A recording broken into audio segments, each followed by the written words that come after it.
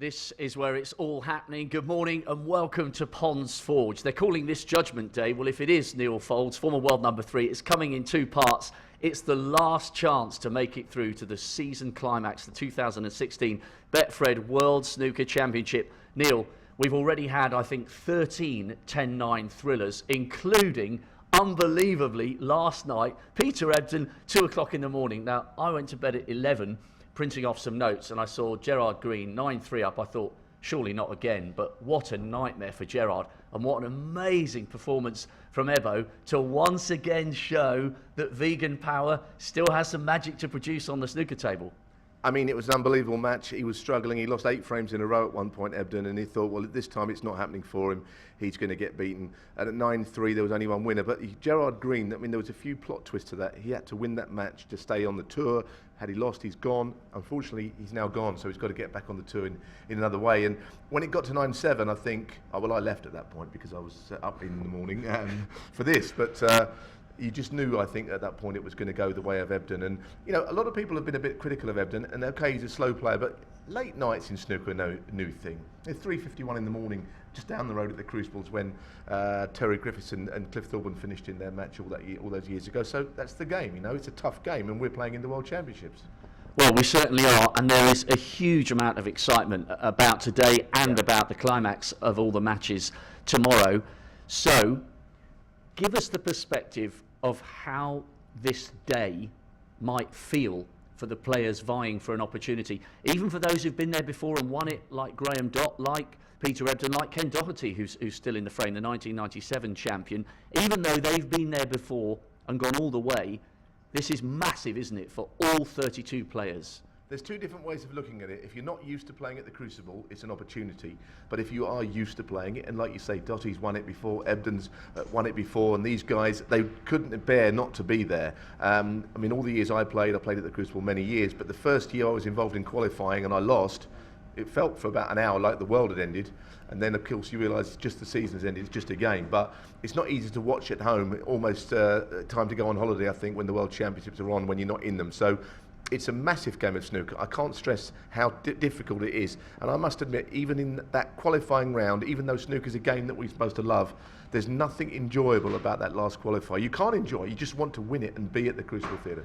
And I think it's really easy for those of us who arrive here with our bags packed for 3 weeks in the commentary box doing the MC role. It's really easy for us to take being here for granted because, you know, to walk out from behind that old charismatic curtain means the world, and I imagine it means the world every single year you do it. Absolutely, and I have sympathy with all the players that would lose, and I say in a way it's worse for the players that are used to it, have tasted the Crucible many times. For guys that are just hoping there's always next year, but it doesn't quite feel like that. I mean, Ding Junhui, the thought that he's got to play in qualifiers this year is almost unbelievable. You only go back to February of last year when he was world number 1, and now he's playing 3 qualifiers here. So it may do him good, you know, to just have a little bit of a few easier matches. I'm not saying today's easier, but he's got through a couple, and maybe he needed that because I thought he lacked motivation, but he's not lacking motivation this week. Well, certainly not, No. Especially in his adopted home city. He's been here for, 10 years, and it is capitulations, perhaps a harsh term, but to go from world number 4 at the start of the season to having to qualify for the season climax here in Sheffield is almost unthinkable. But here he is.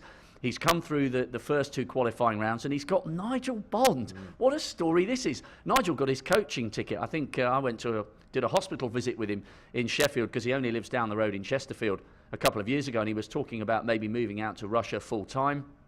That hasn't happened, and here he is with an opportunity to maybe cause a massive upset and give himself the chance to come out at the Crucible again this weekend or whenever the draw is done for his particular match. If he wins, it's a huge chance for him. As you do, of course, you finish your career and you think about moving out to Russia. We've all been there and thought those things. No, I mean, look, in his case, he's not played at the Crucible since 2009. There was talk that he was going to retire at the end of the season because he's got a good coaching position now, but he doesn't really want that to happen. So he's probably drawn the worst match, really. I mean, Ding Junhui is the hardest game. But he's been in the final of the World Championships, and Ding's never reached the final before, so he's got that over him, albeit that wasn't recently. What indications have you seen around the circuit, because you're always busy in your role either as a pundit or a commentator, commentating in the box and being pundit today? We can't give you double wages, sorry about that.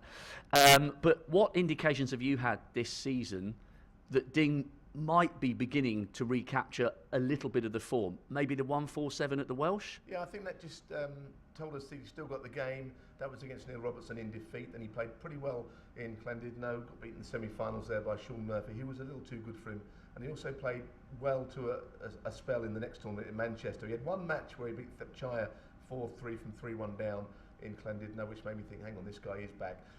He had all those ranking points to lose from 2 years ago, and that's what it is. He won 5 ranking events, and every time he didn't win that tournament this year, those points went off. So he was always going to plummet down the rankings anyway, but not quite to this level. And my worry about Ding has been not that he's lost his form. The reasons for his loss of form, is it a lack of motivation? And that's a very dangerous way to lose your form, because it's hard to get that back. If you just lose your form, you want to win, but you're just not playing well, that's one thing. But if you're not motivated enough, and he earns a lot of money out of the game in China, you know, that's a worry. But we'll find out. I think he'll get there, and I'll tell you one thing, should he get there, and by the way, the draw is on Thursday, 10 o'clock at the Crucible, and to answer that other question you made, who's going to want to play him at the Crucible of the Seas? Nobody. Well, it certainly makes his first round match fascinating if he comes through this encounter with Nigel Bond. And I guess you could possibly argue that he might not have needed a kick up the bum, but a little reminder as to what the game gives him. There's no better indication of that than having to play 3 qualifying rounds just to get into the first televised round at the Crucible. I would argue he did need that. He did need to kick up the you-know-what. But I think you're right. I think he did. Listen, he's a big star. In China, he's a superstar. But he's a human being that has to play snooker and practice. It's not like a job where you're the managing director of your company where you get someone else to do the work, delegate. You have to put the hours in yourself. There's no way around that. And he did need that little kick. And now he's here. And it could be that these qualifiers will do him the world of good. He's a great player still. Okay, loads of other matches to talk through this morning. We're going to be focusing on Ding against Nigel for obvious reasons. The former world #1 trying to make it through to the Crucible again. But we'll be rocking and rolling amongst the other matches this morning. Just to pick out a few, we've got Rob Milkins up against Kurt Maflin. That's quite an intriguing encounter. They've both had difficult times in snooker in the past. I mean, Kurt, for instance, walked away from the game for 3 years. And yet suddenly finds himself back in the mix. Look forward to, and we'll be going through them like you say. But there's the start of the first frame, and it is important to get off to a good start in these matches. Right. Well, Neil, you're going to hot-foot it all of 6 yards into the commentary box to take us through this one. It's the first frame. It's Nigel Bond trying to get back to the Crucible for the first time since 2009, up against Ding Junhui, the former world #1, who now finds himself having to come through 3 qualifying rounds. Just to remind you, Ding beat Greg Casey 10-4 in the first qualifying round, Ross Muir 10-1. Nigel Bond's come through a tricky match. He beat Andrew Higginson 10-9 in the first of the 2 qualifiers, and then Gary Wilson 10-6. So can the golden oldie, who won the British Open 20 years ago, give Ding Junhui something to think about? Well, we'll get the chance to find out over the next couple of hours or so. And if there's any drama on any of the other 7 tables this morning, we will cut straight to that and keep you in the loop. Please do get in touch with us. It's the usual method on Twitter @WorldSnooker1.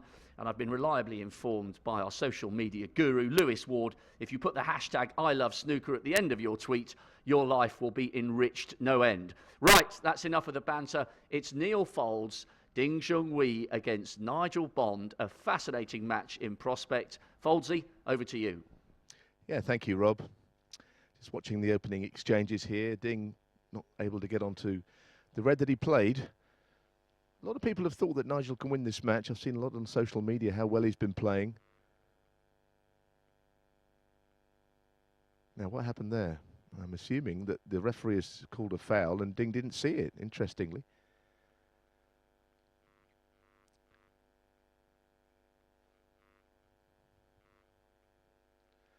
And Ding doesn't seem all that pleased. He didn't see or feel a foul shot on his cue, but he was called as one. I'm sure the referee was correct, Rob Spencer.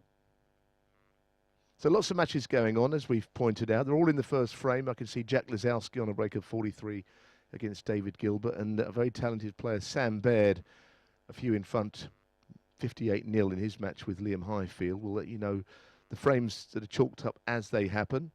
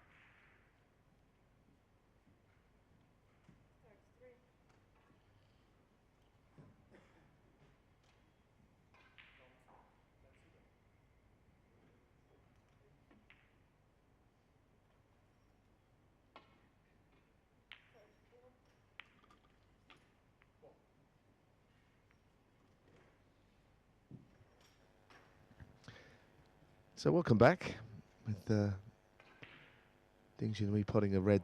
Just got a little shot at this blue, but the problem is he's going to go quite close to hitting the yellow from where he is. It was unavoidable, I think. Oh, that couldn't. Goodness me, look where he's finished. He snookered on all balls, which is almost impossible to believe from where he was. I think he was rattled because clearly Rob Spencer, the referee, called a 6-point foul where he must have touched something with his cue. Ding, he wasn't all that happy about it because he knew nothing of the foul. And at the time he was in amongst them. So, look, it's the first frame, but it's not the best start to make. Rob Spencer clearly saw or heard something. Well, he's going to be called for another foul there. He's woefully short. Interesting decision for Nigel. Does he have it put back? So we're with you all day, looking at the first 9 frames in all 16 matches, 11 o'clock and 5 o'clock the session times, and tomorrow all of the 16 matches come to a conclusion. In other words, this match does not finish tonight, as you might have expected, but Judgment Day really is tomorrow here at Ponds Forge.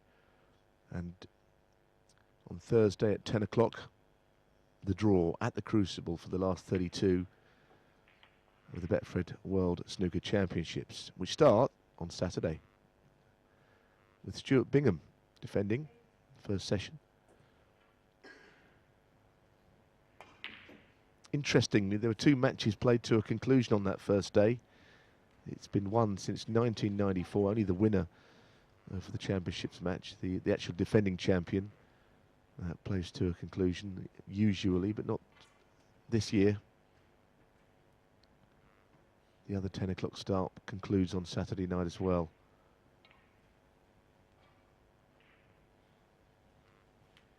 I think he made contact this time. Early news, Robert Milkins has won the first frame of his match with Kurt Maflin. So 1-0 to the man from Gloucester. Very quick player.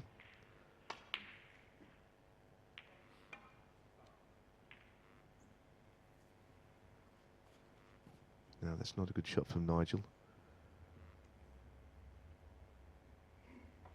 I mentioned the Ebden match, which finished after 2 o'clock last night. I know that all the tables here at Ponds Forge were to be recovered before this final match.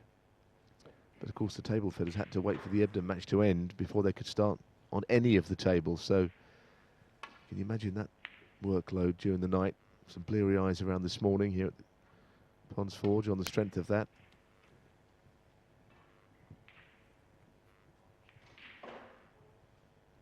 Ding Junhui playing in qualifiers has certainly added to the interest.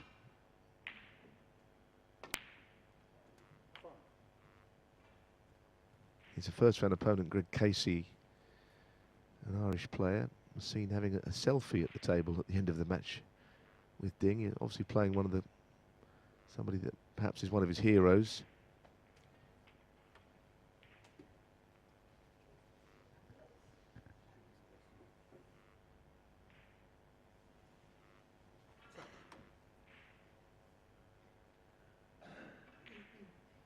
So just the 1 frame won so far. Robert Milkins leads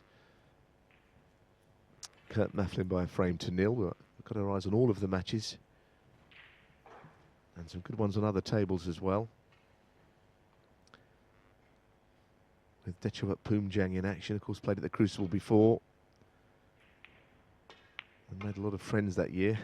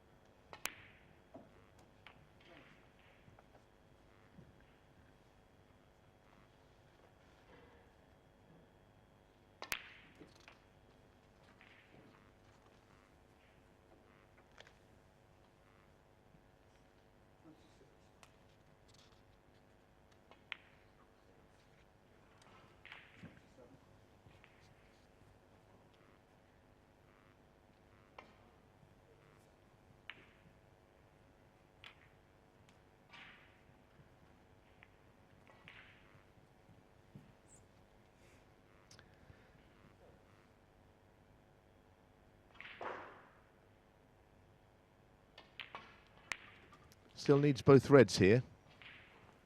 And he may have an angle to flick the other red out from this one. Probably the shot he's trying.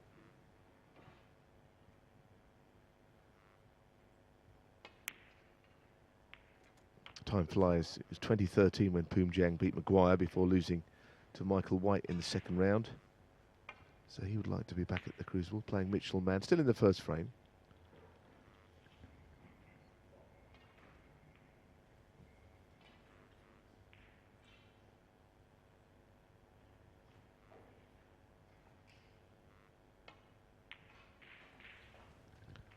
That's a good shot. Well, the pink was more difficult of the colours, but it was the natural.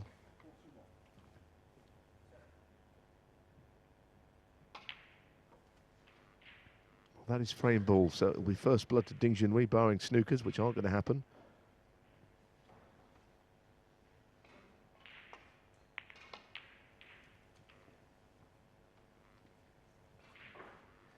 So a good start from Ding.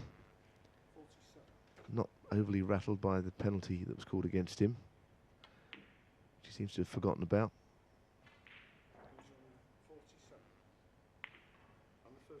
Well, that's Nigel Bond conceding. So Ding Junhui draws first blood. He leads Nigel Bond by a frame to nil. So a good start from Ding. Just to keep you updated on a few other scores.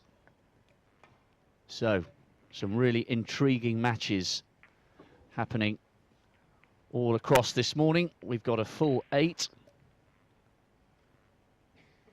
So, Jack Lisowski with an early advantage over Dave Gilbert. On a match that I think is one of the more interesting of the day. Two really good players. Lisowski, well, the talent that's just still to be fulfilled, I think, in the game. Of course, Terry Griffiths looking after him now. He would love to get to the Crucible. Been an interesting journey back towards the game's higher echelons for Dave Gilbert as well, when you think that he, you know, had to qualify and hold on to his place via Q School just a few years ago. So an interesting match there.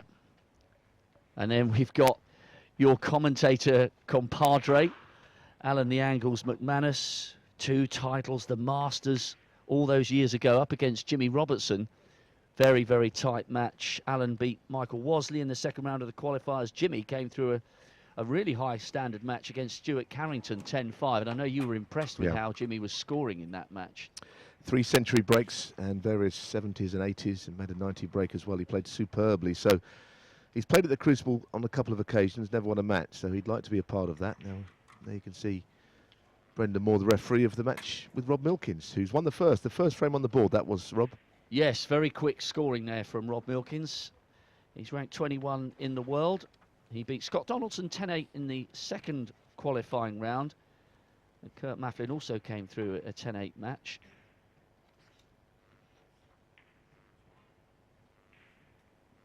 Now, what an intriguing matchup this is between Tepachaya Unnu on table 7 and Anthony McGill. And I know we were so impressed with McGill's run at the Crucible last year, Neil, but it's been an average season by McGill standards. But is this the kind of occasion to fire the flame-haired Scot into action, just as he produced 12 months ago in Sheffield? Yeah, he wouldn't be the first player to have done well at the Crucible and not lived up to it the next year. Jamie Jones was another player who was like that, but that was another match that we've got to keep an eye on.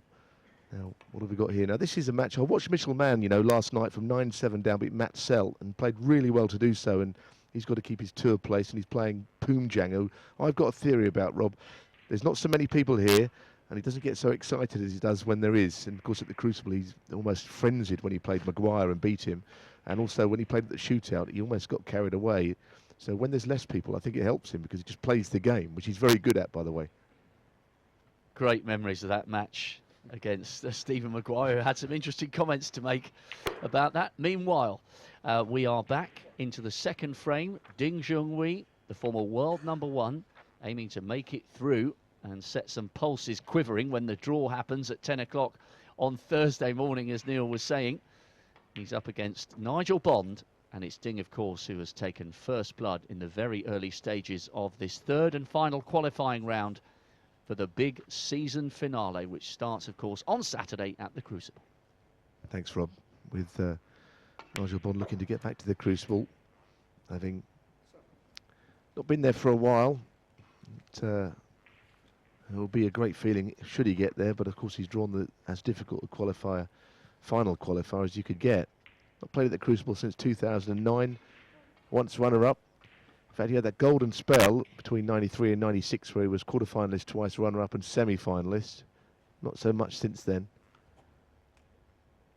But still playing good snooker, which is reflected in his excellent results so far.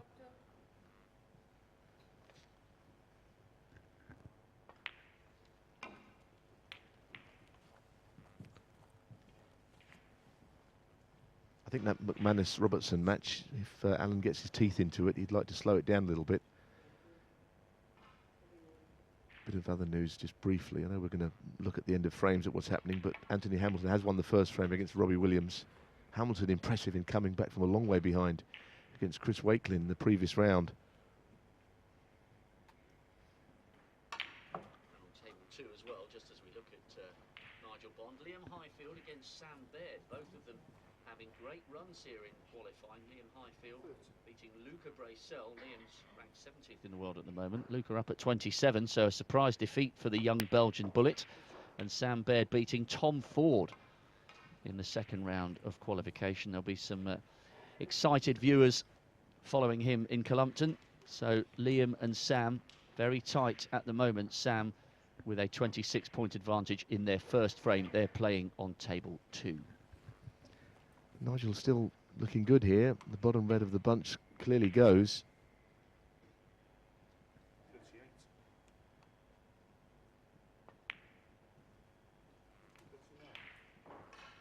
He's done well, hasn't he, to keep his game so long, Nigel. He's, of course, former World Seniors champion. He won the shootout as well. All in the sort of, I was going to say twilight of his career, but we don't quite know when that is. He's still playing, but he's been around a long time. He seems to be someone who's got his snooker in perspective as well, Neil, and maybe that just comes when you have played at the top level and you've won big events and you realise that other things are important in your life as well. I mean, could you almost argue, or is this too simplistic, that actually he's played snooker for such a long time, he's made some good friends, he's had some great performances, there's almost no pressure on him, or is that too simplistic? Well, no, I understand. As you say, as you get older, your priorities in life change.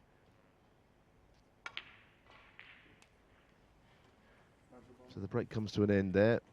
The lead of 47 points, but he's heavily involved in the coaching side of the game. But another Crucible appearance would be great. And he's beaten 2 good players actually to get here. Andrew Higginson, 10-9.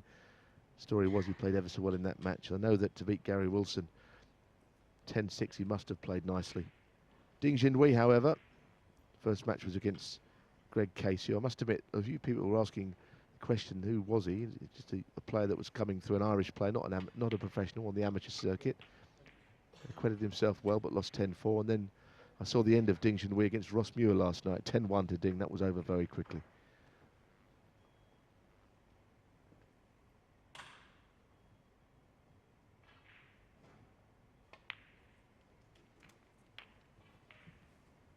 Scottish referee back to full form and fitness. All the old faces have made their way up to Sheffield for a big 3 weeks. Well, I know, and for these players, how much would they like to be involved? Certainly from Saturday, that they wouldn't really care who they draw if they get there.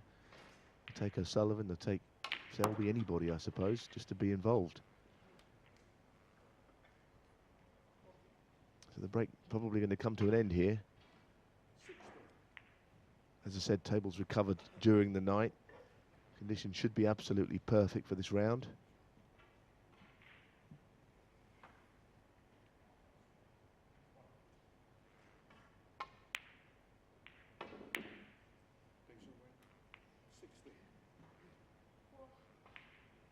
It looks a good shot actually in behind the yellow.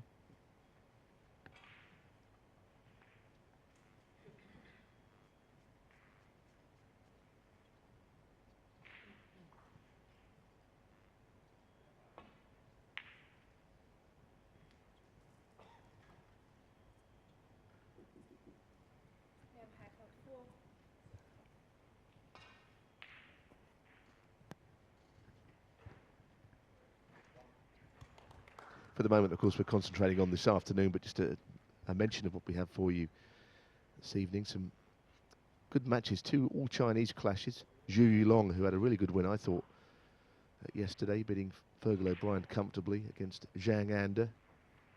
And Zhao Guidong, Lian Wenbo, who, of course, just missed out of playing at the Crucible as of right. We'll be giving you full coverage of Ken Doherty, former world champion, against Ryan Day, who was 9-5 down yesterday against Alfie Burden and came through by winning the last 5 frames. Ali Carter, Dominic Dale, Mike Dunn, Graham Dott, and Ebden himself, who I wonder if he's sleeping right now after his late finish last night. He's playing Ian Burns, who beat him 5-0 in Beijing the other day, actually. Interesting match, that one. Kyron Wilson, Matthew Stevens, another fascinating match. And the other game on tonight is Mark King, Michael Holt. So that's put back. And Nigel in a spot of trouble here because the Reds are not that tightly bunched, so making the wrong contact on them could easily leave another one on.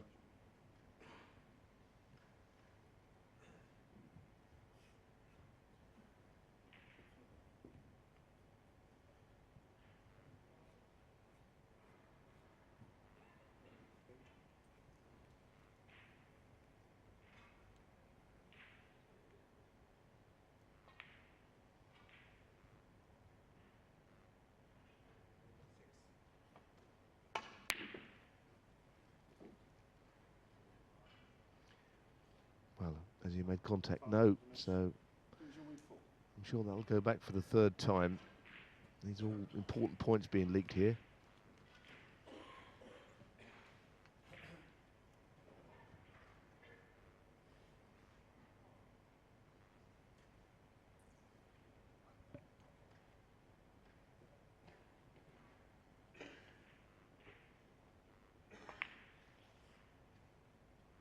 Pretty sure that you couldn't see that red above the bunch full ball there, otherwise it would have been 3 strikes and out. Again, he's not made contact. These points have proven costly, but has he left the red to the middle? Which means that Ding, of course, would not have the balls replaced.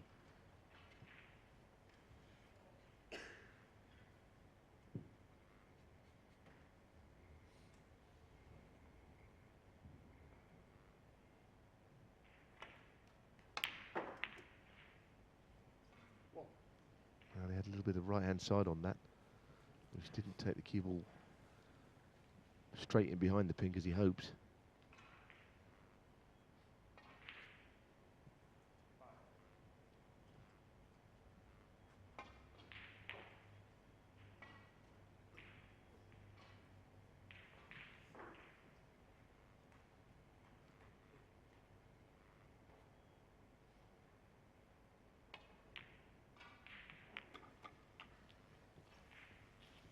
Well, that's a very good shot. Now, is he on the red that he's closest to, into the left corner? He's certainly been sharpened up by these qualifiers. I mean, obviously he'd prefer not to have had them, but as I said earlier, with Rob, you know, it could end up being a good thing for him, because we're going to find out exactly how motivated he is these days. And I would say he's extremely motivated. People have doubted that. Clearly the red wasn't available, so the safety shot is all he had. Just a quick update. Kurt Maflin in the balls. Looks like he's going to take that match against Rob Milkins to 1-1.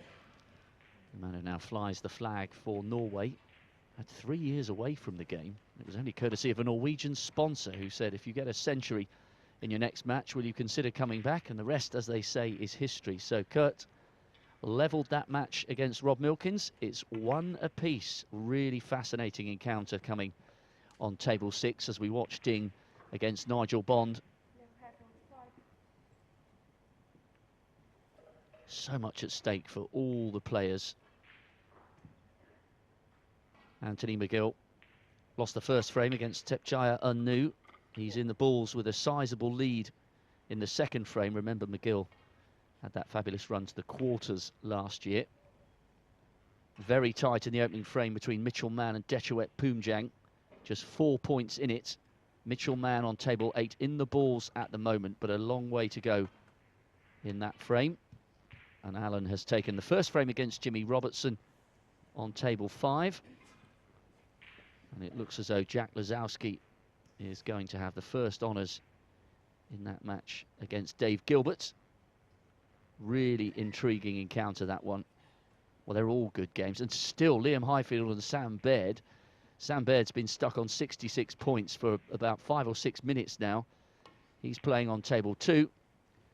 And it's early advantage in the second frame to Robbie Williams in the match on table 1 between him and Anthony Hamilton. But Hamilton will fancy it, having come through a really tight match against Chris Wakelin in the second round of the qualifiers. And Anthony, remember, a 4-time Crucible quarter-finalist, although the last of those coming a few seasons ago. So plenty of drama all around the Ponds Forge arena here, not just focusing on Ding against Nigel, although I suspect, Neil, that quite a few of the top 16 have already qualified. We'll be keeping half an eye on the form of the 11-time China ranking event winner here. Yeah, I think there's a few players in the draw that they would prefer to avoid, but I think he is the one that, should he get through, then everyone will be thinking, well, hopefully you'll get him, not me. That's a good shot. That's really good cueing. You mentioned McManus there, you know, he's as we see this shot again, it was really nicely struck. But he played at the Crucible in 2006, McManus, and then we thought, well, maybe we've seen the last of him.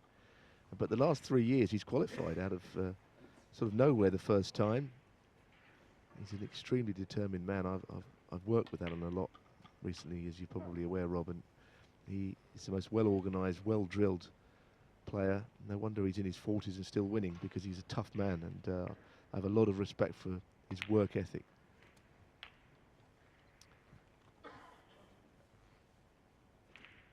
Great atmosphere one. I think he played Ken Doherty a couple of years ago, the Golden Oldies, and it's a mark of how competitive Alan is, that despite that good run to recapture the form that had taken him to previous quarter-finals, I think that was 2014, he got that far, he still finished the tournament slightly disappointed because he felt he could have produced more.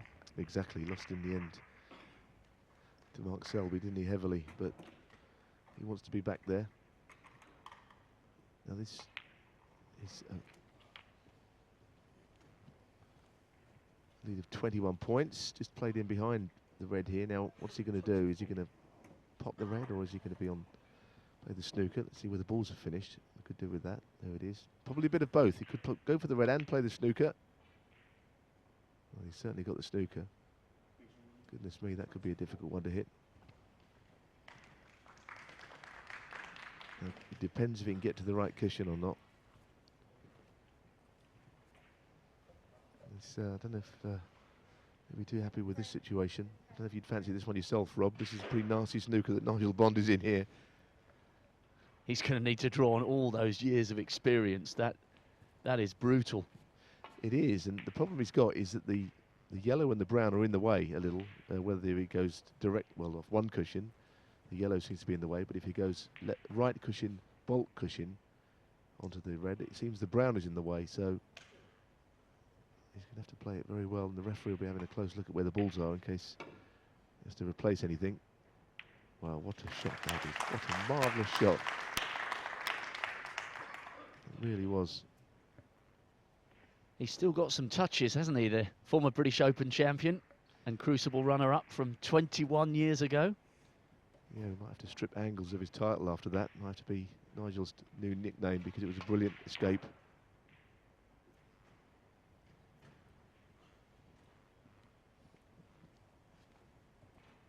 Sam Baird's taken the first frame against Liam Highfield, incidentally, over on table 2. Marathon first frame between the two of them, but it's the young man from Devon who's got off to the slightly quicker start in that one. And Jack Lazowski has taken the first frame against Dave Gilbert. They're just playing next door on table 4.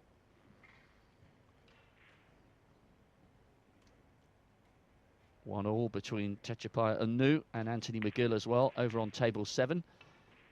And still no conclusion to the opening frame between Mitchell Mann and Dechuet Poomjang.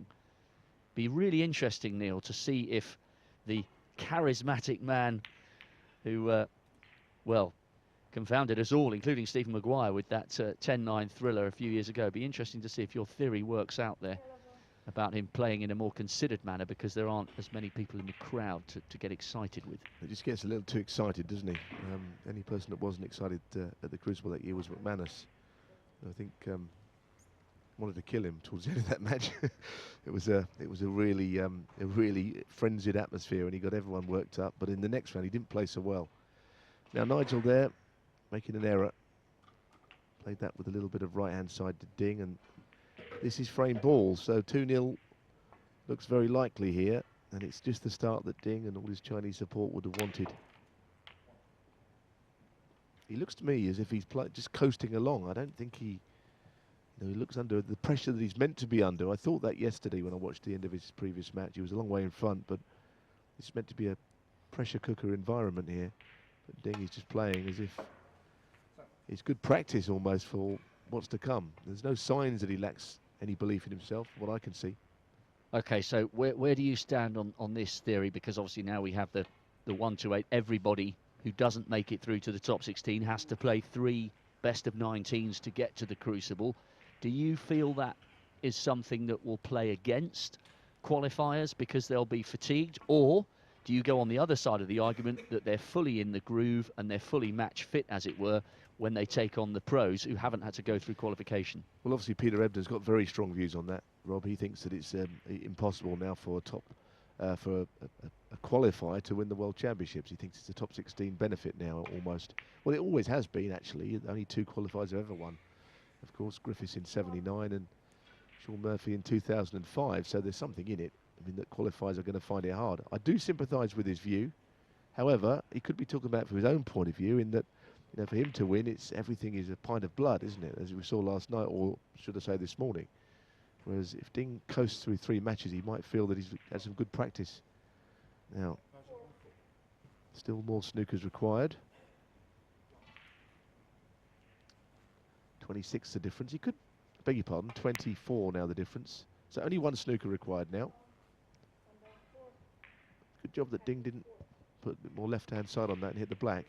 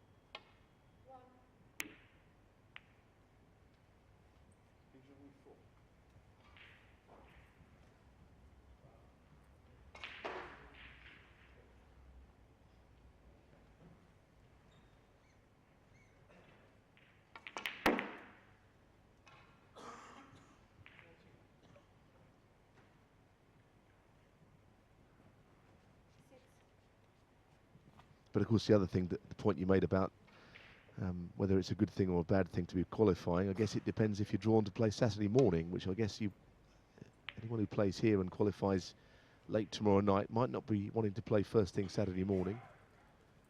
They might be drawn as early as that, or it could be next Wednesday, depending on who you draw and what part of the draw you come in. What was your approach when you were performing at the Crucible with regards to the gaps that you had in between various rounds? Were you someone who liked to get home, or did you prefer to stay in the cauldron and soak up the atmosphere every day and kind of, almost drink it in on a daily basis? Well, sometimes the gaps are very long, especially if you're beaten in the first round. Your gap is the 3-month summer, but I know what you're saying. I mean, I did have it where I won on the second day and went home for 4 or 5 days, and that was the year I did best when I reached the semi-final. So, and then you end up playing all the way through. So it's nice to get a match under your belt early, maybe have 2 or 3 days back at home practicing, and get up there for the rest of it. And I don't know how these guys. I mean, I know that Ronnie was suited by that, almost winning his first match as defending champion when he has been playing on that first morning, and then getting away, because you know what he's like, Ronnie. He likes to be away from it as much as he can. He's an amazing character, O'Sullivan, you know, because he complains about the format being too long, but he's a 5 times winner there. So he may have a point, but you know, he's won it so many times. He likes the short form of the game, but he certainly likes the long form as well. Mercurial talent. What was it? First world title, 2001, and then 04, and then came that great spell of form. Looks like a concession there, so Bond from his chair has conceded, so Ding Junhui has taken a really good start. He's 2-0 up against Nigel Bond. Of course, 9 frames in this first session. Now, elsewhere, what have we got here, Rob? Yes, so Alan McManus has carved out a very useful break at the start of the second frame against Jimmy Robertson. Took the first, and he's now contemplating his next move, but he's got the early advantage here in the second frame as well. The old Scottish maestro flourishing into his 40s. And Jimmy just needs to dig deep. Remember, Jimmy Robertson was devastated when he lost 10-1 on his Crucible debut 5 years ago to Mark Selby, but played much better last year when he was up against Marco Fu. So, moving out to table 6, Rob Milkins against Kurt Maflin. Rob took the first frame there very quickly, as Neil was saying. It was the first frame registered this morning in this final round of qualifiers, and then Kurt took the second. Very close here in the third frame. Oof, didn't wipe its feet, it went straight in. Good match, those two. You know, Maflin's a very highly rated player. I know he's based in Norway, but I know that he practices in London, and everyone tells me what a good player he is, as is this man, McGill, who would dearly love to be back at the Crucible. But he's playing at Anur, and that's a tough game, I think. Anur is the quickest player on the tour. And if you look at Anu, he started this season, you know, almost outside the top 50, and here he is up at 35. He's a player going in the right direction, but McGill is so interesting to watch.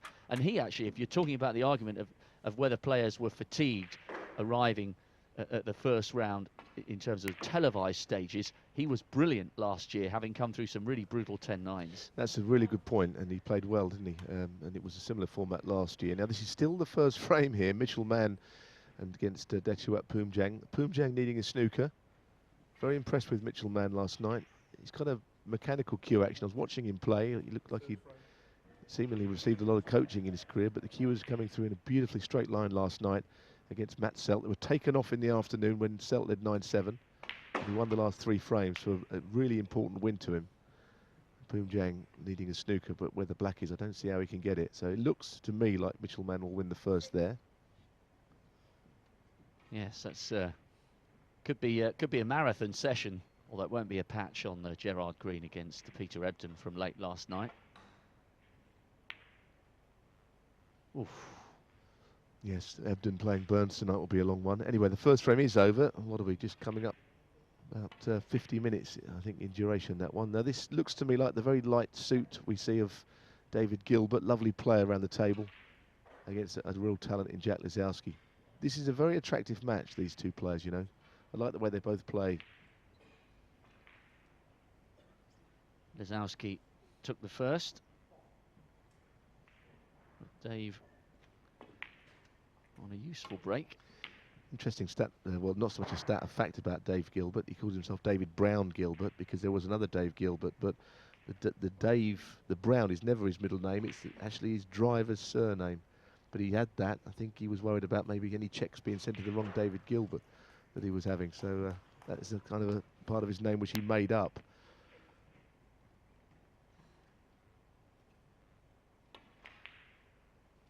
Came back from the brink through Q School a few years ago. I think that was 2011.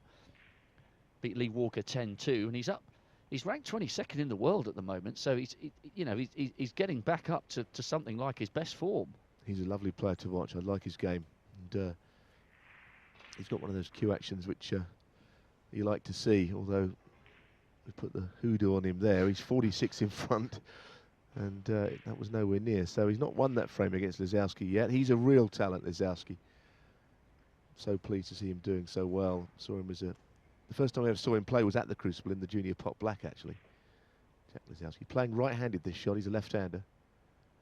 Then he suffered serious illness, which he recovered from. And it's good to see him playing better. And he's got Terry Griffiths in his corner, so that's going to help him. It must give a player mental strength and a mental edge when there's been so much going on in their lives away from the table that's required immense amounts of courage and determination. Absolutely. We shouldn't forget that, of course, Ding is being looked after by Terry as well. And hopefully there are signs that that's seeing an improvement in Ding Junhui's game.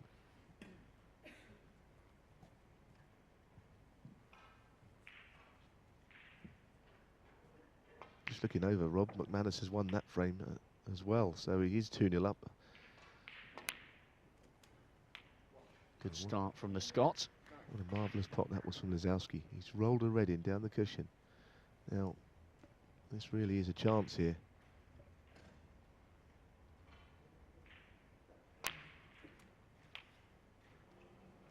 Might just be worth staying with this if we can and see how he gets on here. Because this is an opportunity to pinch a frame.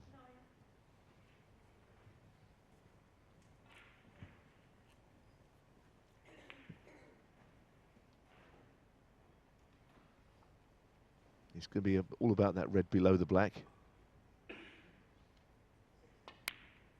Sometimes you get talent like this that doesn't kind of make it to the top, and it took Judd Trump a long time for his clear and obvious talent to come through. Lisowski is similar. He's got it all, but he doesn't always win matches. But you can see what I mean. He's almost similar to Trump. In fact, they're friends. They used to be flatmates. And Lisowski has beaten Trump a few times when they've played in ranking events. Wow. Well, there's the crucial shot of the frame. I think we can safely say now that once this red and black goes in, if he does take whatever colour he takes, it's kind of the story of the second frame, I think, right in front of our eyes, Rob. Such a shame, because it looked as though he was putting himself back in the pole position there for a sneaky taking of the frame for what would have been a 2-0 lead. Yeah, we should see this go in, actually, first of all, because these have been missed before, and then we might move on if this gets potted. Oh, the frame is not dead. As I say, those shots have been missed. Now, that could be an important ball that has gone astray there. Jack straight back out of his seat.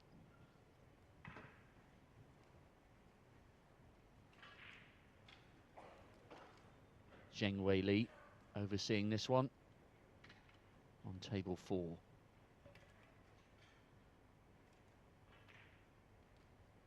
Just a quick update. Anthony Hamilton needs snookers against Robbie Williams in the second frame, having taken the first. That's on table 1. So we should see the end of this once again. I think this is now turning into an early stage, quite an important frame. Now, he's not frightened to play right-handed, is he? Despite being a left-hander. He's pretty good that way also. And I think this is just about the last difficult shot of the frame. If he gets in behind the blue perfectly, which he hasn't quite done, now that's not a good shot because the pink doesn't go to the left corner. In fact, that's a very weak shot. I have to come all round the table here and through bulk. No, he's played it in the bottom. That's a good comeback.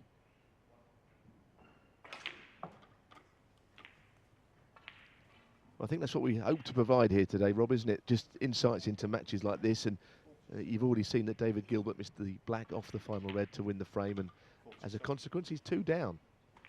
Yes, real display of nerve and verve there from Lisowski towards the end. That blue giving himself an opportunity to get in on the pink. Meanwhile, we are back to Ding against Nigel Bond. And Ding is very much in the driving seat in this third frame. Another half-century break chalked up. Remember, in the first 2 qualifying rounds, he has conceded only 5 frames thus far. Ding absolutely determined to come through qualifying and mount a challenge for this title that has eluded him, despite the fact that he's won 11 ranking titles in all. He's won the Masters as well. And maybe that 147 in defeat to Robbo at the Welsh Open has just reminded Ding that he has got some quality and he has got some years, and perhaps more importantly than anything, that he's still got the hunger and the desire for this sport. Yes, and of course, if you remember, it was where O'Sullivan made the 146 break, that event in Cardiff, wasn't it? So he wasn't too proud to make the 147. I actually didn't think Ronnie did too much wrong, personally. Maybe his comments after were not ideal in that he said it didn't matter to him about the prize, but you know, the fact that he took the pink on when he did was his decision. But Ding got confidence, I think, out of making a 147 break. It's only 1 frame, but it's just something just to spur you on. 62.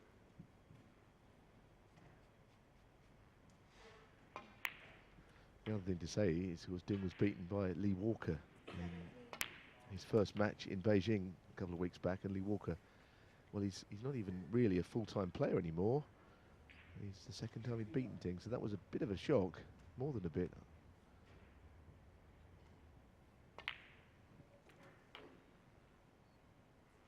But again, maybe just enough to make him pull his socks up and think that some extra motivation and dedication is required for the second half of his career. I mean, he has already won 11 ranking events. It's not as if he's approaching 40 and he's about to retire. He should, in theory, be approaching his peak years as a snooker player. Would you agree?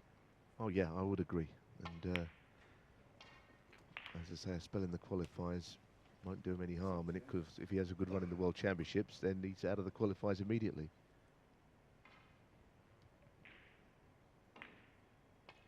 Certainly gives added spice to that first round draw, assuming current form is maintained. 83.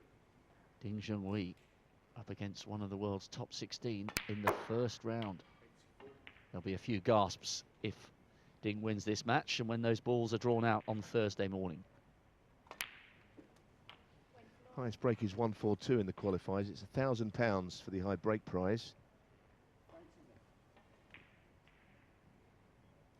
Unless my maths are up the spout, he can equal it here. I don't think he's too bothered, but he hasn't done, and the most important thing was that he's another frame in front. So it's looking ominous here for Ding. He could get a sizable lead in this session to take into tomorrow, couldn't he? Leading 3-0, Rob. Yes, and actually, if people do feel that fatigue is a factor in the qualifiers, well, he's only conceded 5 frames so far. He could end up coming through relatively unscathed across the 3 qualifying rounds. But a long way to go. So Alan McManus against Jimmy Robertson. Took the first 2 frames. He's been fairly assured so far. The angles. He's a man, incidentally, almost impossible to beat when it comes to sporting trivia. I tried to take him on the subject of the Olympic Games, and he absolutely buried me. I was really surprised. I was there. He was in Llandudno. And I was amazed how much he knew about all of that. You're absolutely right. Of course, he came up with that tennis question, didn't he? Who was the only world #1 tennis player not to have won a Grand Slam, if you remember. Do you remember that one, Rob? That yes. was the question. I've forgotten the answer. So well, I do have know I. the answer. I think it was Chilich, wasn't it? From South America. Chilean, was it? Or it's only a Chilean player. We've gone off snooker here, I know, but I can't help it. We'll have to look that one up, yes. It was quite late at night. It was. And it was the only world #1 tennis player, men's, who had never won a Grand Slam. And that was the question. Now we've forgotten. I shouldn't have brought that up, but I had to. I couldn't help myself. We'll grab a word with him when he comes off. So, Anthony McGill lost the first frame, but he's won the next 2. The Scot who beat Stephen Maguire and Mark Selby last year before succumbing to Sean Murphy in the quarter-finals. Mitchell Mann has taken the first frame against Dechawet Poomjang. They're playing out on table 8. Anu and McGill, incidentally, were on 7. Robbie Williams on table 1 still has a very healthy lead in that second frame, having conceded the first to Anthony Hamilton. So Williams looks as though he will be levelling that at 1-1. But what an intriguing match between Jack Lisowski and Dave Gilbert, and Dave will be ruining that missed chance to claw one back. Double the deficit now at 2-0. Well, he had the red over the hole, and he only wanted red colour, and how he's not won the frame from there, I'll never know. But you know, I guess it is a long match. He needs to get his claws into it. Meanwhile, Ding breezing along at 3-0 now, and there were a few people on social media thought that Nigel was going to win this match. I never was one of those, I have to say, and he may still do, but at the moment he's got to make sure he's not too far behind, because if he goes 4-0 down, then this match could be over this afternoon effectively. Just as we watch Ding in the very early stages of this fourth frame, Robbie Williams has indeed taken that second frame in the match on table 1 against Anthony Hamilton, so that's 1-1. And Sam Baird has taken the second against Liam Highfield, so a useful early advantage for the world number 59 from Devon.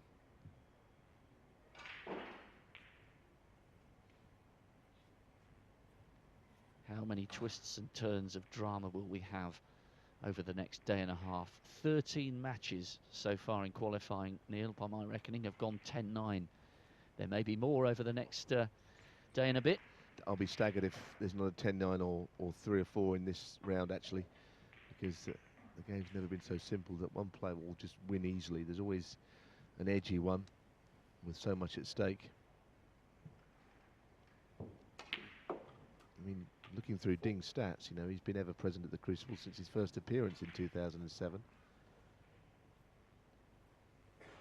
He's never really done as well there as he would have hoped. Of course, semi-finalist in 2011 when he lost to a brilliant Judd Trump, who was at the top of his game, having just won in Beijing, is his best. And people are saying that he's a future champion, but you know, it's going to have to happen soon.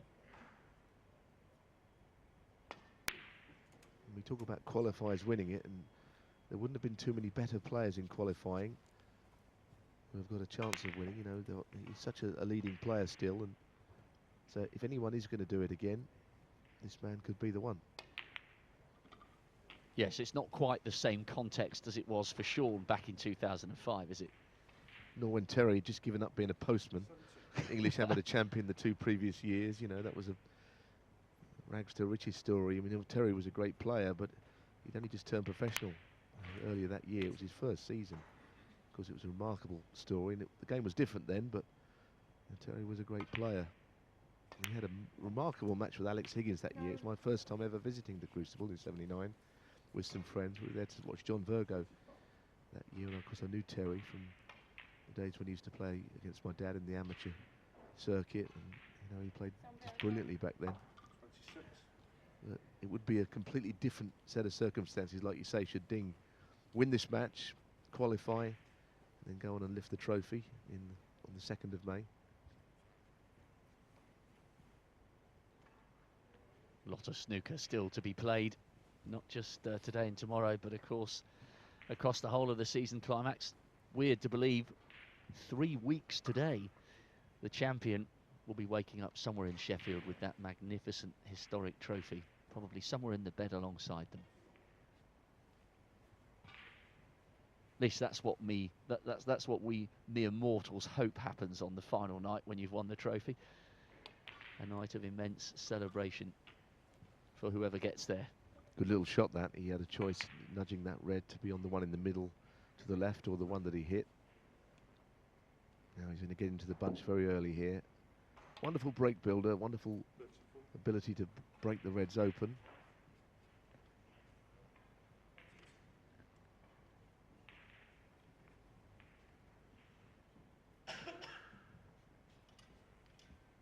It's got a glimpse of Ken Doherty around the commentary position.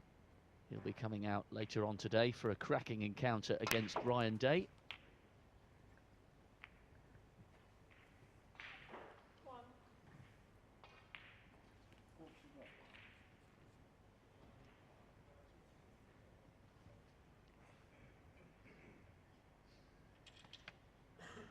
Ken certainly fired up for the match later on today. So too will Ryan Davey after that amazing comeback against Alfie Burden. That's our feature match tonight, so we're looking forward to seeing that.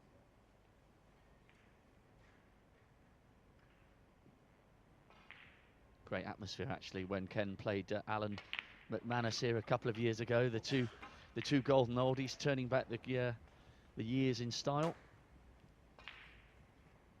Alan 2 frames up against Jimmy Robertson. They're in the early stages of the third. Jimmy with a slender advantage. 2-1 to Rob Milkins in the match against Kurt Maflin, but Kurt's on a break of 55. That one's on table 6, and it looks as though Tepachaya Unnu is on his way to levelling the match against Anthony McGill. He's got a break of 64 at the moment without reply in the 4th frame against the young Scot. And Poomjang trails 1 frame to 0 against Mitchell Mann on table 8. Hamilton and Robbie Williams 1-1 on table 1, and Sam Baird 2 frames up on table 2. There is plenty to keep you posted with here across Ponds Forge. 8 tables in action this afternoon, this evening, and then again a double bill of drama on Judgement Day tomorrow here in Sheffield before the draw on Thursday morning. So here is Tepachaya Unnu.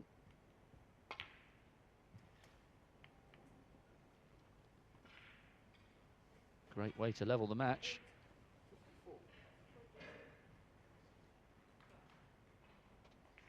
Well, he's got a chance for 147 here. That's why we've gone to this game, isn't it? So, and of course, we all know what happened the last time we tried to make a 147. £44,000 Mr. Black at York. It almost brings a shudder down your spine to even think about that. Well, as long as it doesn't to him. The amazing thing about that, Neil, he didn't even know that there was 44,000 on the table. It was one of the journalists, it may have been the Times, Hector Nuns, who told him afterwards. He didn't know at the time. Well, he's got to get high on the black here, on the red rather, to get onto the final black.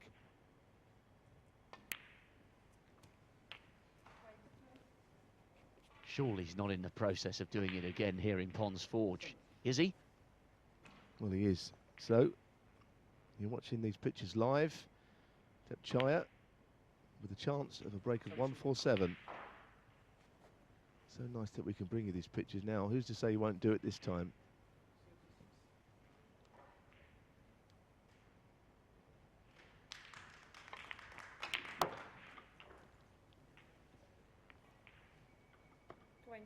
It's all there for him at the moment, and the crowd who've made their way into Ponds Forge are beginning to hold their breath in anticipation here. So close at the UK Championship.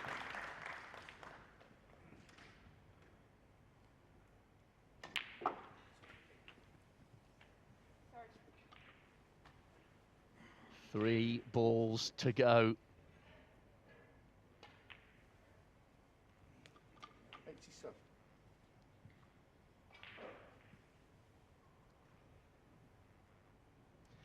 Well, the Pinky's never going to be on its spot for a 147 opportunity. 31. 94. Well, this is it. Big moment.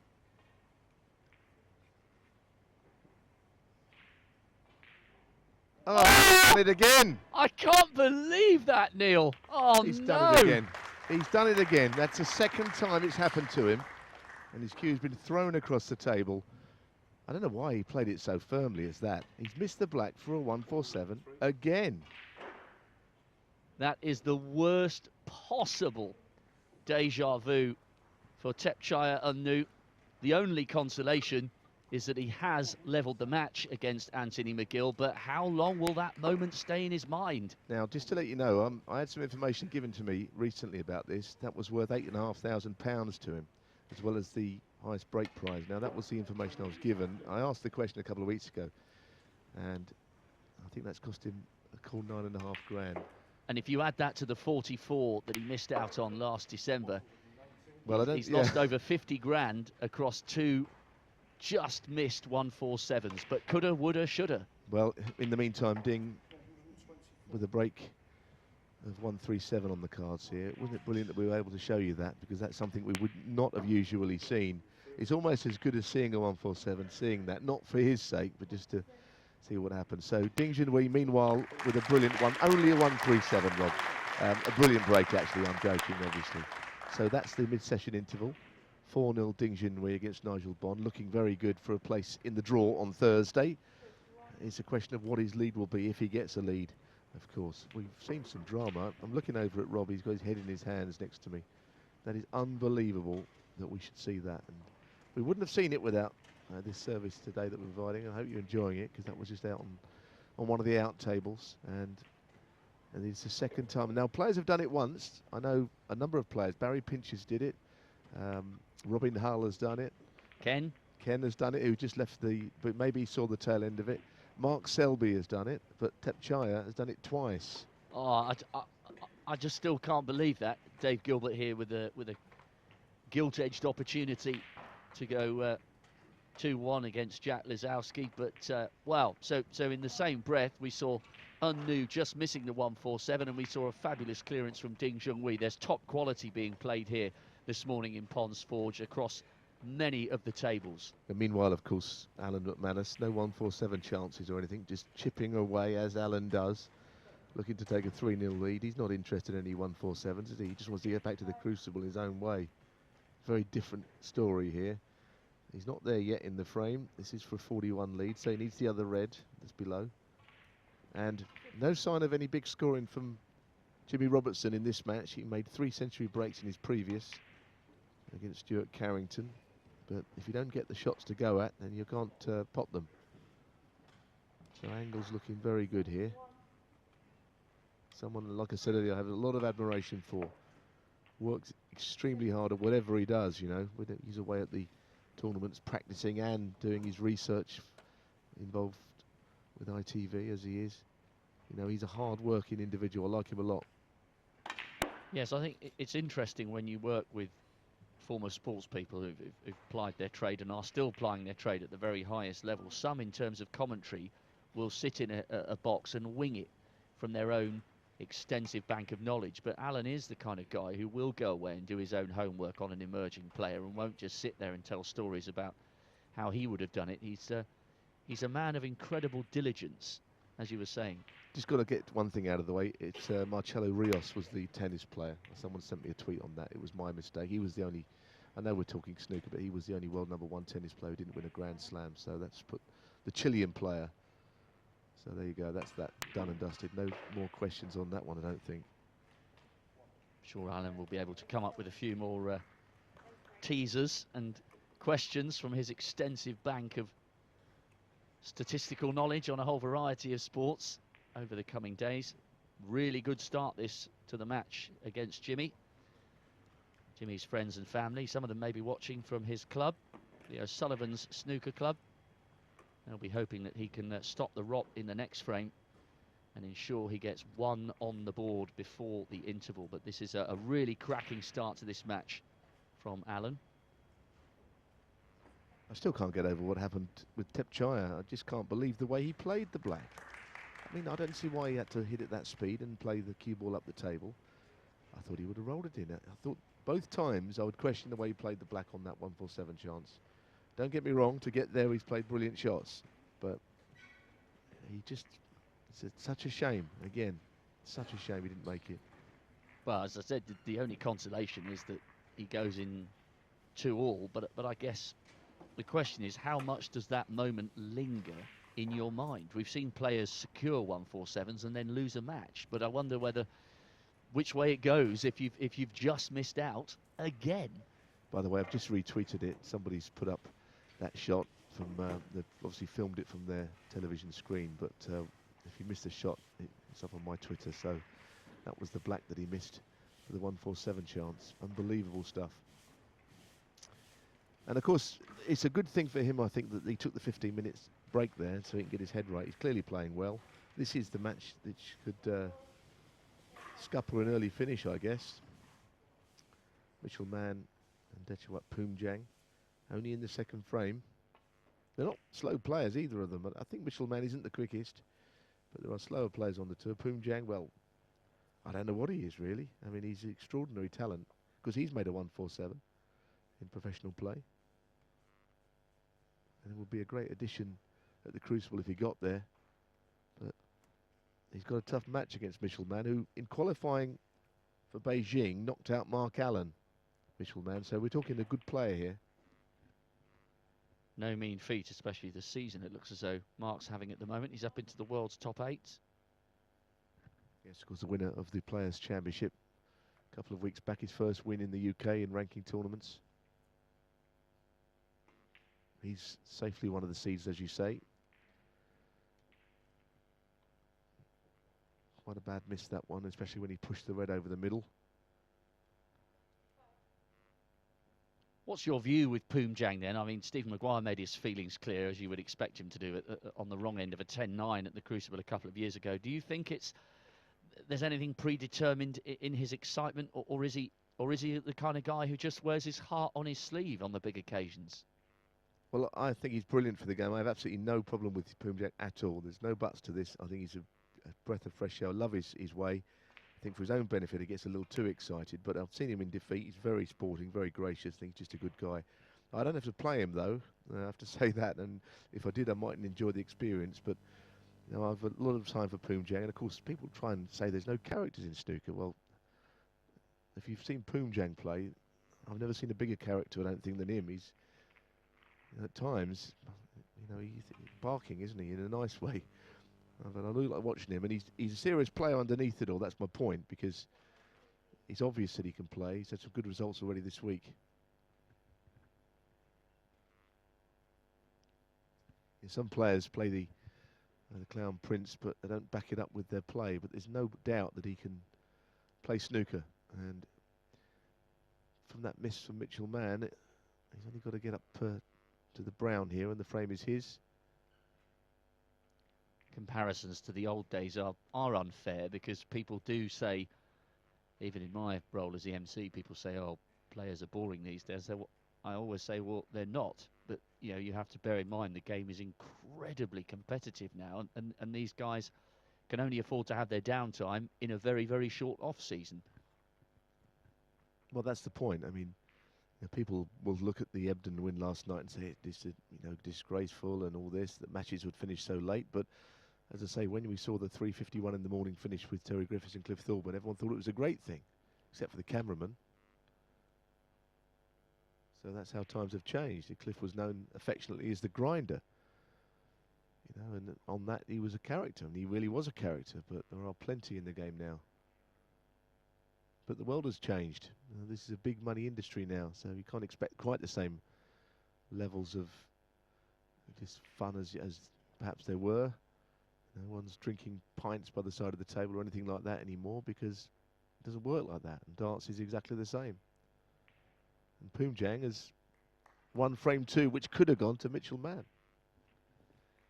Yes, the charismatic heart on the sleeve character has levelled at 1-1. Now then, if you missed it, this is Tepchaya Anu going for the 147 here in the 4th frame of his match against Anthony McGill. Yep, now here he's finished okay. He's not straight enough to play on the black into the right corner. He's had to swing the cue ball across. All I would say, I don't know why he didn't just play this a little more slowly, but you put the cue ball up into the top left pocket. I know that's probably his favourite way of playing, but the cue's gone. I've seen that before in the billiard hall a few times, the cue going across the table. Extraordinary. I almost couldn't watch that at the end. What a nightmare. He goes off for a break at 2-2 in that match against Anthony McGill. Meanwhile, we are returning our attention to table 4, Jack Lazowski against Dave Gilbert. Jack took the first 2 frames. Dave Gilbert left him a really good opportunity, and he took it, Jack Lazowski. Gilbert's pulled one back, but it is the Gloucestershire player, the left-hander, who is in the balls once more in the 4th frame. bring you up to speed. Anthony Hamilton and Robbie Williams, they're on table 1. Robbie Williams has levelled that one at 1-1, but there's a lot of life left in their third frame. Great start to the match for Sam Baird against Liam Highfield. He's taken the first 3. Ding, as we know, is 4 up against Nigel Bond. Nigel unable to get in this match, and we've got 2-1 here on table 5. Jimmy Robertson with a very slender advantage in the 4th frame, but remember he trails the Scot 3-0. Milkins and Maflin have gone in at 2-2. So too Unnu and Anthony McGill, and it's 1-1 between Mitchell Mann and Dechuet Poomjang. This could be a very long, very entertaining session of snooker. I know, and it's unparalleled coverage of these qualifiers, and I'm really enjoying it. Rob, getting a look at all these different tables.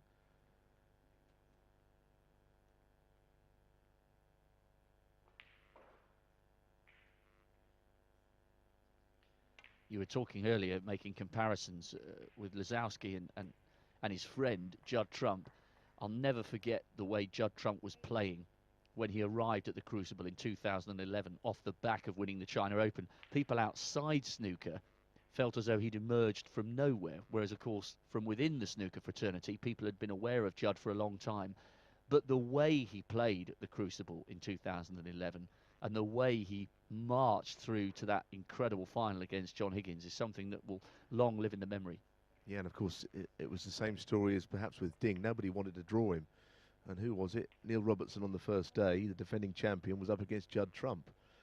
And we all know what a player Neil Robertson is. If anyone was ever going to break the Crucible curse of first-time winners, it was him. But he went out on the first day to a brilliant Judd, and like you say, he was in the form of his life. Incidentally, the China Open winner has never gone on to be world champion in that season. It's been not so much a curse, but it's never happened. And Judd was the nearest anyone's got. And of course, 17. this year, well, that may come to play a part again, because we've just had the final in China, and Judd ended up beating Ricky Walden in the final, so he's got to go one better than he did in 2011. But of course, Mark Selby was the winner last year, and he couldn't defend.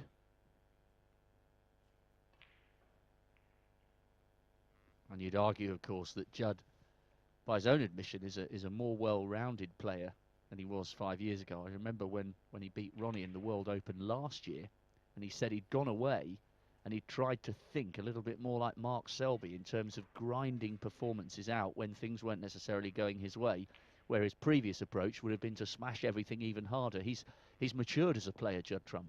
He has, and that's what we're hoping to see from Lazowski, I think. That maturity that he's got to find.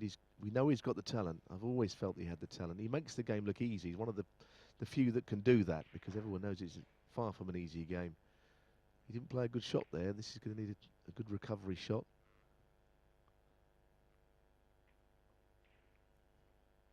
It was handy that he could play on the pink in the middle. I must admit, when he hit that, I thought that was in. He stayed down on it. I don't know what he was waving his arms around for. I don't think it rolled off or anything. Well, Dave Gilbert can't say that he hasn't had chances in this match so far.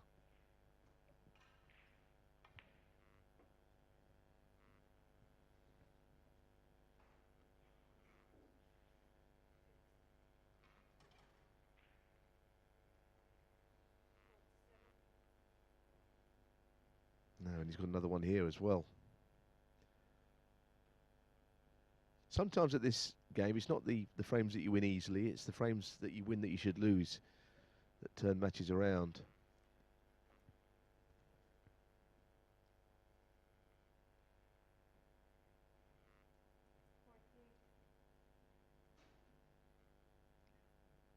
What do you think the reason has been for Gilbert rediscovering that raw talent, when you think that it was only a few years ago that he managed to hold on to his place on tour through Q School, and here he is, you know, tickling his way back towards the world's top 20. What's clicked in the last couple of seasons that clearly didn't, you know, 5, 6, 7 years ago? Don't know. I know he spent a bit of time away working in his family business, and maybe something like that has concentrated his mind on what he really wants to do.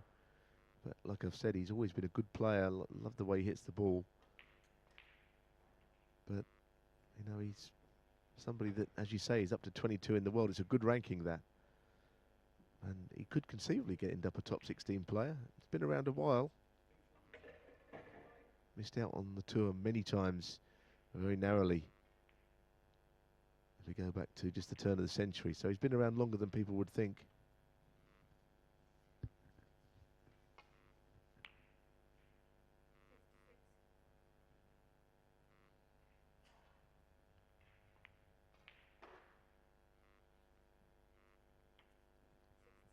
Sam Baird's going to take the 4th in a row against Liam Highfield. 4-frame advantage after the first 4, heading into the interval. Great start to that match for the Devonian. That's over on table 2. There have been some decent players from that part of the world. Of course, Andy Hicks from Devon as well. He didn't get through. He played as a top-up player in this year's championship.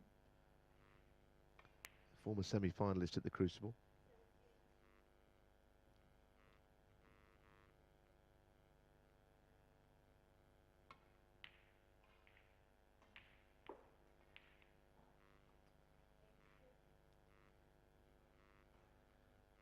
So we'll probably stay with this frame, I think, now. See if we can determine who is going to win frame 4. Gilbert, slight favourite, I guess, that he's at the table. He's a right-hander, so he could get to the red on down the right cushion, which would be, as it looks, the last one, the way the balls are going to be.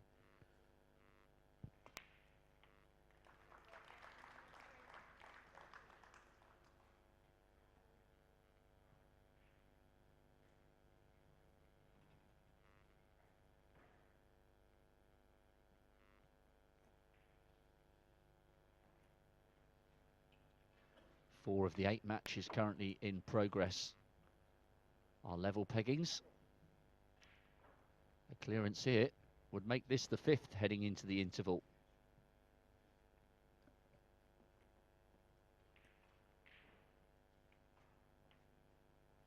He wasn't sure, was he? He stayed down on that one again, winning off the right-hand jaw, which is not always a guarantee when you hit them to that part of the pocket that they will drop.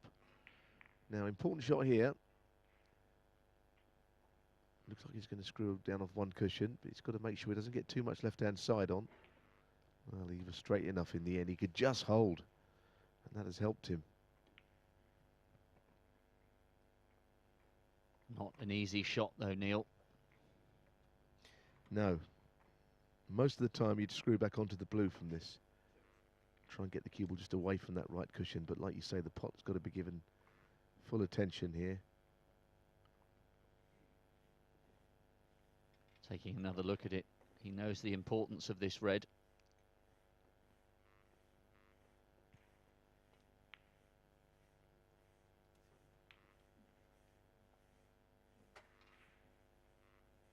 The way that he played it, he actually played on a bolt colour, which is a big surprise to me, but he could not have struck the ball any better.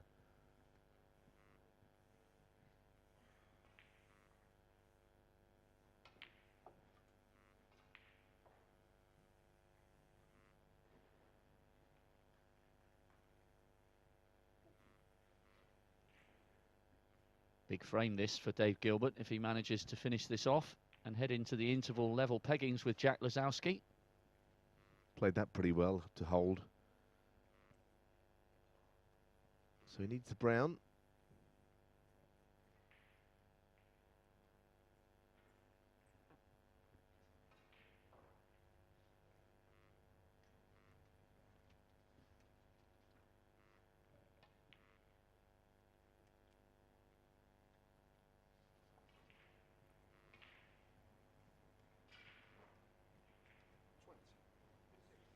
Red down the rails was the tricky shot.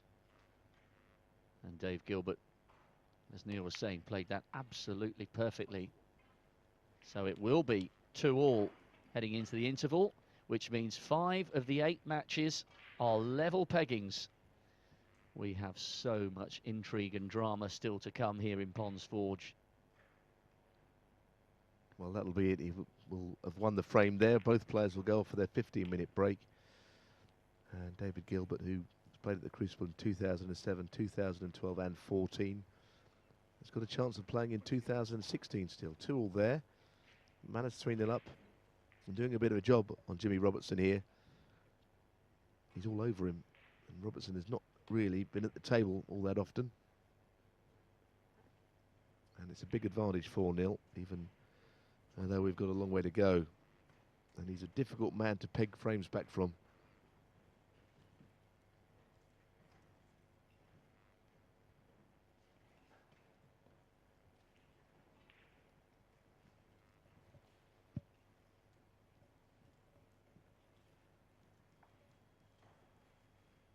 So it's looking like 4-0, but it's not quite at that point then. Let's see what's happening here with the milkman, as they call him, Milkins, against Kurt Maflin.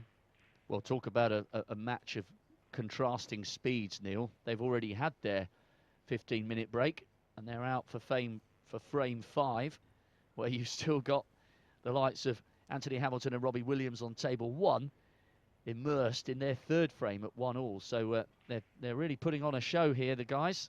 It's quick, it's fast, and it's entertaining. And it's close. Yeah, I like the way they both play. I'm a big fan of Milkin's game. And as I said earlier, Kurt Maflin's somebody that a lot of the players who practice with him rate very highly. There's a little good shot with left-hand screw and running side, reverse side, I beg your pardon. There aren't many players of any era who could afford to take 3 years away from the sport and come back from shoulder surgery and recapture anything like their best form. It's an amazing story, actually, which doesn't often get told in its entirety.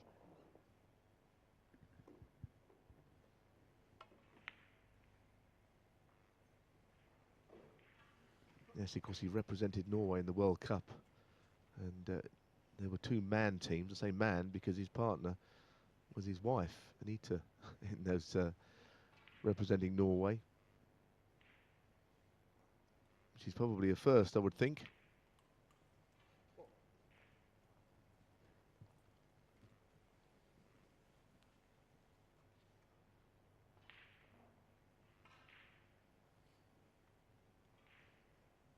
But you're seeing the kind of player he is. He's quick, he's extremely dangerous. I mean, the black's been tied up throughout this break, but it's not stopped him.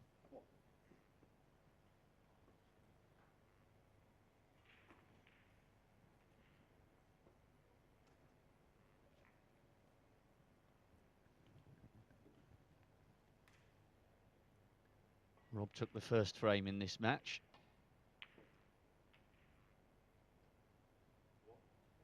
And twice Kurt Maflin has come from behind to level. This is his first time ahead in this encounter. Both of them coming through 10-8. Fairly tight second qualifying round matches. Rob Milkins beat Scott Donaldson. And Kurt overcoming Xiao Yin Tong. He's ranked 53rd in the world, Kurt Maflin, but you get the feeling and the sense from watching him here that in reality he's a better player than that. So he breaks down on 55, and that gives Rob Milkins an opportunity to maybe come back in. You can see by the way the reds are displayed here, there's a lot of life left in this frame, but Maflin hasn't finished it off at that first visit.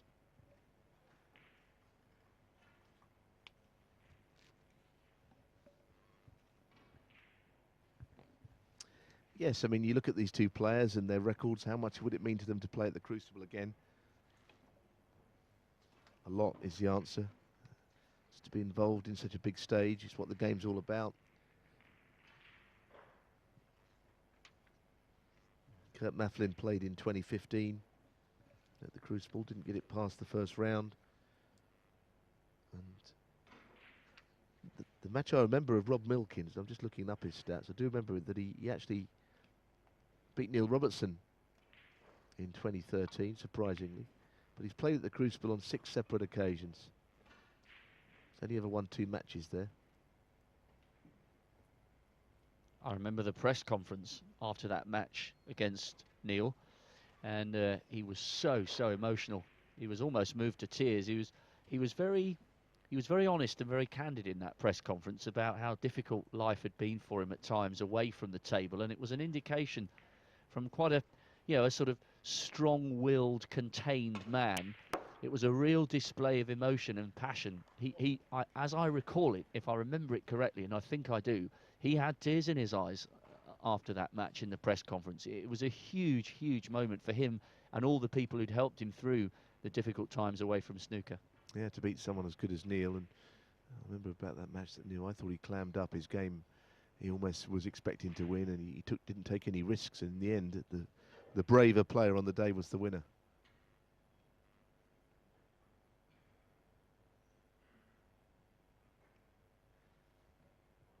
Yet more evidence to show that there are characters in the game.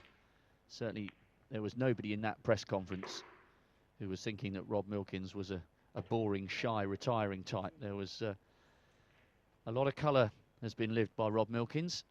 Well, he plays his game accordingly. They say that your personality comes out as your snooker.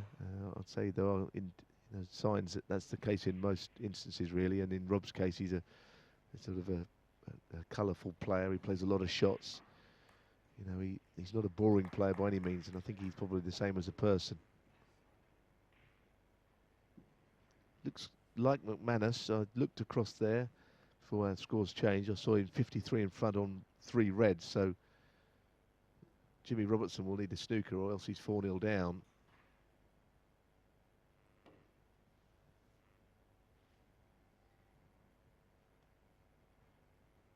Alan would join Sam Baird and Ding Junhui with 4-0 leads at the interval. Ding, incidentally, has a 32-point advantage in the very early stages of the 5th frame. So Nigel Bond, the former World Championship finalist, has some problems to contend with on table 3. It's an interesting card of matches so far. They're either dead level or very one-sided. As I say that, Robbie Williams has just taken the marathon 3rd frame against Anthony Hamilton, so he now does have a slender advantage. But 2 different types of matches unfolding here in this first session of these final round qualifiers.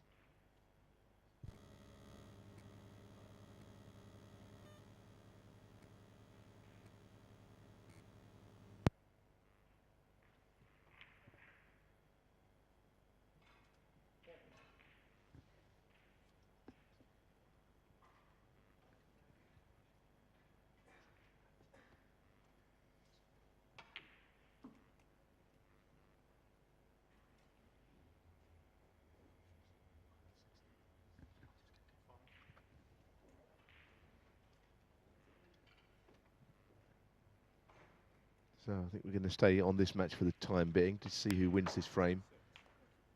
We're going to sort of momentary lull with matches just having gone to the mid-session break.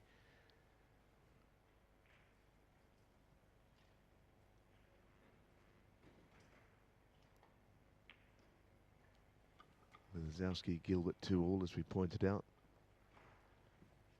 Back with Ding Junhui before too long.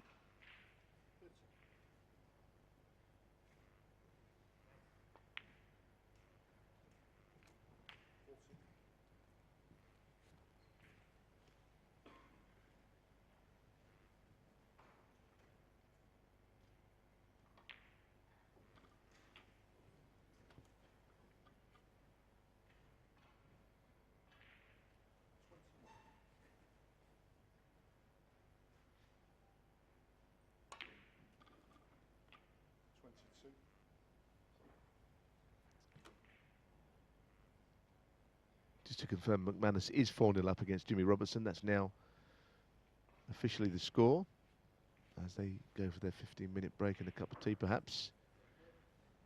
Now let's just have a look at what's happening here. That's I think that's 2 in a row that he's missed, isn't it? In which case I think it will come under the 3 strikes and out rule here. Just find out.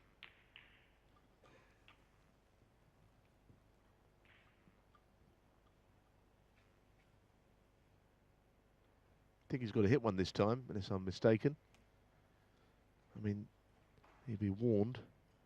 Didn't hear the warning, I must confess, but...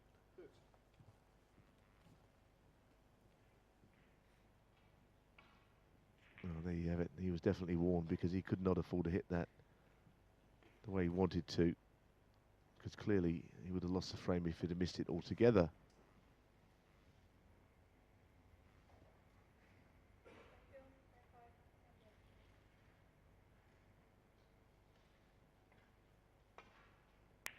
So it might be worth having a look elsewhere, actually. I just wonder if we could get back to our Ding Junhui match with Nigel Bond. Nigel is scoring in frame 5 there, so we could go over to that one perhaps, actually. Because, yeah, that's what we're going to do. Because Nigel is in and he'll be chalking up his first frame here, so I think we've made the right decision to just move away from that frame. We'll keep you posted on what happens there, maybe go back to it. But for now, Nigel is at the point where he just could be getting his first frame on the board.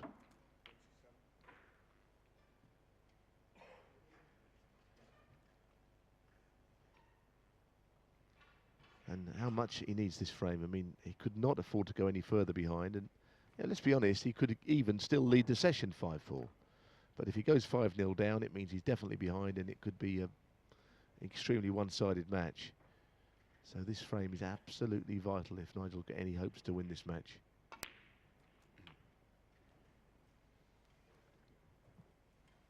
Ding so far has only conceded 5 frames across these 3 qualifying rounds, so he hasn't been fatigued and he hasn't really been truly tested yet. No disrespect to Greg Casey or Ross Muir. Well, that was a bad miss, that really was. Now, from that other angle, camera angle, we can see that he has left a red to the middle, so those 5 frames could stay at 5 frames after that shot. And last night, Robert, I mean, the qualifiers are always tough, but I sat there watching Ryan Day beating a good pal of mine, Alfie Burden. But Ryan, of course, technically, you could argue he's as good as a top 16 player. He's been in the high rankings before. You had him on one table, you had Ding on the next table, and Ali Carter on the next. You think, goodness me, what a standard of players in qualifiers. Ding has missed as well. So Nigel, I don't think he expected that chance so quickly. But the standard in qualifiers this year, Rob, I'm saying, is just so high, higher than ever. Oh, you just look at the list of names who are having to come through the 3 matches. Of course, for understandable reasons, Ding is the headline amongst those because it has been a rather sharp decline out of the top 16, although you were explaining the good reasons for that earlier, that huge number of points to defend. It was obvious at some stage he was going to go down the rankings with 5 ranking titles coming in that same season. But, you know, there is top quality all over the 16 matches that we've got here to determine the 16 qualifiers who face the seeds. And, you know, I don't think it's a PR stunt to say that the standard in global snooker is continuing to rise. Absolutely not. It's an overscrew on that green there, which means Nigel can't win the frame here. There's another interesting point. I know that there's talk that next year's World Championship is going to have a £500,000 first prize, which means that on the money list, your ranking is going to be, whoever wins it is going to be world number 1. But if you want to look at it on the negative side, that 2 years later, those 500,000 points are going to come off. So someone's going to nosedive unless they win the championship again that year. It's a long way ahead, but you know, it's something to think about. When the points get wiped off, your ranking suffers greatly. But it's equally the obvious point. It is a huge amount of money for a 17-day tournament. It's a lot of money. No, I think it's brilliant. I think it's brilliant. Interesting here because Nigel could have, from hand, played that red and took it on, but I think he's probably made the right decision to put Ding back in. He'll probably play a similar shot, but he might make a slight adjustment and hit it this time. This camera angle gives us the best view, I think.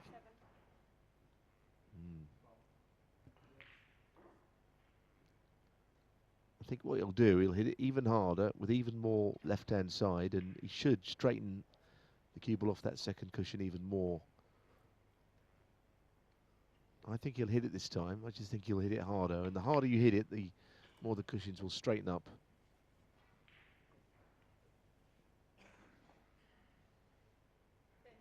Needs to get the cue ball closer. The cue ball needs to be closer to the left corner than it is now, I think. Well, it was on the last shot, so I think pace is... Exactly the same shot again. Wow, this is proving to be very expensive.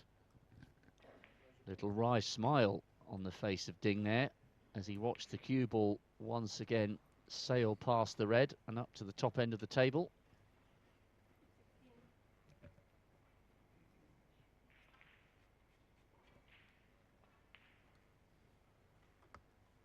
Well, we hope you're enjoying our coverage of this last round of qualifiers. As Neil Folds has just been saying, we are here for every single ball.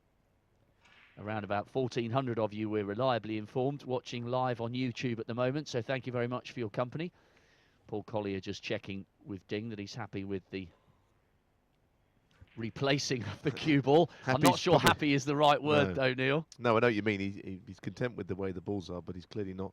He's going a different way. Now, this looks to be even more difficult, actually. Well, he's nowhere near. I tell you what, this snooker could cost him the frame because there will be 32 in it.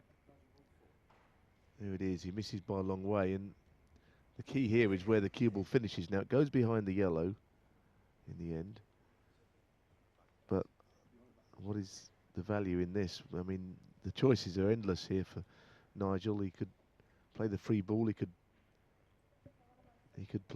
ask Ding to play from where the ball's landed, or, as he's going to do, he's going to try and play this shot again. I wonder if Ding could get the cue ball right into, as near to the jaws of that left corner as he could. He could probably hit the red, but it's proving a mightily difficult snooker to hit, and he's going a different way. This looks horrible, the way he's trying. He got nowhere near it the last time. That is a great effort, but look where he's left the ball. So Nigel will win the frame, and he'll be most welcome to see the balls finish where they are.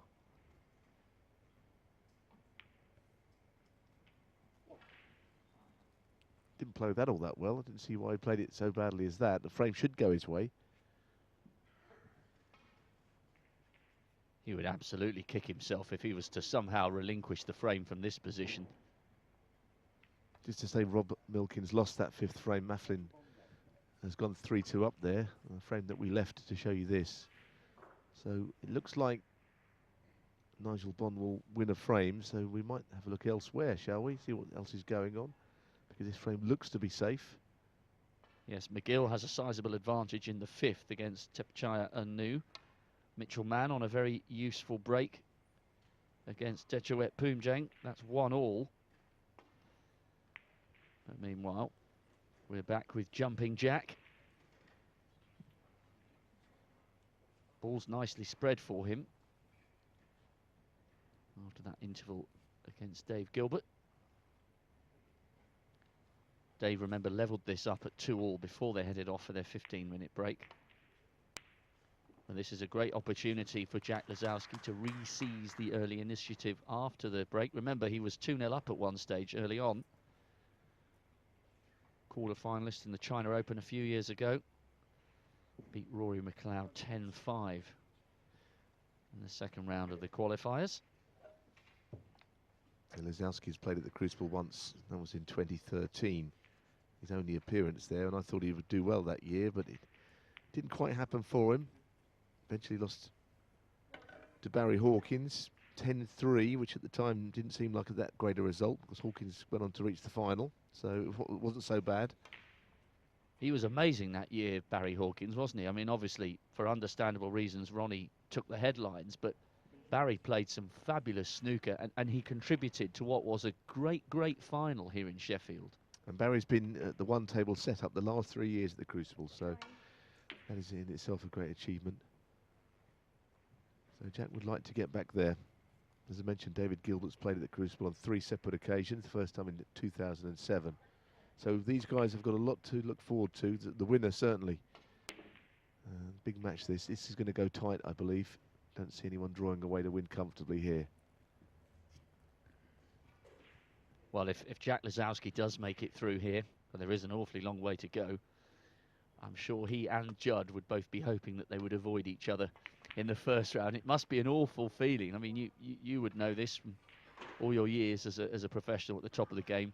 In a way, you'd have a laugh playing a mate, but I imagine that actually it's the worst position to be in.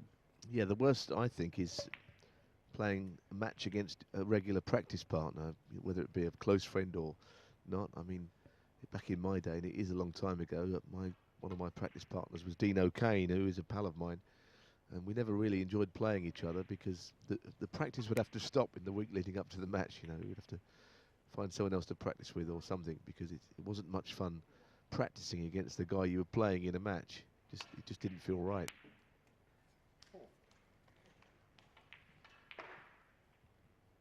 I remember last season, maybe the year before, Mark Williams having to play Matthew Stevens, and there were a lot of raised eyebrows and shared jokes during the match. They played it in a great spirit, but a very difficult position to be in.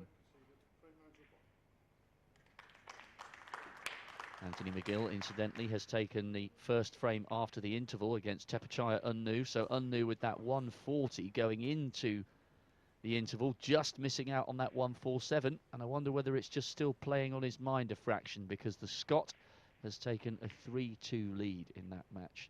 They're on table 7 right now. I suppose there's two ways of looking at that. I mean, you know, you could argue that he struggles to pot the pressure ball, Tepachaya, but he's had 2 wonderful chances to make 147s this season, and that tells you one thing, that he's an extremely talented player.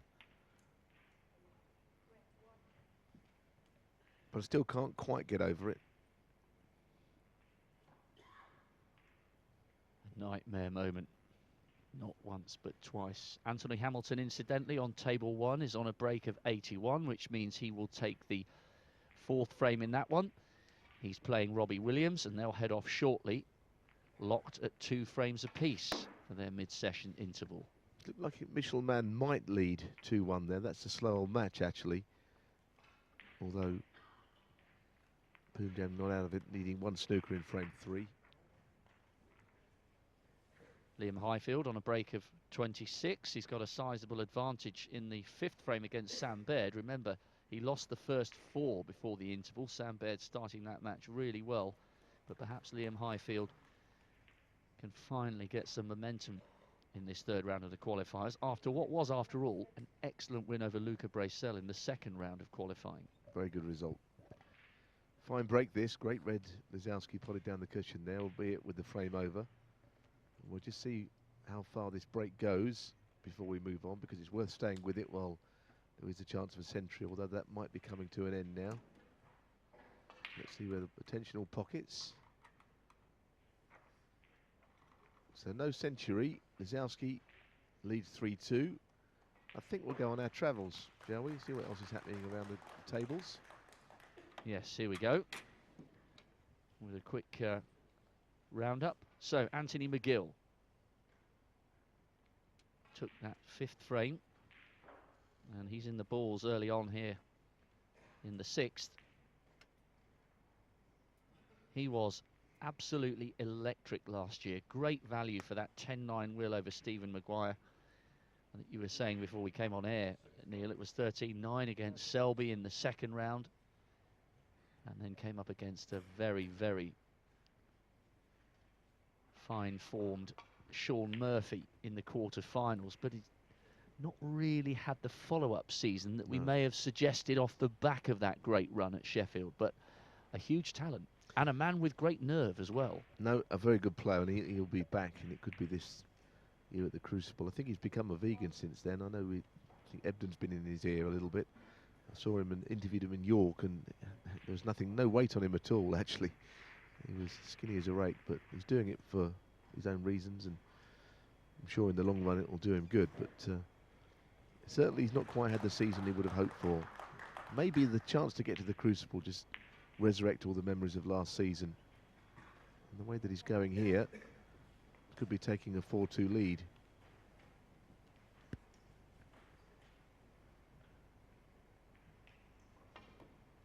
People really warmed to him as part of that campaign last year, because he was so unassuming, and in every interview he gave, he had pretty much the same answer. I'm just enjoying it. I can play good snooker. I believe I can go a long way. And he really made people sit up and take notice, because it wasn't just who he beat, it was the manner in which he contested those matches.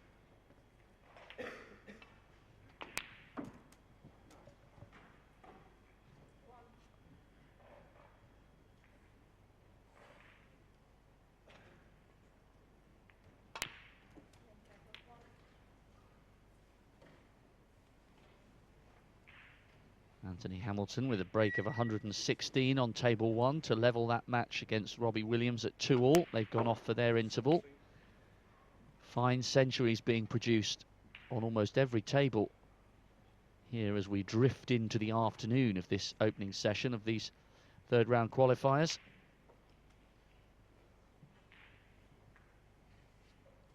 A very decent break being put together here by Anthony McGill. Highfield still with an advantage in the 5th frame against Sam Baird, but he trails 4-0.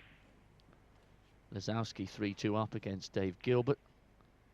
Alan McManus is on his interval, yet to concede a frame against Jimmy Robertson. And Kurt Maflin's on a break of 53 in the midway stage of the 6th frame.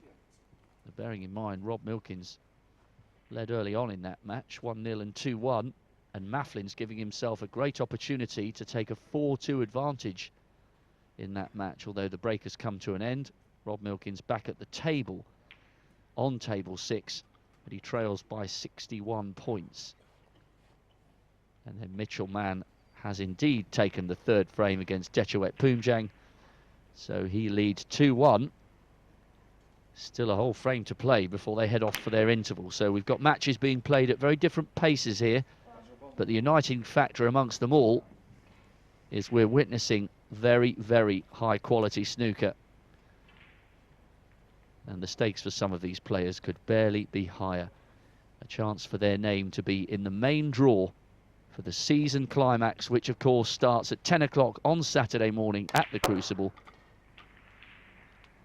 Stuart Bingham aiming to defend his title, and there'll be 31 other players hoping that there is no repeat of the Ball Run's great exploits here 12 months ago. Yes, wonder how he's feeling, Stuart Bingham. He's the one player that knew all along his fate. He was playing on the first Saturday morning, while all other players didn't know whereabouts in the draw they would figure by way of their seeding. He always knew. Of course, he doesn't know who he's playing yet, and the pressure will be on him. He's dealing with the Crucible curse and all that. I mean, I'll be honest, there aren't many people that think that Bingham will win it again this year. I think the curse might not get much of a mention, but of course he can win it. We saw Joe Johnson get to the final the year after he won it, surprisingly. As a surprise winner, I should say, rather than anything else. And of course, Ken did the same thing. They're the nearest two to breaking that Crucible hoodoo of first-time winners trying to defend. It was one of the great stories in the Crucible last year, wasn't it, with Stuart Bingham, because he beat 3 superb in-form players. If I remembered this rightly, Ronnie, Judd, and then Sean Murphy. And at every stage, everybody said, well, he's beaten Ronnie, he's had his great moment, but he won't be a match for Judd. He beats Judd, and then he gets into the final against a Murphy who was arguably playing the best snooker we'd seen from him in years, 10 years on from his first title, bidding to replicate the exploits of Alex Higgins, having won in 72 and then winning in 82, and everybody put Murphy down as favourite for that one. And every single time against Ronnie, against Judd, and against Sean Murphy, Bingham confounded the critics. It was an incredible title. Certainly, and he'll be in action on Saturday morning at 10 o'clock, finishing at 7 o'clock. 12 months on. McGill's in form though, isn't he, here? This has been an excellent break, and this is a 4-2 lead, and we'll just see how far this break goes. Before we move on, we're going to stay with this. His break of 79. Always nice to see a century, and we could be on one here. Break goes to 87 if he knocks this in. So he can make 138.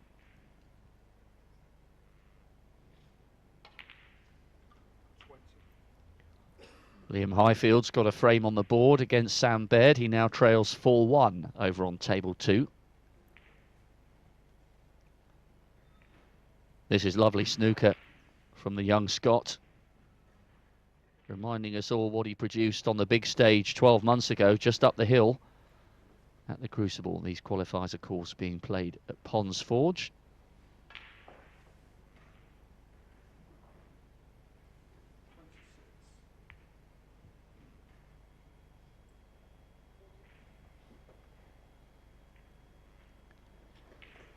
Lazowski leading in the 5th against Dave Gilbert.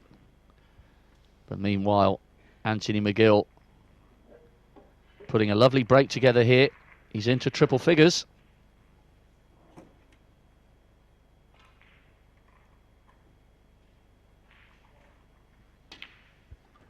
£1,000 for the high break, which is still with Peter Lines, isn't it? It should never have been because of the 147, which went down to the final back with Tepchai earlier. But that is the high break. It's £1,000. It's not the biggest prize ever, but it's £1,000 is £1,000, and I'm sure Peter Lines wasn't so sorry as some of the others that Tepchai missed that chance. Anyway, the break ends where it does, 109. It's certainly enough for McGill to lead 4-2. So again, I think we should look elsewhere. What have we got here? We're back with Ding, who lost the last frame because he was in an awful snooker that he couldn't get out of for about 4 or 5 efforts. But with an opportunity to take a 5-1 lead. And I think the thing about the 5-1 lead, Rob, it's significant because you know you're going to lead overnight when you get to 5. And of course 5-1 could be 5-4, or it could be as much as 8-1. So a lead is likely if Ding wins this frame, or guaranteed rather. But perhaps you know, a match-winning lead is what he's striving for next. Yes, he wants to make tomorrow as easy a session of snooker as possible and get his name in that big draw. 10 o'clock on Thursday morning for the 2016 Betfred World Snooker Championship. But so far in the 3 qualifying rounds, Ding has acquitted himself really well. And just maybe it was the mental shake-up required to kick-start the second half of his career after, 11 ranking titles, the Masters as well. Been a pro since 2003, but he had quite a lot of success early on in his career. Is he the first player under the age of 20 to win 3 ranking titles? So a lot of success for a long time, and just maybe this is helping him rediscover why he fell in love with snooker in the first place. It's not all about pounds, shilling and pence or Rouen. You're absolutely right. It's almost back to school, isn't it? And just to get these matches under his belt. And he started off with a fairly easy match against Greg Casey. I mean, it's one of those things. He probably enjoyed playing a slightly lesser opponent. Nothing against him, but you know what I'm saying. He had a chance to get his game together. And when he puts, 57. well, now he's potted that red. Technically, or mathematically, Bond can't win the frame, and I don't think he's going to get the chance to come back to the table anyway. So it will be Ding who leads, and he will take a lead into tomorrow with 3 frames left. It's a question of how big that lead is.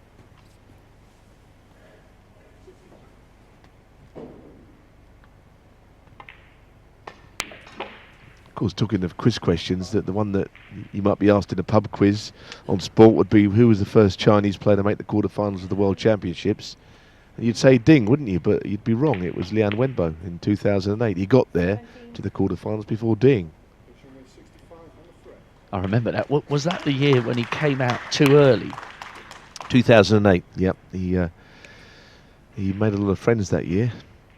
And he's, of course, in action later today. So we'll be watching him in an all-Chinese clash. In the meantime, this match, these two are going blow for blow here, aren't they? Gilbert with a chance to get back to 3-all. This is a fine session of snooker.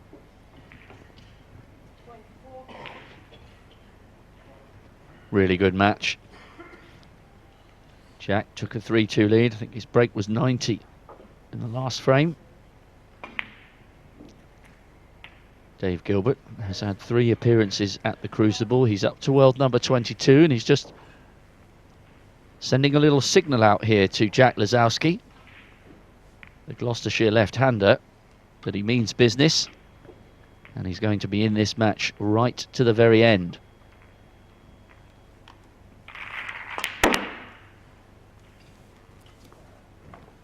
Not too many people in the audience here at Ponds Forge, but those who have turned up have been treated to some very dramatic moments, some great centuries. The agony of Unnoo's 140, missed black for the maximum, Mark II.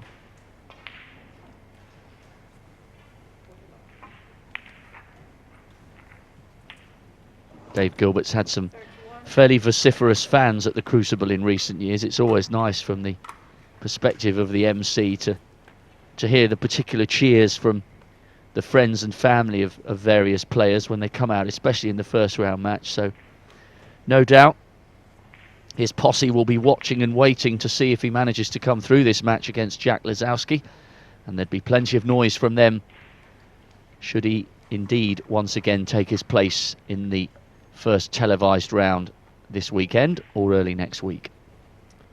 Crucial shot this. I don't think there's an awful lot of red sticking out, but just enough to make the pot. If this goes in, there's no reason why he shouldn't win the frame. It must be fairly tight. Played it well.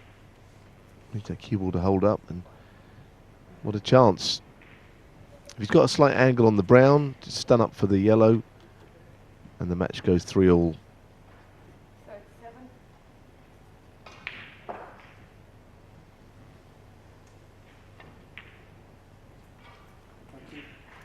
38. A little bit of food for thought for Jack Lazowski in the chair, although he won't be giving up on this frame just yet. That yellow just had the merest wobble in the jaws before going down. 45. You just get the feeling this match is going to be a tight one, I think. Just the standard they're both playing at. And brown and blue will guarantee the frame goes his way. We might get over to see McGill after this. Not preempting a big break, but he has taken 3 reds and 3 blacks. And I think we're getting a little bit too far ahead of ourselves. I am, but he is in the next frame there, and that would just sicken his opponent even more if he was to make a 1-4-7. I haven't seen where the balls are yet, but we'll probably join that match anyway.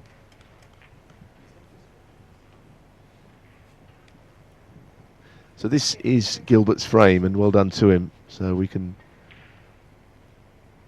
wrap this one up as 3-all with 3 frames left in the session and everything to play for. From 2-0 down to 3-all. He'll certainly be the happier man with how this match is turning out at the moment. Excellent clearance there from Dave Gilbert.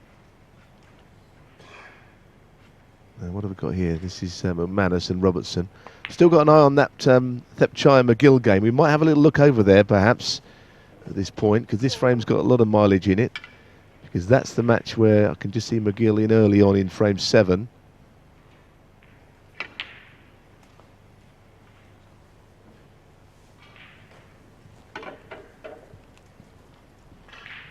Well, as we speak, he plays a lower value colour actually, so he's not going to make a maximum, but he could still make a very big and important break. And if he was to get to 5-2 up, I knew he should have had a 1-4-7. Will be most disappointed with the way this session is going.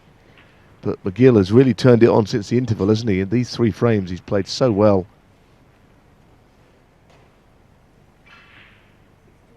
This He is looks much very better confident. from the Scot. Sorry, Neil. Much better. No, sorry, my apologies. No, he looks very confident, doesn't he? I mean, he just looks almost like he's playing in the snooker that he played 12 months ago.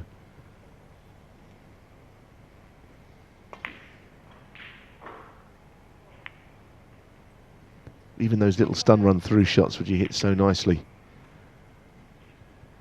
The standard of play today has been absolutely top notch.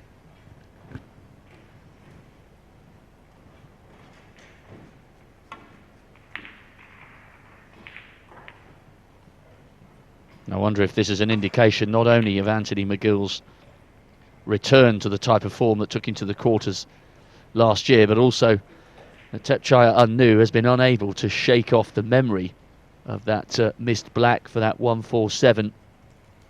He levelled the match at 2-all going into the interval, but it could be playing on his mind a little bit. Yes, because he threw his cue across the table, and someone sent me a tweet a little while ago, said he should be fined for doing that. I think we'll let him off. Goodness me, he must have been disappointed. Didn't do any damage, but the cue was thrown across the table. He could make 1-4-6 here, you know, McGill. I'm not saying he will, but he could do. He might be playing on the pink here to stop that happening. But if he's going to beat the high break of 1-4-2, he'll stay on high value colours at this point. I know the frame is more important to him, but it's maybe in the back of his mind. And we've been talking about how the rest of the players in the draw, especially those in the 16, would be quite keen to avoid Ding for obvious reasons. I think this guy would be fairly high up on the list of those you'd rather not play in the first round, especially bearing in mind the scouts of Maguire and Selby last year at the Crucible. If he comes through this match, I'm not sure anybody fancies him in the first round. Well, certainly not those two you mentioned anyhow. Certainly Maguire and Selby are unlikely to be on the list of players he'd like to play.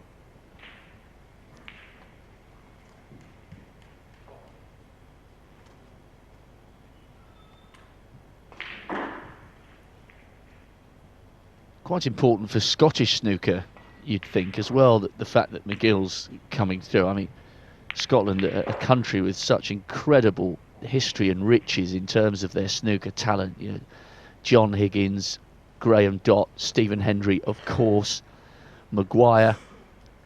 There's some great players have come through from north of the border, but those still plying their trade at the top and not getting any younger, and that gives an opportunity for someone like McGill to fly the flag for Scotland at the beginning of a new generation. Well, that's it. And I mean, a lot of the young talent in snooker, the real young talent, is coming from China, as we know, and we're seeing some of that later today. But yeah, you're absolutely right. And McGill could end up the best player from Scotland in the current list of players. Of course, you've got McManus in there still battling away, 4-0 up against Jimmy Robertson, and just a few in front in the next frame.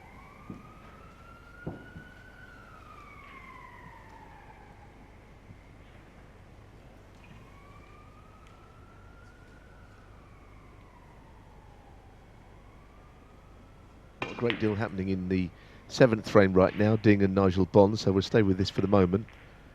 Very early stages of that frame. It's a quick reminder on the scores around Ponds Forge. Anthony Hamilton and Robbie Williams are 2-all. Sam Baird has a lead of 61 in the 6th frame. He leads 4-1 over Liam Highfield. Nigel Bond trails Ding 5-1. That's been our televised table for most of the morning and the early part of the afternoon on table 3. We've seen Lazowski and Dave Gilbert go back to 3-all. Fine clearance from Dave Gilbert, as Neil has alluded to. Alan McManus 4-0 up and in the balls against Jimmy Robertson. And Rob Milkins, what a match that's turning out to be. Kurt Maflin leads 4-2. Rob's in the balls. The early stages of what he hopes will be a break to reduce the deficit to 1. And then we've got Mitchell Mann and Detuet Poomjang playing on the table outside Tepchaya Anu and Anthony McGill. Very, very tight match. They still haven't got to an interval. It's 2-1 to Mitchell Mann. But there's only 6 points in that one at the moment. Very, very tight encounter. And some very intriguing drama to come across the 8 tables. If you're following us live on the YouTube channel, we thank you for your company and hope you're very much enjoying your afternoon off work or away from lectures. The other 8 matches are due to get underway at 5 p.m. local time. We'll be focusing on Ken Doherty against Ryan Day. That will be on table 3, just to whet your appetite. We've got Ali Carter against Dominic Dale, Mike Dunn against the 2006 champion. Just let you know that the caption at the bottom of the screen is not this match, actually, just to let you know there that McGill has won the frame. He's way in front. So as soon as the break ends, we might actually go to that match. There's some of the scores actually at the bottom of the screen. But this is about to go 5-2 McGill. And again, it comes down to that point I made earlier on that, you know, 5-4, nothing in it still. But if it goes 7-2, McGill's had a wonderful afternoon.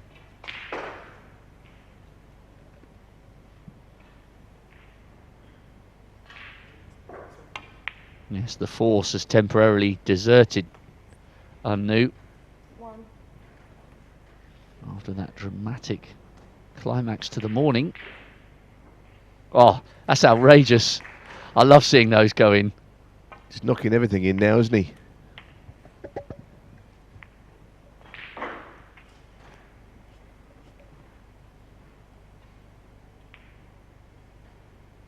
This is the McGill we saw last year at the Crucible, isn't it? Playing very well, and you're right to make the point that he had to play all those qualifiers last year, and he had 2 very good results, eventually losing in the quarterfinals to Sean Murphy. So, McGill 5-2 up. Let's go on our travel, shall we? What have we got now? Well, here is the milkman, Rob Milkins, in action. And it's 4-2 Maflin, as we showed you. But it could go 4-3. And that's a pretty good safety shot from Milkins. So, not there yet, but depending on the escape from Maflin, I think we could be seeing Milkins get back into this match. It's been a fast-paced match. 7 frames we've played, nearly. So they're going to get a nice afternoon off, and then they'll resume tomorrow. Here's another potentially very tight match. Lazowski and Gilbert. Dave Gilbert's really taken this match to Jack Lazowski. Jack led 2-all in the early stages. Dave Gilbert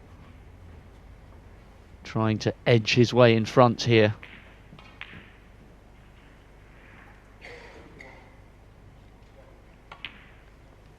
Sam Baird's about to go 5-1 against Liam Highfield, so going well for him on table 2.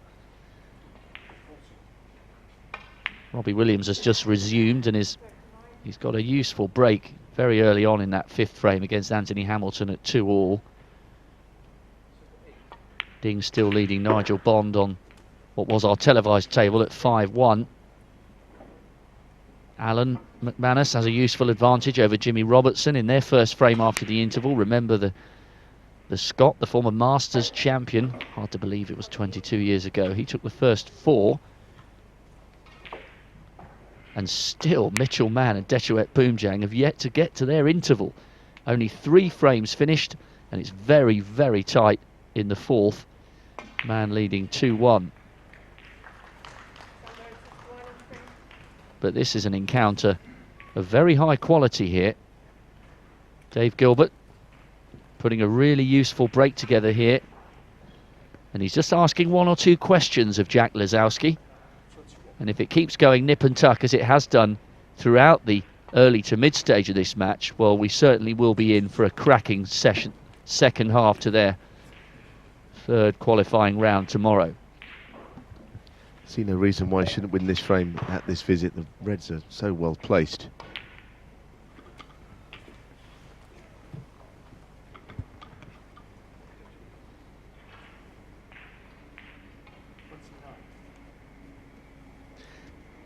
Some of these guys are playing as if they're just practicing in their local club today. I mean, McGill looked like that, I thought, and of course Tepchai always plays in that way. And here we see Gilbert looking very relaxed out there. You know, the tension might come tomorrow, I have to say, and all of these 16 matches come to their conclusions, because these matches aren't, as I said earlier, being played to a close tonight, as you might have thought, but we're starting all of the matches today and finishing all of the matches tomorrow.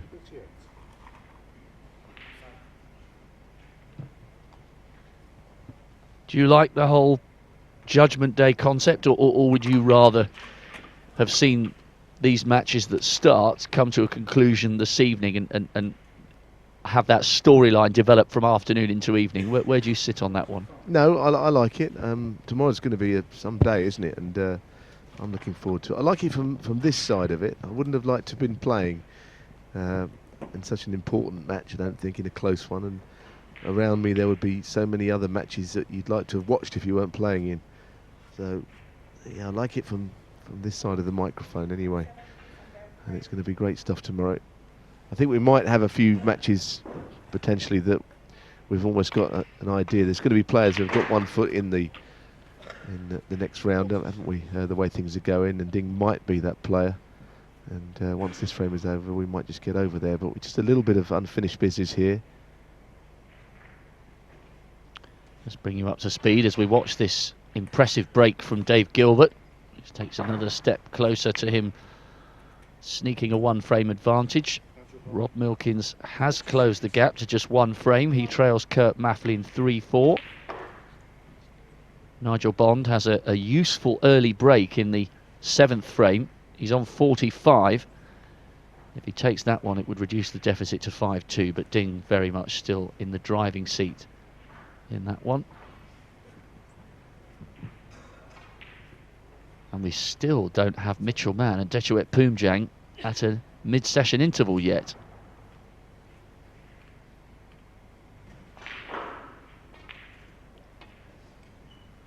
Well, I think he just this second gone there actually. Mann is leading 3-1.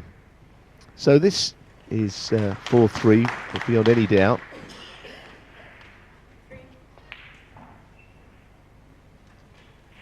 David Gilbert with a chance of a century, so we should stick with that and see if he makes it. And the minute he either breaks down or makes the clearance, makes the century, then we'll move on. But it's a beautiful break to watch, and he makes the game look very easy. He's one of those players. I've got my eye over on Tepchire again, and he's on reds and blacks, only 4 of them. Over on the other table, surely not. But I think you've got to watch that table very closely because there's all sorts taking place across there.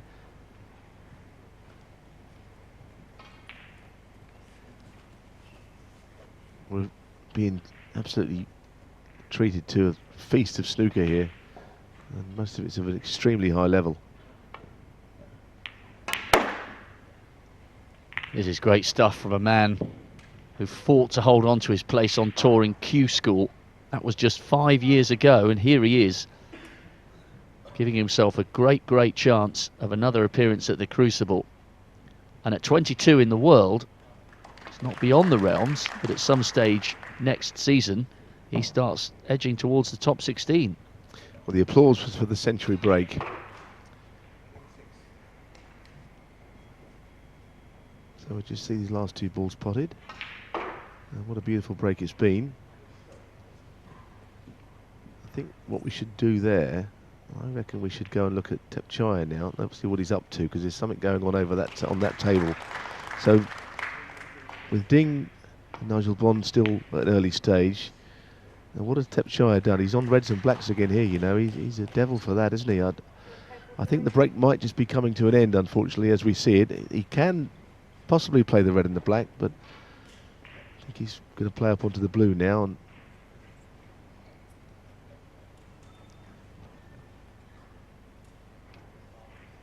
well, no 147, but an important frame for him to win, and they're rattling through the frames here, aren't they? This is tremendous snooker on this table. I think the standard we've seen on this match, I think, is the highest of the lot, Rob, so far. It's been brilliant. When he's on, Tepchire Unnu, he is unstoppable. He's produced hardly anything since missing that black for the 147, but in so doing levelling the match at 2-all. It's been all McGill, a 109. A couple of really big clearances from the Scot. And out of nowhere, really, as far as the last 2 or 3 frames are concerned, suddenly Unnu has woken up and is once again reminding us that this match may well not all be about McGill. He's not out of it yet. No, and he's got such fluency that frames are over in the blink of an eye. I mean, this frame has only just started and it's over as such. I mean, he's got to put one more red after this black, and he's on for a very big break as well. He can make 145 the way he's going.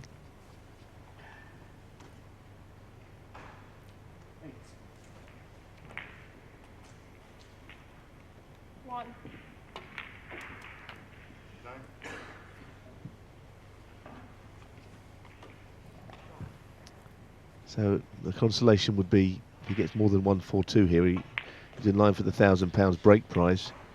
It is a small consolation, but it is something.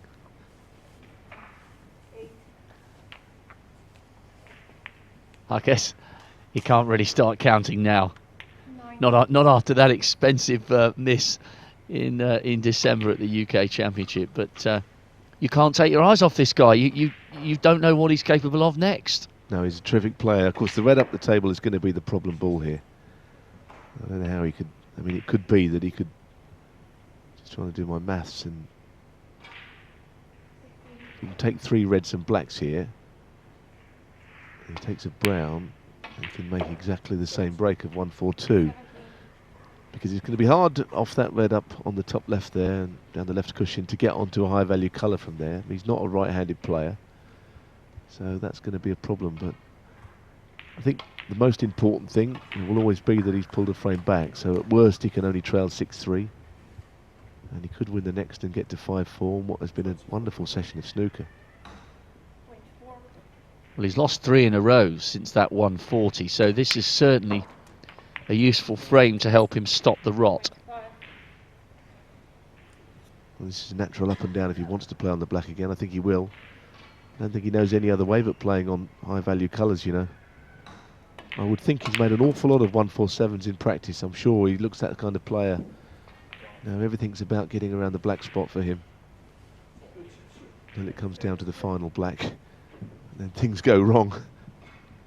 Is there a danger with him? I mean, it's, you know, it's fun and it's very exciting to watch from an outsider's perspective. But is there a danger that he starts getting labelled as a man who produces big breaks, but never gets as deep in a tournament as that natural talent should lead him? Well, of course, but I mean, you know, the fact that he can score, well, he's got all the tools there, hasn't he? Clearly, we can see that he's got everything that is required except for the winning habit, and he's a little bit too quick on important shots. Now this is going to really test him. This is the one that's going to possibly get him the high break prize or put him in the box seat. Very difficult. What a remarkable shot. What a marvellous shot, Rob.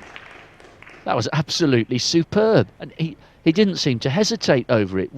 When he's in the flow, he is irresistible to watch. He makes shots like that look very, very straightforward. Don't forget, he's made a 140 in this session already, and he's got a chance of making 2 breaks over 140 or 140 or more in the session. This is for 144, and it's been absolutely beautiful break. And yet he's losing 5-3.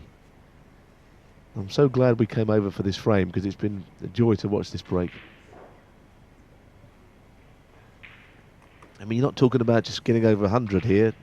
140 and 144 perhaps, you know, huge breaks. This has been a real masterclass from Tepchaya Unnu, following up his own 140 just before the interval, and a 109 from Anthony McGill. Top class from both of them, and look at this. Same position as last time. He's got to swing the cue ball across. And is he going to miss the black this time? Oh, if he misses that one, I'll be most surprised. Unbelievable. Marvellous break. A break of 140 followed by a 144. That was brilliant snooker, Rob. That was superb from Tepchaya Unnu. Absolutely brilliant. Well, it's been top class every step of the way on table 7 between Unnu and Anthony McGill. And here is Ding Junhui on our televised table 3. The former world #1, who has found himself having to come through the qualifiers. Nigel Bond had a useful early break in this frame after stopping the rot to go 5-1 as opposed to 4-0 down. He still has the advantage in this frame, Nigel Bond. Let's see where this green ends up. Ding straight back down on this one. Doesn't want to allow Nigel Bond, the former World Championship finalist and British Open champion, to get any kind of toehold in this match. It's been very clinical so far from the Chinese sensation. 10-4 and 10-1 in his 2 previous qualification matches, and he wants to make this as economical as possible.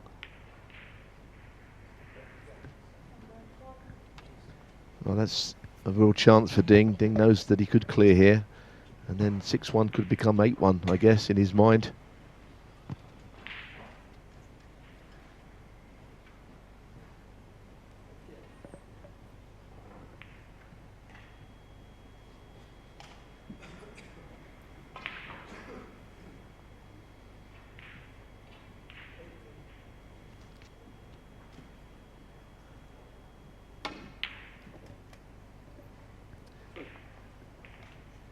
Played that well.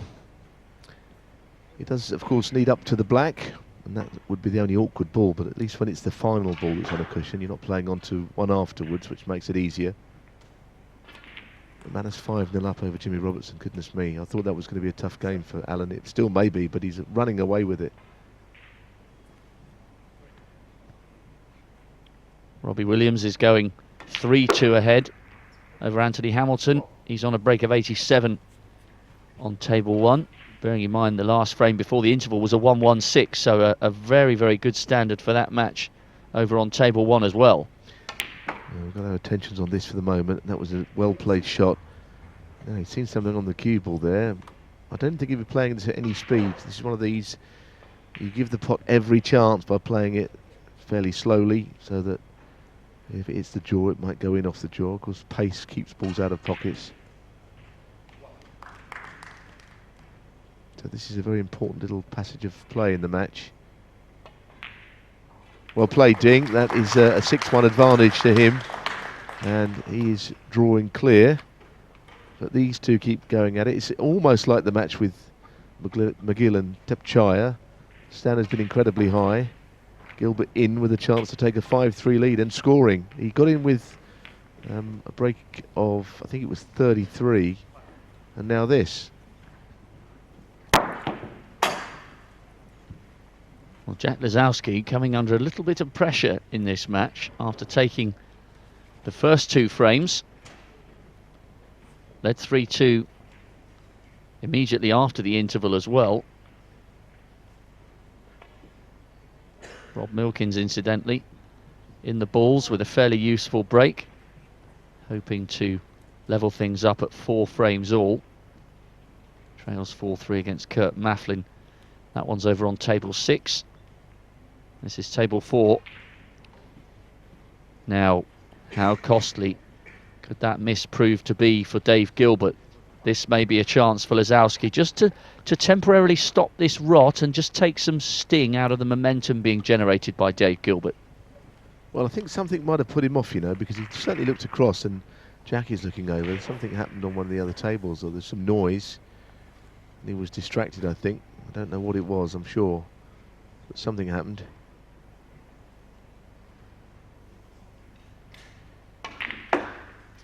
So I guess there'll be all those top 16 players now looking at that Ding Junhui 6-1 up, thinking, okay, well, he's going to get there, and I hope I don't draw him. I mean, they'll be, even if they don't admit to it, they'll be saying it, Rob, I can tell you. They're thinking, I don't want him in the first round. There's none you do want, really, but there are some you'd like more than others, you know. The way that Ding's had these 3 matches, and he's not beaten Nigel yet. I'm not writing him off, but 6-1 up, he looks like it's going to be him, doesn't it? That's a mountain to climb, surely, for Nigel Bond. Nigel's already come through 1 marathon against Andrew Higginson, beat Gary Wilson 10-6. And yes, of course, great experience, and we can't write him off just yet, but a 5-frame deficit against a player of Ding's calibre in the form that the former world #1 is producing so far here in Ponds Forge is a very, very tall order indeed. Shouldn't be forgotten that it's worth £13,250 as well to win. And that's the second one he's missed into that top pocket. The pace kept that one out, but 13,250 to get to the Crucible. Good prize, isn't it? With so much more to come and so much to look forward to about being there and being introduced by you. I'm sure they're looking forward to that. I'm not sure they ever give that a second's thought, to be honest. No, I don't think so. I think that's what they're all thinking about. You're going to be. I think the referee might have fouled a ball there. Does he get? Is it 4 away? I think he touched that with his jacket. That referee. No, but it's everything that goes with that. You know, I think. Are you there for the duration? No yes. Marathons or anything? No, I'm working on the London Marathon on that middle Sunday, but I'll be home in time. Or home. I'll be back at the sports spiritual home in time for the 7 p.m. But other than that morning, down at the Mall, I'll be there for the whole duration. And it is a really exciting place to work, even from the outsider's perspective of being the MC. You are at least in a position of being able to feel what the noise is out on the arena floor, and it's breathtaking. Even from my perspective, it's something you never ever take for granted, that you have a chance to work with such a knowledgeable, enthusiastic crowd, and they set the tone, and they help build the platform for the great play. And you know, I think the players deserve to get a great reception every time they come out, irrespective of, you know, the scoreline that they may be chasing. It's the must-do event as far as snooker players are concerned. I think if you work on the event, even from an MC's perspective, if you lose sight of how special that is for the players, then that's the day you don't deserve to be there anymore in that context. No, I know, and I know you speak from a snooker enthusiast as well. It's not just a question of you going there to work. I know that you're a snooker fan, and you know, you have great knowledge of the game, and that helps. But you know, a couple of times, friends of mine who live locally, a pal of mine who is a whole city supporter, and he lives up here. He lived up here at the time. He came to the Crucible for the first time, and he's not even a big snooker fan, but he was blown away by it. He thought it was brilliant, the atmosphere. So I think it's something for people to go to, and even if you're not, you know, on a day-to-day basis in touch with the game, the Crucible is a place that you visit, and you can't help but be impressed and soak up the atmosphere, I feel. Yeah, it's a really special place to come and watch top-class sport, as you say, even if someone isn't necessarily a die-hard snooker fan. Considering the number of people in the arena, as Gilbert continues to rattle towards what would be a very useful two-frame advantage here at 5-3. A lot of life left in this match, though, of course. But if you compare the noise that crowds generate at various major events, there are far more at Ali Pali, and that's become, you know, a fabulous venue for the Masters. But I would say that the noise of the 1200, or the 1000 rather, at the Crucible is as great as the 17 or 1800 you get at Ali Pali. It's an extremely atmospheric arena, and the way it's laid out at the Crucible lends itself to this sort of feel of a coliseum. Well, Gilbert might be helping his chances of being there again for the fourth time, because he couldn't 5-3 up, and I think there is a huge difference between 5-4 and 6-3. I know that's something we always say, those things, but it's true. If he could take a 6-3 lead into tomorrow at 11 o'clock, he'd be delighted. 5-4 is anybody's. So there's one more frame to play when this break comes to a conclusion, which it's about to. And again, I'll say it again, this has been a good standard of play.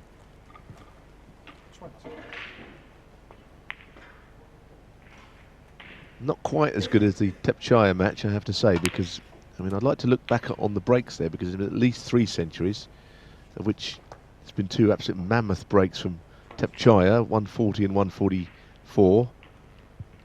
And we know that McGill made a century, at least one. But that's been an absolutely phenomenally high standard of play over there. And there's one more frame to be played. And at the moment it's 46-9 in favour of McGill, so he could be leading 6-3.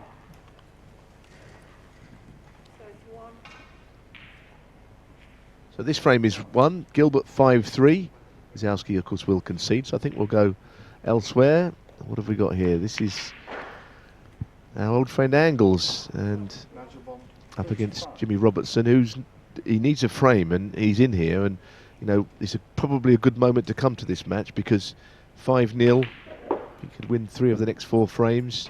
Robertson is still in this match, but he has to take chances like this, because he's been absolutely dominated. I mean, we've not seen anything of him at the table yet in this match. No, he needs to really start delivering right here, right now. 3 centuries, as you said, against Stuart Carrington, coming through that match 10-5. Needs to stop the rot here against Allen. Allen brings so much experience to the big stage and has qualified each of the last 3 years. As you were saying, Neil, people felt as though we'd seen the best of Allen, certainly from a playing perspective, and they were getting used to hearing him and seeing him plying his trade in the commentary box and in the pundit's position. But he's still got something to contribute to this sport, and Jimmy Robertson really needs to get a toehold in this match, or it will run away from him very, very quickly. Good chance. Yes, I think Allen has been reborn as a player, as we said. 2006 he appeared, having reached the quarterfinals in 2005, and then a 7-year absence, which is a long time for a snooker player. But you know, he runs every morning, you know, he keeps fit, he practices hard, and he deserves everything he gets. And I think as you get older, you've got to make sure you do more of that. You've got to keep your fitness up, and you've got to get the practice in, because it's easy to let your guard slip a little bit, not put in the hours, lose your focus, and expect the results to come, and they don't quite so easily when you're older. So I have a lot of respect for Alan. But Jimmy Robertson is the man in the spotlight here. And he's 48 in front. What would he got? 6 reds left, so 75 on. But while he's at the table, this is his chance to actually get a frame on the board, and he'll feel a lot better once he can do it.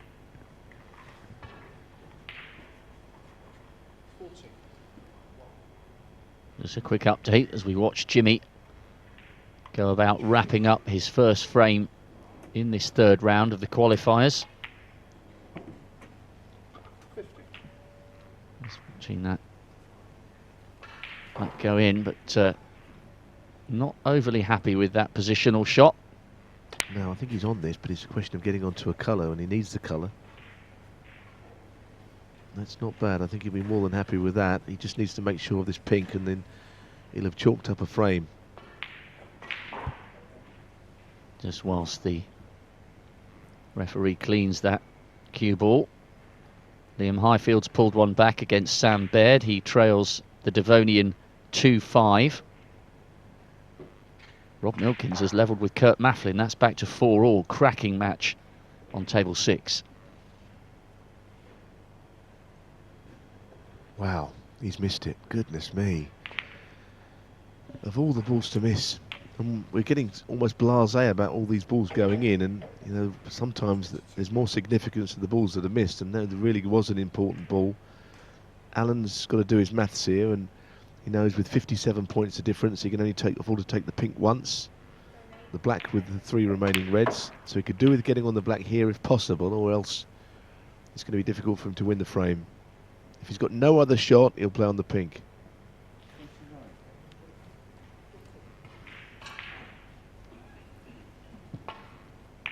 Well, he played on the black, but it's going to have to be the pink now. If that even. Goodness me, he's got hold of that. He cannot believe it. Such a shame from Jimmy Robertson's perspective, especially after that recovery with the red. It looked as though he'd dug himself out a little bit of a hole there, and the break would continue, but Alan back at the table. It's not an ideal position for him, but this frame isn't over. No, and it clearly cuts in, but where's the cue ball going to finish? That's the problem.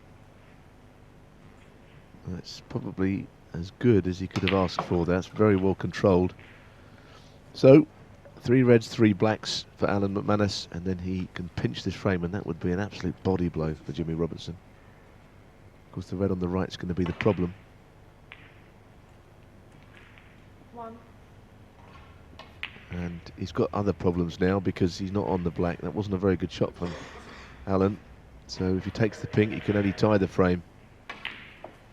And the black's tied up, so that shot will have given Jimmy Robertson hope.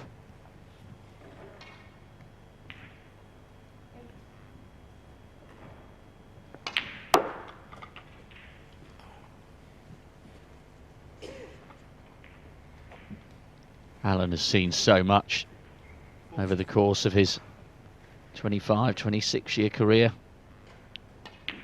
That amazing result at the Masters 22 years ago. Just thinking he might have gone to plan B here, you know. He might just pop red-blue and then get the snooker on the red by the black. That might be the...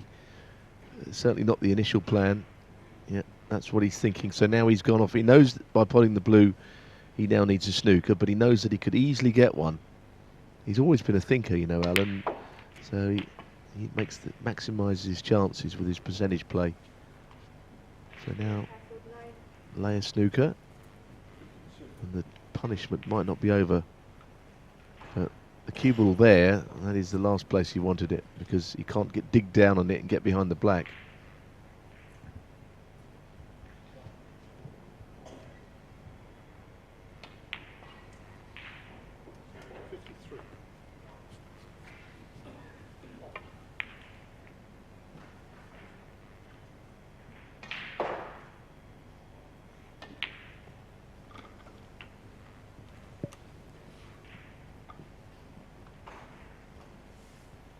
Didn't want that kiss on the blue. Now, with the snooker needed, I just wonder whether we should have a look at the Dingjan rematch, because I know he's in the balls again against Nigel Bond. It looks like Jimmy Robertson will now win this frame, so maybe we could nip over and see how Ding's getting on, because I know that there's a chance for him to add another frame. Ding's on a break of 45 at the moment. He's 6-1 up, remember.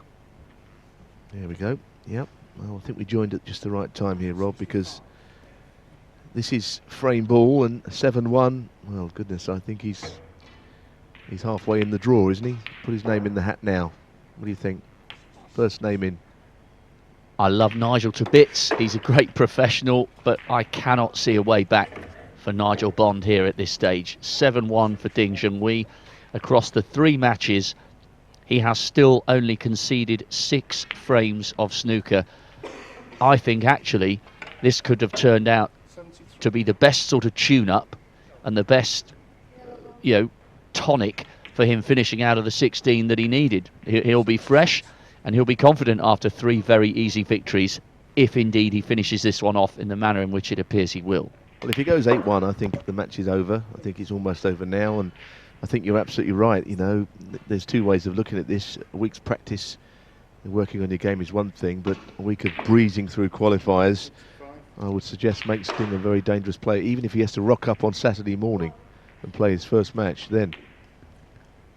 But one thing we've said before, and we'll say it again, there is, I can't think of a single other player in the draw who would want to be facing Ding in the first round if they've had a witness or they've read online about the manner in which he's gone about winning these 3 matches. Still not over the line yet, but it's an absolute mountain to climb for Nigel Bond now. Absolute mountain.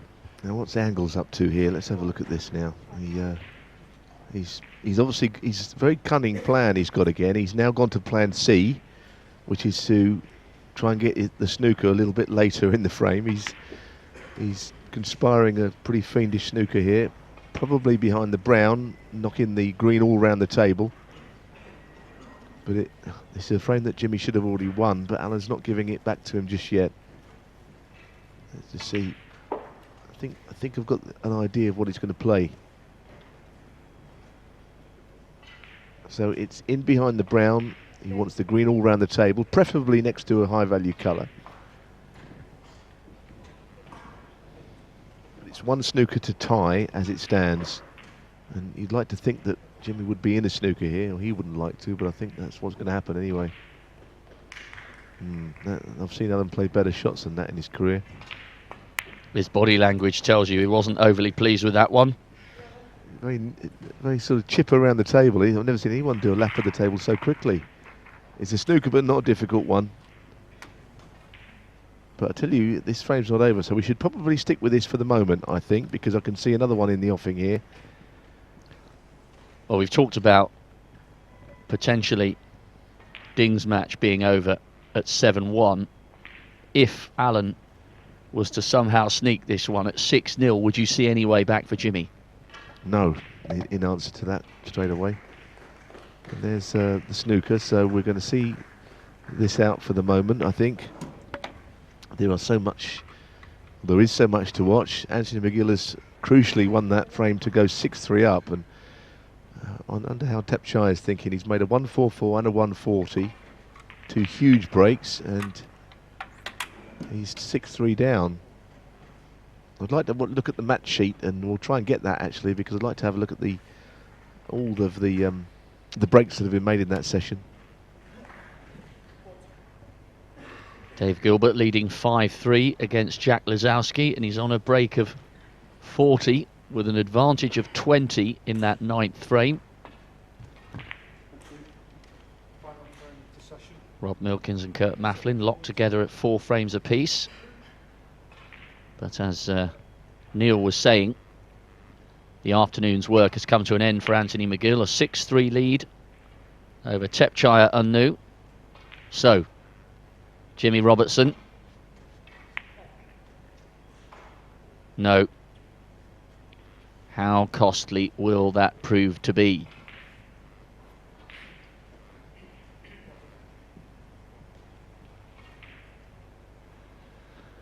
So remember, it was one snooker to tie,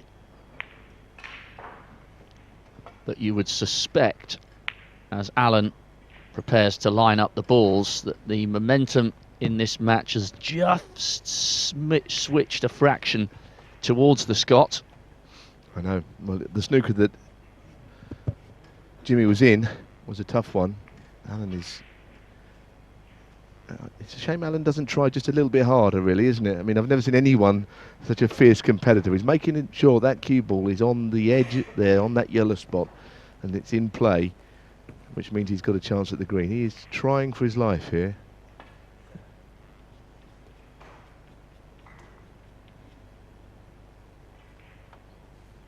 If this went to a respot, goodness me, it would be a horror story actually for Jimmy Robertson, although that's not the best of shots. So let's see what he can do here. I mean, brown, blue, pink from this area is not going to be easy.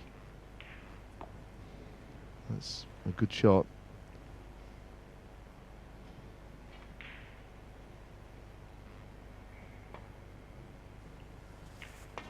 It seems to me if he pots this, he gets somewhere near the pink actually.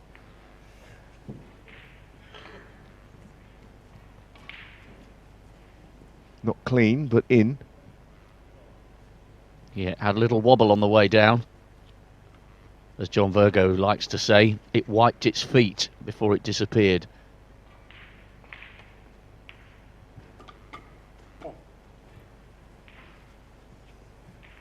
Well, at last, something for Jimmy Robertson to be happy about, because we'll just watch this go in, and the frame that looked like being a respot is now that one that he's been presented this great chance with. So, McManus 5-0 up, has conceded his first frame, and Jimmy Robertson will be the most relieved man here at Ponds Forge. At last. Meanwhile, over on table 8, Dechuet Poomjang is in the balls on a break of 72.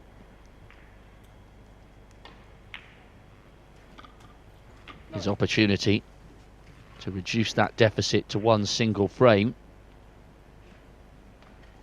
That'll be a close match. I know that Michel Mann's in front and it's been a bit slow, but I'm absolutely sure this will go. This could be the 10-9, or certainly one of the 10-9s that we were talking about, I think. So he's missed there by a mile, but Poomjang will win the frame, Mann will concede. And the match is 3-2 with 4 frames to play. So I think we'll go on our travels once again, Rob. Yes, we've got Ding in the balls very early on in the 9th. Remember, he leads 7-1. And he's not frightened of making a 147 either. I know I keep on saying these things, and we're not worried about it right now. He's in with a couple of reds and blacks. I don't know if he's got a shot to stay on the black this time, actually. So he'll play up for a lower value colour, perhaps. Is he going to come up and down for the black this time and keep the break going? Let's find out. No, he's playing to win this frame. And as I said to you, if you wanted to, if he wins that frame and goes 8-1, you've put his name in the hat now. Absolutely. No disrespect to Nigel, but just stick it in the hat. First name in, 8-1 up. Well, Lazowski under a bit of pressure here after starting this match very brightly, taking the first 2 frames, trailing 5-3, and he's behind by 50. Yeah, so this is going to be a 6-3 job. There's no way back here. And now we can leave this match now, because that's 6-3, that's a concession. So done and dusted over there.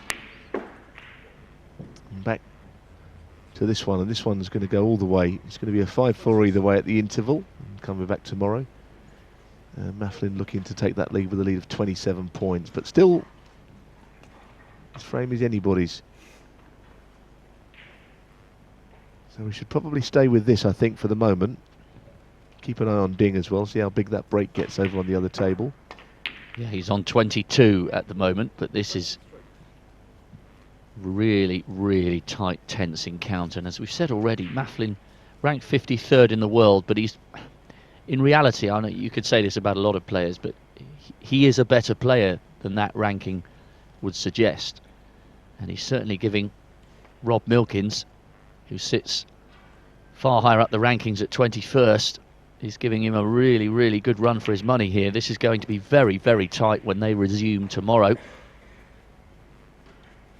There'll only be a single frame in it. I suppose we could nip over, do you think, to watch a bit of Ding's masterful break building, because he's in that frame as well on 29, and maybe come back to this frame in a moment, because Ding could be at the point of going 8-1 up. So let's maybe perhaps see what Ding is doing. He was on 29, and the last we saw, the Reds were all over the table.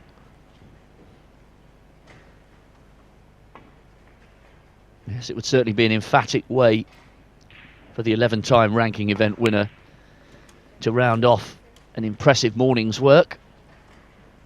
Meanwhile, at the moment, we're still just watching table 6, Milkins and Maflin. The man from Gloucester against the man flying the flag for Norway. Now we are back with Ding. The last frame of the session.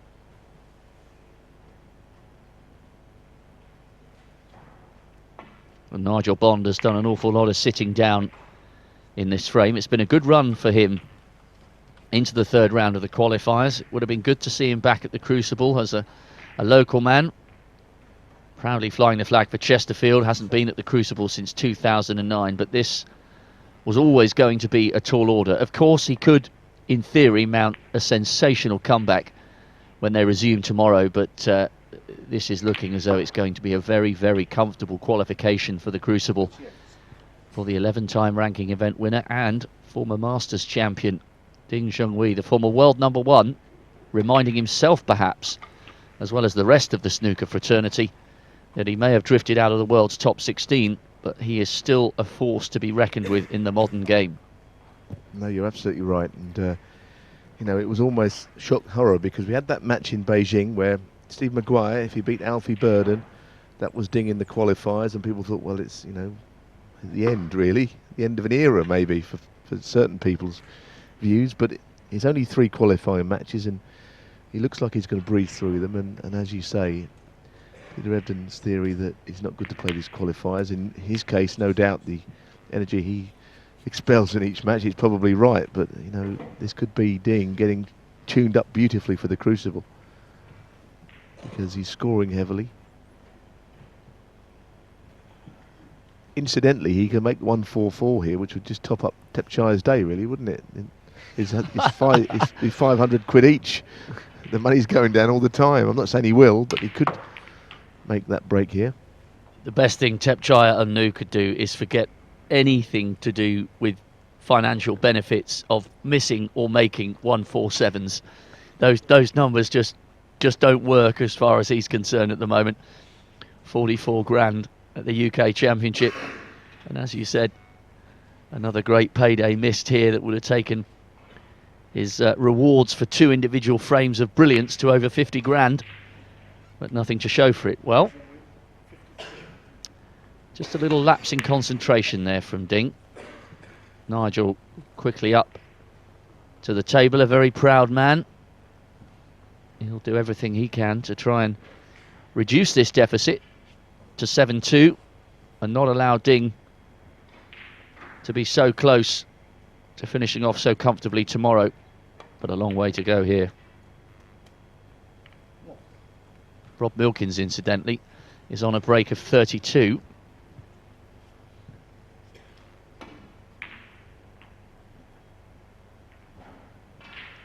Remember, they're 4-all in that match between himself and Kurt Maflin, so Milkins determined to try and give himself a chance of having the advantage when they resume tomorrow. Well, Nigel took on a shot there that had to go in on that green. I don't think the shot before was the best of contacts from what I saw. We showed you the replay. So, he's not finishing with a century, Ding, but it looks like he's going to finish by winning this frame and leading 8-1. Not trying to preempt anything too much, but I'd say what I have found with Ding, I've watched most of his matches, not all live, but in those 3 matches he's played, he hasn't looked under any pressure whatsoever. I mean, I did interview him when we was up in, was it Llandudno, and there was talk of him being out of the 16, and he speaks fair English now, and I said, you know, are you worried about it? He said, no, I do what I can, if not, qualify. Simple as that. So that's a good attitude to have, because you could have nightmares over these few days here at Ponder's Forge, couldn't you? Well, and there's the not inconsiderable factor, potentially, of a player's ego. You know, it's not beyond the realms that a player in this context that Dings finds himself in could react negatively and say, well, hang on a minute, I'm far too good for this, and almost have a little bit of a hissy fit, as it were, which is the wrong mental approach to take into the qualifiers. He's actually shown, you could argue, quite a lot of maturity in the way that he's responded to finding himself in a position where he's had to qualify from being world number one, 15, 18 months ago. Completely agree. And there was a lot of Chinese supporters sitting here last night. There were certainly a lot of Chinese spectators watching, getting the chance to see Ding Junhui at close quarters. And it was quite interesting because there were a lot of important matches on. But when Ding won that match 10-1 and there was a handshake, there was a not so much a mass exodus, but a lot of people had seen enough snooker for the day. He does play with a tremendous amount of support, but with that support comes pressure from the expatriated Chinese fans, many of whom are living in the UK and some very prestigious universities here in the north of England. But there is pressure on Ding, and maybe that was part of the reason why he went off the boil, as it were. I think his every waking move is followed and publicised, not just his snooker. I mean, some of the questions he gets asked by the Chinese journalists after matches go way beyond the realms of why did you choose the red, that red to balk as opposed to playing safe. He gets some very, very in-depth questions about his personal life as well, and maybe that played its part. Well, he's answered all the questions today, hasn't he, with the 8-1 lead that he's got, and he resumes at 11 o'clock tomorrow. That could be a short session. I'm not saying that Nigel can't win frames, but I don't think there's any way back for him. And as far as I'm concerned, I'll say it one more time, just get that hat and put Ding Junhui's name in there, because he's in the draw for me. 8-1 up with just the formalities still to be played for. Agreed. Important red there for Jimmy, trying to reduce that deficit to 5-2. Remember, at one stage he was staring 6-0 in the face there, so he's finally got a toehold in this match. The owner of O'Sullivan's Snooker Club down on the south coast, bidding for his third appearance at the Crucible, but he's finding himself in a tough spot here against Alan McManus. Alan's shown all his years of experience to carve out a sizable lead in this match, but if 5-1 can become 5-2 and 5-2 becomes 5-3, well, then tomorrow has a different connotation for Jimmy Robertson. Well, he hasn't immediately left an obvious red there, but Alan is back on his feet and back at the table. Rob Milkins, incidentally, has taken the last frame of the match between himself and Kurt Maflin, so he has a slender 5-4 advantage when they resume tomorrow. Ding, we know, has gone 8-1. Dave Gilbert 6-3 up against Jack Lazowski. Anthony Hamilton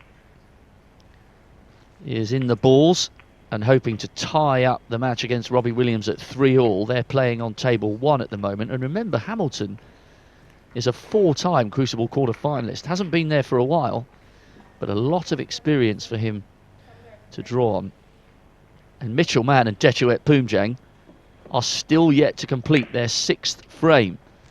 So we're already at 2 o'clock, and the early evening session is scheduled to start at 5. So a few of these players have already headed off to have a spot of late lunch and contemplate their tasks tomorrow.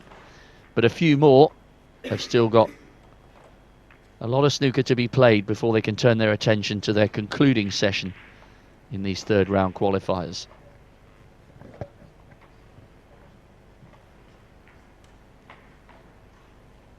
Sam Baird and Liam Highfield on table 2 has become a little bit tighter. Sam was leading at one stage 4-0, but Liam has stopped the rot, and they'll resume with Baird leading 5-3 tomorrow.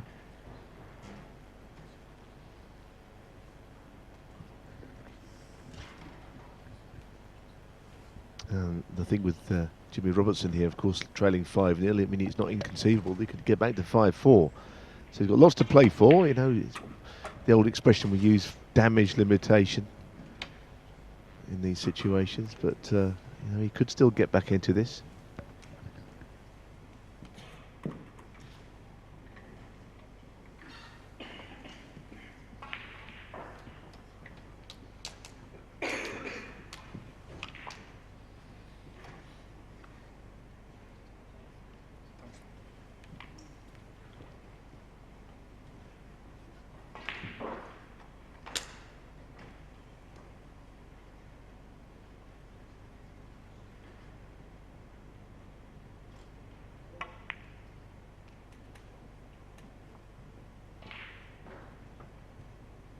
One.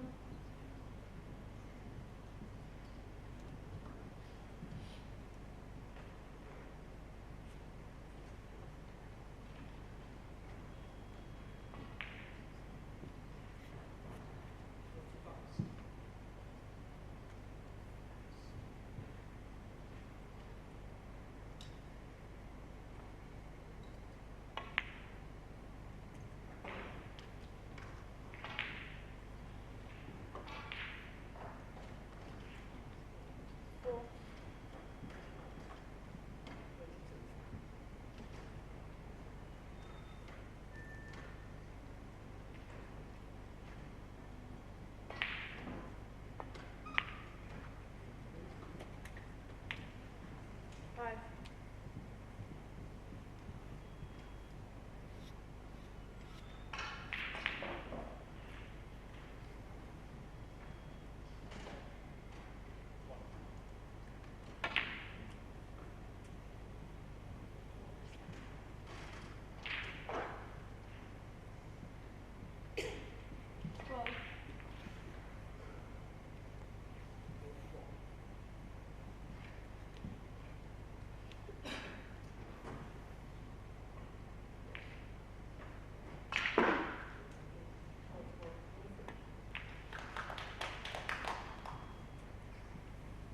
Thirteen.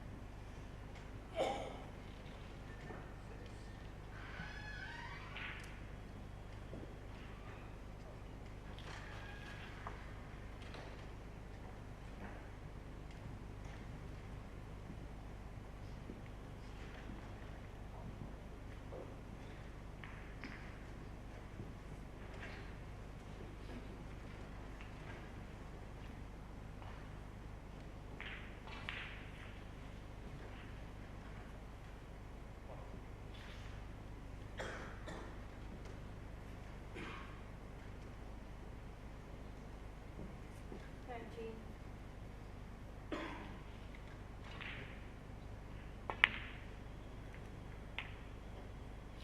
20.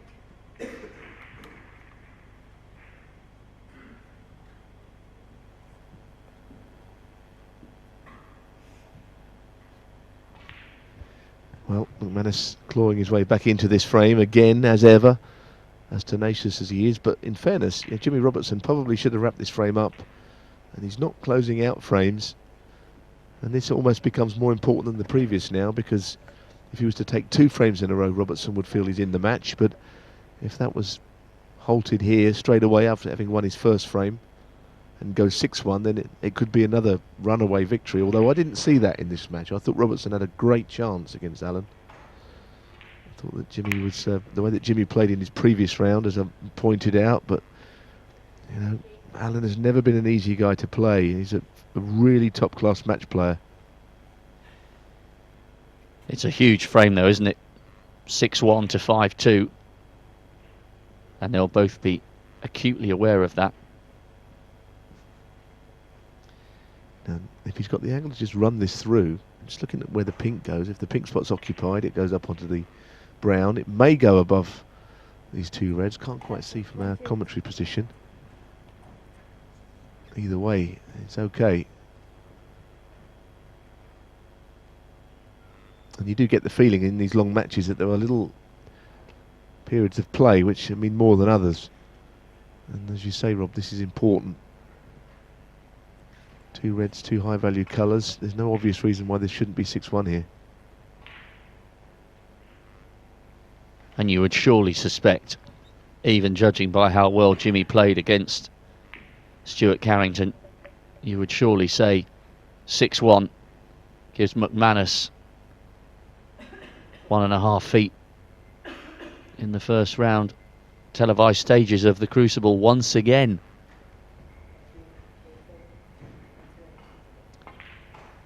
Certainly, and I think he knows that if it was 6-3, it's still not so much anybody's, but there's still a game on. But when you get to 7, that's a different story. Players have come from 7-2 down, of course, in a best of 19, but it doesn't happen all the time. The story we remember is in the UK Championship, where Willie Thorne led 7-1 against Drew Henry. Typical Willie booked a table for dinner in the evening at about 8 o'clock, I think it was, with a few of his chums. And not only did he not get to have any dinner that night, he ended up getting beat about midnight, 9-8. So you can never count your chickens. That story is true. It's not one of these made-up things. It happened. He lost 9-8 and was eating sandwiches from the motorway services on the way back, I think. Terry Griffiths told me a really intriguing story about a very early stage of his career, just after he turned pro, when he was leading quarter-final or semi-final by a clear margin, first to 9, and he was something like 8-3 up, and he lost a couple of frames and took a, by his own high standards, took a rather flippant view of the situation and said, well, I've lost a couple of frames, it doesn't matter. He ended up losing the match 9-8 and was in tears in his dressing room. And he said he learnt a very, very hard lesson that day and never, ever took a high-scoring lead for granted ever again. I know, and I know who that was against. It was against Rex Williams, and it was in the UK Championship. He was 8-2 up, and you're right, it was an unbelievable defeat, crushing defeat, which he thought would stop Terry in his tracks, but of course he won the world title later that season.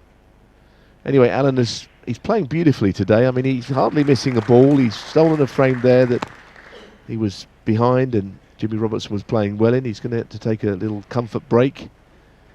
And we go over to this match, which has been the slowest, it's safe to say, but there's always going to be one match like that. And I understand that Mitchell Mann, his tour place is up for grabs here. So you can completely understand why this match would not be as fluent as some. And he's a player who's trying to hold on to his place on the tour. So you can see that this means the world to him.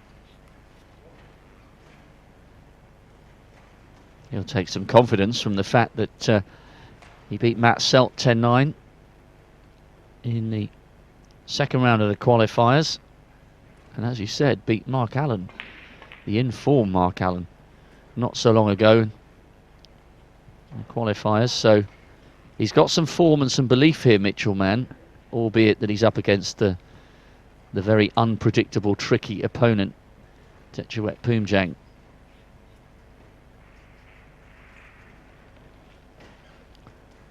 So Milkins and Maflin have finished at 5-4. Allen 6-1 up against Jimmy Robertson. Ding 8-1 up against Nigel Bond. Liam Highfield's in the balls. I mistakenly said, of course, they'd finished at 5-3. That's not the case, but that's a costly error there from Mitchell Mann. Liam Highfield in the balls and could reduce that deficit to Sam Baird to 5-4, having at one stage trailed 4-0. So life left on the other tables, and Robbie Williams with a slender advantage in the 7th frame against Anthony Hamilton. They're locked together at 3-all at the moment, and there's plenty of life left in this match. The next set of matches to get underway are scheduled for 5 o'clock, and it's not beyond the realms. This goes quite tight to that timeline. Yeah, there's a bit of time left yet. You could well be right. I'm just looking at Mitchell Mann's stats, actually. He's only ever played in the World Championship once. He lost in the first qualifier last year. So this would be a huge transformation should he get to the Crucible. And I'm sure it's on his mind. I'm a big fan of Poomjang. I watched him in the shootout up in the Hexagon in Reading, and he was frenzied in that match. Lost it. Can't remember who's playing, but it was it might have been against Rod Lawler actually, but you know, he just completely carried away by the situation. But you've got to love him. He's actually got a parody account on Twitter, by the way. Somebody called Decha Not Poomjang. And it's very funny. It's all done in good fun, you know. It's not Stephen Maguire, is it? I don't think he's on there, but No. if he was, I don't think it would be his cup of tea. I think he's. I'm not saying he's not a fan of Poomjang, but he wasn't when he lost to him anyway. Put it that way.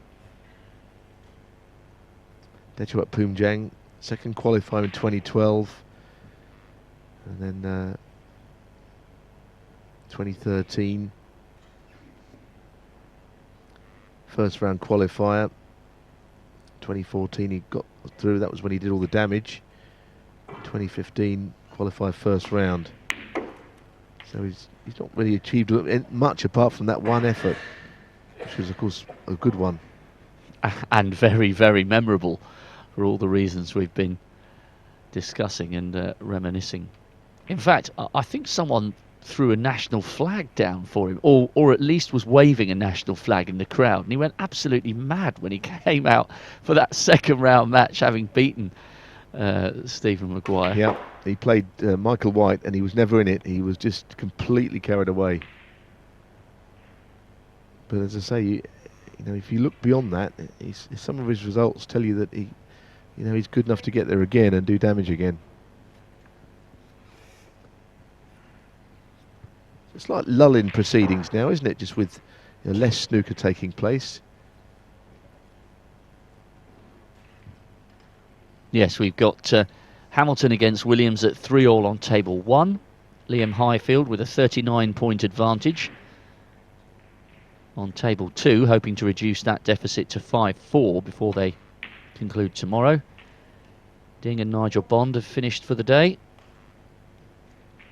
Alan and Jimmy Robertson just have 2 frames to go. And of course we've got this one still very much alive here in the 6th frame of the session, with 7, 8 and 9 to follow. Just had some information from Matt, Pro Snooker Blog, who's involved with the WPBSA, and he just let me know, just made sure that I got this point right about Mitchell Mann. His tour place was in doubt, but he's definitely safe on the tour next season by virtue of the European Order of Merit. So I think his run here has helped, but he will be playing on the tour next year, so that's good news. So the pressure's off him on that score. He was one of a few that was certainly in the mix, but that's courtesy of Matt, Pro Snooker Vlog. He is the ultimate statistician. In the press room we call him the young Yates, because he seems to have the same level of knowledge of the legendary Phil Yates, who commentates on so much top-class snooker and golf, incidentally, for IMG. And he'll no doubt be making an appearance at the Crucible towards the latter stages.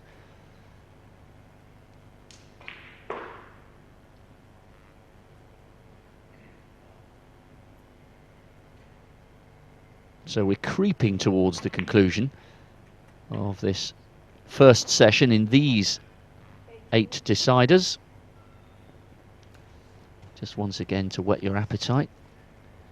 Mark King against Michael Holt, Ian Burns and Peter Ebden. Ebden here till 2 in the morning after coming back from 9-3 down against Gerard Green.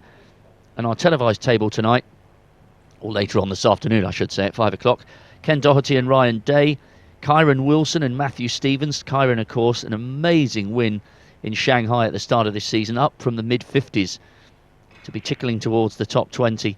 Ali Carter and Dominic Dale. Never a dull moment when Dominic Dale's on centre stage. Won a couple of big ranking events over in the Far East. Mike Dunn and Graham Dott.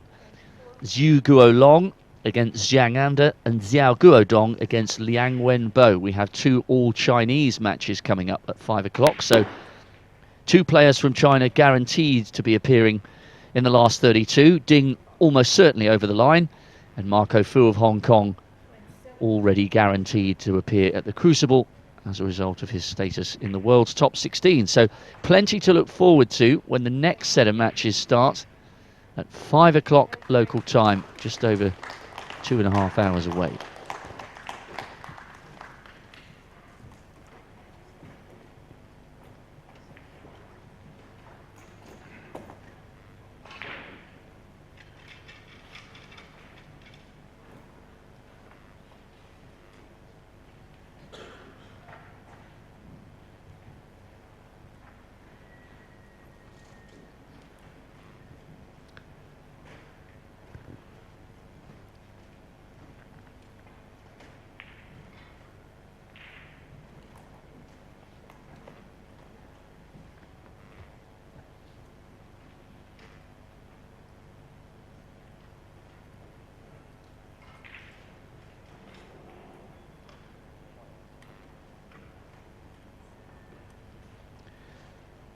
So anybody's framed this one, clearly. The man hopes that it's his. He's at the table with a chance. Looking like 4-3 Robbie Williams over there. 71 nil in front with 67 on against Anthony Hamilton. A match where there's 2 more frames still to play today.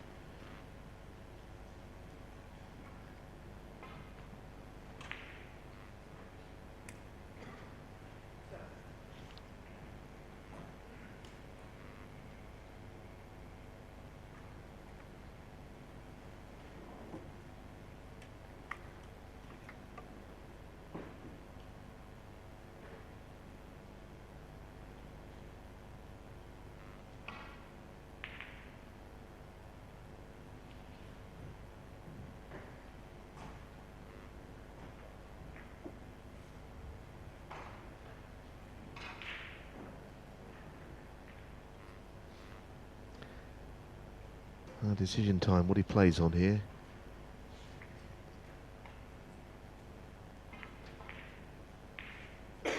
Lots of right hand side on the cue ball.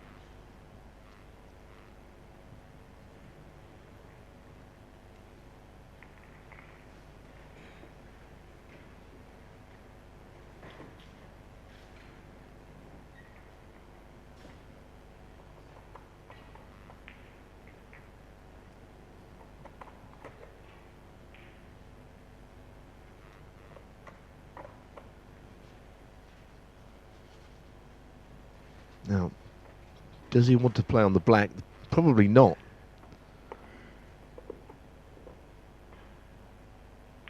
Well, he slowed up a little bit, I have to say. If he gets on that red, the top one of the 3, could run through on the black, which makes the break easier, but the black itself is more difficult, so he's looking at another option.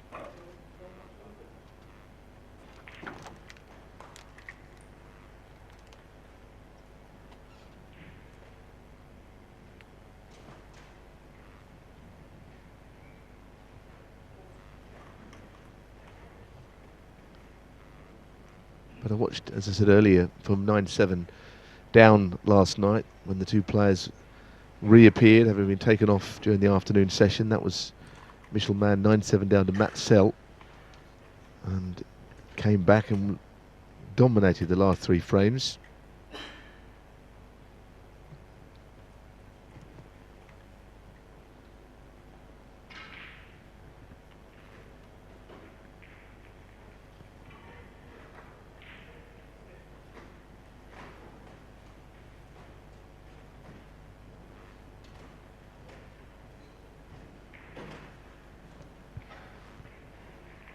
Robbie Williams has gone 4-3 up against Anthony Hamilton.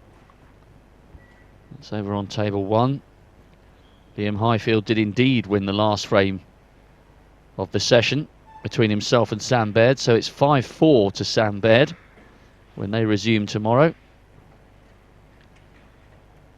And Alan McManus has the early points in the 8th frame, leading 6-1 against Jimmy Robertson. So one by one, these afternoon matches are coming towards a conclusion. And this is the slowest of them all. Some very intriguing action still to come here.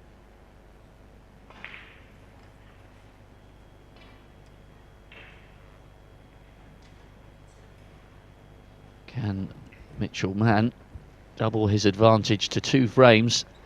4-2 would read a lot more comfortably than 3 frames apiece. He's just awkwardly placed here. He's right in between. I mean, he's obviously going to reach across. If he's playing the screw shot, he's got to hit it nicely to screw onto the side cushion. Oh, he's played that beautifully. What a good shot. Doesn't deserve to be behind the red or over the top of the black. That was unlucky. It'll take a good shot to keep the break going now.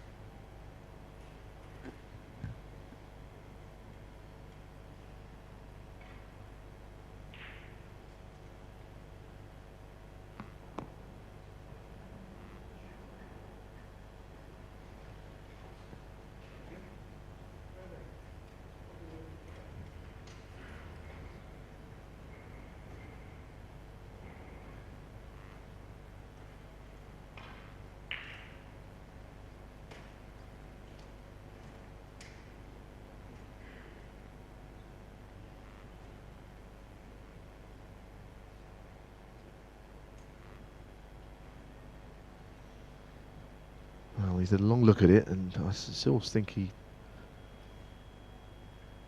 going to struggle to play that red over the top of the black. It's not an easy shot to play.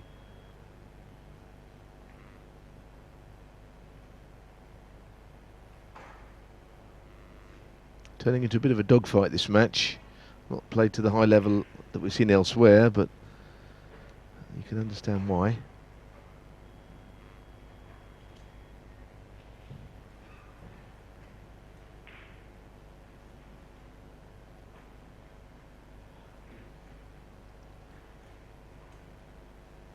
Some good matches to look forward to later on. We did discuss them earlier on, and well, it's almost hard to find the pick of the games. The Doherty Ryan Day match is interesting. Karen Wilson against and back in form Matthew Stevens, and Ali Carter Dominic Dale, all I think terrific matches. The Ian Burns Peter Evden match may never end, because neither are all that quick, I have to say. Yes, we could be all set for a late finish. I guess, in all seriousness, I mean, we do say this every time Ebden's involved in a marathon, but 9-3 down at 11 p.m. and getting out of here, having done his interviews and had his warm down, as it were, and sort of wound down mentally, there's no way he could have got to sleep before, what, half three in the morning? And just over 12 hours later, he's back for an even bigger match in the third round of the qualifiers. Will there be any fatigue for him, do you think, coming out in 2 hours' time against Ian? Well, I interviewed him in York, and he'd won a really late match there. It was 2 o'clock in the morning, small hours anyway, similar to what we saw last night or into this morning. And he was playing the next afternoon, and I asked him exactly that before the interview. And first of all, he agreed to do the interview, which I thought was nice of him, because I'm sure he didn't just wanted to turn up and play. He looked remarkably fresh. And I said to him, hey, how on earth did you get to sleep? Because, well, it took me a long time. I said, oh, that's really thin contact, too thin there, by the way. Needs the keyboard to hit something. And he said to me that he finds it very difficult to unwind. And I said, well, maybe if it was me, a little glass of wine would have done me good. Not a lot, just a glass or two to unwind. And he said, well, nowadays, now that I'm a vegan, a lot of wines are not vegan, which I never thought about that. I didn't know. And it's to do with something to do with the fish scales or something, isn't it? I don't know if you know anything about this, but I was really surprised. So not all wines are vegan, so that's off the menu nowadays. And used to be a sort of bit of a wine connoisseur, did Peter? So just something to unwind would have been quite nice, wouldn't it? Yes, maybe. You know, he is such a strict follower of that organic vegan diet. Maybe that's where he believes he draws the strength from, that he eats such a healthy array of vegetables that he can get away with grinding himself on the table until the small hours and come back and do it all again the next day. One thing it certainly underlines is how much he still cares about snooker and how much he's prepared to put, mentally and physically, he's prepared to put it on the line to try and recapture the kind of glory days that took him to the world title in 2002. No, I think you're right. Well, we saw Poomjang get Michelman into a difficult snooker, which he escaped from really well, actually. That was ever such a good escape.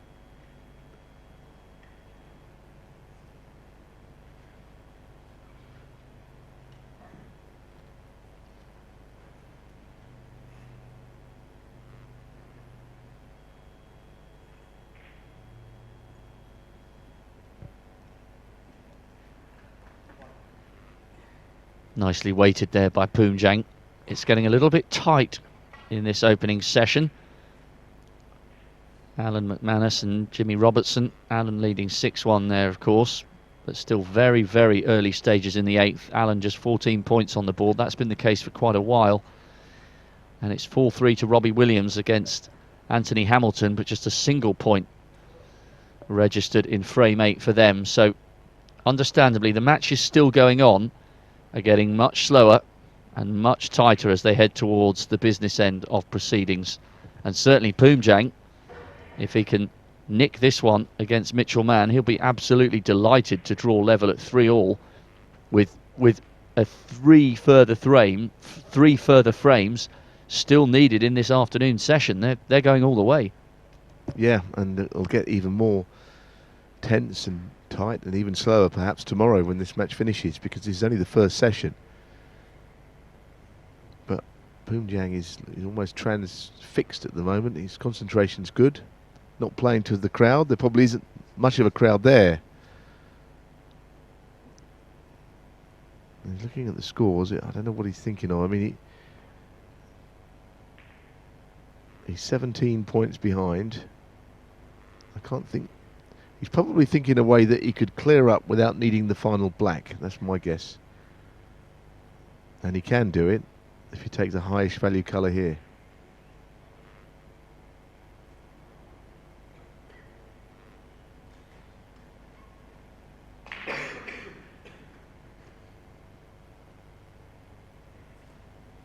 And of course it's going to have to be the blue, because without that the yellow is, well, impossible to get on. So there'll be 11 in it, so he can just about clinch the frame without the aid of the black. Important shot this.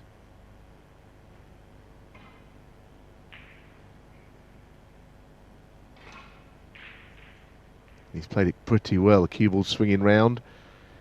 He's not ideal, but he may just be able to hold. It was a good shot. Great accuracy there from Poomjang. Didn't touch the pocket as it went in.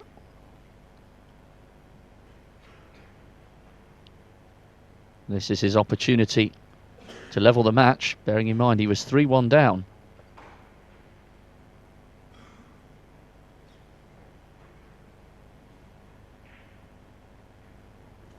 Deep in concentration now. I think Neil's right, this could get even slower, this match.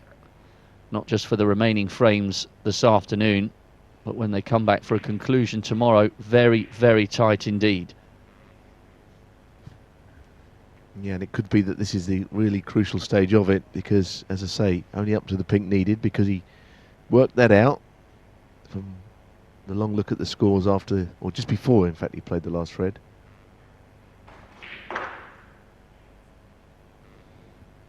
I mean, Poomjang would have started favourite for this match, there's no doubt about that. He's hanging on to his coattails at the moment. When you look at their rankings as well, it gives you an indication as to how well Mitchell Mann has played over the last few days. He's ranked 74th, Poomjang 42nd. Not much to separate the two men at this stage. Now, he's done the hard work. Can he sink the pink and tie the match?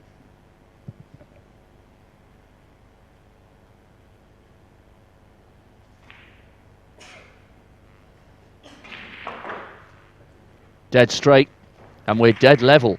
3 frames apiece.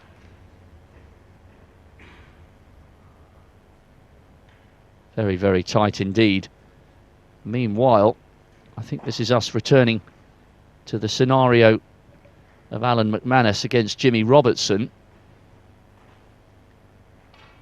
And there hasn't been any score for a long time, but that's now changed. I must admit, I thought the scoreboard had frozen in that match, but I think it's just that it's been a long bout of safety. And I mean, Alan's got such an advantage here, and he's not prepared to give it away. He's so experienced. He knows that 6-3 is still a game. 7-2, very unlikely he'll lose. And 8-1, stick his name in the draw, like along with Ding.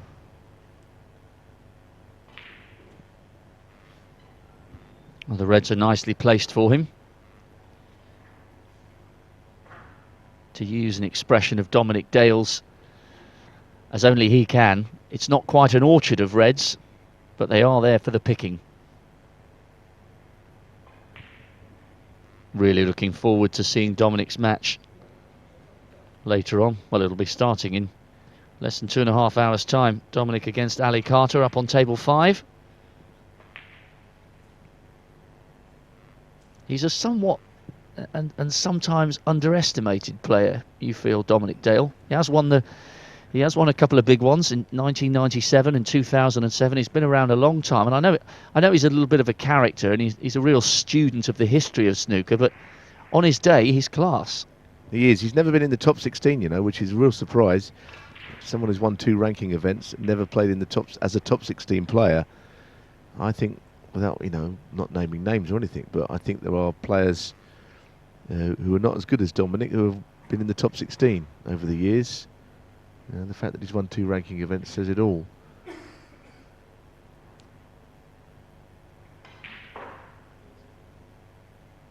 And good to see Matthew Stevens playing better. He's in action later. As I said earlier, he's had a pretty rough time of things, you know. He doesn't appear to be the player he was, but just from what I've seen of him recently, he seems to have lost a little bit of weight. I saw him at the shootout, and he's working harder at his game, and he's always been a long match player, you know, with his 2 finals here and his UK Championship win. I think he relaxes better in the longer matches. Hasn't he made something like 5 Crucible semis in total, as well as the 2 finals? If I remember that correctly, that's a brilliant record. He always reminds me of the time he beat me in this round. Even as recently as at Reading, he called me over. I thought he wanted something, and he said, I just want to remind you I beat you in the final qualifier up at Telford. I said, oh, thank you for that. That's very kind of you. Good night. Yeah. Good way to start a conversation over a pint. No, it was perfect. I was so pleased to hear from him.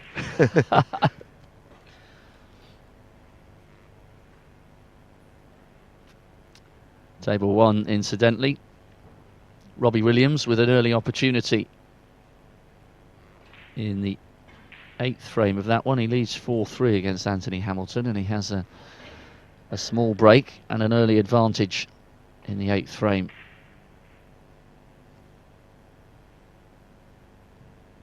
This one of only 3 matches still in progress at the moment. Williams leading Hamilton 4-3 on table 1. This, of course, is table 5, Alan and Jimmy. And then we've just been watching Dechawet Poomjang level the match with Mitchell Mann at 3 frames apiece. It's turning out to be a long session for these 6 guys. Still entertaining the small but keen crowd here at Ponds Forge. The prize, of course, is the opportunity to take on one of the game's elite in front of what will almost certainly be 900 or 1,000. Almost every single session at the Crucible is sold out, even the Monday mornings and the Tuesday mornings when most people are at work. The tickets sell out quite a long way in advance. It's just a great atmosphere at the sport's spiritual home, and great news as far as the fans of the sport being in Sheffield are concerned. The tournament will be here for at least another 2 years, and I think we're allowed to say, from the perspective of those who are fortunate enough to come up here and work on it every year, long may that continue. Yorkshire has been a great home for this championship over the last 40 odd years. I'm certainly hoping that remains the case for the foreseeable future.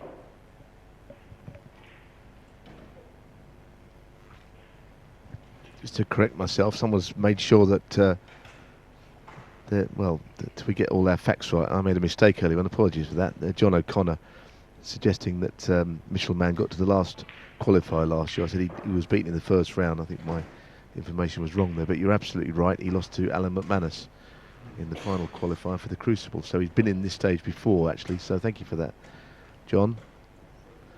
At Aussie Rules 13.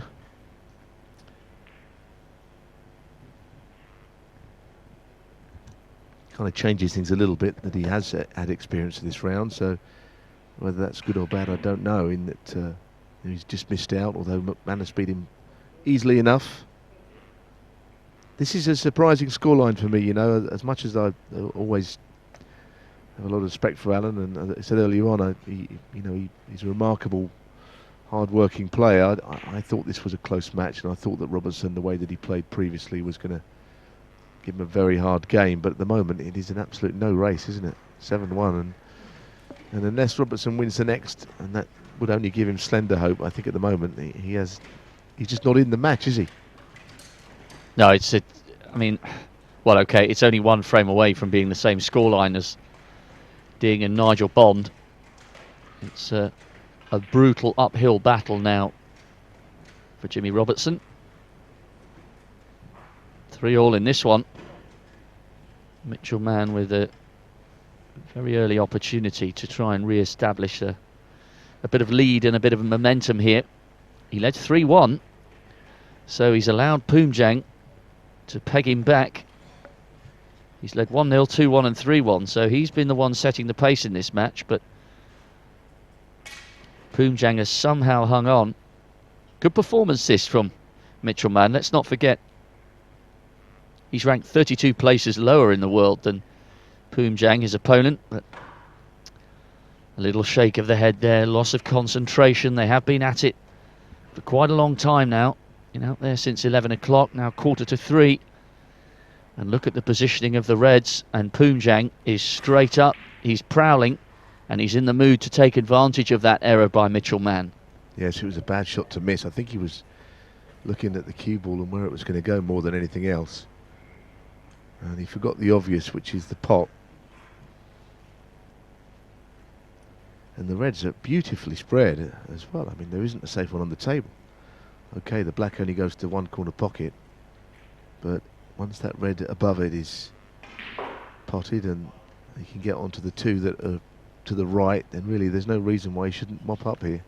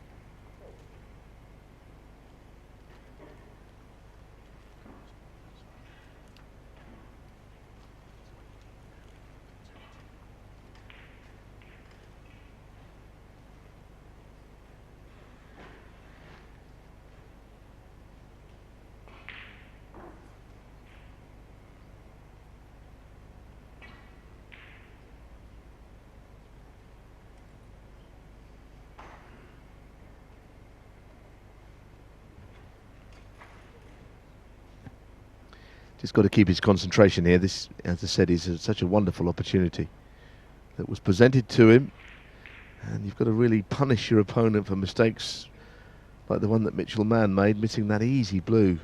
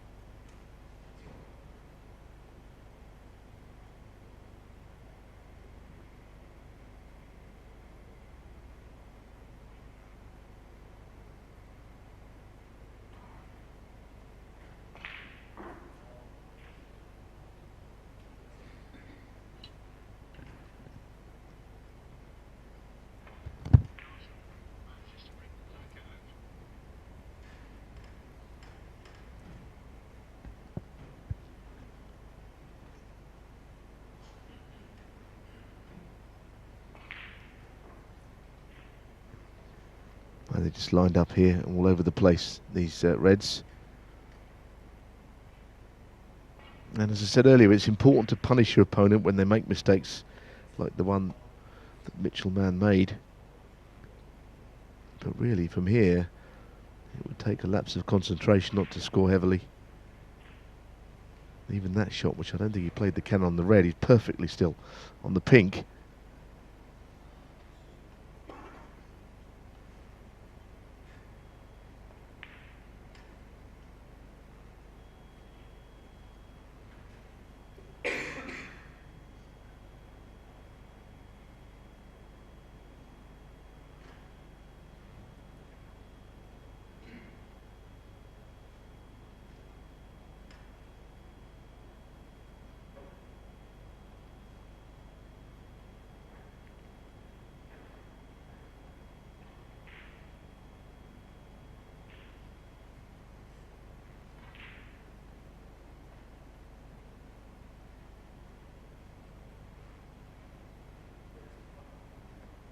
Just let you know that Robbie Williams 4-3 up over Anthony Hamilton and 42 points in front in the next frame. There are 2 reds left on the table there.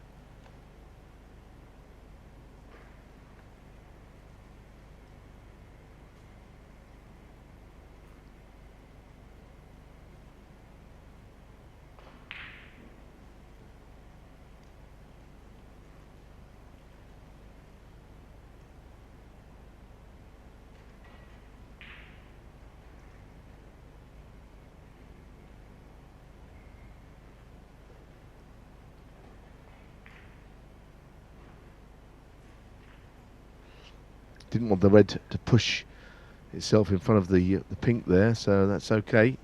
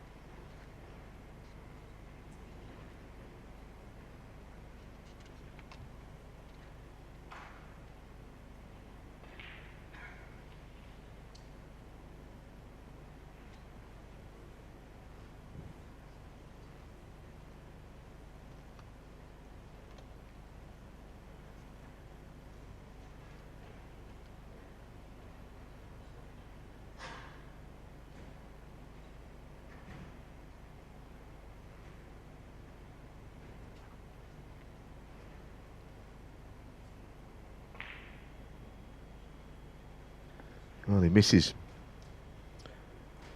And prematurely, I think, where the balls were.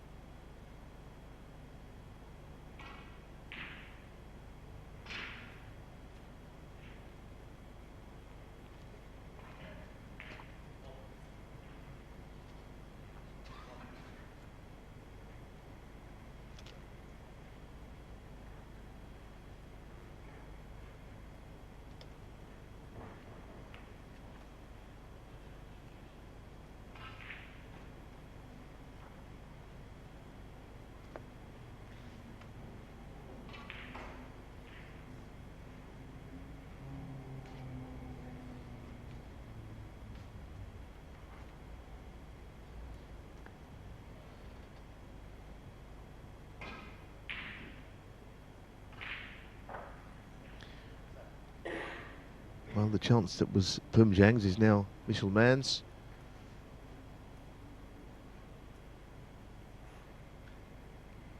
Just hear the odd click of snooker balls around the Ponds Forge Arena here, with less matches now still going on.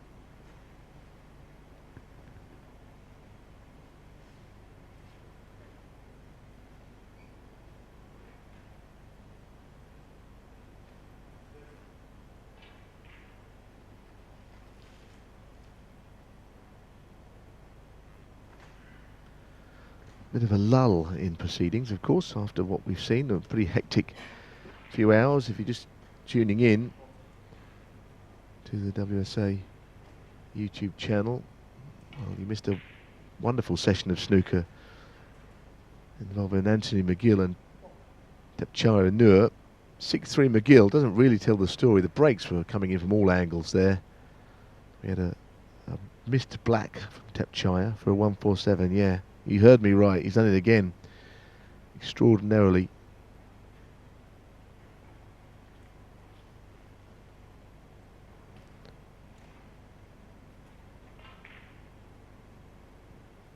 He also made a break of 144, but he's still losing. I'm going to look at the breaks in that match because they were coming in from all angles.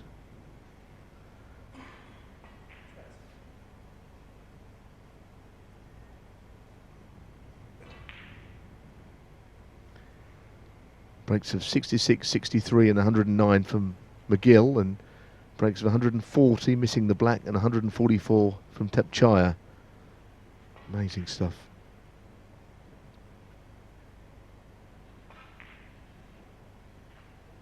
Quite a mechanical player, isn't he, Mitchell Mann? I don't mean that in a bad way. He's got a really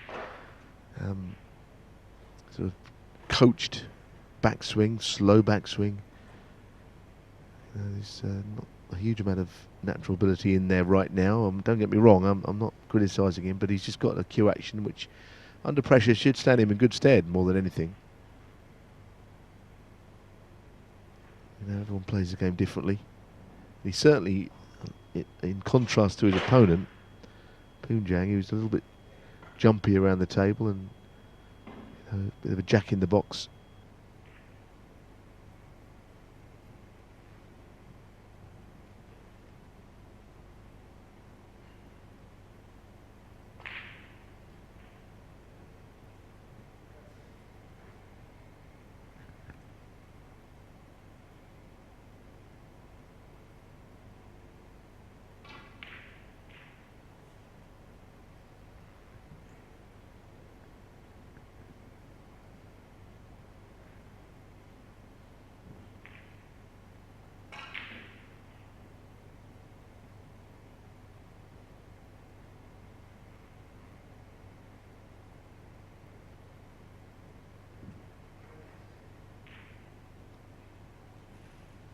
Not a great deal going on in the McManus-Robertson frame 9, so we'll stay with this for the moment, I think.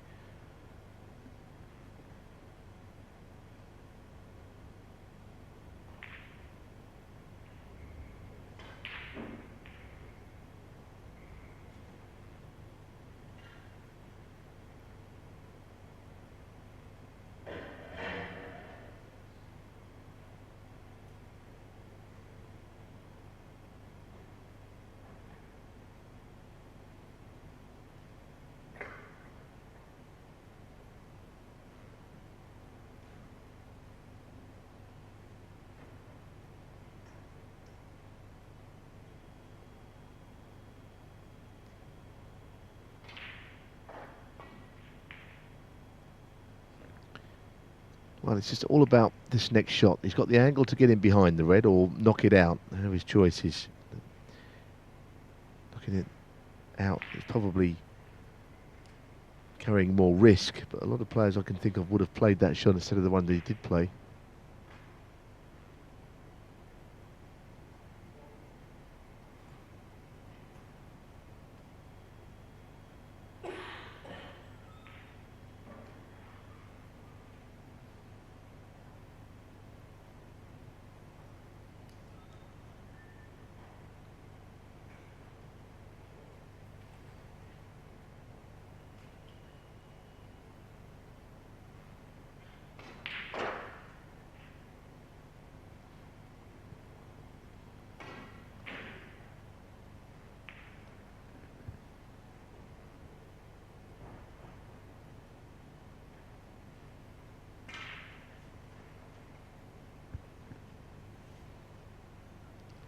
Well, I've got a tweet from Roland, which is Snooker Roland, says that Jack in the Box is the perfect description of Poonjang, especially as his chosen English name is Jack. Well, I never knew that, actually.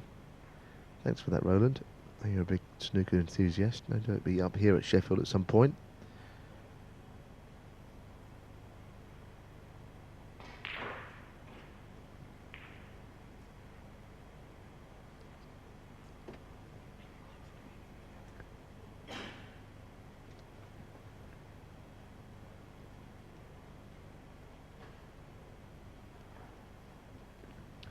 A little straight on this.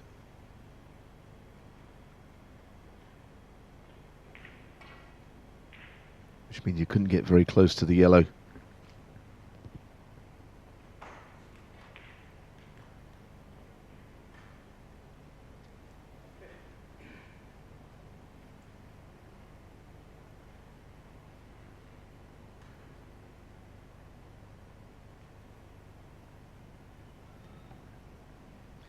These yellow and green.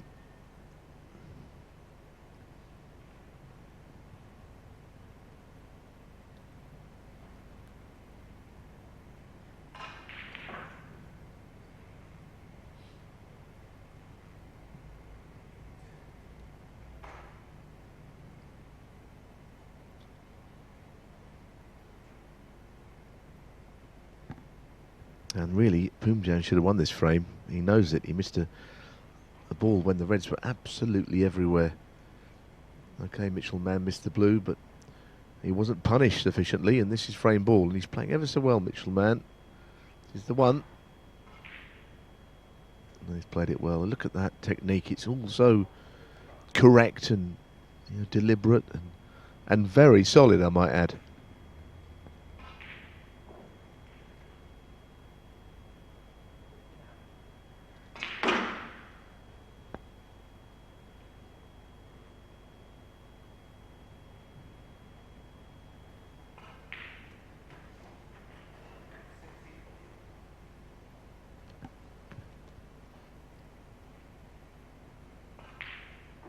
Very good cueing for Mitchell Mann. That's 4-3 in his favour. So, Poomjang had a really good chance to win that frame, and he failed to do so. And Mitchell Mann 4, Poomjang 3 is a score. There are 2 more frames in this session. Just to let you know that the Robbie Williams and Anthony Hamilton match is still 4-3 Robbie Williams. But let's have a look at Jimmy Robertson, who really needs this frame.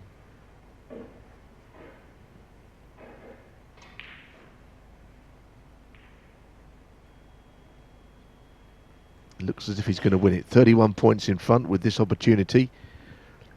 McManus will be delighted with a 7-2 lead. But he's not there yet. Still a little bit of work to do.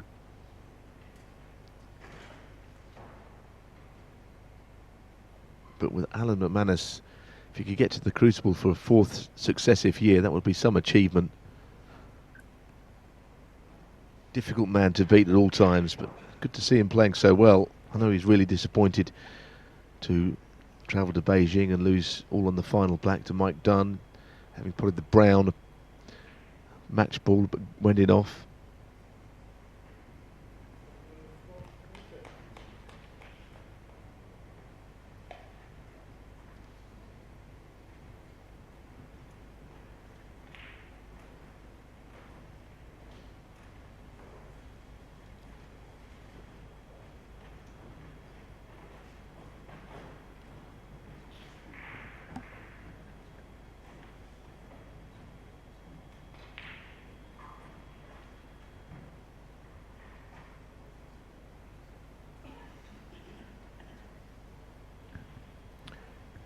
So 38 points the difference. We've got red colour red, and that's only the second frame of the session, because he was 5-0 down. They've shared the remaining 4 frames if this goes his way.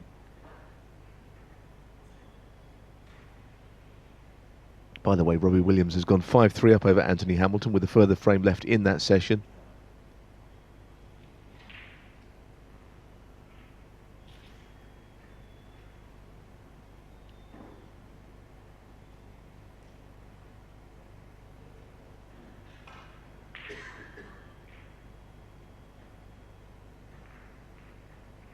So frame ball.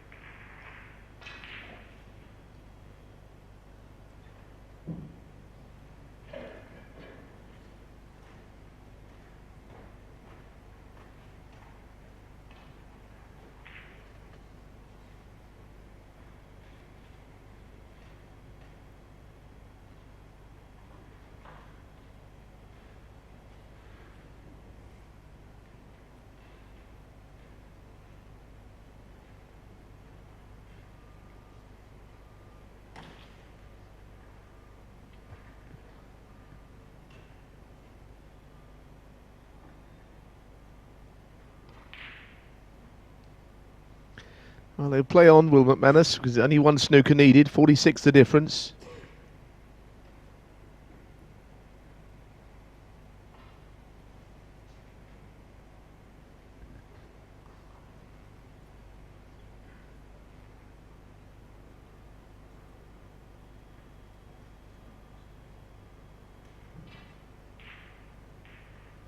Well, that's a good pot. He's got to make sure he follows it up with a colour, though, otherwise it might be handshakes.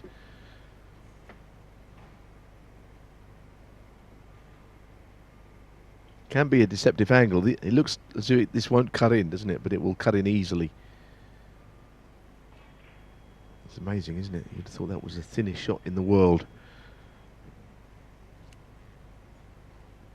And Alan won't have given this frame up yet. It's not within his nature to do so.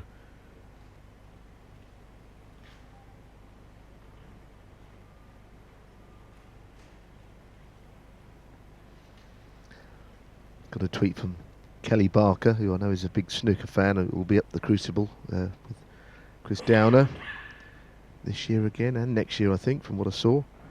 Just saying that there are extra Crucible tickets released today for anyone that needs them. So I'm following up that message, Kelly, and rightly so.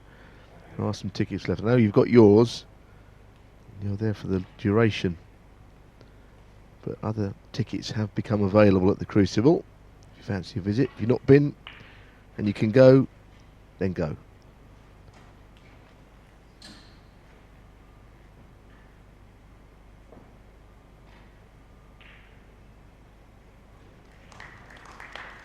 Well, there it is, at last. Something for Robertson. He's won a couple of frames. McManus, though, he lost from 5-1 up one frame to go 5-1, then he won two more in a row, and then he's lost the last of the session, but he'll be absolutely delighted with a 7-2 advantage when they resume tomorrow at 11 o'clock. And Alan not quite in the draw yet, in the same way that I believe that Ding Junhui is, but you know, while a comeback is possible, that'll take some achieving from there. Now back to the only remaining match that we have coverage of. There is Williams and Hamilton 5-3 going on at the moment, but back with Mitchell Mann.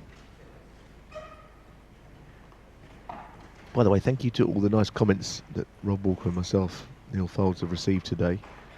I'm really grateful for them. We both are. Hope you've enjoyed it. We've moved around to as many tables as we can and trying to get as many important parts of the matches in.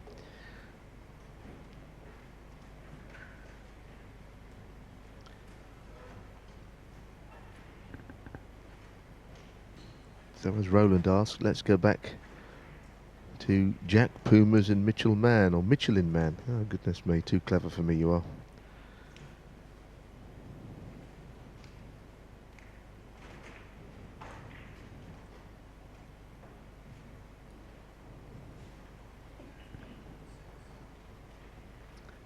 But as I say, it's the lull at the moment in here, just this match. There is that other game taking place, as I said.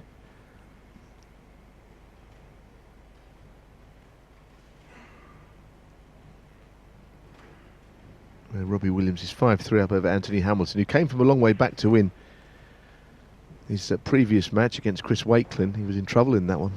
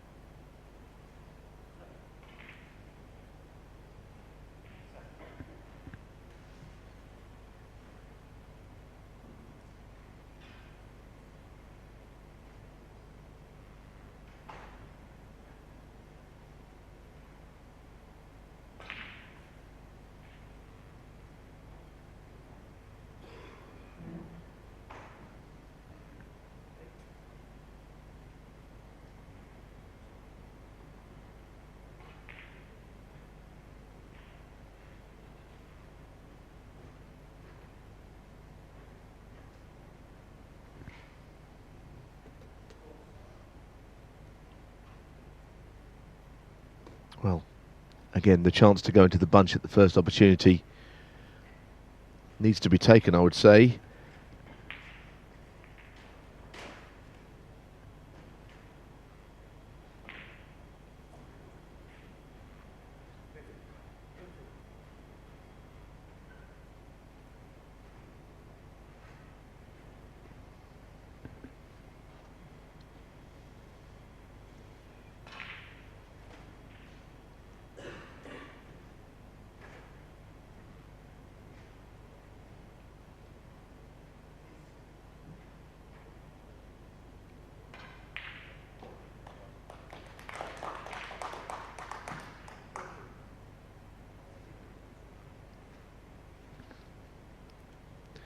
Now the chance to go into the bunch is there. Interesting camera angle. It looks like that black is an absolute mile above its spot, doesn't it? But as I say, it's a deceptive angle. Of course, I'm not table side, as you probably worked out, because I can't be around every table. But that camera angle, goodness me. The table looks about 20 feet long, doesn't it?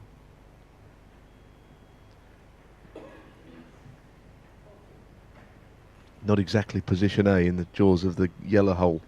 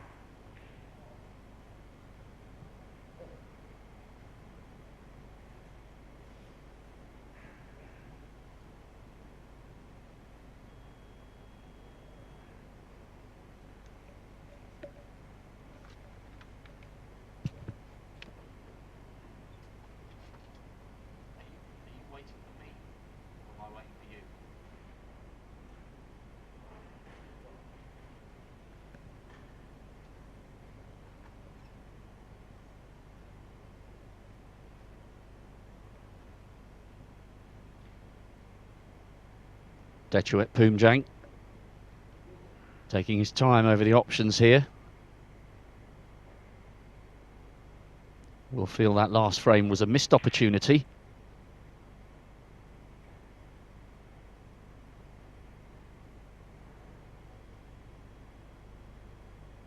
Just makes the slenderest of connections. Greg Corniglio casting his eye over that one. Neil Foulds is having a little 10-minute break as we edge closer to the start of the second set of qualifying matches, due off at 5 p.m. So there were 3 matches in progress here for quite a long time. Alan McManus has gone home with a 7-2 lead over Jimmy Robertson. That's going to be a really, really tall order for the man who runs O'Sullivan's Snooker Club. And Robbie Williams is leading Anthony Hamilton 5-3 at the moment. But just 2 points separate the two players in their final frame of the session. So this, by far and away, the slowest match of the 8 that we've very much enjoyed already today. These guys have been in action for nearly 4.5 hours. Pretty slow, even taking into account the 15-minute break, and this could be a really epic session when they conclude tomorrow.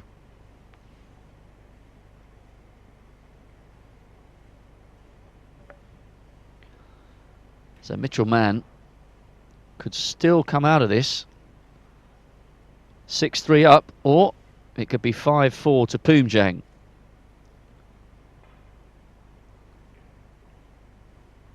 Just over an hour and 40 minutes left. Just under an hour and 40 minutes left for these guys.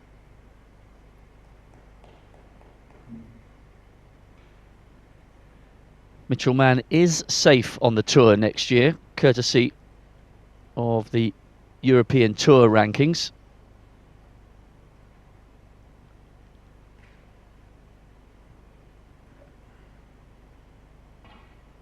But he would dearly love to register a victory here over the man who's ranked 32 places above him on the standings.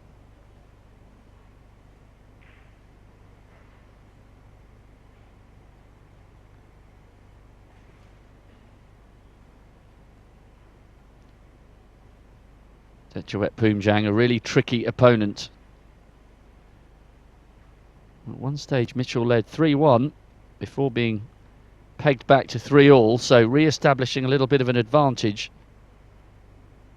Really important for the man vying for a place in the main draw.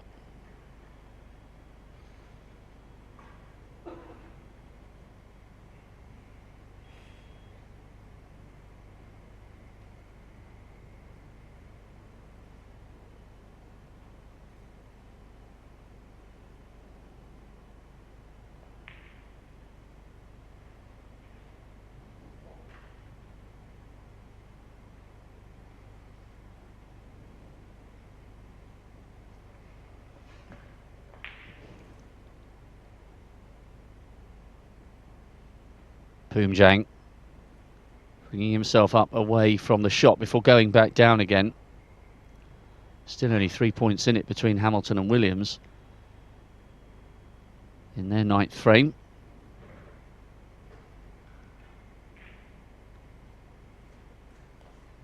Good pot there from Poomjang. Just having a look there to see whether he's got a clean line. Interesting to hear Neil Foulds' impressions of Detuet Poomjang, that perhaps performing in front of a less vociferous crowd is probably quite good for keeping his exuberance and his charisma in check a little bit, rather than getting too carried away with the crowd. Just playing his own game. And what a game he's been drawn into here by the man ranked 74th in the world. And Mitchell Mann, remember, came from 9-7 down against Matthew Selt in the second qualifying round. So Poomjang would have known before he emerged for this third qualifying round match that he was in for a real tussle against Mitchell Mann.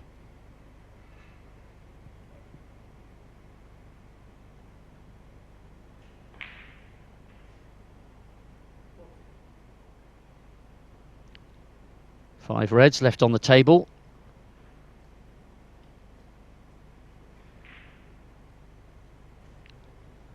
And Poomjang hopes he is edging closer and closer to tying up the match at 4 frames apiece.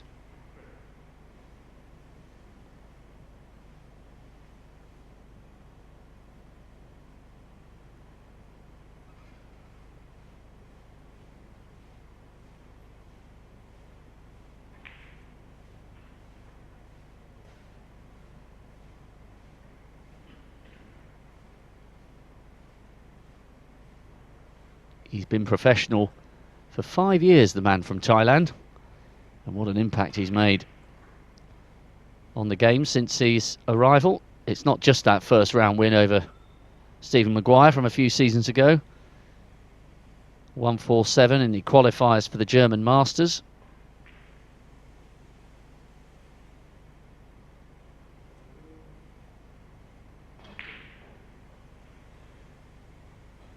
He's quite happy to stay at the top end of the table and just quietly go about his business of polishing off these reds.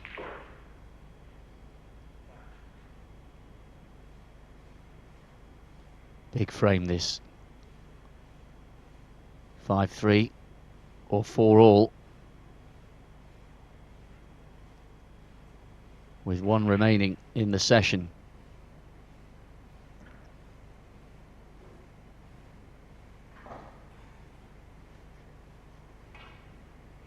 He's actually a bronze medalist from the Asian Games, Detchawet Poomjang. That was back in 2010.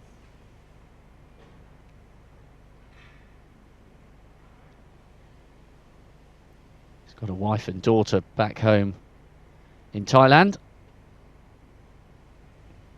Be quite late in the day there, but maybe they're watching to see how Dad fares in this third qualifying round.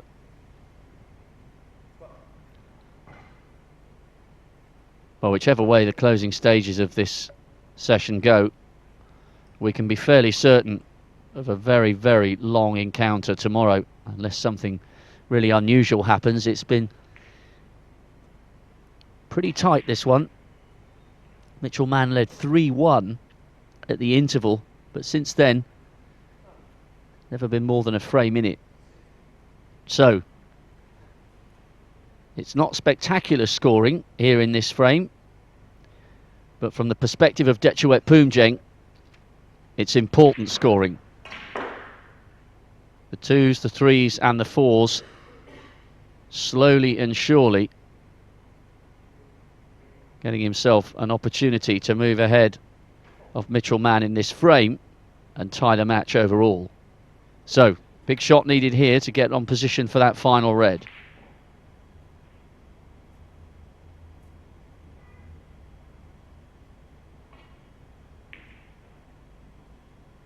Commentators curse here, but his long potting has been reasonably good overall from the little glimpses we've seen. Obviously flitting between the 8 matches overall.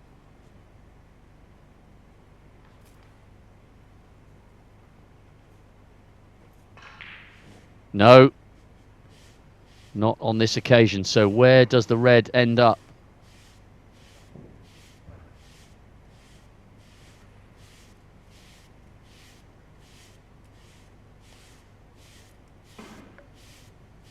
Mitchell Mann weighing up his options here, leaning on the table.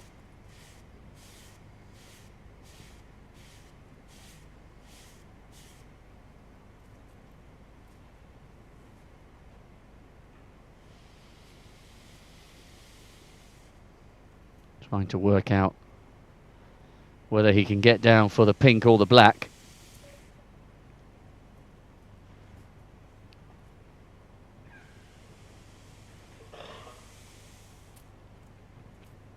Anxious moments for Mitchell Mann and his supporters.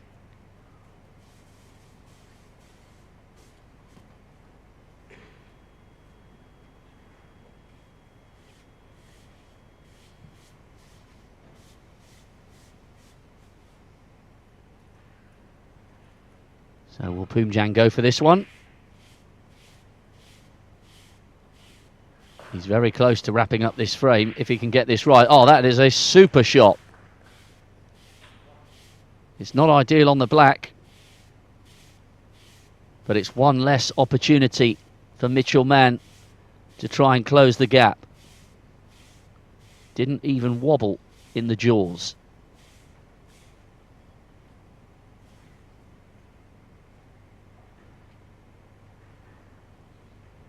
Looks like he's going for the snooker. Checking to see the angle. Trying to establish whether Mitchell Mann can see one side of the yellow. And he has conceded the frame. He needed snookers. It's 4 apiece. Last frame then coming up between these two. A really fascinating encounter. Poomjang worked really hard on the colours at the top end of the table just to get over the line in that frame, and that was good enough. It doesn't always have to be spectacular. So 4-all between Mann and Poomjang. They're out on table 8. Table 1 is the only other match still in progress, and that's Robbie Williams against Anthony Hamilton. Williams leads 5-3, but there's only 4 points in it, with Hamilton at the table at the moment. So a very tight last frame for them. And it will either, of course, be Robbie Williams, well, 6-3. That would be a very, very handy lead indeed. Which is why Hamilton will be so desperate to try and overhaul his opponent in this last frame of the session. Tiring session of snooker this for these guys. But the stakes and the prize is absolutely huge. Just to try and take that momentum into tomorrow's big showdown. They're calling it Judgement Day. We were talking earlier on about the views of Neil Foulds about whether he would have preferred to have continued playing and used the momentum if you're in a leading position in these last qualifying rounds, or whether you come back overnight. And I think he very honestly said it's a different answer to the question if you're a player than if you're in the commentary box. So all the drama is being stored up for Judgement Day tomorrow. Last frame between Poomjang and Mann. And just to run you through the scores then, as we said already, Robbie Williams is leading 5-3 with Anthony Hamilton. He's got a break of 5 on at the moment. It's really, really tight in their last frame. Sam Baird led 4-0 against Liam Highfield, but Highfield then rattled off 4 frames of his own, so Baird leads 5-4 when they resume tomorrow. Ding Junhui is almost over the line against Nigel Bond. No disrespect to the 2009 competitor at the Crucible, who made it to the final back in '95. 8-1 down, and Ding looks good. Dave Gilbert played really well against Jack Lisowski. A high-quality match. Lisowski led the early stages 2-0, but it's Gilbert who'll resume 6-3 up when they conclude tomorrow. Alan McManus 7-2 up against Jimmy Robertson. And how about this for a tight match? It's been nip and tuck all the way through between Rob Milkins and Kurt Maflin. Rob Milkins took the last frame of their session to edge ahead 5 frames to 4. And Anthony McGill, well, you take your eye off that concluding session tomorrow at your peril. McGill's had a century. Techpire Unnu has had 2. The 140, yes, it was the Miss Black again, just as was the case in York. And then a magnificent clearance of 144. He's just about in touch, 6-3 down, but you can't take your eyes off him for a second. And then Poomjang against Mitchell Mann. So much drama still to unfold here. And that's before we've even opened up the first course of the second set of matches. 8 intriguing encounters due to start in an hour and 25 minutes time. Our television match will be Ken Doherty against Ryan Day. Ken, the winner in 1997. Ryan Day coming back against Alfie Burden in the second round of the qualifiers to win 10-9. A multiple Crucible quarter-finalist, Ryan Day. Up at number 20 in the world. Just edging back towards the top 16, where he lived in the higher echelons for quite a few years. 3 times a ranking event finalist. Came close to winning the Grand Prix when it was at the SECC a few years ago. And he'll certainly fancy another crack at the Crucible. But he'll have to beat Ken Doherty. Ken's already been wandering around in the commentary position. And he looks in fine fettle and fine form, the darling of Dublin.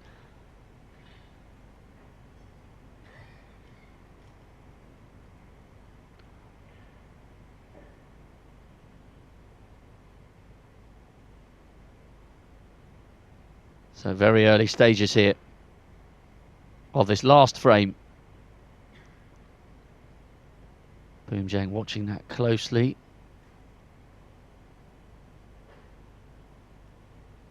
Well, it's not a snooker, but he's going to make Mitchell Mann think about this next shot.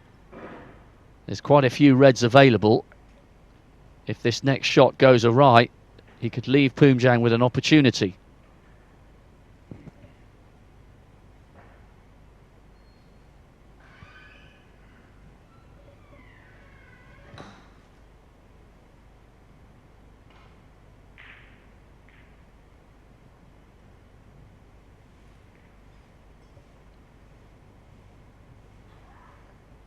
And he's rattled in quite a few long pots, Poomjang.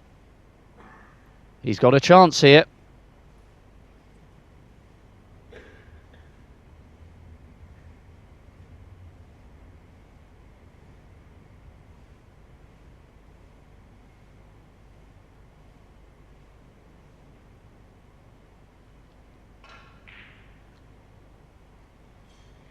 Well, it was a good contact in terms of the pot, but having a look to see how easily it will lead to an opening break. Careful positioning of the left hand.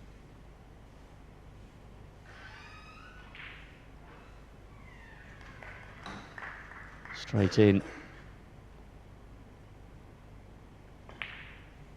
And an early chance here to give himself the slenderest of leads going into tomorrow's concluding session.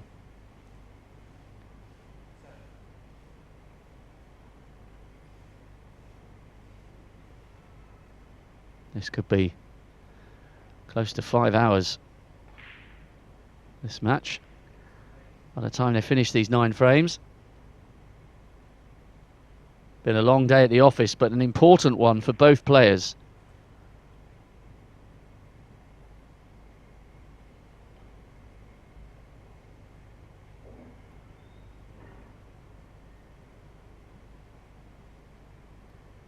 On the other table, table 1, Robbie Williams has a 20-point advantage with 27 on the table, and he's in the balls at the moment. So he could be closing in on a 6-3 overnight lead against Anthony Hamilton. But it's been a long frame, that one, and you suspect a nervy one.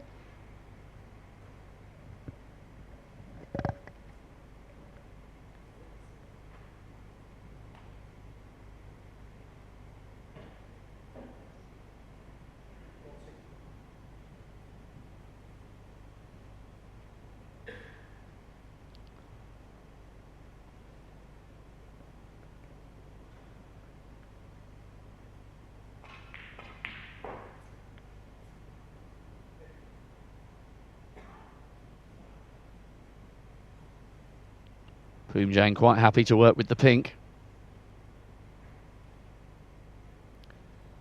He's got plenty of reds available around the pink.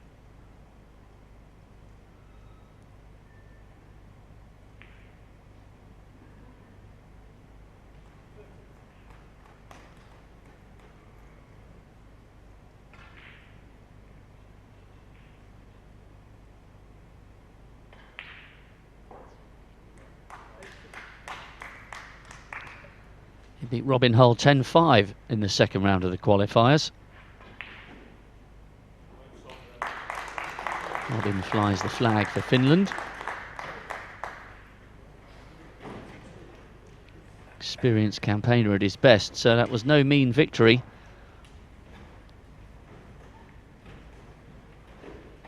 But he's being made to work very hard in this match this afternoon against Mitchell Mann. 32 places below him in the world rankings. Very useful prize money and points on offer for the winners here. I think it's 13,250 for those who make it through to the first round and get inclusion in that main draw. 10 o'clock Thursday morning for that one, by the way. It will be live on the World Snooker YouTube page and in all of the betting shops of Betfred. That's the place to be watching if you want to see the draw live. So Poomjang, rather similar to his efforts in the preceding frame, where he just slowly and surely racked up the breaks, gave himself an opportunity to get over the line in that frame and draw level at 4-all. He'd be absolutely delighted if he could take the last two of the session and turn a 4-3 deficit into a 5-4 lead.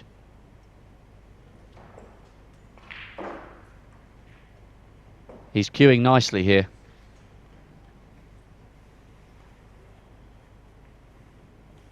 Robbie Williams, incidentally, has indeed managed to get over the line in the last frame of his opening session against Anthony Hamilton. He has a very, very healthy 6-3 lead when they resume tomorrow. That's a very good end to the session for Williams. So this is the last of the 8 matches still ongoing. And if Poomjang continues in the balls as he has done for the last 3 or 4 minutes, this frame should, in theory, be his. But it has been a long day. And you never know when the errors can start to creep in. And there's one. You can't believe that. 43 points.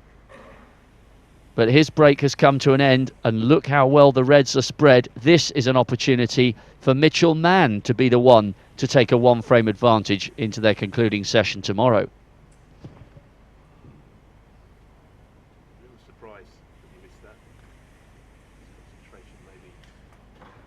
Not quite what it was, but I thought he was just getting into a groove there, and he won that previous frame, as Rob pointed out.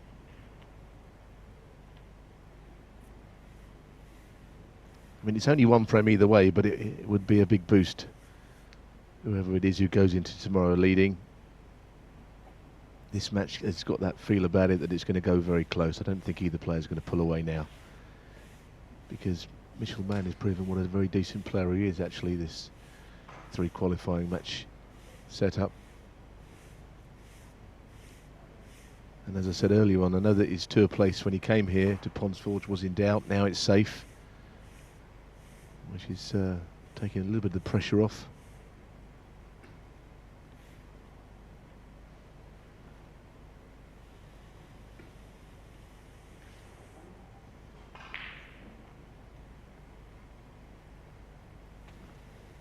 Mitchell Mann last year in his first season got to the final qualifier, lost to Alan McManus 10-6. So it would mean the world to him to get to the Crucible. And also I would say that not that he couldn't do well there if he did win, but I think, you know, it's safe to say a seeded player would probably be happy enough to draw, you know, a first-time Crucible player, because everyone gets the jitters first time, even the greats. Sounds like an obvious question, this, Neil, but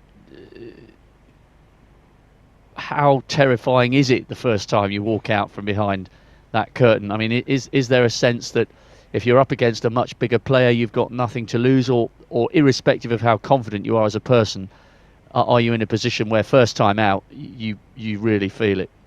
I think you do. I don't think anything's ever changed about the Crucible, and the thing that strikes you As that was extremely close, that pot, by the way. And no, I think the thing that strikes you is how small the venue is. There's nowhere like it, and you know only too well when two tables are there, Rob. You know, you play a shot from the side cushion rail, and it looks, sounds, and feels like they're breathing down your neck. The spectators in the front row, they're so closed, and it can be a numbing experience. It's not always that you go there with the jitters, and sometimes you just go there and can't quite get to grips with it. It took John Higgins a long time, of course. He's a 4 times champion now. That is a very good pot.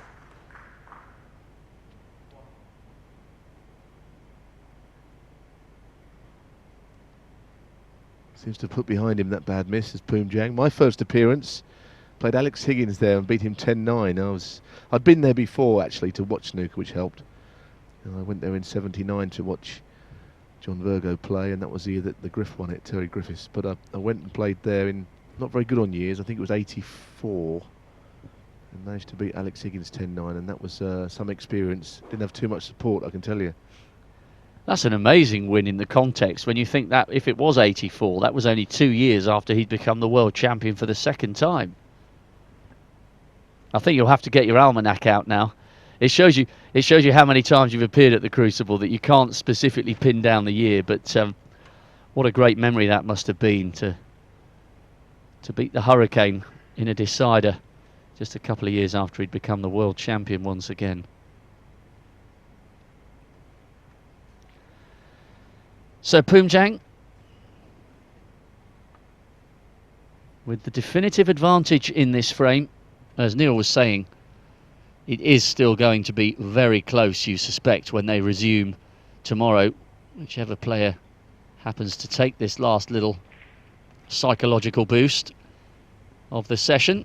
Now you've had a look in the stats book. So was it 84? It was 84, and it was 10-9 against Alex Higgins. Yes, in the end.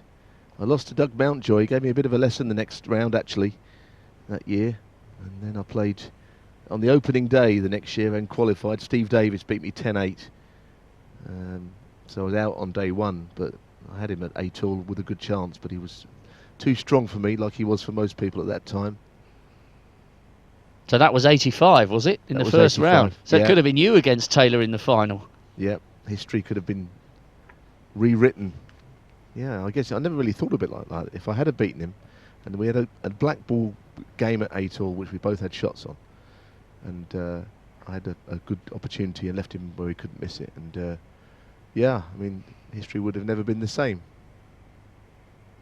Did you, bearing in mind you had played Steve in 85, did you, and you said how difficult this tournament is to watch if you're a pro and you don't make it through to the televised stages, did you watch the final in 85? Yeah, of course I did. I think I was early enough in my career then for it not to hurt me that much. Of course, my habits had not been based around being at the Crucible in the spring quite as much. I'd been there the year before, but I didn't miss out until a lot later in my career. So I spent a lot, once I got into the top 16, of course, which was a couple of years later. But while the game's changed since then, nothing much at the Crucible has changed. The format's mostly the same. You know, everything about it. The dressing room's in the same place. You walk out through the same curtain. It's all there. It's all these years on. And I'm sure, you know, from the traditionalist's perspective, long may that continue. Barry Hearn's done a lot for the game and with the game, and some people love all his changes and some don't love them all. But one thing he categorically said at the beginning was that he wouldn't tamper with the format of the Crucible because it was such a fantastic part and such a great showcase for snooker, and so far it has stayed the same. The only change I can think of, and it's very minor, is that the semi-finals were always the first to 16, and they've changed it to the first to 17. I don't know why. I mean, I don't see why you need an extra frame or two there at that point.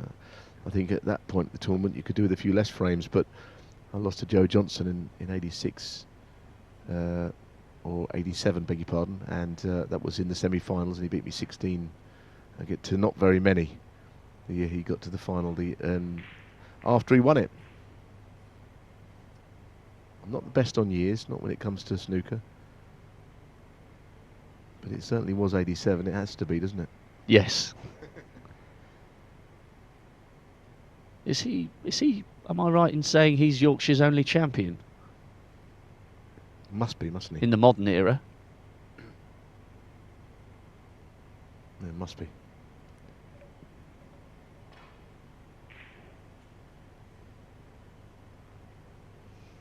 And of course, we've got the 40th anniversary next year. What a celebration that will be. I'm reliably informed that the BBC are planning some programming around Sheffield in 2017, not just specific shows about the snooker, but to showcase the city and the county as well.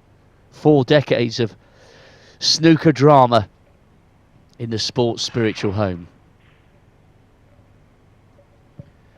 Well, Poomjang has got a chance of getting there again, and if he wins this frame, it just gives him the edge. And you can be sure that if he does make it, and we know we're not jumping the gun in saying this, but if he does get there, then he'll get a lot of support again, because he drums up support, because he's very charismatic. Plays the joker a little bit, but there's more to him than that. We can see him here. He's not playing to the audience here. Not that, I shouldn't think there's all that many in, but even then, you know, he's here to do the job. Neil, when you're in a match of this duration and this importance, and you're only just pretty much at the halfway stage of the encounter, are you tired at this stage of a session of snooker? I mean, these guys have been out there for the best part of 5 hours. That's a long time to be operating at this level of intensity. Well, I don't think you are. I think once you get off the table, it will hit you a little. So they might be tired going into tomorrow, because it definitely makes you a little weary. But you don't feel it when you're out there. I tell you, it's only when you have time to relax and your legs start to ache and your brain's not functioning quite like it should. I have that problem anyway these days, but you know what I mean.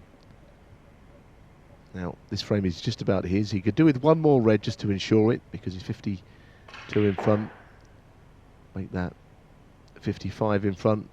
And once this red is down, then Poomjang will take the lead. I think he'll be pleased, because at one point it looked as if Mitchell Mann would win the session.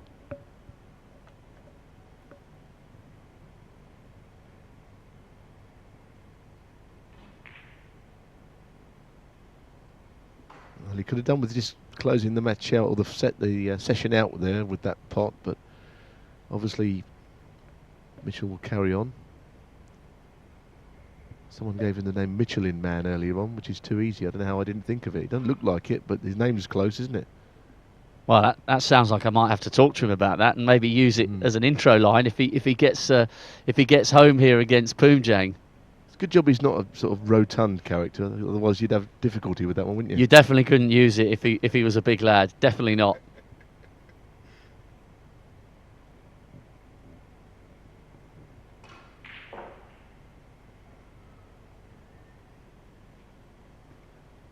So, I expect the concession to come anytime soon. His long potting's been good today.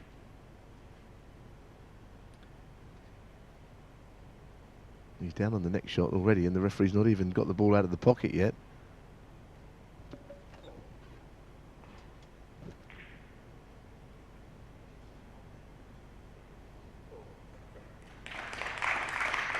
Well, that's that, ladies and gentlemen. Concession.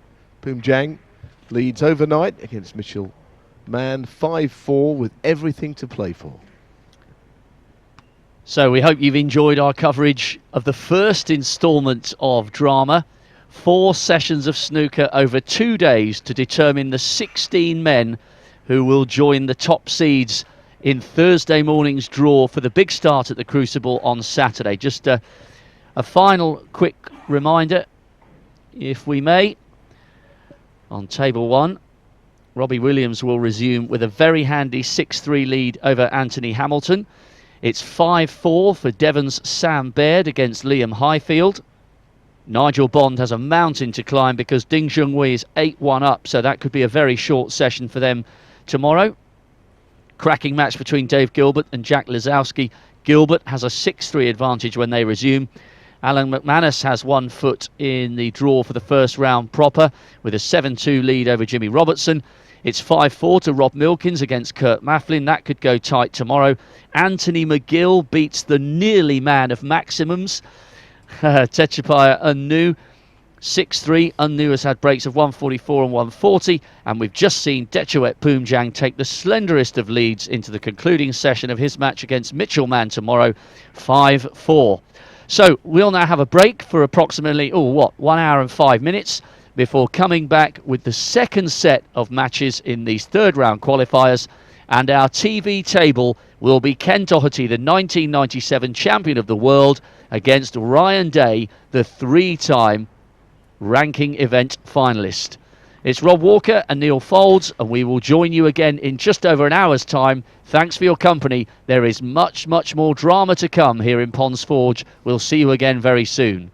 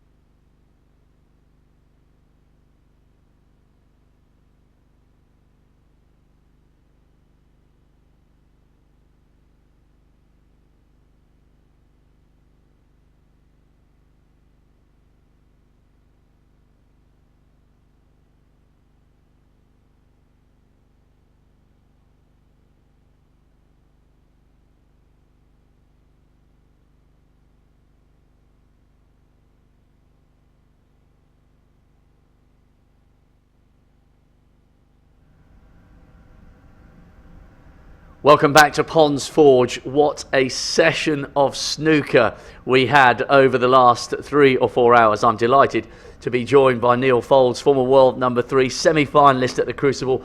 Neil, what a treat we had this morning. We promised it would be 8 cracking matches, and it absolutely was. And lasted around, 4 3/4 hours? I know, and obviously it was good that we could nip around to other tables, because we saw Tepchire almost doing the same as what he did at York, not making a 147, missing the final black. A lot of people speculating that he played it the wrong way. I actually agree with that. I thought he hit it too hard, but you know, he's a really good player in amongst the balls. He made a 144 as well as a 140, which should have been a 147, but lost the session 6-3. That was a brilliant match. It was a superb match. Just a quick rundown if you're finishing work and you're just about to settle down for the second set of 8 matches that get underway this evening. Robbie Williams leads Anthony Hamilton 6-3. That was a good match. Sam Baird went 4-0 up against Liam Highfield, but Liam pulled that back and only trails by 1. It's 5-4 when they resume tomorrow. Ding, very, very impressive, wasn't he? 8-1 up against Nigel Bond. Nigel Bond has been a great ambassador and is a great ambassador for snooker, but that's an almost impossible task for him tomorrow. Yeah, we're not going to sit on the fence. He's in the hat, I think, for the last 32. And if Nigel wants to come and win that match from there, then good luck to him. He did it once before, 9-2 down against Cliff Thorburn at the Crucible. But to me, that match is over, and Ding is the one they want to avoid. Yes, Ding is looking very, very good indeed. Well, next to them, we had a cracking encounter. Dave Gilbert and Jack Lisowski. Jack took the first 2 frames, but I tell you what, Dave Gilbert up to number 22 in the world, and he'll resume tomorrow with a 6-3 lead. Sorry, thought the matches were getting underway there. We've got all sorts of arms waving here. We're getting excited. Jimmy Robertson against Alan McManus. Well, Jimmy has got a real task on his hand, because the angles look really, really good value for that 7-2 lead. And that was a scoreline that surprised you, bearing in mind how heavily Jimmy was in the balls against Stuart Carrington in the second qualifying round. I would have made him slightly favoured in that match. I didn't look at what the bookmakers put up, but Angles, McManus, they won the first 5 in the way only he knows. He's a tough match player, and 7-2. He lost the last frame of the session, but he'll be thrilled with such a big lead. Rob Milkins leads 5-4 against Kurt Maflin, but that is ever so tight, that match. And then Tejpaya Unnu, for a second time in, 5 months, he misses the final black. And here we are, the last 3 balls then. So you've said already, Neil, this afternoon and this evening, that you felt he played the wrong shot on the black. Yeah, I mean, I just thought he hit it too hard. I didn't see any reason for him to go up. Look where the cue ball ends up. I mean, look, I'm not saying he should roll this in, but I don't understand why he hit it as hard as he did. The cue ball does not need to travel all the way up the table like this. I don't understand why you want the cue ball to end up on the cushion, and the cue went across the room as well, almost, which is something that used to happen in billiard halls when I was around in those sort of places. Look, it's difficult to criticise him because he must be more upset than anybody, but both times he's got on the black, I'm really surprised the pace he's played them at. So he's a wonderful break builder, but it's cost him 50-odd thousand quid this year, those 2 shots. It has, and let's take nothing away from Anthony McGill. He leads 6-3. He's been scoring heavily as well. Cracking match. And Dechawet Poomjang, the last round-up from this afternoon, he'll take a 1-frame advantage over Mitchell Mann, who's hoping to become a debutant at the Crucible when they resume tomorrow. That one's going to be very tight indeed. Right, on to this evening's matches. Well, you pays your money, you takes your choice. We've plumped for Ken Doherty against Ryan Day. Such an intriguing set of matches. Let's start with that one as they are about to break off. Ken Doherty has a great record when it comes to the Crucible. Yes, we know he won the title in '97, but he's been in 3 finals. Equally, Ryan Day up to world number 20, had his years in the wilderness and the doldrums. He's now coming back to form, and maybe this is going to be Ryan's day. It could well be. I mean, I've just been on the phone before we came on air to Alfie Burden, who Ryan beat last night from 9-5 down, and Alfie asked me what he did wrong in that match, and I couldn't really answer it because Ryan played brilliantly towards the end, and to reel off 5 frames like that, as if it meant nothing when really we know it means everything, was quite a performance. I think, from what I've seen, Ryan might just be a little bit too powerful in the scoring department for Ken, but Ken will use all his guile and cunning on him. We will get to full commentary on that one very shortly, but we just want to run you through the rest of the matches here. Table 1 is Mark King against Michael Holt. Table 2, Ian Burns against Peter Ebdon. Ebden, by the way, at around 11 o'clock last night when I went to bed printing off some notes, was 9-3 down against Gerard Green. And of course, he came through to do it 10-9 in the end. Ken and Ryan, in your screen now, are on table 3. Kyron Wilson against Matthew Stevens, Neil, on table 4. Wilson, that incredible win in Shanghai. But what a record Matthew Stevens has at the Crucible. Yes, he's been to the final twice, but he's also been a semi-finalist a total of 5 times, and you feel as though he may be coming back to some kind of form. It looks that way. He's had not a very good couple of years, actually, Matthew. I'm pleased to see him playing better. He's always been a long match player. You know, his record in long matches, as you pointed out, is great. He's a former UK champion. As far as Kyron Wilson is concerned, I think he's a really good player. There was quite a few histrionics, I thought, last night. A bit of cue banging, a bit of antics around the table. I really like Kyron. He's played at the Crucible once. He's got a huge appetite for more success. I make him favourite, but the old Matthew Stevens would be a match for anybody. Okay, we will get to commentary on this one. If you're desperate to hear the pride of Ireland against the Welsh legend, we will get there. But we just want to give you a quick rundown on the other matches. Ali Carter, Dominic Dale on table 5. Again, such an intriguing match, because we were saying in commentary this afternoon when we were looking ahead to this match, Dale sometimes doesn't get the credit his performances and his 2 ranking titles deserve, but equally Ali Carter, 13 years on the bounce at the Crucible, twice a runner-up, both times to Ronnie. 2 great guys. Yeah. How do you pick that one? I think Ali should be very, very proud of his great Crucible record, despite all the setbacks he's had. We know he's had a lot of illness, and yet he's 13 consecutive years at the Crucible. Last year his ranking was frozen, so he got there without qualifying, which in his case was handy. But he's back to full fitness. And last night I watched him on the table in his match, and the standard of play was so high. He had to play to his best. I think he's got an excellent chance of getting there again, but that is a terrific match. I mean, Dominic's got a good record as well, so that's worthy of a first round at the Crucible, never mind here. Okay, so early break from Ryan Day. Ken Doherty now in the balls, has an opportunity to respond. Table 6 tonight, we've got Mike Dunn against Graham Dott. And we should remind ourselves that Mike Dunn preserved his status as a pro. He's now been on the circuit for 25 years with that great run to the semi-finals in China a couple of years ago. And Graham Dott, rather like Matthew Stevens, is a player who thrives here in the long frame format. Winner, yes, in 06, but a finalist against Neil Robertson in 2010 as well. I see Graham as the one to beat there. I saw Mike Dunn put on Twitter that if he plays like he did in his previous match, that he'll get annihilated. But I don't think it's going to be quite that easy, because he's a tough player to beat. I do think Graham will win that match, and because he's another player with a very proud Crucible record, 3 finals and a win. Now, on the outside tables, tables 7 and 8, we've got 2 all-Chinese clashes. The first of which is Zhu Guo Long. Beat Fergal O'Brien, 10-6. He's 58th in the world. He's up against Zhang Anda, who's out at 71 in the world, but he had a cracking Crucible debut a few years ago when he pushed Stephen Hendry tight. How do you see that one going? Hard to call that. I think Yu Long is a really top player in the making. Everyone tells me how good he is. I've seen him play a number of times in the Champion of Champions, had a good result, beating the world champion there, and I think he's an excellent prospect. I think he'll win, but I think you're right about Zhang Anda. He's a player that not to be underestimated, and he took Hendry very close, like you pointed out, that year at the Crucible. And finally, we've got Xiao Guo Dong, runner-up in Shanghai a few years ago. He's had 2 good wins here, but he's up against Liang Wenbo, who only just missed out on a place automatically in the world's top 16. He's seeded 18th. He's had 2 good wins.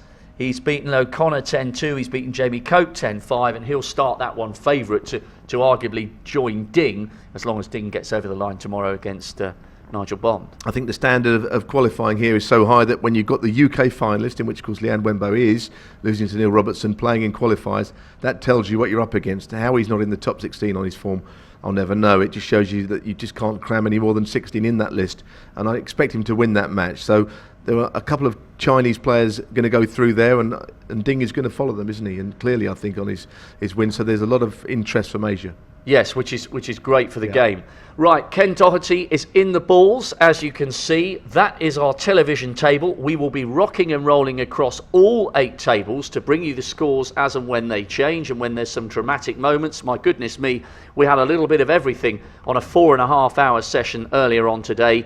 This is huge. It's the first instalment in 2 sessions of snooker that will see 8 men out of the 16 performing here tonight book their place in the main draw, which will be live on the World Snooker YouTube site and in the Betfred booking shops at 10 o'clock on Thursday morning. So just a point in it between Ken and Ryan Day. Neil and I will reposition into the commentary box.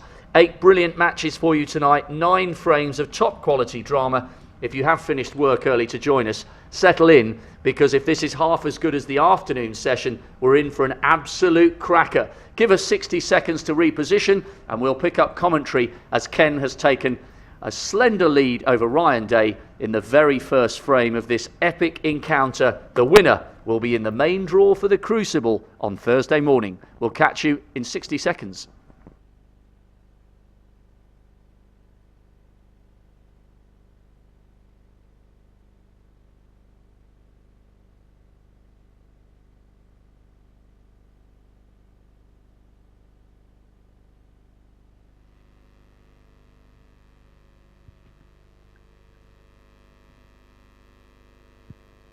Well, Ryan Day, of course, missed a pretty easy red to the right corner to get this break underway. He didn't miss too many of those in the closing frames against Alfie Burden last night.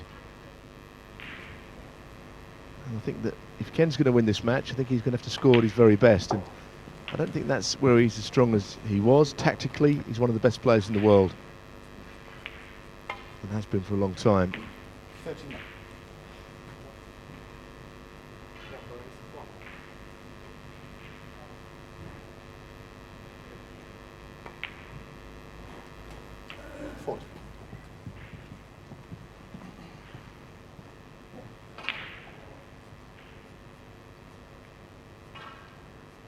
So he's got to punish his opponent. He's got to punish Ryan for the mistake that he made here. Other 2 matches that we didn't get to mention there that are taking place. We've got Ian Burns against Peter Ebden. And Ebden, as we pointed out, came from 9-3 down to win this morning in the end. Technically playing 2 matches in the same day, you could say. Which was quite an achievement, but it put poor old Gerard Green off the tour, so that was sad news for him. Michael Holt against Mark King on the other table. Anyhow, here we are with Ken looking pretty good here. Rob, it looks as if he's about to take the first frame, not to preempt anything, but he'll be 31 in front here, so 2 more reds after this black, and he's home. Yes, when you look at Ken's record when it comes to the Crucible, he missed out on the final televised stages in 2011, 2013 and last year. Had that great run through qualifying and into the second round, the last 16, where he faced Alan McManus a couple of years ago, and he was absolutely delighted to be back. From memory, actually, I think when he came out for his first televised round in 2014, he actually got down on both knees and kissed the carpet. That's how much he was delighted to be back. He's a real character, a really upbeat performer. I've done a couple of exhibitions with Ken, actually, just re-racking the balls really and listening to his great gags and his tales of great exploits on the circuit, 6 ranking titles, the World Crown in 1997, and he's a real man of the people, which sounds a little bit cliched, but he really does know how to connect with genuine snooker fans, and he seems to be one himself.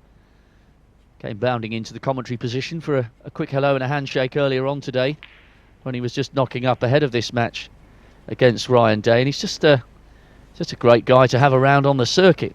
And of course, he will be at the Crucible for 17 days in either of his 2 capacities, as a player or as a pundit. But good start this by Ken. Beat Hussein Ayuri in the second round 10-7, whereas as you were saying, great long pot there from Ken. Got his eye in early doors here. As you were saying, Ryan had to really do it the hard way against Alfie in that second qualifying round. He'd beaten his world compatriot Daniel Wells 10-2 in the first of the rounds. And he has recaptured a little bit of form, Ryan. Semi-final of the German Masters a couple of years ago. He's beaten Ding at the Crucible. He's beaten Maguire. He's a 3-time quarter-finalist.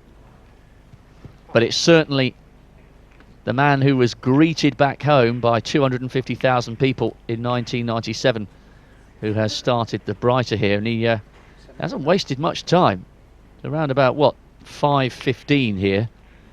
And Ken has really made short work of this opening frame. It's the perfect start for him, really. He's ranked 52nd in the world, Ryan up at 20.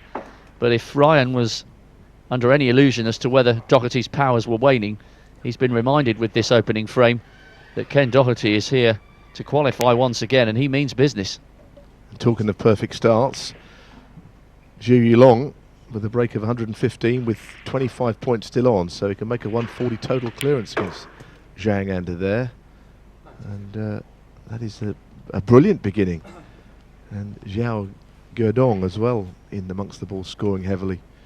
So we've kind of continued where we left off this afternoon with a brilliant standard of play. And this has been a lovely break. Break goes to 99.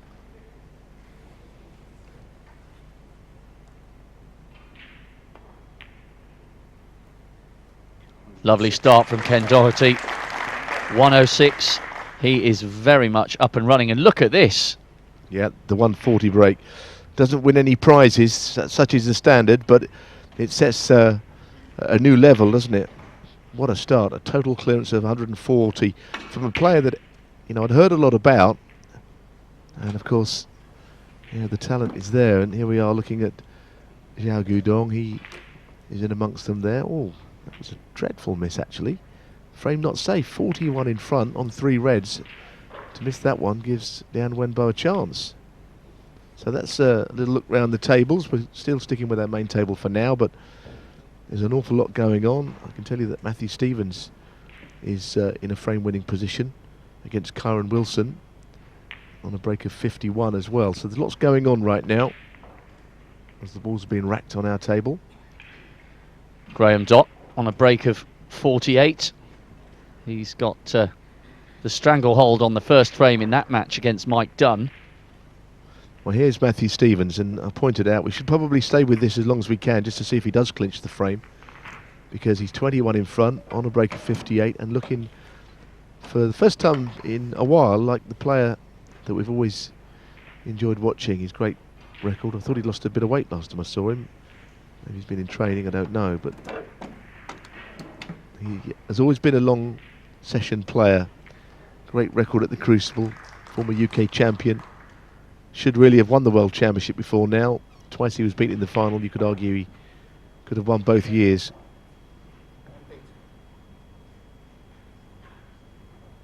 So, a frame ball coming up. I thought Kyron Wilson was quite animated and more expressive than usual in his win against Martin O'Donnell last night. I think he was delighted to win, but you sense that, you know, usually he's quite poker faced, but it wasn't the case last evening.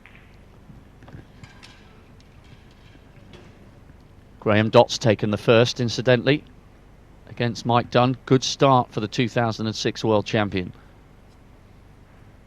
Matthew using that extension, he's always loath to use the rest.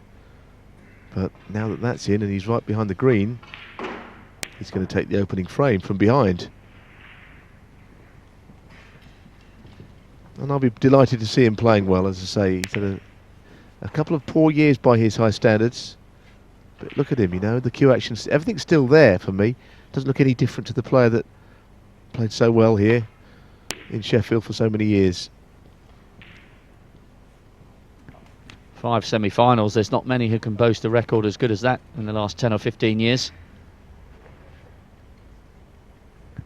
As you say, though, he has hit the doldrums a little bit, but perhaps this is an indication that he's getting back to the sort of form that took him to all those major finals. He's ranked 46th in the world, but we all know when he's on form and he's in the groove, he is much, much better than that.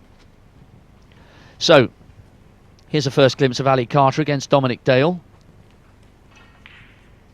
Ball's nicely spread here. I'm just thinking the same. It's a brilliant record, isn't it, as we were saying before the matches started, of 13 consecutive years.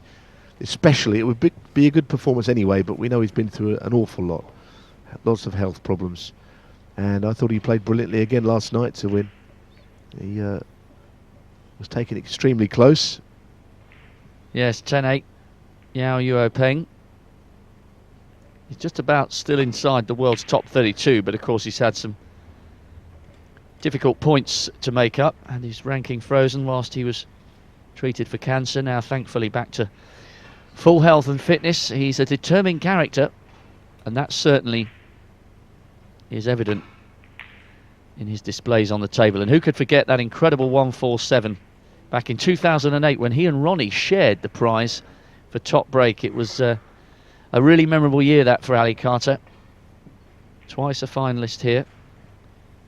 But we mentioned this morning about Dominic Dale, and he's, you know, I know he can cause a few laughs with the, you know, his love of opera singing, and he keeps threatening to come out with a full-on tune if he does something special, and he's always got some interesting footwear when he appears at the Crucible. But he's no mug. He's a quarter-finalist. He's a two-time ranking event winner.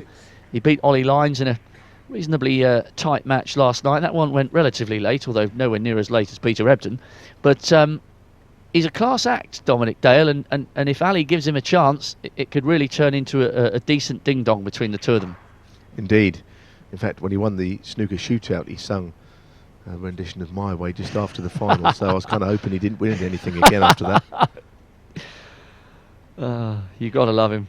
There's never a dull moment when Dale's on the table. No, and as you say, both players of a high profile, both ranking tournament winners. Dominic has won twice in ranking tournaments, but never been in the top 16, which is something of an injustice there. But I guess if you don't get the points, it's as simple as that. But this is a very good start from Ali Carter, almost continuing where he left off last night against Xiao Yupeng.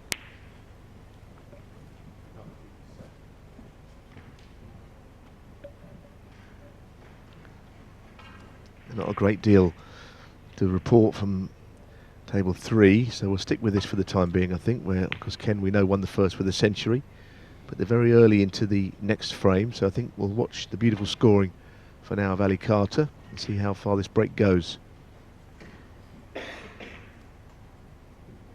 Zhao Guodong had a frame-winning opportunity out on table 8.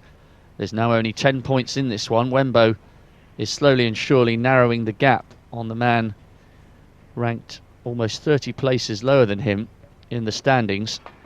Wembo coming back into that first frame. But this is good stuff from Ali Carter, just settling himself down, rather as Ken Doherty did with his century clearance in the opening frame of his match against Ryan Day. Just a bit of work to do. Stay tuned, because you're going to enjoy what we've got for you if you're a snooker enthusiast. Dipping in and out of all of the best of the action tonight. And it's going to be even better tomorrow when all these matches come to a conclusion. Yes, Judgment Day will bring plenty of drama. We'll be interviewing all the winners. But there's a lot of snooker to be played before any of the players in this set of matches start contemplating a possible victory speech. The other match, Burns and Ebdon, is at a very early stage, but why does that not surprise me? It's 7 points each in frame 1 there, and they'll play 9 frames tonight, whatever happens. Whereas I think yesterday Ebdon against Gerard Green they'd played 6 frames. They had to come off, but there is no reason why they shouldn't play all their frames, starting early, and of course there's nothing going on afterwards. Well, at least they're starting at 5 as opposed to 7 o'clock, so it should be finished by midnight. Yeah, if it does go big, I don't think Peter Ebdon's going to be getting to bed at 3:30 again, as he did this morning by the time he cooled down and did his interviews. An amazing comeback against poor old Gerard Green, but we've seen it so many times from Ebdon, so many times.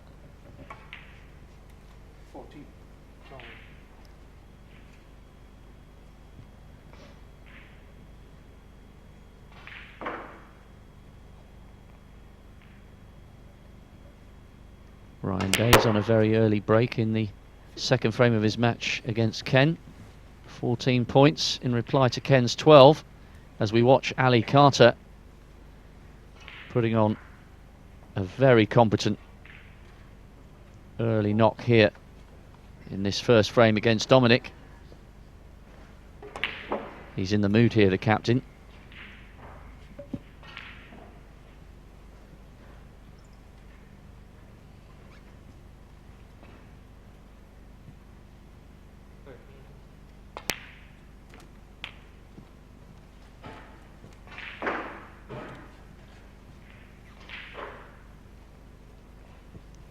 We might be seeing another century. We've already seen parts of this. Will be 3 already if in this session, because we saw Ken make a beautiful century. We saw the very end of the century between the 2 Chinese players.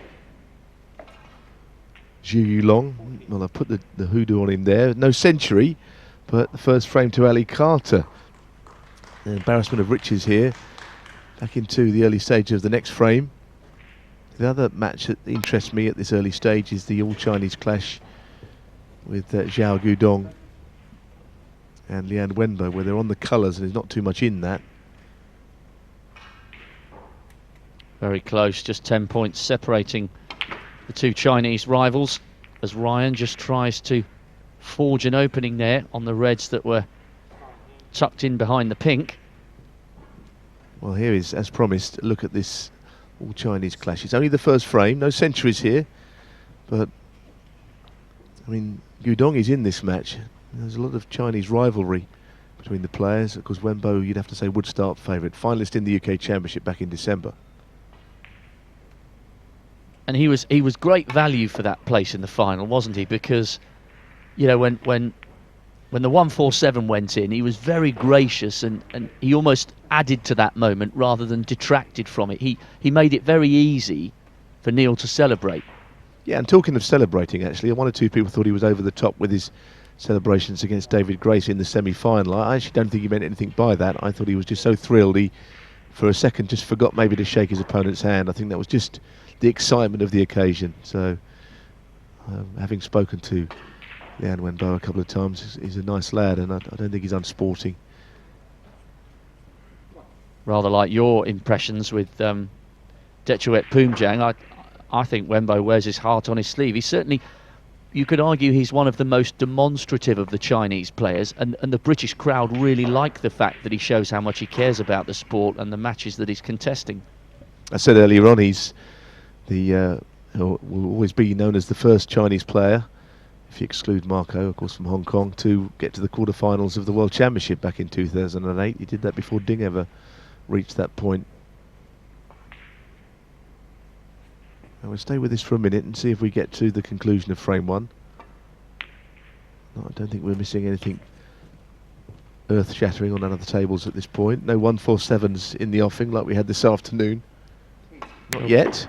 Yeah, we almost didn't know where to look there. Very cagey start between Mark King and Michael Holt on table 1. Ebden's got a lead of 19 points. He's on a break of 20. Mike Dunn coming back into the match against Graham Dott. Dotty took the first frame. Mike Dunn is on a break of 49 in the second frame and looking as though he's going to tie that up at 1 frame apiece. But this is very tight between Zhao Guodong and Liang Wenbo. Now what's happening here? The referee just left his ball marker on the table. Liang looking for the cue ball to be cleaned. He's got possibly a frame ball pot at this green in the middle if he plays it. I understand if he wouldn't fancy it all that much. A few people were saying that the Dunn match might be slow, but there's no evidence of that at the moment from what you say. And Dotty, I think, the biggest myth in the game is that he's a slow player. That was an absolutely brilliant pot into the middle pocket from Liang. So let's see if he does go on and clinch the frame. He'll need all of the 4 remaining colours.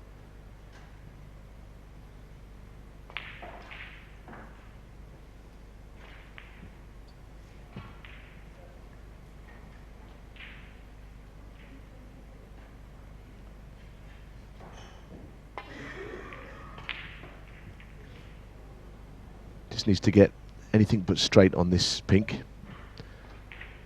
And that looks absolutely perfect. So pink and black to steal the first frame for Liang.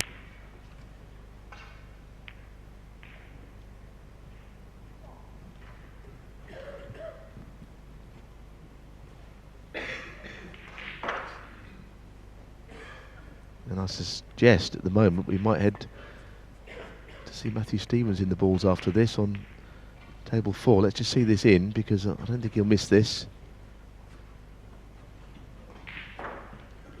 What a good final ball from Liang Wenbo, showing all his class there to nick the opening frame from Zhao Guodong. Excellent stuff. And look at this from Matthew Stevens. He's taken the first frame and he's on a pretty useful break here in the early stages of the second. And Kyron Wilson, who has shot up the rankings, by the way, started this year outside the world's top 55, and courtesy of that win in Shanghai, has got up inside the world's top 20. So technically he's ranked a lot higher than Matthew Stevens. This is more like the Welshman of old. He's producing a second lovely clearance here. If he can keep this going, oh my gosh, talk about commentator's curse. But it makes the frame more interesting now, doesn't it, for the neutral, because this is a chance for Kyron Wilson to get straight back into the frame and into the match, I might add, which he's not really been in yet. Kyron played one particular match this season where he beat Anthony Hamilton in qualifying, and they set a record of centuries in 6 successive frames between them. So it shows you that he's a big scorer when he's right, and also he possesses a B game where, when he's not scoring like that, he's able to carve out a win.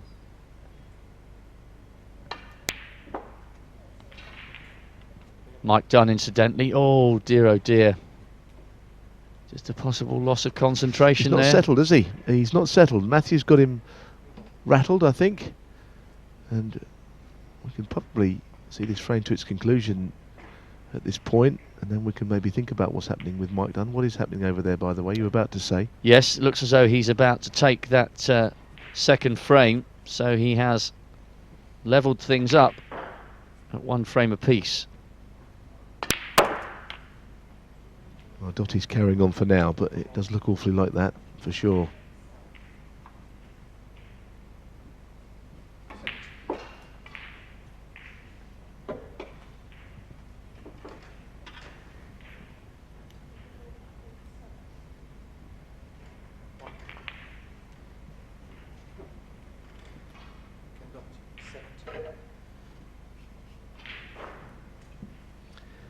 Well, this is not the start that Kyron Wilson wanted, but the perfect one for Matthew Stevens.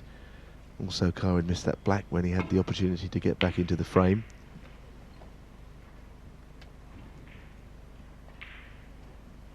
So, I think we can safely say this frame is done and dusted, with no big breaks in the offing, so we could go elsewhere, I think. That's 2-0 to Matthew Stevens. There's Marcel Eckhart, the referee of Dunny and Dottie. Dottie's not quite given up the ghost yet. I don't think we'll be staying with this match too long, but it's nice to get a little taster of it, because Dottie needing snookers here. Amazing, he was 74 points behind at one stage, but still fancied making Mike Dunn really work for this second frame.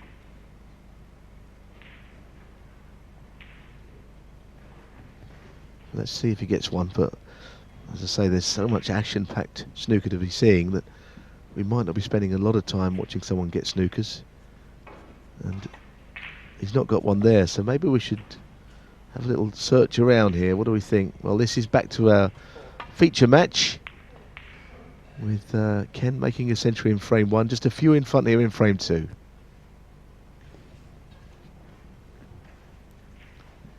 Yes, we shall keep you posted on all the scores.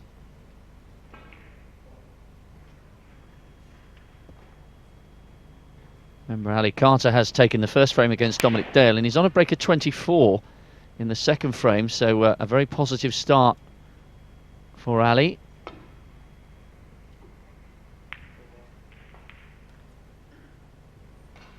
Very tight between Mark King and Michael Holt. Peter Ebdon has a lead of 37 points against Ian Burns over on table 2. No sign of fatigue just yet.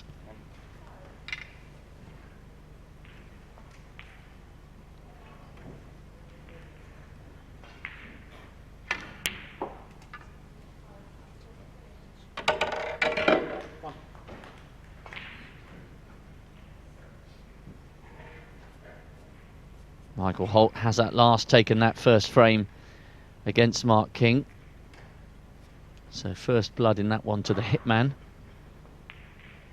by his own high standards, Michael Holt has so many occasions allowed his nerves to get the better of him at the Crucible.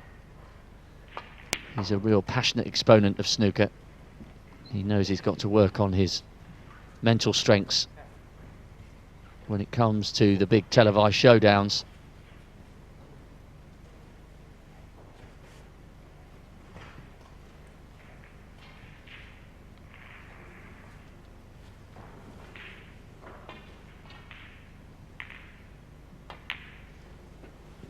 Ken once again forcing Ryan to sit and watch in the chair.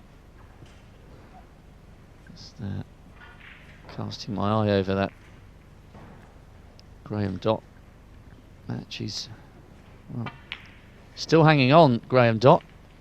Still wants a couple of snookers, doesn't he, on the last thread, by the looks of things. Yes. 43 points.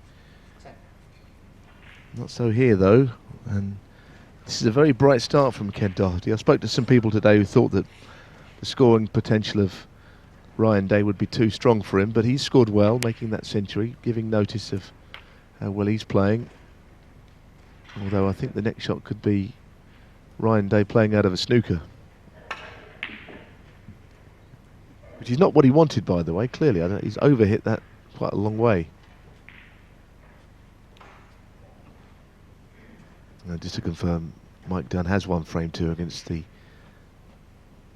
2006 world champion, Graham Dott. Yeah, chasing a couple of snookers. He dug in there, but eventually decided enough was enough. So one apiece there.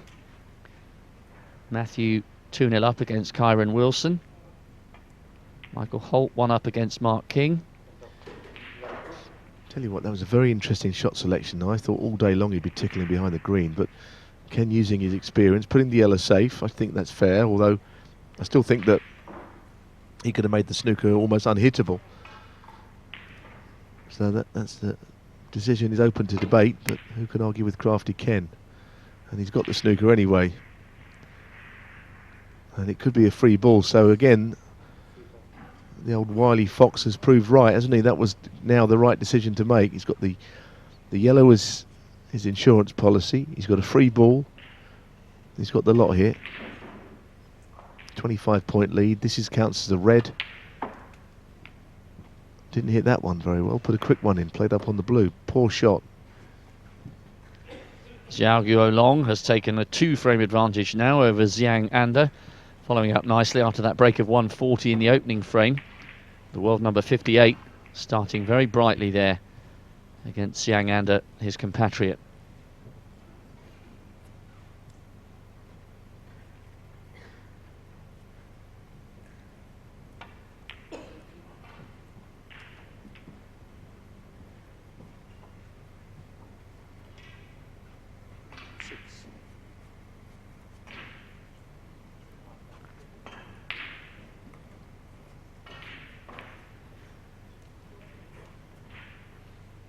Ebden and Burns still locked in their opening frame encounter.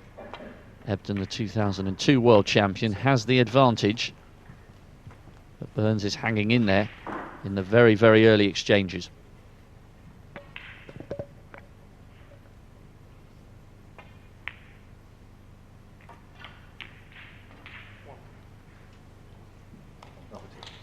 Ken just shrugging his shoulders a fraction there, but he had to play the top of the cue ball. It was quite close to the cushion.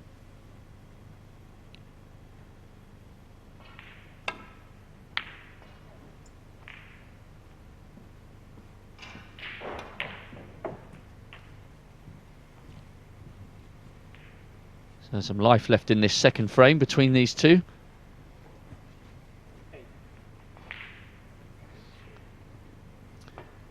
Well, there is, but it does look a lot like Ken, doesn't it? So 2 snookers required for Ryan to get.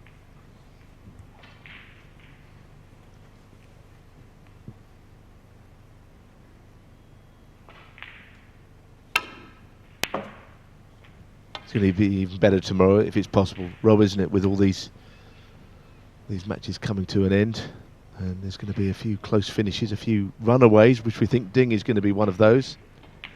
Yes, Ding should be the first man across the line as far as the qualifiers are concerned, leading 8-1 against Nigel Bond, ranked 17th in the world. And many would argue he's too good to be in qualifying, but that's how it works, and he drifted out of the world's top 16, but he's responded with maturity, Ding, and has only conceded 6 frames so far across the 3 qualifying matches.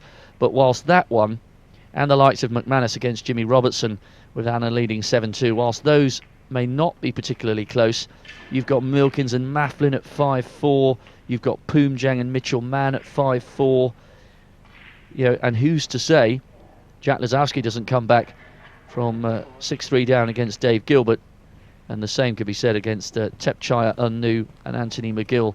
McGill leading that one 6-3. There's a lot of life left in most of the matches we've seen so far today, and that will surely be the case as well when the 8 matches are finished this evening.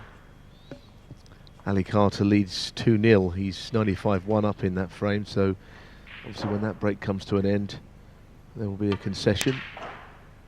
Still on the first frame, Burns and Ebden. Shock horror.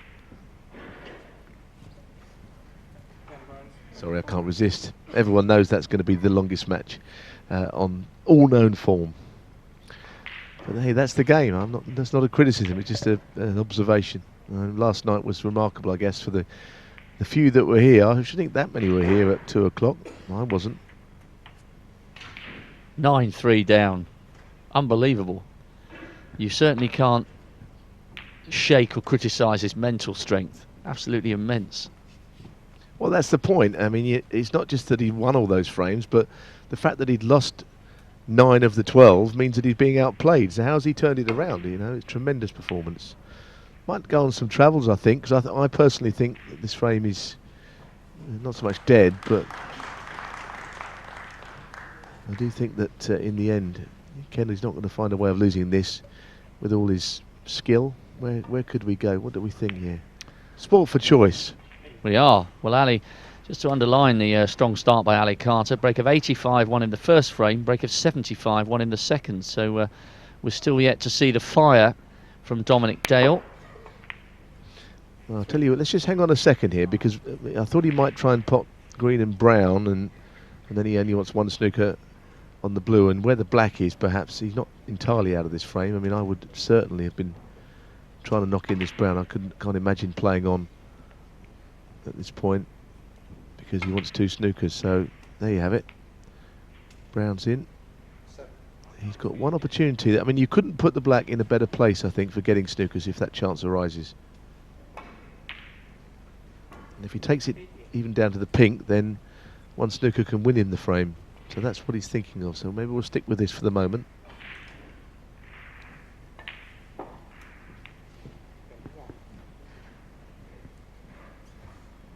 As I said, 9-5 down last evening, Ryan Day against Alfie Bird, and reeled the frames off in absolutely stunning style, I have to say. Alfie a little bewildered at the end of it. I understand why. Well, I think we can certainly put this frame to bed now, and Ryan has conceded, so it is 2-0 to Crafty Ken. So I think we're going to get over to one of the 2 all-Chinese clashes. Zhao Gudong, who lost the first, Wenbo winning on the colours in frame 1. Here is frame 2. Yes, Wenbo rather stole that first frame. Not too far away from being amongst the game's elite. Ding ranked 17th in the world. Wenbo ranked 18th.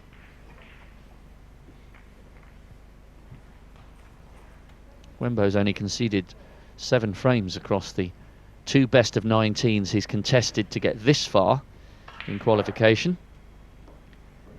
Zhao Guodong has had a slightly more difficult path. 10-6 Alan Taylor, 10-8 Jamie Clark. He's inside the world's top 50, but he's not in the same class as Liang Wenbo. Not yet anyway. But he's certainly in a good position here as far as the second frame is concerned.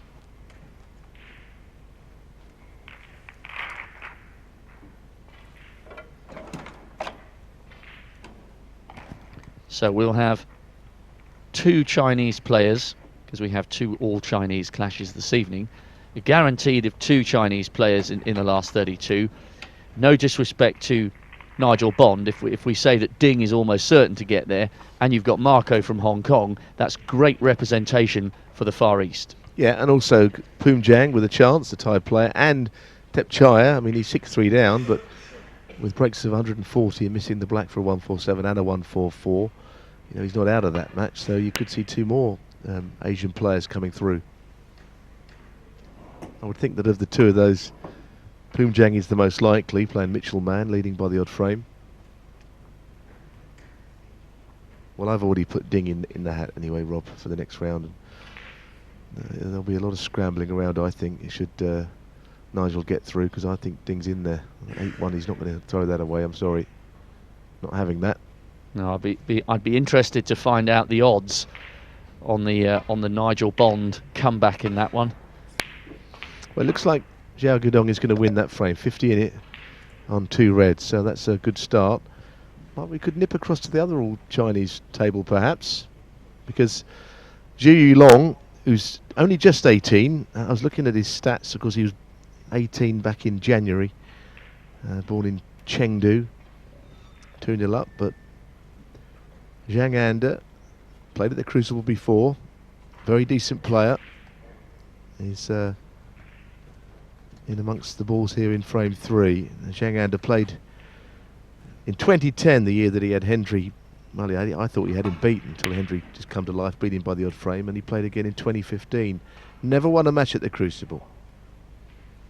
And actually, he was 8-all in the last round of qualifying against Ricky when he made his debut, and nailed his place for the first time in the Crucible with 2 nerveless centuries against Ricky Walden. So he's no stranger to producing the goods when it counts in the qualifiers, but Zhang Anda is being put under pressure by his teenage compatriot here. Really good start from Zhao Guolong, a 140 in the first frame, and a really good clearance in the second, so he finds himself with the early advantage in this battle for Chinese supremacy in the last of the qualifiers. Yeah, the other Crucible appearance for Zhang was when he lost to Joe Perry last year, 10-4. A match he never really got into. He's 8-1 down after the first 9 frames. Played better after that. He made a 1-3-2 break, but ultimately his 2 Crucible appearances have resulted in defeats. He wants to get there again. And, if he wins his frame, then he's obviously off and running, albeit he'll be 2-1 down. Quick update on news from the other tables. Peter Ebdon has at last taken the opening frame between himself and Ian Burns on table 2. And we're seeing the first signs of life from Dominic Dale. Remember, table 5 sees him up against Ali Carter. Ali's taken the first 2 frames with breaks of 85 and 75. Dominic's in the balls with a break of 30 in the 3rd frame. So the Welshman now showing what he can do in the early stages of the match. Just see what happens here with if Zhang can go on and win the frame as we think he will. Maybe have a look at that table next. That match over on table 5, but for now this is important for Zhang because he's got himself past the point of no return. There'll be 50 the difference, so after this black, a red and any colour, and he'll trail 2-1.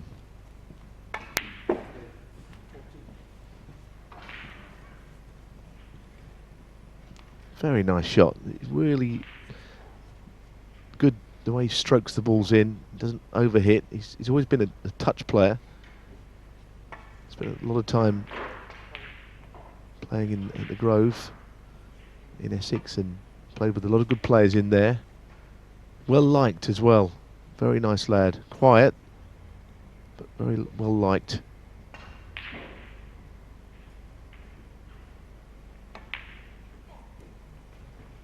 Brought a lot of English support to the Crucible when he played there against Hendry for the first time. So I think we can safely say that this frame is his. It's just a question of how many he goes on to make. He's very smooth when he's in the balls, certainly looking good. Well, Dominic Dale had a break of 30, but Ali Carter is now back at the table, having comprehensively taken the first 2 frames. It looked as though Dominic was putting a decent break together, although we couldn't see the making of that break. Those guys are playing on table 5, and the captain is back now in control once more.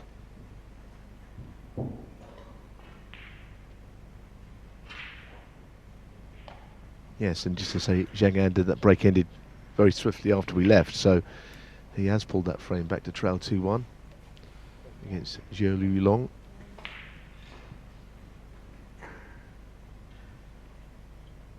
Graham Dott's on a break of 29 with an advantage of 25 points in the third frame against Mike Dunn. Graham Dott, remember, took the opening frame before Dunn took the second to level the match. And Kyron Wilson is in the balls. Remember, he trails 2 frames to nil against Matthew Stevens. His break now up to 30. So as you say, crucial that Dominic scores heavier than he has been. That 30 was not enough. I think that Ali Carter looks very sharp at the moment.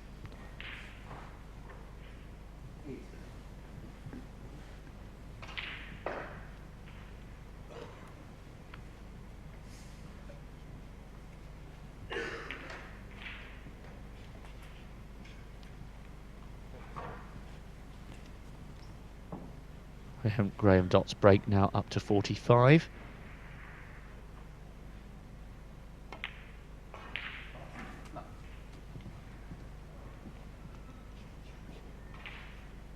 Great start to this match though for Ali Carter. Determined to put his name in the frame again. He's contested 13 years in a row at the Crucible. He'd love to make it 14. Yes, of course his ranking was frozen last season. He would have had to qualify under usual circumstances, but I think that absolutely the correct decision was made because he was recovering from serious illness.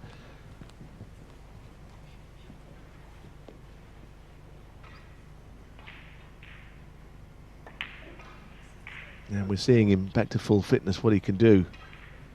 He's overhit that one, so this is an important one now.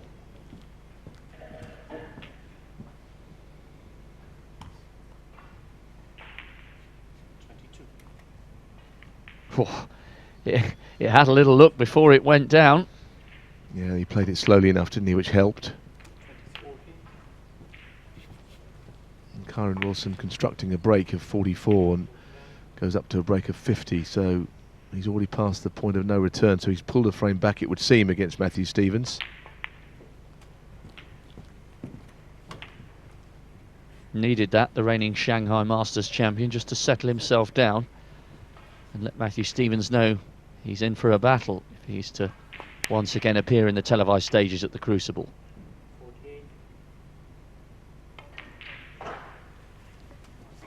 That's a beautiful shot, and that really could be enough to win him the frame, in fact. Well, if the pink goes in the middle, which I'm sure it does, he'll lead by 13 points. He can win the frame with the reds available in the middle of the table. Doesn't need the one on the left cushion. And this is all class for me, what I'm watching here. It's another good break. He's approaching 3 half-centuries in succession, in quick succession. If he can score 23 points on the 3 reds and high-value colours, then he doesn't need the red on the left cushion. So there's 1 red-black. He can afford 1 more pink and the other red with a black, and then all of a sudden Dominic is looking for those snookers. And he'll be aware of that.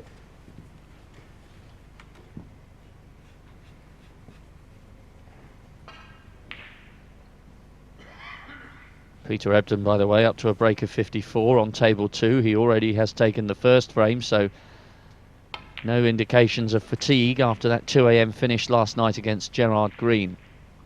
Ebdon going well in the early stages over on table 2. As is Ali Carter right here on 5. I'm not sure what he looked at. I think he did look away at the score, nothing else. And like I say, a pink and a black with these 2 reds, and then he's fine. That'll be enough, unless snookers are got.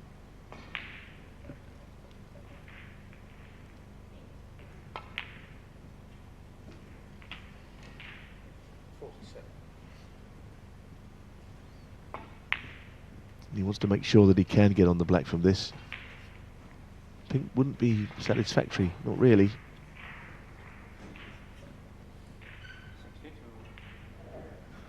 Well, it's very easy to play red-pink here, but I don't think it's the right shot personally. Give your opponent no chances to get back into it, but can he screw back onto the black? Be a good shot.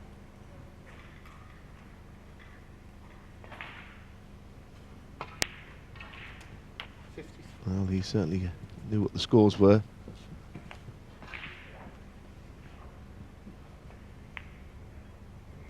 This is good stuff from Ali Carter. 3 decent breaks in a row. Yes, and it looks like Ryan Day has already rattled off a frame back there with a break of 60. Leads 74-0 against Ken Doherty, so that'll go 2-1.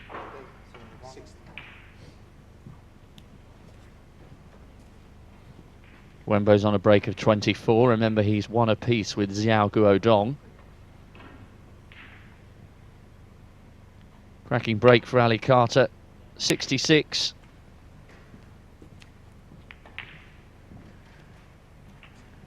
So, a snooker required. He did all the hard work there, and that was a good effort from Ali.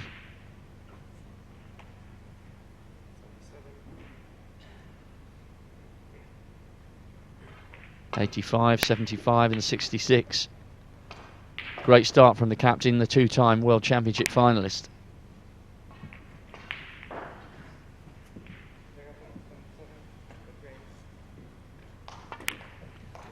Ebden took the second frame with a break of 77.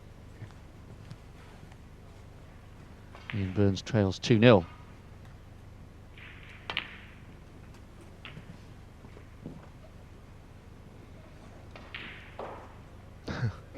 Well, that's... I'm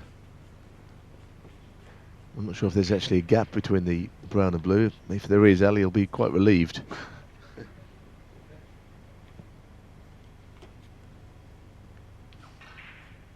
He's almost there now with this frame. Just wants it over and done with.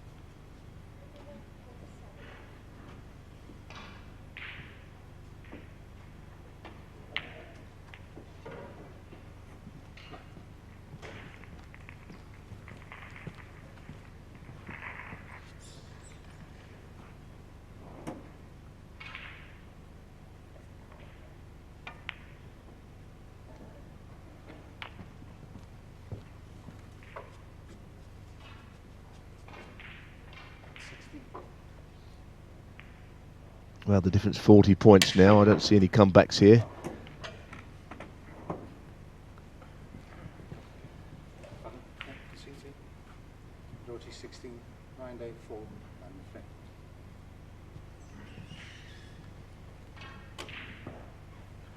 Well, I think we can put this frame away now.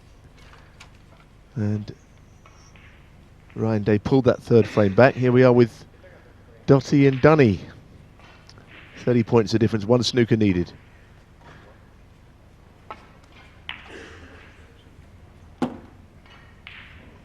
Good encounter, this one. Ali 3-0 up already. This is much tighter.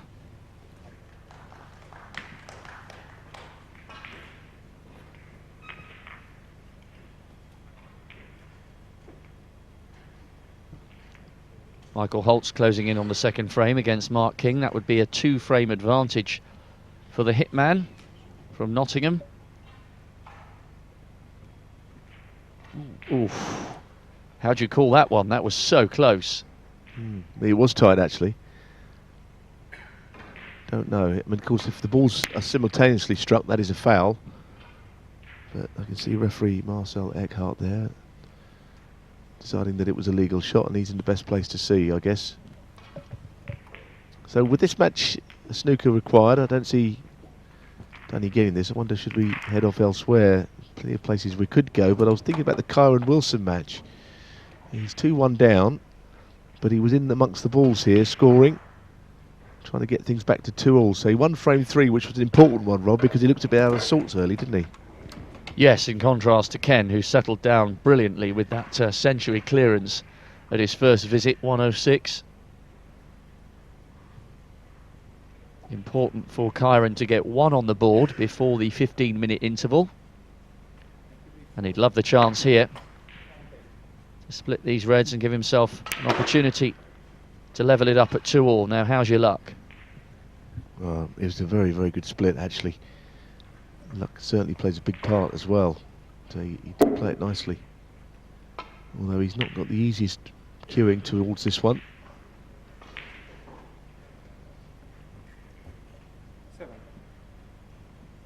Is that one of the classic shots that you spend time practicing on, splitting a pack? Yeah, in various ways from the blue. Obviously, the one cushion is not the most common way off the side cushion with top.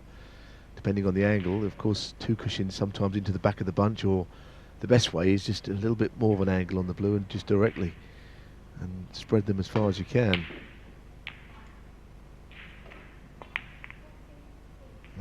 Unfortunately, for Kyron Wilson, he's missed, and he's let Matthew Stevens straight back in.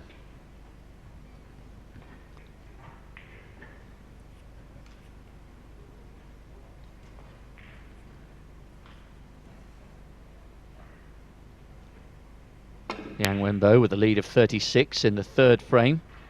He's tied at 1-all with Xiao Guodong. Stevens is straight back in there on that frame. Having a quick look at Mike Dunn against Graham Dott. Requires snookers, but that one's still not dead yet, that third frame. Big shot here for Matthew Stevens to get from his colour up to his next red.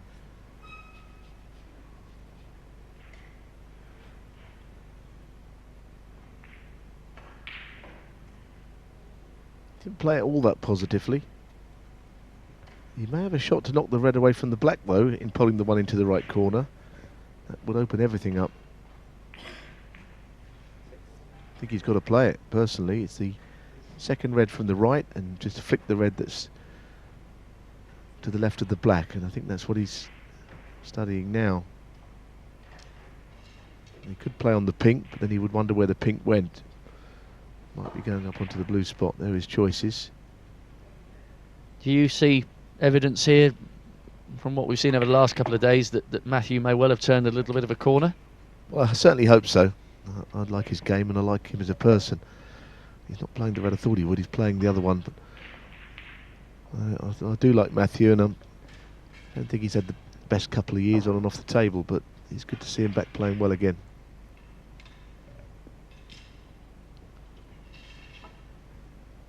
And to be honest, if ever it was going to happen, it would always be here, leading up to the Crucible, or indeed if he gets there.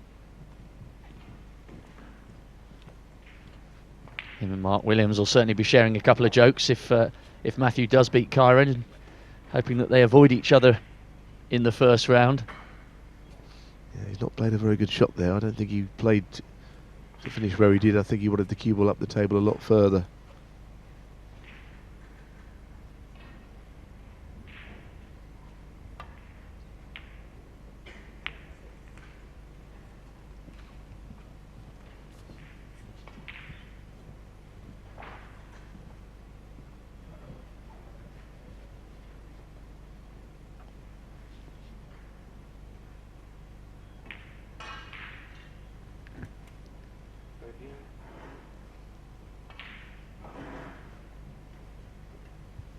Mark King needs snookers against Michael Holt. In that second frame, Michael Holt closing in on a two-frame advantage.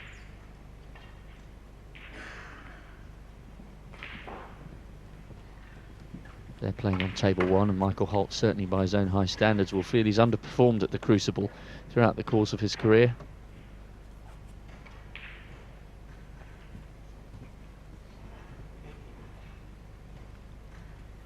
Liang Wenbo is closing in on the third frame against Xiao Guodong. He's got a lead of 57 with 67 on the table on a break of 27. Oh, that's a dreadful miss. I didn't really see that one coming. So this frame is still absolutely wide open. And he didn't really play it all that well to get onto his next red either, so that was a miss hit, I think, of some kind. Well, from Wilson's perspective, if he could somehow conjure this frame, he would regard 2-all at the interval as an absolute get-out-of-jail card, considering how well Matthew played in the first 2 frames. No, absolutely right.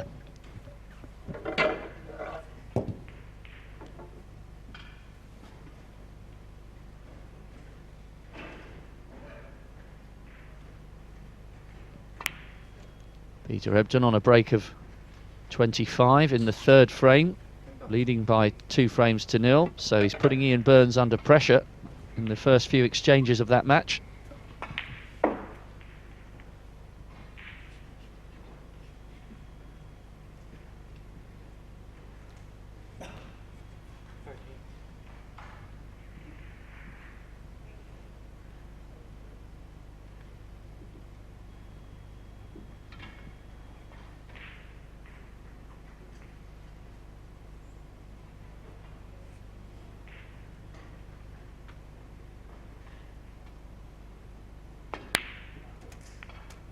Graham Dott leading 2-1.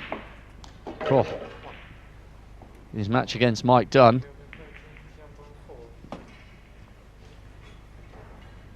What a pot that was from Matthew Stevens.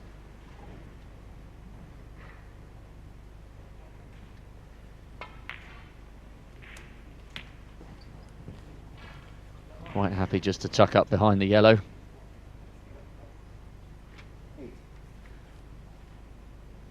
Leave Kyren Wilson with something to think about on those reds.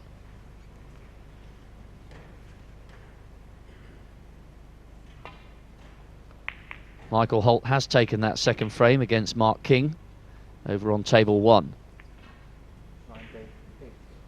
And Liang Wenbo has closed out the 3rd frame against Xiao Guo Dong.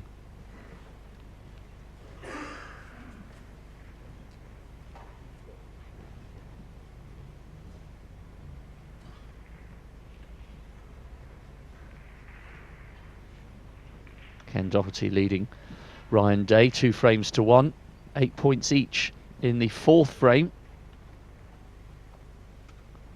This is really interesting though. On table 4.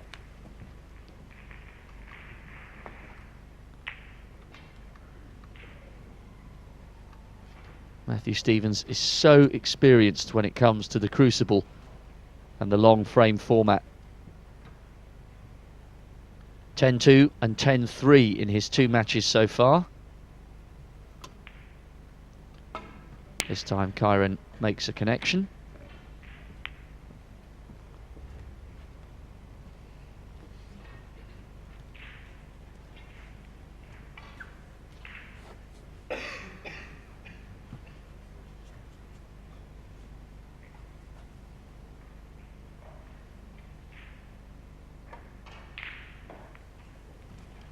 He's got his eye in, Matthew Stevens. Lovely long red there. Deficit of just 1. This is good play from the Welshman. Trying to work his way back up towards the world's top 32. He was one of the finest at one stage. UK champion back in 2003, the year before Stephen Maguire won his UK title. That looks quite a difficult one to hit to me. If he can go left cushion, maybe, but if he has to go twice across, left cushion, right cushion, then that's tough. But if he's heading through bulk to begin with, well, that's even more difficult. I think the excitement tomorrow, I know I keep saying it, Rob, but it's going to be quite something, isn't it? All these matches actually coming to an end. I'm thoroughly looking forward to it. Again, the same times, 11 o'clock and 5 o'clock. You can tune in. Yes, there is going to be a huge amount of drama. That was quite some distance short there. Well, he'll get the chance to do better this time, I suspect. He's going back. So hopefully he's learnt from that one. Peter Williamson, the referee on this table. Yes, tomorrow really is going to be edge of your seat stuff. If you like your snooker, we'll be covering both sessions in exactly the same way as we've done today, picking the best of the action on multi-camera coverage and updating you as soon as any significant score happens elsewhere on the other 7 tables.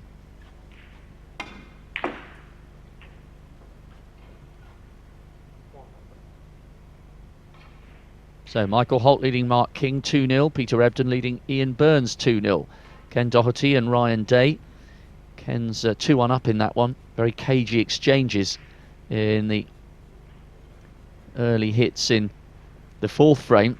Ali Carter with a brilliant start against Dominic Dale. Breaks of 85, 75 and 66. He's 3-0 up. And Liang Wenbo is now 2-1 up in the battle between himself and his compatriot Xiao Guodong. And here Matthew Stevens will be hoping that he can go into the 15-minute interval with a 3-frame-to-1 advantage. Graham Dott 2-1 up against Mike Dunn. And Xiao Duolong is 2-1 up against Zhang Anda, although Anda is in the balls with an advantage on a break of 27, so that one could well be heading to the interval at 2-all.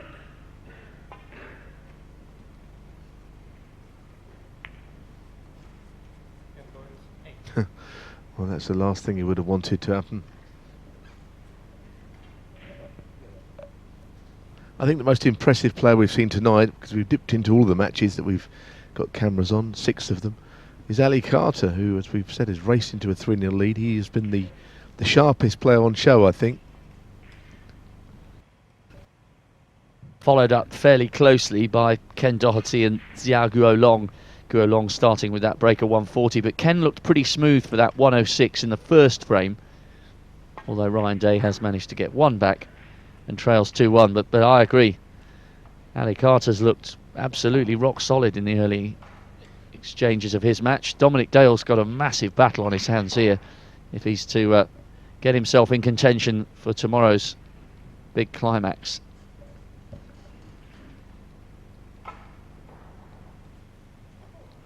It's a fine safety shot, and it could be a snooker. I'm not sure whether he can get to any red there. We'll keep you up to date on what's happening with Ken Doherty against Ryan Day, but it is early stages of frame 4. There's not anything great to report there just yet.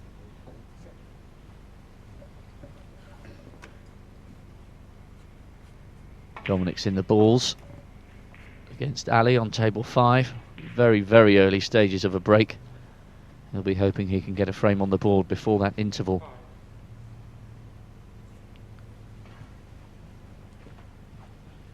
He's missed it on the way up and on the way back down.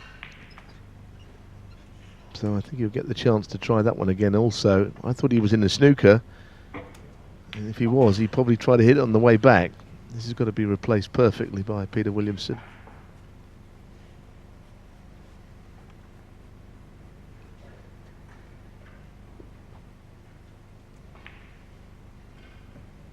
I like watching Pete Williamson at work. He's a referee who seems to exude calm, certainly from a non-playing perspective. Obviously, I don't know what it's like to be out there in the real hot seat, or one of the 2 real hot seats on every table, but really nice guy to chat to around the circuit. Never seems to get too worked up, which I imagine is a great temperament for a referee. Yeah, and he's a really, really nice guy, Pete Williamson. As you say, nice to talk to. Very kind man who's been involved in the game for years, and it's nice to see these friendly faces, reassuring faces of referees, because we've got a new batch of referees coming through. I had a couple of drinks last night with Mika Kessler, and there was Theo Selbertinger down there, Polish gentleman whose name eludes me, with the beard, who's a referee. I'd like to tell you his name, but I've forgotten it. Enjoys a Guinness anyway. Nothing wrong with that. Michael Holt's on a break of 20. He's 2-0 up against Mark King. Dominic Dale has a lead over Ali Carter in the 4th frame. He's on a break of 28. As we said a few moments ago, he'll be absolutely desperate to try and get one on the board before the interval. But that break has come to an end as Michael Holtz moves up to 28. Peter Ebdon has a lead of 12 in the early stages of frame 3 against Ian Burns. He's taken the first 2 frames. And Ken Doherty on table 3 has just started to put a break together against Ryan Day. 2-1 in that one, and Ken will want to secure the 4th frame of their encounter before they head off for a 15-minute break. So it's all happening across the 8 tables. And certainly as far as this match is concerned, Kyron Wilson on table 4 would be delighted if he could level this up after the very positive, classy, composed start to the match from Matthew Stevens.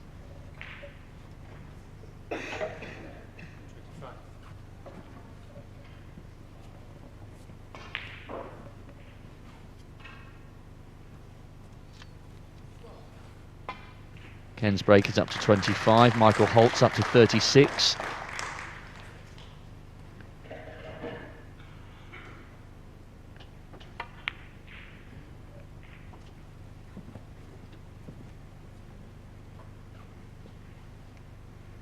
Mike Dunn leads Graham Dott by 35 points in the 4th frame of their match. The 2006 world champion Dott leads 2-1 overall.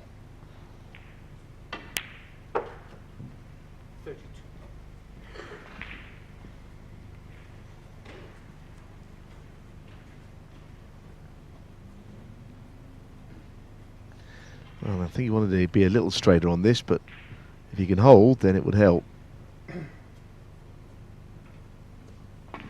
He's played it to hold, and it's just gone in.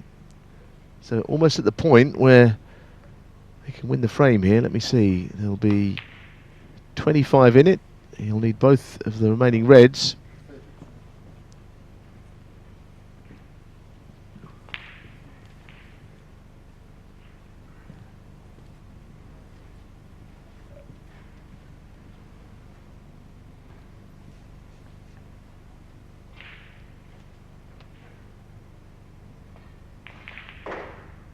So everything hinges on the red down the cushion rail. From this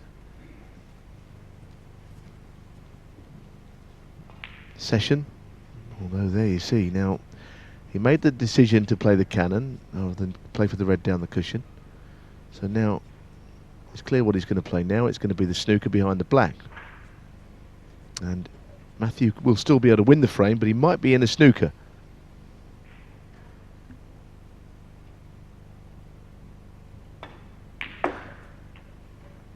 We've stayed on this match for a fairly extended period, but I think that's the right thing because it seems an important frame to me. We'll try and get you around the other table as soon as we can, but we're going to see this one out for now.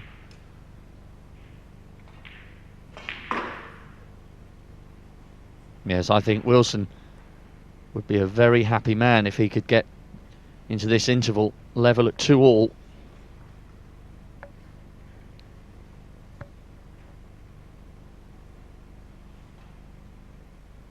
Matthew just needs to show all those years of experience here under a little bit of pressure now in this frame. I think he got a double kiss there actually, and while he's still in the frame he might be in more trouble here. Were you surprised to see Kyron winning in Shanghai? I thought it was a little surprising at the time. I knew he was an improving player, but I've spoken to him a number of times. He's a very impressive young man. I like him. Nice lad who has got a coach who fairly elderly chap, Barry Stark, who used to work in a prison for many years. You know, he keeps him on the straight and narrow. I don't mean in that way, but what I mean is, you know, he's a good man to have in your camp. You know, he's seen life, and he makes sure that Kyron Wilson, you know, does the right thing and plays by the rules, and he's a good man. I think he's a really excellent person to have around. And every time I've met with Kyron at tournaments, he's always got something to say. Always comes up, says hello. Good lad, I really like him. Charismatic. But I think inside all that, there's a very determined snooker player. You know, he's got that Ebden-like streak, and it's no secret that they've practiced together and know each other well. Certainly be a great guy to learn from. The 2002 world champion, winner of the UK crown as well.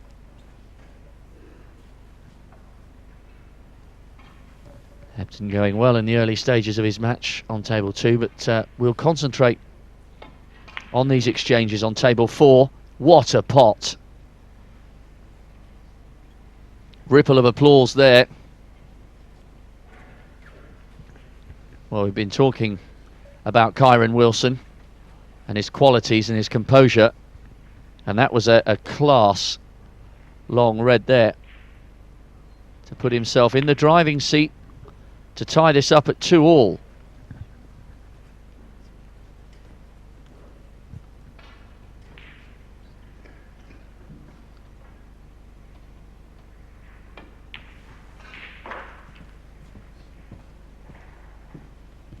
I think with this match likely to go 2-2 barring snookers, we could have a look elsewhere. What about we get back to see a bit of Ken and Ryan? I think we're going to be 2-2 on here, do we not? That's the match. Be quite nice to have a look at. So Ken's been at the table with a decent break. 75 points left on. He's trying to take care of one of those 2 reds at the top end of the table.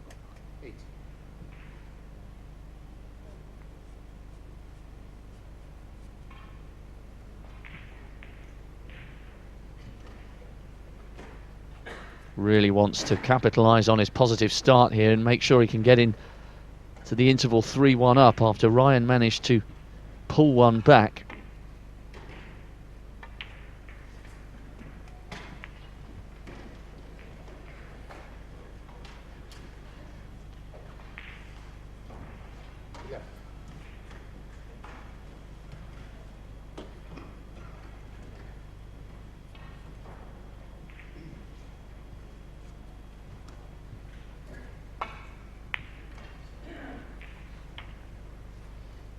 Zhu Guolong and Xiang Anda are locked together at 2 frames all.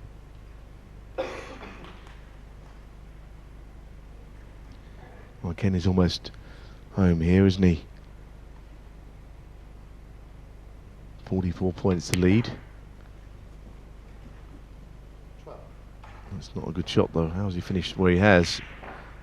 It's quite deceptive. It's not actually as bad on the black as what you think. It's a difficult angle to judge on that screen, but he's got a shot at it.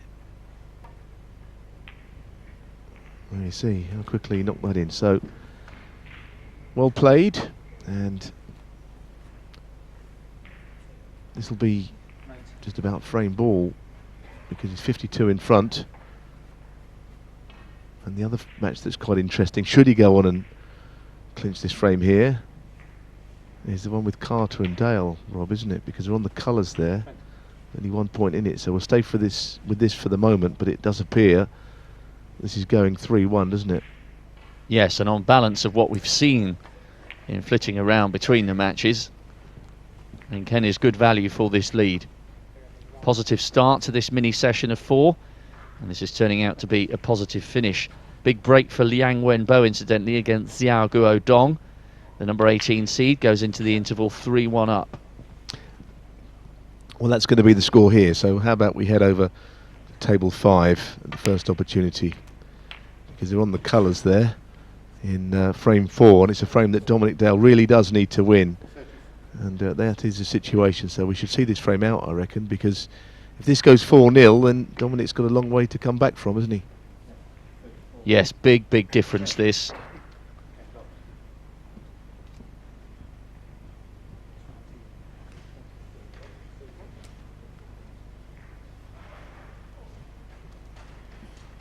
Dominic beat Ollie Lines last night. He beat Ian Glover 10-6 in the first of the qualifying rounds. He's just drifted outside the world's top 32.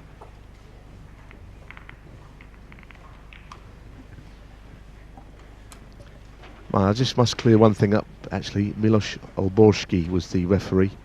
The big, huge bearded man who I saw and had a drink with last night. Very bad of me not to remember his name. Snooker Valerie has reminded me that is the gentleman I saw. Man of few words. It doesn't take long to down a Guinness, I can tell you.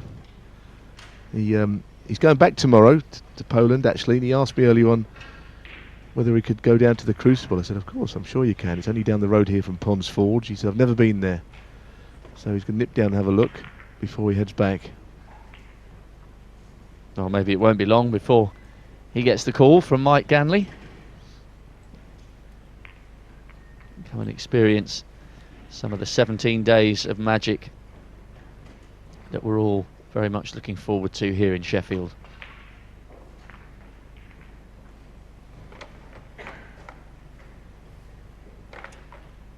Important moments in this match, you sense, for Dominic Dale. Ali's got 3 really decent clearances for his 3-frame advantage so far. And Dominic needs to get one on the board here.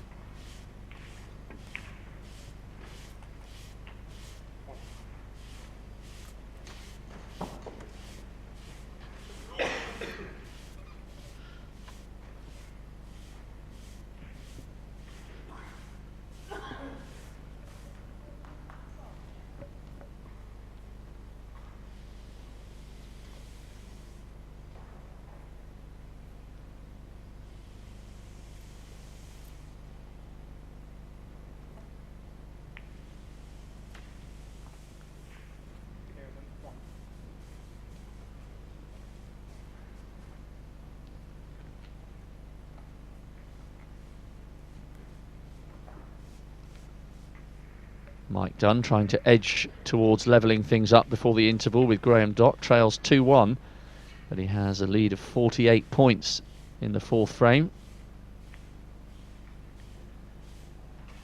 And Michael Holt also getting closer to a 3-frame advantage, although there's still 75 points on the table. He has 59 on the board. Mark King is up against it a little in that 3rd frame. Well, I'll tell you who else is up against it after the last shot. Dominic Dale. Look at the trouble he's in here. Referee's ominously looking at where the cue ball is now, because he gets the feeling he might have to replace it in a minute back there. And Dom is in trouble. It's a 2-cushion escape, right cushion onto the baulk cushion, but you can go around the back of it or miss them and leave a free ball.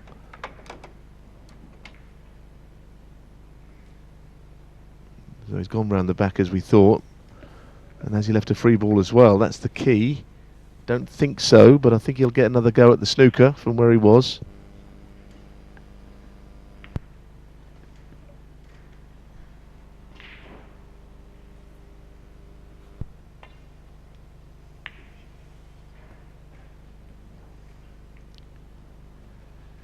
So he wasn't far off with that first effort. Dominic goes down again for a second crack here. Key moments for the Welshman. Well, he's made contact, but not the kind of contact he was looking for. I'm surprised he played it at that pace, actually. Maybe he's frightened of leaving the free ball, but he's left instead the red on.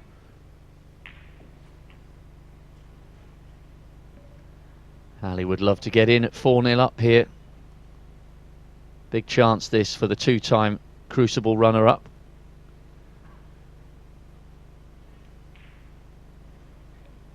No mistake there. No, but you get the feeling he's not going to try and get a pot out here and get onto the yellow. I think another snooker's coming. Well, that's not a good shot. He's not even got the snooker. I think he's just saying it rolled off. Still only 4 points in it in this 4th frame between these two.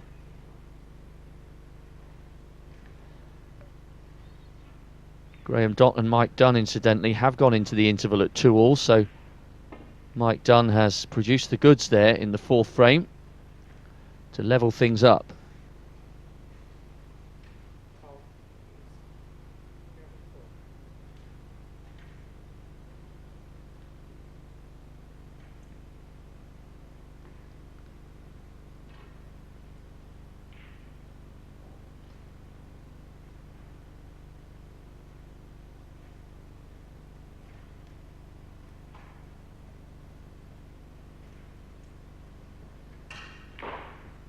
This is definitely one of the most intriguing of the 8 matches this evening, isn't it? Judging by all that these two guys have achieved in their rather different careers. At the moment, you'd obviously favour Ali Carter after those 3 good clearances for his 3-0 advantage. But before this started, it was quite difficult to pick a favourite for this one, I think. Yeah, 5 ranking tournament wins between them all.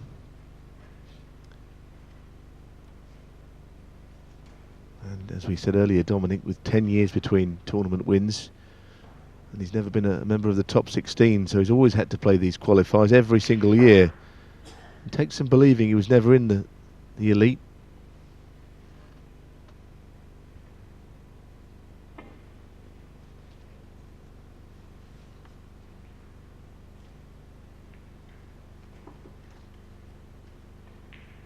So 5 of the 8 matches are on to their interval.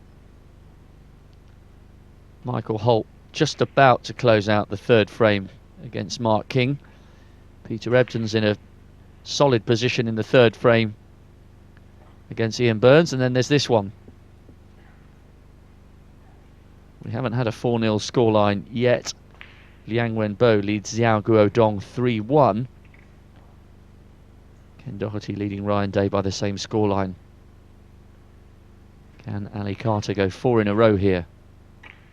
Yeah, I think we're not missing a lot on the other tables right now, are we? Because, as you say, most of them are at the break.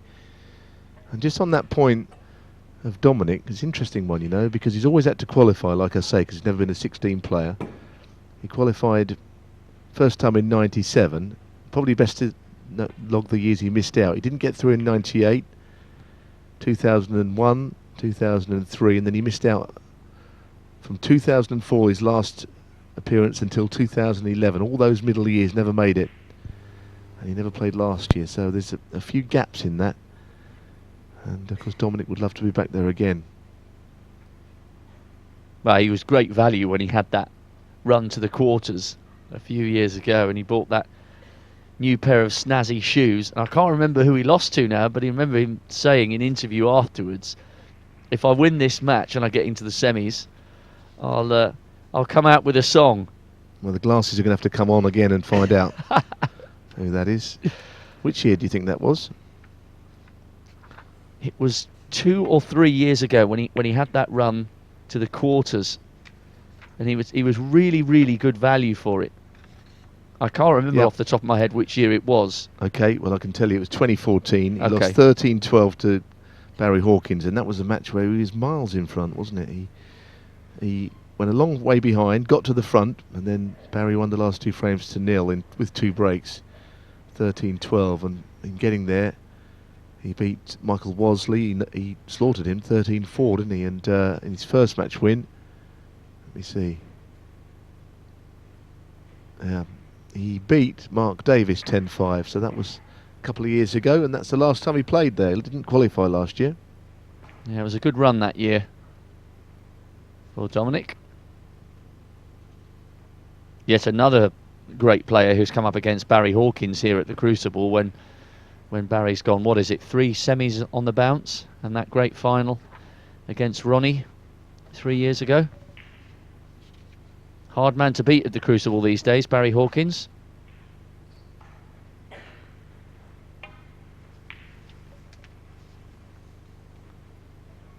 World number 11 is in the mix once again, and he'll be in the draw on Thursday morning.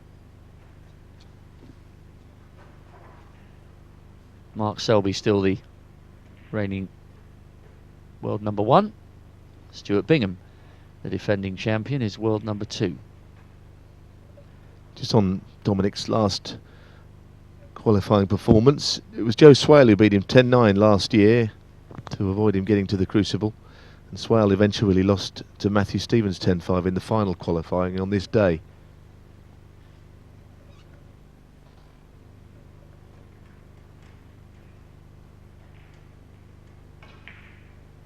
Well, there's a long battle on these colours, but as I say, if this goes 4-0, you do fear for Dominic's chances of getting there again this year either. Tough draw for these two guys to be up against each other, but it just underlines the quality of the players that are having to go through the qualification. Michael Holt, incidentally, has taken the 3rd frame against Mark King, so a very good start to that match for the hitman.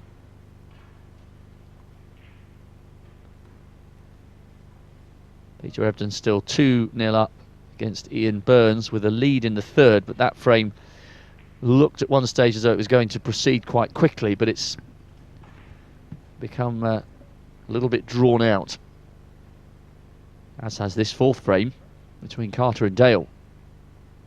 Ali at the table once more.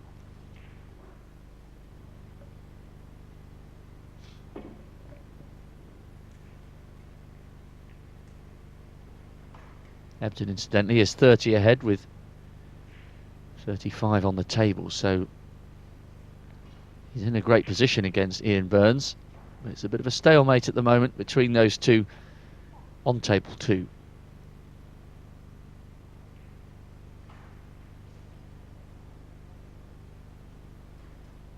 Now, Ali Carter's quickly up on this one.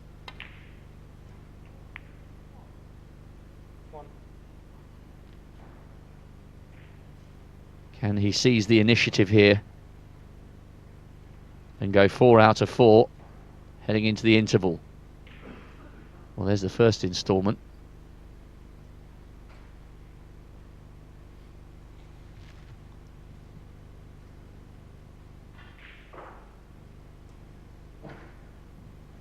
He won't take this clearance as a given, though. No, because the shot on this green is taking the cue ball, I think, slightly away from the brown, and as he rolls it, it's not a natural. It's just not one that's likely to land in behind the brown.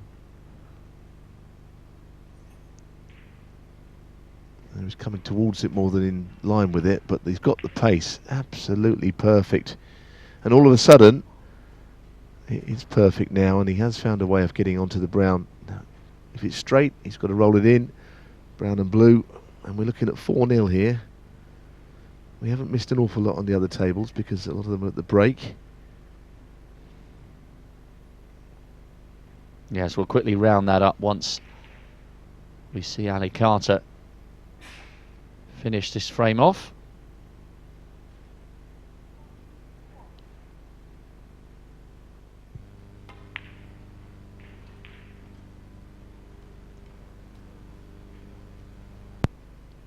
So Ali Carter will head into that interval with a 4-frame advantage. Great start to the match for him. And Dominic Dale has been given plenty of food for thought as he heads off for a little rest. Now, I'm being reliably informed this is table 7, and we're about to see a massive fluke on the reds. Table 7 is Xiao Guo Long against Zhang Anda. They were 2-all. They came back from that interval,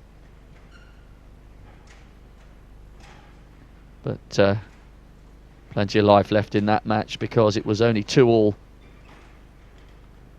So Zhang Anda and Zhao Yuo Long locked together here. They've had their 15 minutes. Meanwhile, we're still waiting for Peter Ebden to finish the third frame against Ian Burns. Ian Burns is clawing his way back into that match. That's over on table 2.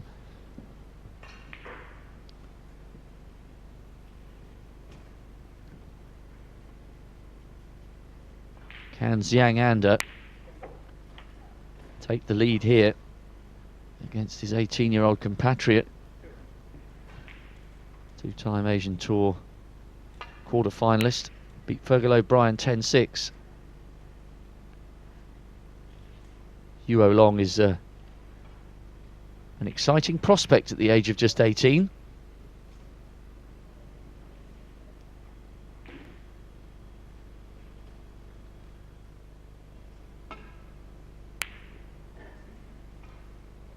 (3-1) to Liang Wenbo against Xiao Guodong in the other all-Chinese clash.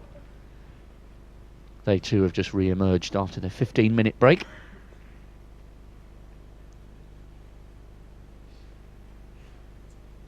Real composure from a teenager. A lot of people really rate this youngster.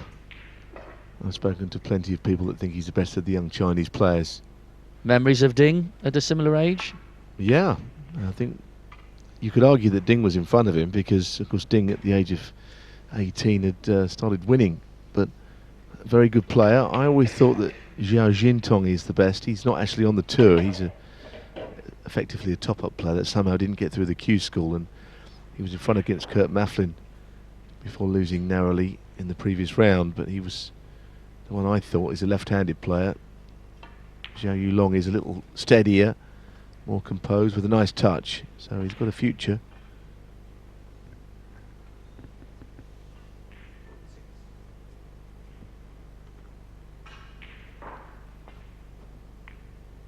I suppose if you were trying to be fair to Yuo Long, you might argue that when Ding won his 3 ranking titles before he turned 20, the game maybe wasn't quite at the competitive zeal that it is now, with so many ranking tournaments and so many players, like for instance Kyron Wilson, coming through qualifying to win the big ones. That was still in the old format with 6 or 7 big ones a year. That's not to take anything away from Ding's 3 titles before he turned 20, but is that fair to say that it would be an even harder challenge for Yuo Long to win 3 before turning 20 now than it was for Ding 10, 12 years ago? Yeah, possibly. I mean, I guess the other thing about it then, there were not so many tournaments, so on that respect he just did well to win 3, but it's difficult to make comparisons. It's not really about what you do when you're 18. It's when a player like Yulong has been in the game for maybe 7 or 8 years and see what he's achieved then. I think he's still learning, but we're seeing more and more that he's a fine player. And don't forget, he and his partner Yan Bingtong won the World Cup for China B in the summer of last year, in the UK time, that is, in the summer, in July. So that got him and his partner into the Champion of Champions, gained him experience.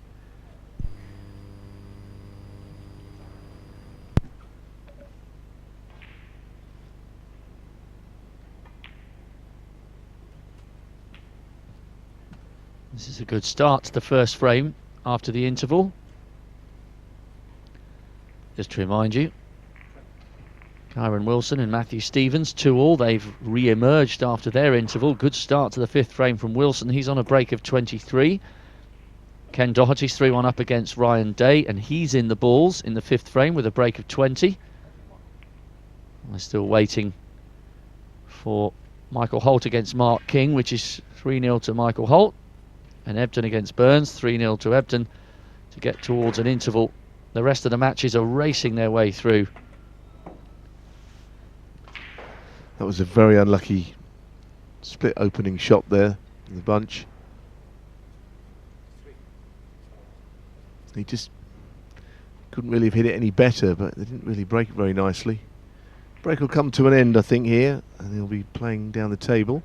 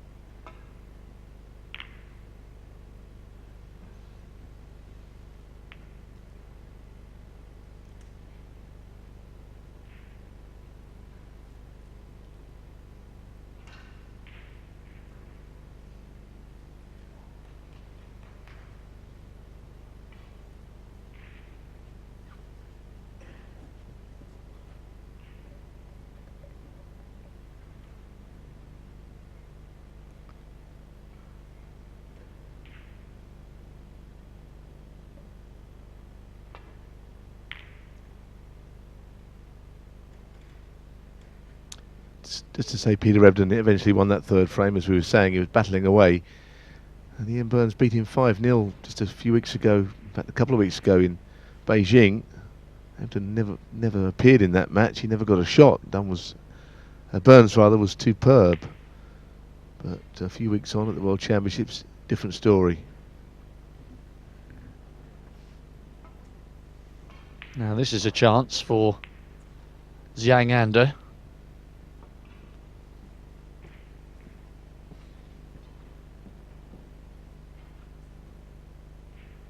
Just wants to take some of the sting out of that confidence of his teenage opponent. Has a chance to do that here with the reds nicely spread for him.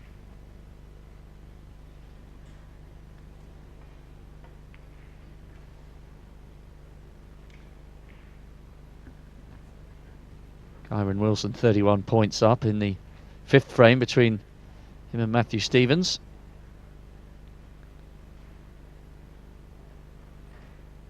Pretty tight in the 4th frame between Mark King and Michael Holt. Michael Holt hoping to follow Ali Carter into the mid-session interval with a 4-frame-to-0 advantage.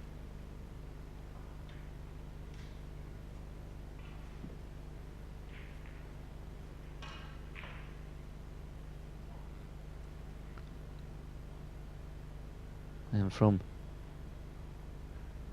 2-0 down against Matthew Stevens, Kyron Wilson's giving himself an excellent chance here to go 3 on the spin for a 3-2 lead. Early stages in that 5th frame between the Shanghai Masters champion and the double World Championship runner-up. They're on table 4, but worth keeping half an eye on that one. As we watch Zhang Anda constructing his break carefully and thoughtfully here in an attempt to re-seize the initiative.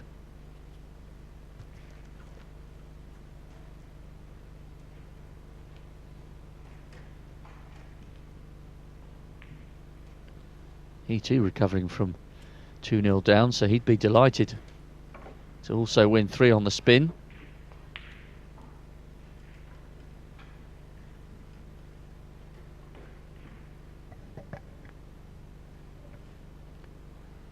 Mark King trails by just 2 points in the 4th frame against Michael Holt.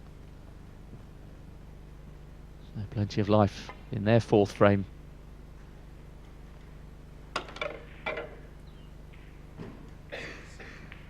Would it be fair to say that Zhang Anda hasn't really built on that very impressive Crucible debut from 6 years ago when he had Stephen Hendry in all sorts of bother before Stephen won it in a decider?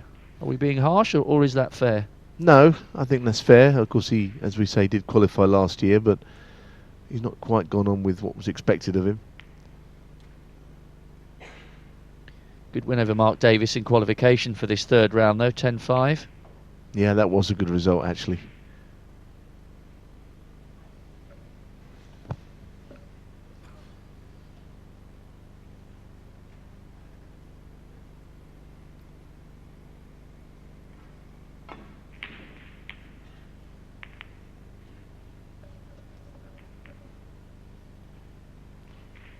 He's not rushing this break, is he?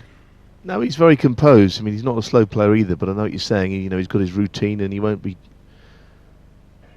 dragged out of it, which is fair enough.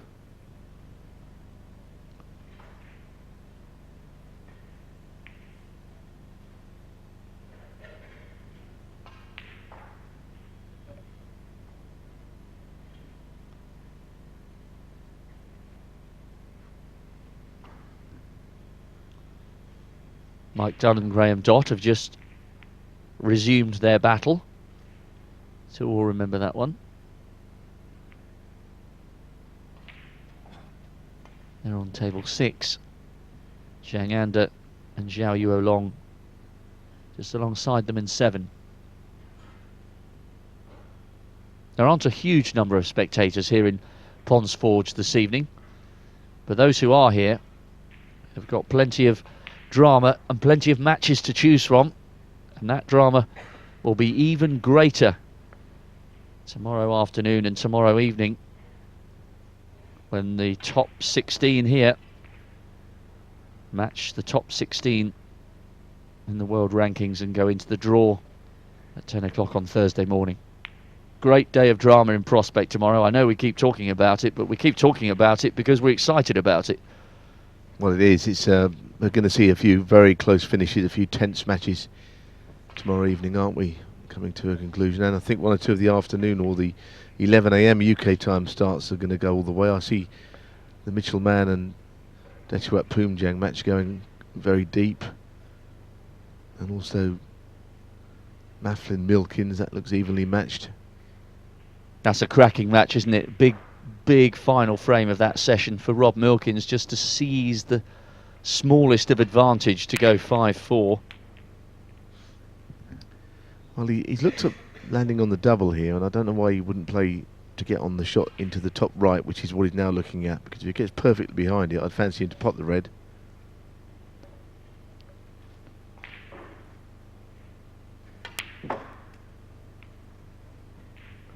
I think that's the right shot. Well, I don't think he could have played it a lot better. He's just got to get it now. The other all-Chinese clash. It looks as though Xiao Guodong may well be edging closer to clawing one back, going 3-2. There's some life left in that frame. Kyron Wilson on a break of 55. He's taken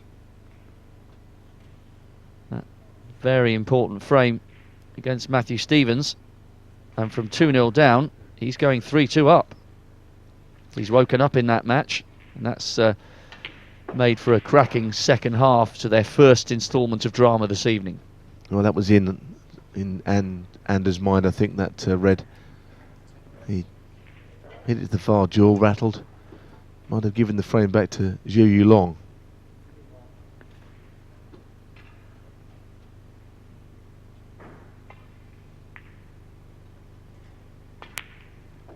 Ali Carter and Dominic Dale have resumed on table 5. Dominic now chasing that big 4-frame deficit. Needed to come out with renewed vigour and focus after that 15 minutes. Peter Ebdon 3-0 up against Ian Burns. It won't be long before he's in the changing room having a couple of power foods, maybe a couple of avocados. He'll be hoping he goes in 4-0 up, but Ian Burns is making him work for that last frame before their interval.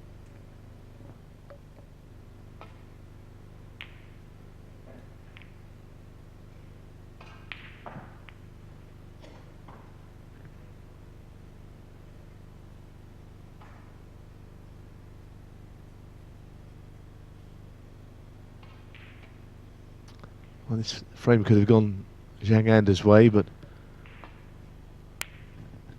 it's starting to look like it'll be Zhu Yulong who wins it. And I guess these are the frames that hurt the most to lose, when you know you've been in the driving seat and you know you have to sit there and watch your opponent nick a really important frame. Yep, that's exactly how it is. And Zhang had a chance to go to the front for the first time here. Of course, Yulong started with a brilliant break of 140.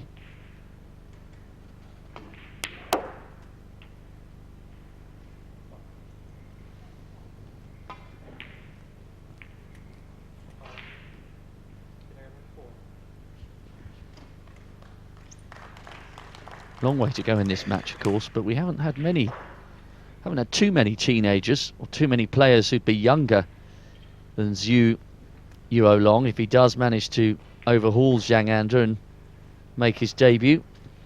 He certainly wouldn't be the youngest, but he's not far off, having only just turned 18. Can't remember what his exact birthday is, but it's late in January. You'd fancy he'd be in the top 10 youngest, wouldn't you? There or thereabouts, maybe.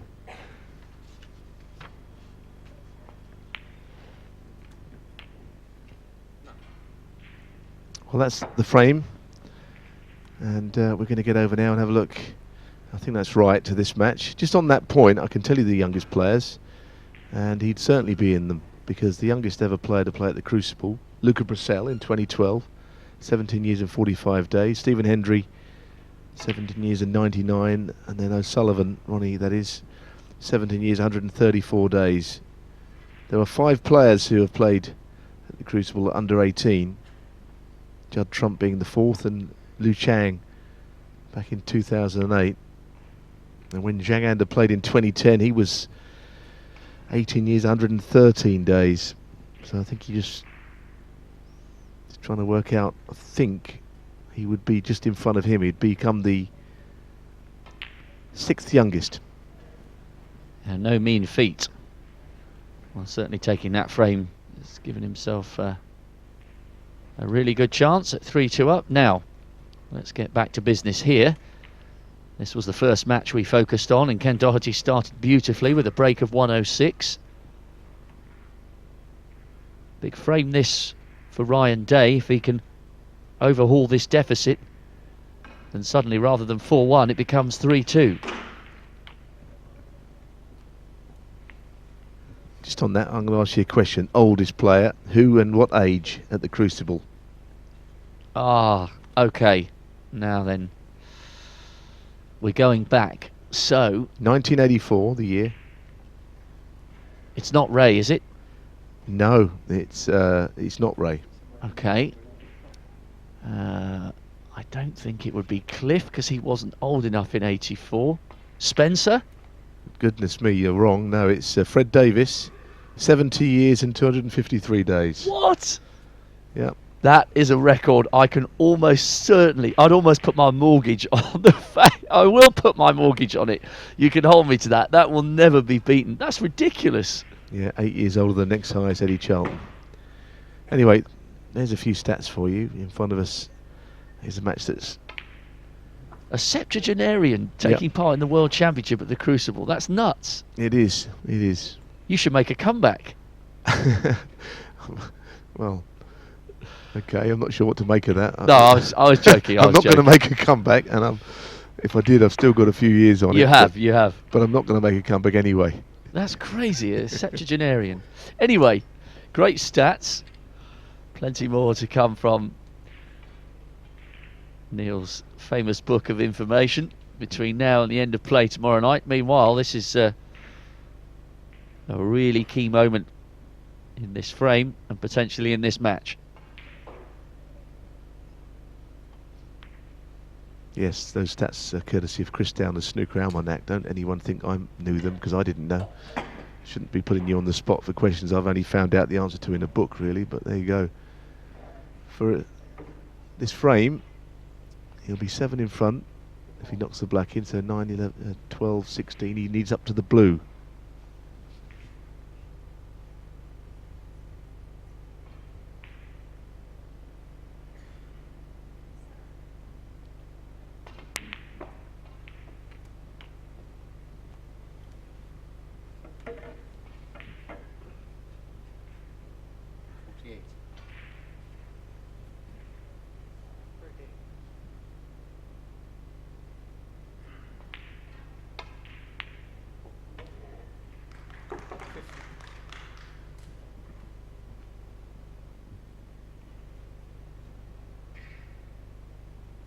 Big couple of balls coming up here for Ryan.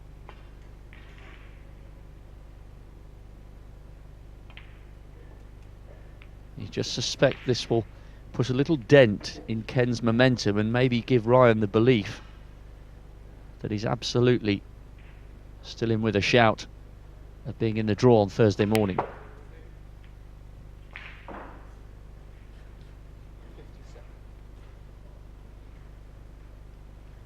Just making sure of this frame ball.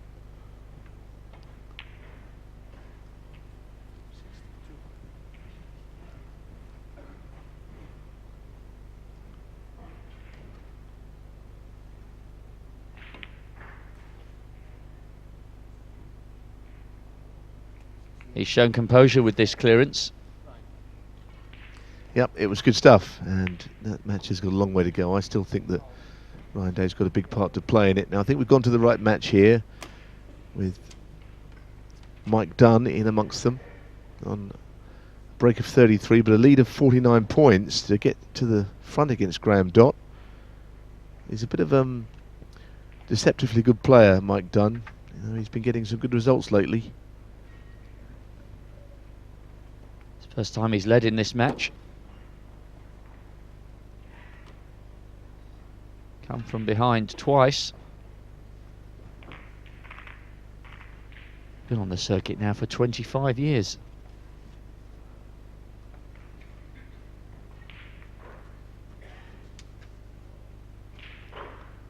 Yes, played at the Crucible in 2002, so that would be a 13-year gap.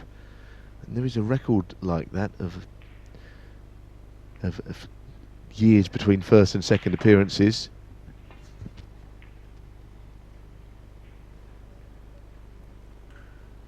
Yes, there was a player recently in the last couple of seasons who'd had a big gap between Crucible appearances, isn't it? Well, Barry Pinchers did it, I know that, he's one of them, but I shall find out.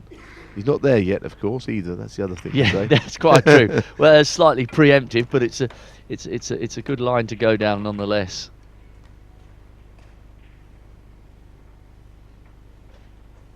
Did Joe Swale have a long gap between appearances at the Crucible, or am I remembering incorrectly there?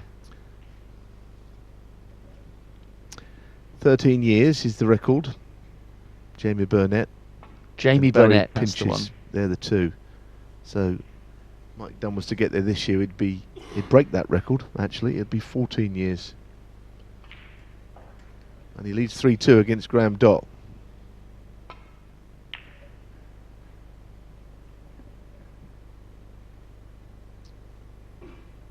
So it's sport for choice. Where are we going to go now? I saw Matthew Stevens in amongst them again there. Maybe we'll head over, do you think, to his table? What do you think, Rob? Yes, let's have a look. Yes, Matthew trails Kyron Wilson 3-2, and he's on a break of 22 at the moment. So if we could head in the direction of table 4, that would be quite useful. Coming number 4, your time is up. Marcel Eckhart just marking the card there. Mike Dunn and Graham Dott. So let's see what Matthew can do here.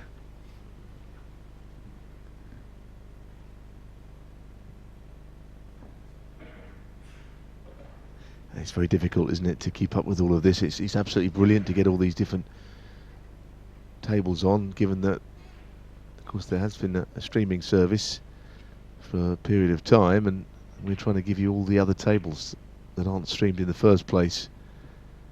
And of course it was extremely exciting this afternoon. We had a good night as well. We're trying to get you the pick of the action where we can.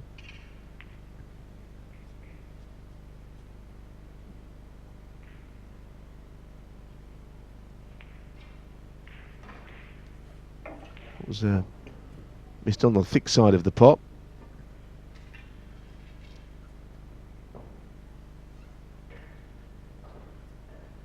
Burns and Ebden, incidentally, still haven't got to the end of the 4th frame. Ian Burns mounting a comeback in that 4th frame. He trails 3-0. Peter Ebden in control of the early exchanges. That's on table 2. This is Wilson and Stevens on table 4. And what an intriguing match this is turning out to be. It is, and the other match which we might dip into if we can would be Ali Carter, who's away again. I've just noticed on table, I think it's 5, is it? Yeah, he's in amongst the balls, so maybe we'll have a quick look over there, shall we? And this is turning into an extremely one-sided match, Rob. Yeah, it is. Very, very good start to this match from Ali. If you're just joining us, breaks of 85, 75 and 66 for the first 3 frames. The 4th was scrappy. The pair were locked together on the colours before Ali Carter got the vital pot required to put some daylight between himself and Dominic Dale, and he went in the luxurious position of being 4 frames clear, and that could very soon become 5. Michael Holt's 4-0 up, incidentally, against Mark King. They've just resumed after their 15-minute break. No score yet in the 5th frame, but this is a quality performance from Ali Carter. He was pushed by Yao Yuo Peng. That was 10-8. He knew he'd need to provide and produce better against Dominic Dale, and so far he's done so. Been one of the most impressive performances that we've seen so far.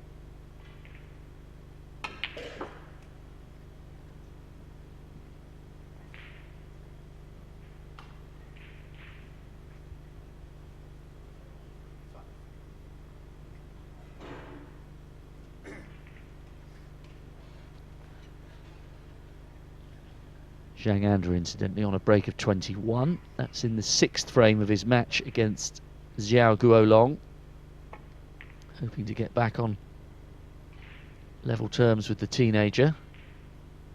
But this is starting to look like a tough task for Dominic Dale here. Ali Carter means business here. And he too, along with Ding Junhui, I think would be a player that the top 16 would rather avoid in the first round, especially when you bear in mind that he is a proven ranking event winner, Ali Carter, and he's been to the Crucible final twice. He's laying down a bit of a marker here that he's in the mood and he's in the kind of form that could cause people problems. His ranking in the top 16 was preserved while he got himself fit and well and healthy again, and he's now just inside the 32. But Ali Carter finds himself 5-0 in front, so Dominic Dale's under massive pressure in that match. Xiao Guodong hoping to level things up against Liang Wenbo. Yeah, I mean, it's a good match, these two. Guodong, of course, has been to a ranking tournament final, losing in China to Ding Junhui. Wenbo has been into the UK final, and this was as recently as December, so they're both really good players. Guodong's been a little disappointing since, but the talent is certainly there.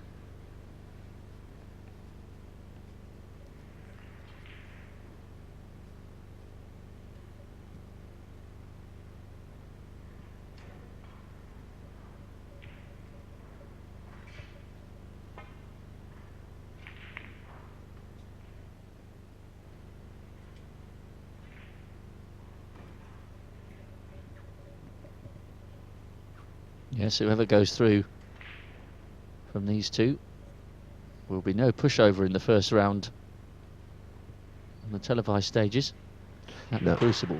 I think you're right, and I think that should Wenbo be the player to go through, then a lot of players wouldn't be too keen on playing him either. And there are, as we've mentioned, the likes of Carter, Ding Junhui, players like that.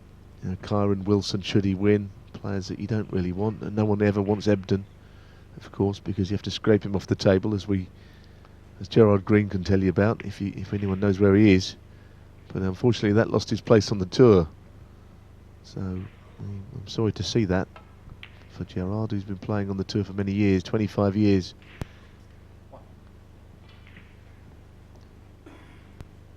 Ebden's 3-0 up.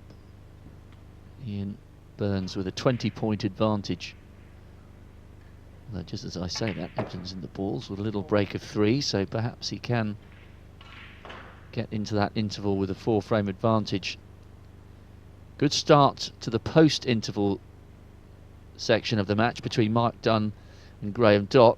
Mike Dunn with a lead of 28, and remember, he took the 5th frame, so he already leads 3-2. That's a dreadful shot to go in off. I mean, he's missed the pot, gone in off, and he's given a chance back straight away.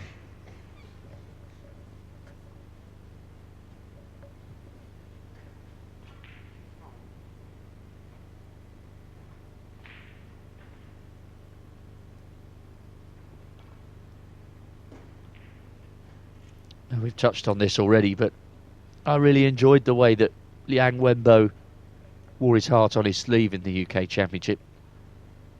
He was really good value for that place in the final, and as I said, I think he really contributed to that magnificent 147 moment, because there wasn't any element of people feeling as though Neil shouldn't celebrate. He was fully in the spirit of the moment, and I think he played a magnanimous part in a very special moment of snooker history at the Barbican. The other thing that he achieved by getting to the final, and that win against David Grace, which he celebrated hard, was that it got him into the Masters, didn't it? And I guess there were two huge landmarks in his career, getting to the UK final and playing in the Masters, which I know he's extremely excited about. Yes, I'd forgotten that actually, which is one of the reasons why that celebration was so heartfelt against David Amazing Grace. He certainly won himself a few supporters in home county and beyond. It was an amazing run to the semis, and actually everyone's got their own opinions about the flat 128, but the fact that you had David Grace in the semi-finals was a testament to the widened opportunity that exists for the players who are a little bit further down the rankings when it comes to the big ones. Yeah, and there were spin-offs to that, which meant that he played in the World Grand Prix, and of course it got him into the snooker shootout as well, given that his ranking soared. So, you know, there is the chance there for somebody. A few people don't like the flat 128 draw, but others have found it an opportunity to do well. Of course, the main complaint for people is that the first round is, you know, the draw. You could draw someone very good or someone not so good, but hey, the luck of the draw's always played a part in snooker and other sports. Can't do anything about that. You're never going to get two opponents at the same level. Well, as if to underline your point there. Oh dear. They left that one, but there's no clear line there. Just to underline that point about David Grace, started this season ranked 111th in the world. He's now up to 60.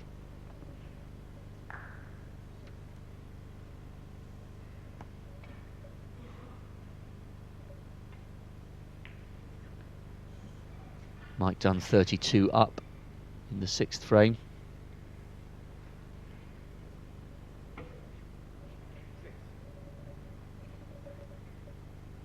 Still no conclusion to that 4th frame between Burns and Ebden.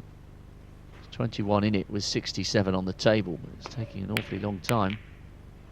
As we just watch these exchanges between Guodong and Wembo. Dominic Dale was on a break of 36, but he's now broken down, and Ali Carter back at the table. Ali, remember, leading 5 frames to 0.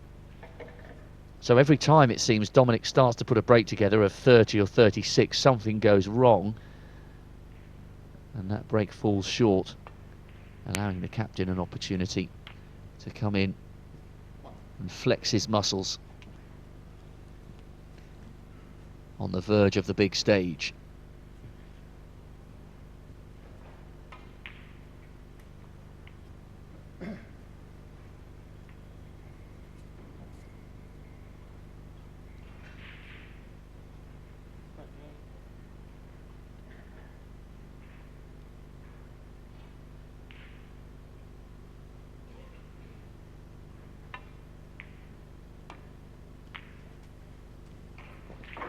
Zhao Yuelong requires snookers to deny Zhang Anda the opportunity to level that match at 3-all. So the 2-all Chinese clashes are tight. And that was an unfortunate kiss.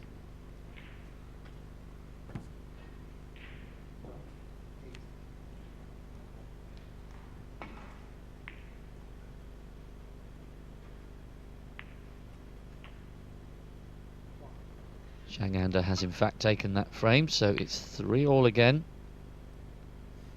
3 left in that match. Bad miss though. How did he miss that? Well, I don't know. He didn't get on his colour. I just wonder if he might consider pulling this and swinging the cue ball right up and trying to move the other red out. I mean, it's a brave shot to play, but I wonder if he's thinking of it. So let's just see. Pot the red and think about using the big target of the cushion or the red directly to move it into play. It's worth trying. It's a wonderful shot. Wow. Is that perfect or not? I mean, can he get to the red past the yellow? If he was just a couple of inches further down, he'd be on the blue perfectly.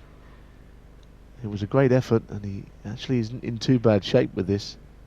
He deserves a bit of luck after that skill.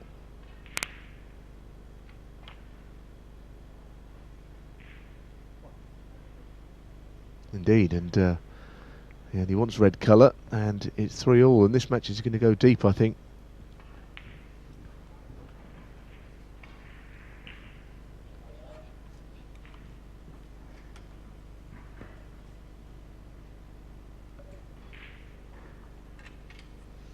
So this is going to go 3-all. I think we can safely say that. We'll give it a couple more shots on here, because when he pots this in the yellow, then that is definitely that for me.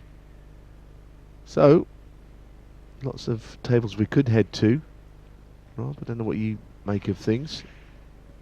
Well, what about Matthew Stevens? He leads by 33, and he's in the balls, trailing 2-3 to Kyron Wilson after a very positive start. That would be a good one to capture on table 4. But certainly as far as the 2 all-Chinese clashes are concerned, it's 3-all in both. Yeah, this frame is done now, so we can move on. Maybe have a look at Matthew Stevens over to table 4, shall we? Because, as you say, he's in good shape to go 3-all. He's not quite there yet. We don't want to see too much of us, because we're going to get the tees in a minute. Certainly not. The tees are coming in. Lewis, come on in. This is Lewis Ward. He's the social media guru as far as World Snooker is concerned. But enough of the tea breaks. Thank you very much. Cheers, Lewis. Let's get back to the action. And Matthew Stevens. Well, we're now looking at Ryan Day. But Matthew Stevens is closing in on levelling the match at 3-all. Over on table 4. This is table 3.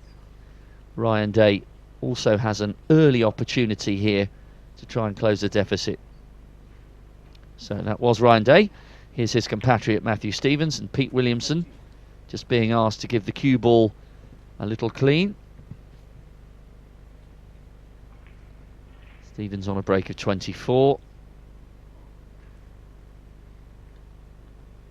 And this is turning out to be a real cracker as well, isn't it? Wilson wrestling the momentum back towards himself. But Stevens with a chance here to level things up. I reckon that the action on the table is better than us getting a cup of tea sent in, you know. Agreed. Now, that'll be annoying that he's missed that, because even though snookers are required, you look at the balls, they could not be any better. There's an absolutely huge target there, so you should probably stick with this for the moment. Well, that's not a good shot, unless he's in behind the green. Well, I don't think he played that, because I'm sure he played behind the other colours all close together.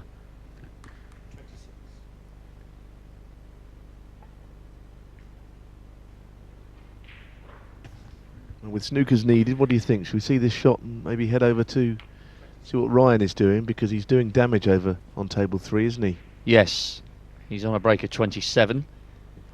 Well, that was the snooker that was always going to hit. So should we nip over to see what Ryan is up to? He's almost there, not quite over the line yet. So the pride of Pontycummer has an opportunity to level things up with Ken, and this would be impressive, bearing in mind that Ken's opening salvo was a very smooth looking century of 106. He doubled his lead to 2-0. So from 2-0 to 3-all is a good reflection on how Ryan Day has hung on in this match. So the pride of Pontycummer. Now, how big is Pontycummer? That's the question. And how many other famous people do they have? Because I don't know that area very well of Wales. I don't suppose you have the answer to that. I don't, not at my fingertips. I tell you who would have a witty answer to that, because he's always brilliant to follow on Twitter when I remember to check it, is Mark Williams. I'm sure Mark Williams would somehow, somewhere, wherever he's watching in his mansion, I'm sure he'd have a little line about how close to the top of the overall all-time Pontycummer list Ryan Day is. Well, he's arguably on the top 50 famous players, snooker players from that area, I guess. Probably a little bit less than that. Well, I'll tell you what, we'll get Lewis Ward, who's just finished getting us the tees. We'll get him to sit across the Twitter feed of Mark Williams and see whether the Welshman can place Ryan in the list of Pontycummer's greats. But certainly, he's a 3-time ranking event finalist. He's a 3-time Crucible quarter finalist, and he's making a great attempt here to level this match at 3-all. This is a good performance from Day.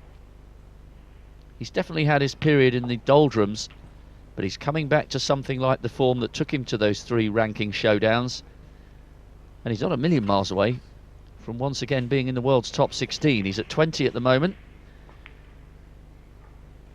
And this is becoming a really interesting match between the Irishman and the Welshman.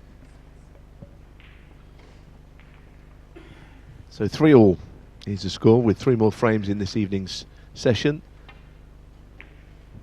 Reminding you, they're not even at the interval there, Burns and Ebden, with Burns 23 in front of 3 reds. Alistair Carter's going well again. Maybe we should nip over to his table, should we? Which table is that? Yes, table 5. Ali Carter is on table 5, so let's have a look there.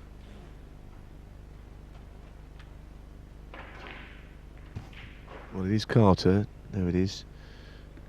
Well, that is amazing. That has stayed out, and that's just about kept the frame alive. We joined it at a good moment, I think.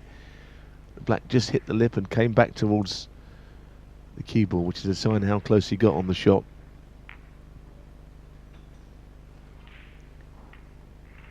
Dominic's in all sorts here.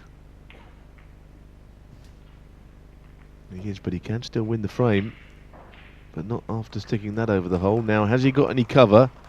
He desperately needs it. Is there a gap between the green and brown? By the way, I looked over and I saw that Graham Dott was scoring heavily. I think he's 3-all, going 3-all, isn't he? Yes, he has done. Really good match there. 2-1 up. Mike Dunn levelled at 2-all. He took the first frame after the interval, and they're all square. Well, what about that? A lifeline. It's never easy to play that swerve. Now, Dominic, if you've got any ideas and any aspirations to get back into this match, the clearance has got to be made. So we need to stay with this because this is important for Dominic Dale's hopes.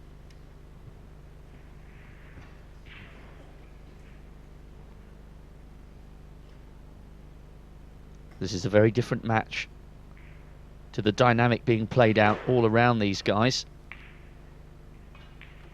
3-all in both the all-Chinese clashes. It's 3-all between Doherty and Day, 3-all between Wilson and Stevens, 3-all between Dunn and Dott. But this is looking very, very one-sided at the moment, unless Dominic Dale can start to produce the kind of class that took him to 2 ranking events in the Far East, separated by 10 years. Oh dear. Well, he just decided to roll that over the hole, not intentionally, of course, and he's going to go 6-0 up here, Ali Carter, and that is a dream start. It's a question of how many, and our old friend damage limitation comes back in, the old cliche which applies to this match. If he can get to 6-3, he's got chances, but if he goes the same way as Ding and leads 8-1 or 9-0, he's in the hat with Ding, who he can't draw, by the way, as they're both qualifiers. And of course, I guess if you're Ali Carter now, no disrespect to Dominic Dale, who could take the last 3 frames and give himself a chance, we have to give him that credit. He's a World Championship quarter-finalist. But if you're Ali Carter, getting towards the end of this session, not only are you thinking about winning the match, you're thinking about getting through as fresh as you possibly can ahead of the first round.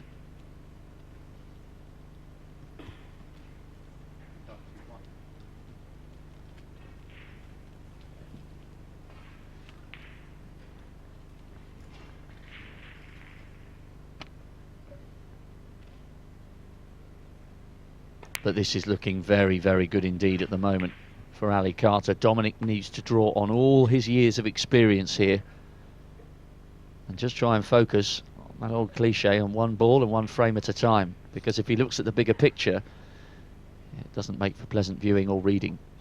No, and there are so many 3-3s around the grounds, and of course this one is not one of them. Holt 4-0 up on King. Ebden, goodness, I don't think the scoreboard is frozen. I think there actually is still 3-0 over there, but it isn't a shock because the 4th frame seems to have ground to a halt, and they will play all 9 frames today, and we won't be covering them.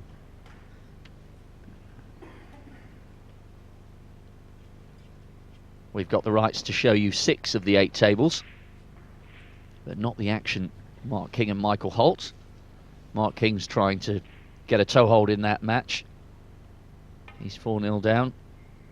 And yes, Ebden and Ian Burns still haven't got to their 4th frame yet, the end of their 4th frame. So can Dominic Dale somehow, from somewhere, find a way back into that frame? And there is the answer. It's Ali Carter confirming he goes 6-0 in front. Oh, that's cheeky. Is that going to drop? No, but it doesn't need to. Carter is turning the screw here and doing so in some style. Dale's got a mountain to climb. Doherty and Day. It was the match we first focused on when we came live at just gone 5 p.m. Almost 2.5 hours on the clock here, and it's raced past, certainly as far as our perspective goes in the commentary position. Great drama. And so many of these matches tonight are locked together at 3-all, and this is one of them. Very, very tight indeed.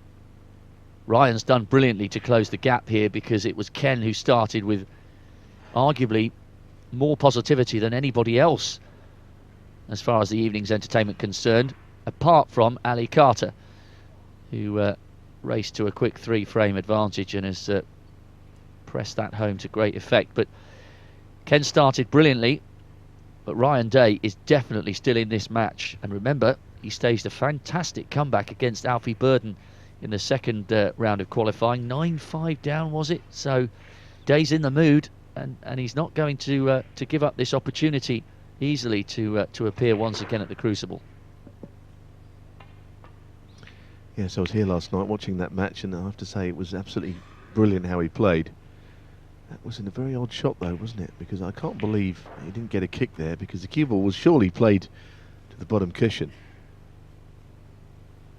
So Ken out of character. I'm sure it was a kick.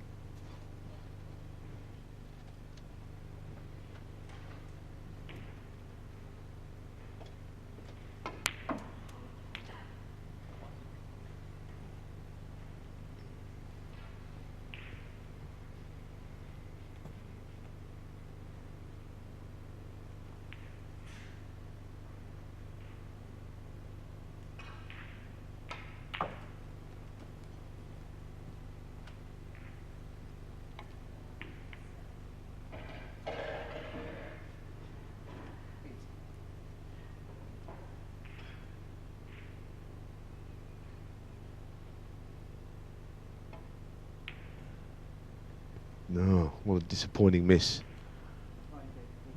What a chance.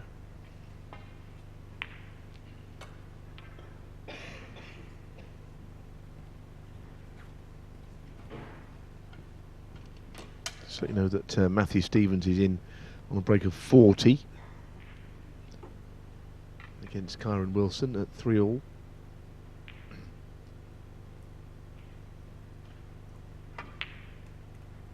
And 3-3 in Zhu Yulong and Zhang Anda, Zhao Guidong, Lian Wenbo, and Mike Dunn, Graham Dott. All early stages of frame 7. Couldn't be more evenly poised. 3-all in the match we're watching. Doherty and Day. Kyron and Matthew 3-all. 3 Neil Ebden. 4 Neil Holt over King.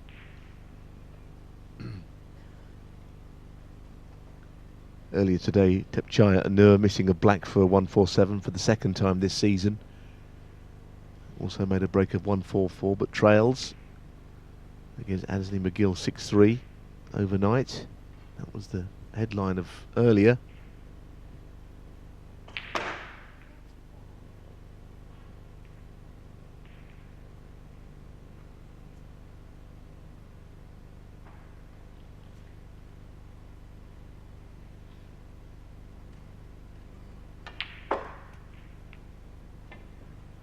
And the other big news earlier was that Ding Junhui 8-1 in front against Nigel Bond, looking, I think, already through on that. Can't see any comebacks there.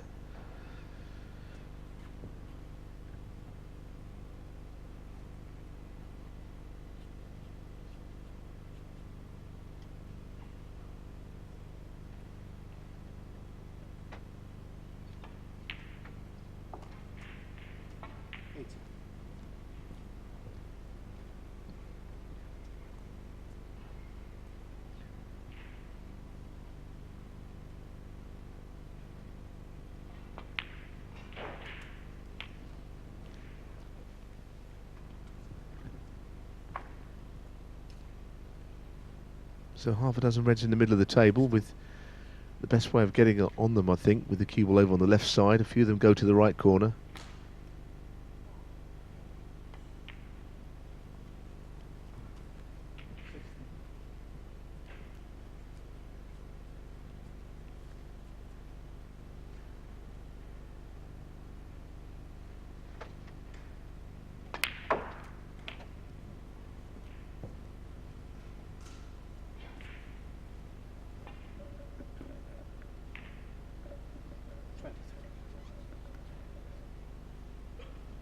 So Ryan, of course, missed a red to the right middle earlier in the frame. Might prove expensive.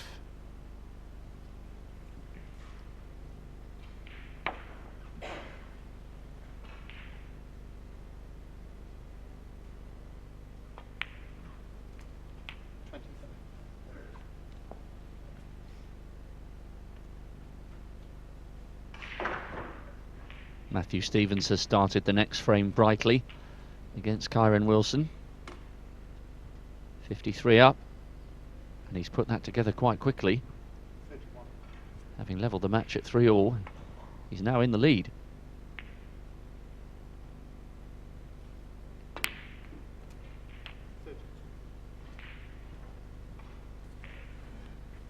Good chance this for Ken, just to re-establish some dominance as they head towards the business end of this first session.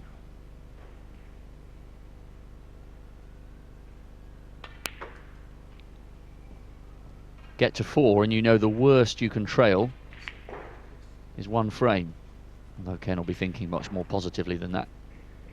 He'll believe at this stage he can get to the end of the evening 6-3 up. But this is a really, really intriguing section of this match now between Ken and Ryan.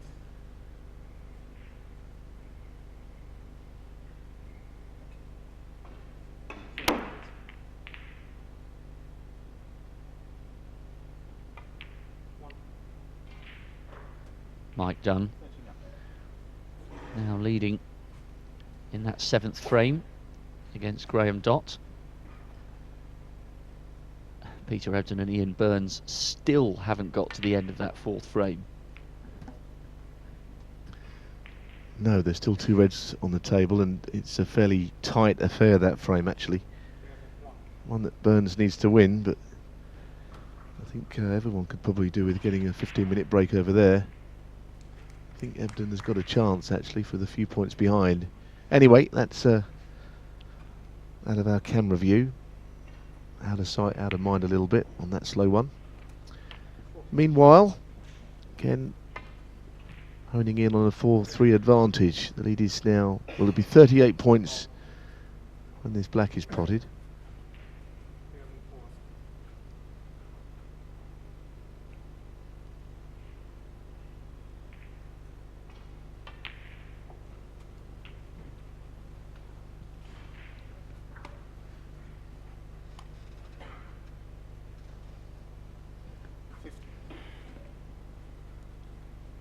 Dominic Dale's on a break of 32 as we watch Ken closing in on wrapping up frame 7 here. Key moments for Dale against Ali Carter, because the pattern of the match as he now moves to 38 indicates that when he gets towards the 30s or 40s he breaks down, and that's where Ali Carter capitalises and takes full advantage. Well, that's what Ken did there, unfortunately, when the frame was at his mercy, and he wanted the red and the black from there. And this frame might not be over just yet. That's a good shot. He's covered the... He looks like he's covered the red that sticks out, so Ken's got to play off the 2 reds, I think, close together now. I don't think he can get to that other red.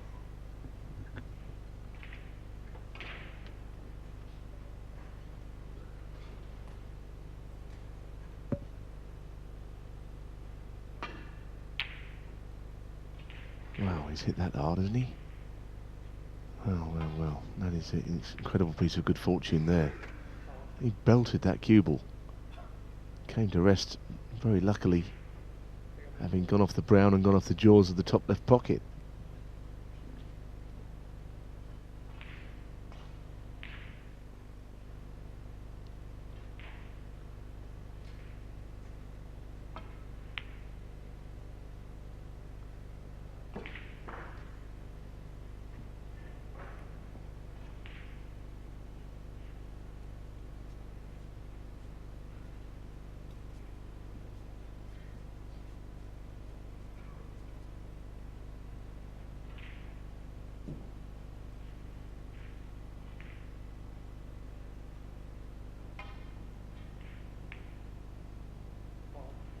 Well, from that camera angle, you can see it's not an easy shot.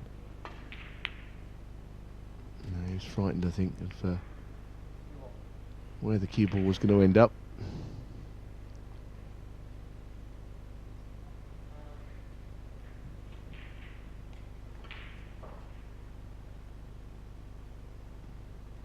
So this frame is not over by any means.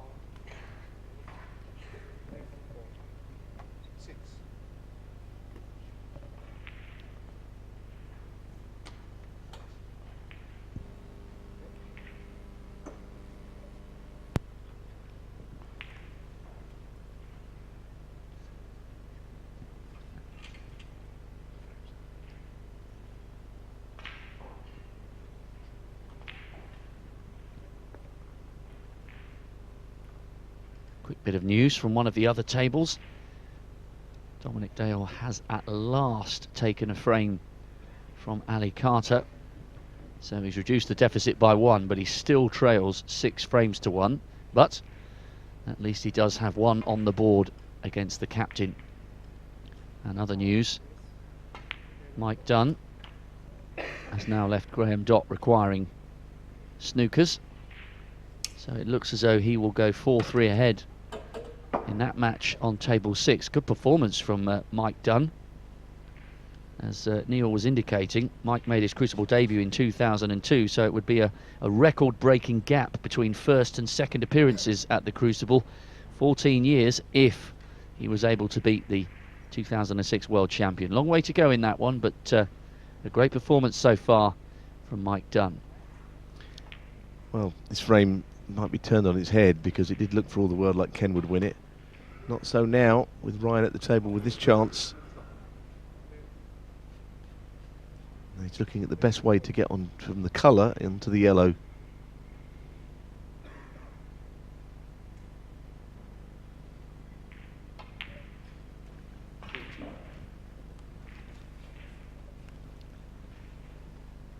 Good moments for the Welsh contingent here, supporting and playing. Matthew Stevens is 4-3 up now against Kyron Wilson. Really topsy-turvy match, that one. Matthew taking a 2-frame advantage at the beginning, Kyron pegging him back for the interval. They're both really flexing their muscles there and producing some nerveless clearances. Both the all-Chinese clashes are still 3 frames apiece. And Mark King now has a frame on the board. Michael Holt took all 4 before the interval. Mark King has just got 1 back, so he now trails 4-1 as they move into their 6th frame.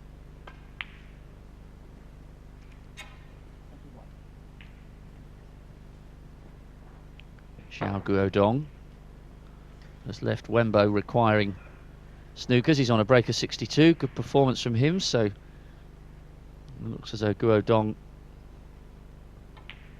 will be establishing an advantage there. That would be a big upset if Liang Wenbo was beaten by his compatriot, ranked almost 30 places below him in the world standings.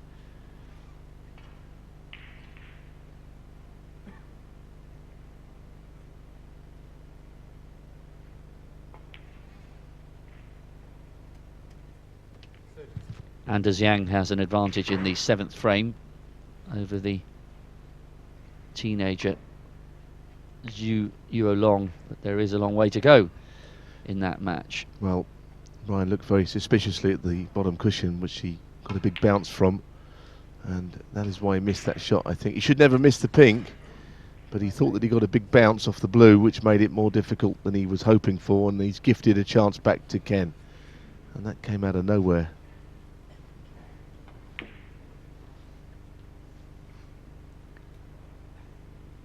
So Ken Doherty. Pink for the frame. Not sure he would have believed he was coming back in this frame. Missed out on a place at the Crucible last year. This just to reassert his dominance. And there it is. Doherty 4-3 up, but so much life left in this match. Yep, and I thought he was going to lose it. I reckon he thought he was going to lose it. In the end, it was quite a bad miss from Ryan on that pink. Now, what's happening here? This is Zhang Anda and Zhou Yulong. 24 the difference in favour of Zhang Anda. 4 reds left. Yuo Long aiming to become, I think Neil said, the 6th youngest player to appear in the televised stages at the Crucible. Zhang Anda's the 7th, or 6th at the moment, would be 7th. Just 18 years of age, but that was a few years ago now.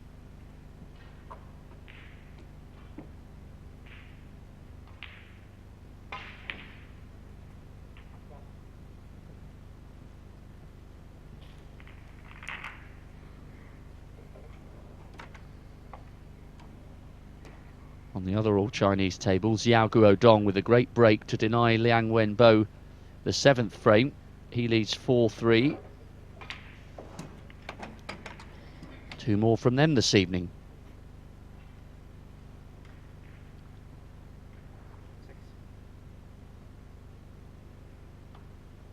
That marathon 4th frame between Ebden and Burns is still in progress.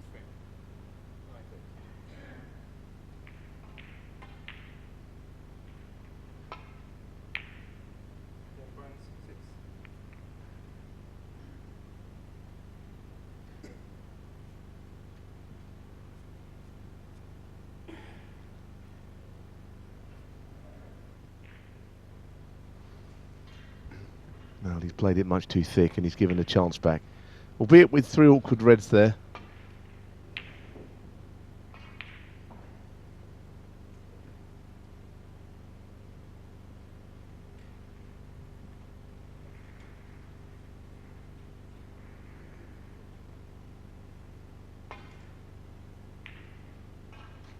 Very measured and very considered when he's down on a shot, Zhang Anda. Oh dear. Has he left that? Well, the teenager will certainly fancy having a go.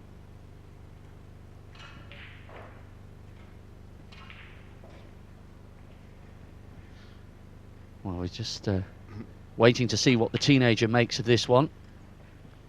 And we're scratching our heads here because this 4th frame that we haven't seen between Burns and Ebden is still going on, and by Neil's reckoning and mine, that must be at least an hour now for that frame alone.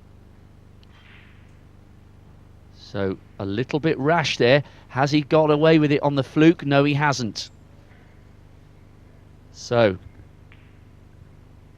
Zhang Anda has another chance here, just to try and re-establish his dominance on this match. It's 4-3 to Guodong in the other all-Chinese encounter. And just surveying his options. Little bit rash there from Guolong.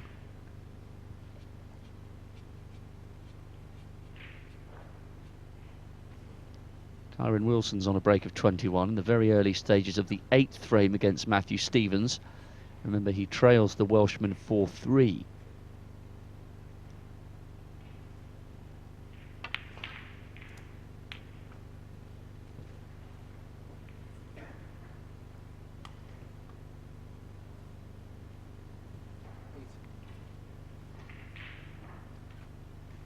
Great pot. Especially in the context and under that pressure. Needed that, and he delivered. Indeed. Well, he's From here, well, he could play on the red down the cushion with being a right-handed player, but he's choosing not to because he's got a 27-point lead. I think it's a dreadful shot that he did play. I don't see why he couldn't have played it on the red down the rail there. Leant over and knocked it in because he's going to need it. I mean, you know, I think that's a really poor shot selection because either way he needs that red, and he could never have had an easier shot to get onto it than that last one. Lack of confidence or just a tactical error? Don't know. I mean, it's one thing if he only needs this red to play that, I'd understand it, but he still needs to pot that red. He's going to have to get on it this time, so why not the last time when it was there? And now he's got no obvious shot to play onto that one. He's going to have to play on the other red, albeit from the pink. It's not that difficult. He may end up okay. Wilson's break is up to 37. Doherty's in the balls, the early stages of a break on 16. And Graham Dott, 36 points up as he trails 4-3 to Mike Dunn. Meanwhile, Zhang Anda trying to shake off the teenager. Well, he used the pocket there, which is dangerous into a middle bag, but it went in off the far jaw, and it gave him a better angle, slightly better angle, to get in behind the red.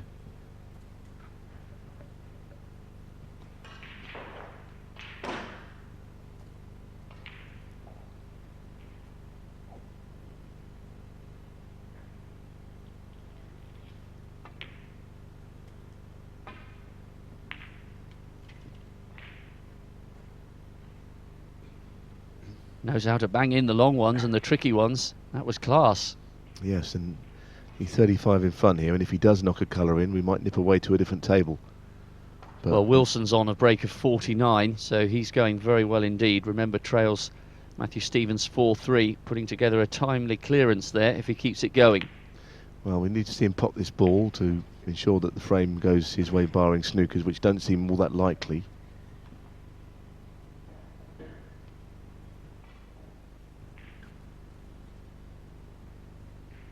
Well, now he's knocked that in. I think we should nip over, Rob, do you, to table 4? Yes, see let's what have a Wilson's look at doing? table 4. This is Wilson, hoping to level the match. This has been nip and tuck. Such a good encounter here. What was that shot? You know, to screw back and finish there when he had so many options. That is a really poor shot. It's come out of nowhere. We've joined it and put the hoodoo on him, I think, with that one.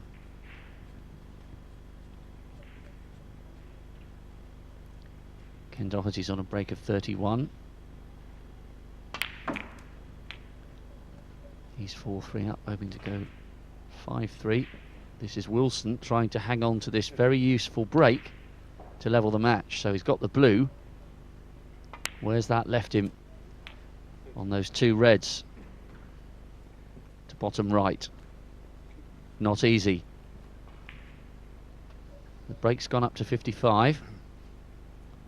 But this frame isn't over yet.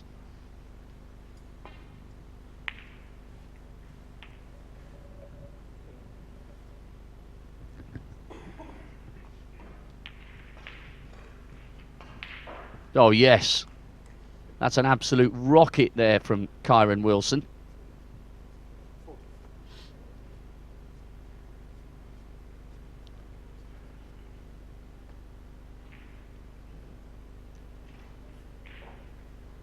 Four reds remaining.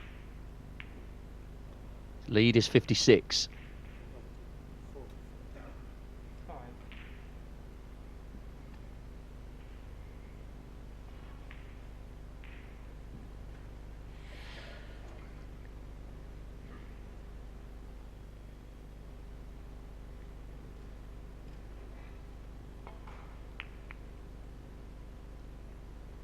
So getting very close here to Stevens needing snookers.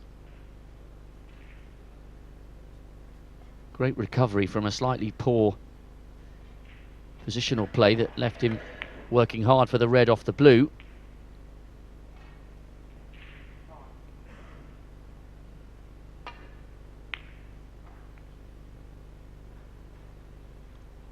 Wilson's on the verge of levelling this match. One left to go, and what an epic climax this promises to be tomorrow.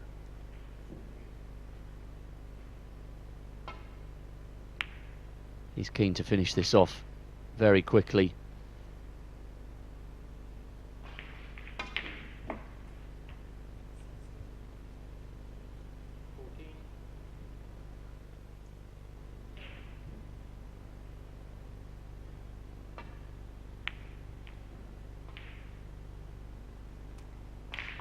This is that one with a break of 75.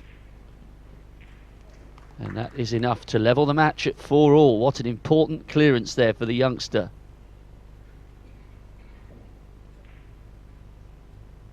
Meanwhile, back to Ken. Lead of 41.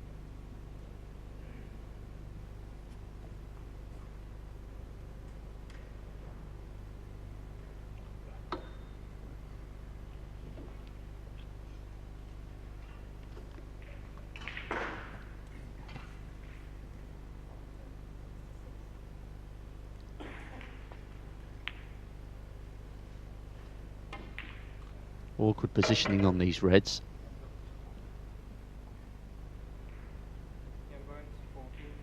These are big moments between him and Ryan Day.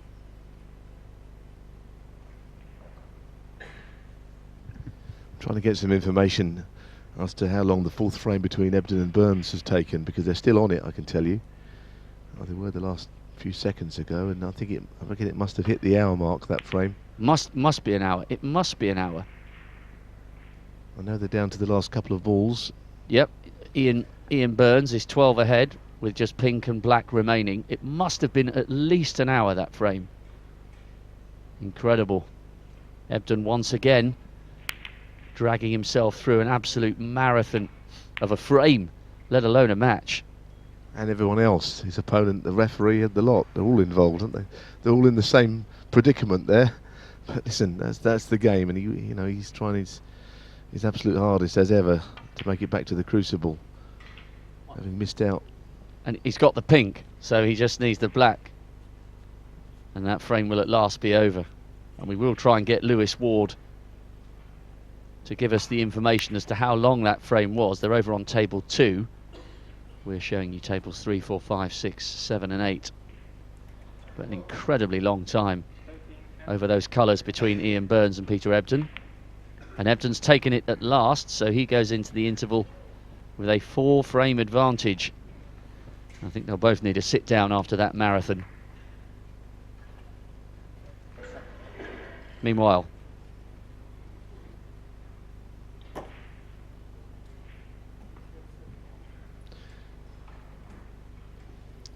I can tell you that he potted the most extraordinary pink and black Ebden, both of them into the green pocket.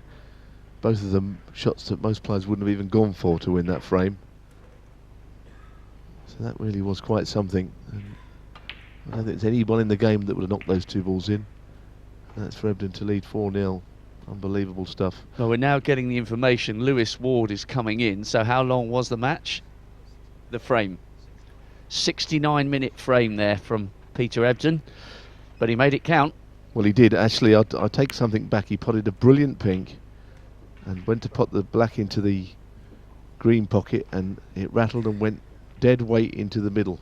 The most outrageous fluke to win the frame. And it was 69 minutes long. It's not the record. Alan McManus played a frame earlier in the season against Barry Pinches that lasted over 100 minutes. That's a football match and a bit of Fergie time on the top, isn't it? Well, Ian Burns has got to put that fluke out of his mind. He'll resume trailing Ebden by 4.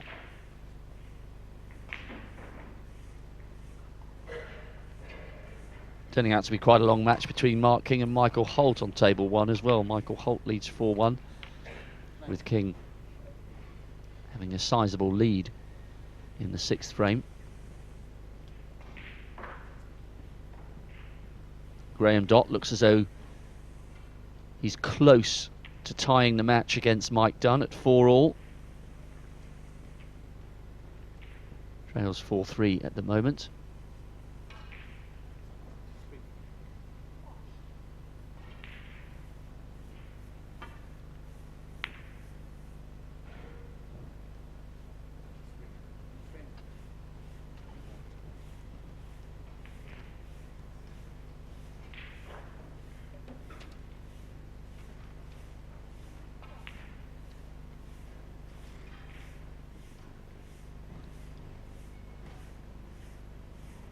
So Ken leads 5-3.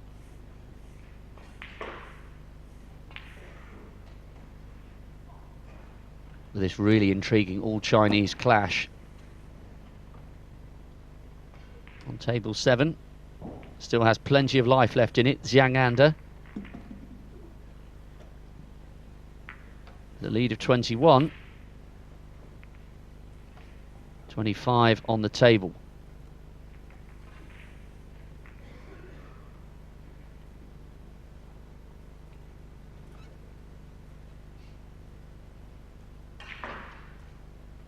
Oh, what a pot. That was class from Zhang Anda. And that should be the frame now. But he's really having to produce his best to try and keep this teenager tamed. He's ranked 71st in the world, Zhang Anda, and really he should be much higher up than that, especially bearing in mind that he made his Crucible debut and in fine style 6 years ago. Yes, so he needs a snooker here, Zhu Yulong. Do we stay or do we go is the question, because I can see Karen Wilson in amongst them on 23 in the final frame of their session. What do you think, Rob? I think we should go. I think we've gone. Yes. So, Wilson. 4-all. Whips the black in. Now he's just looking to see whether he got lucky there. That's not bad. Could let you just know for sure that he won the frame. In fact, Zhang Anda did indeed win the frame in the end, so we left at the right moment. Very, very tight match. Both the all Chinese encounters. Mark King won a marathon frame against Michael Holt, so where Michael Holt led 4-0, it's now 4-2, and Mark the Royal King has a foothold in that match now. Ali Carter's on a break of 28. He leads by 37 points and by 6 frames to 1.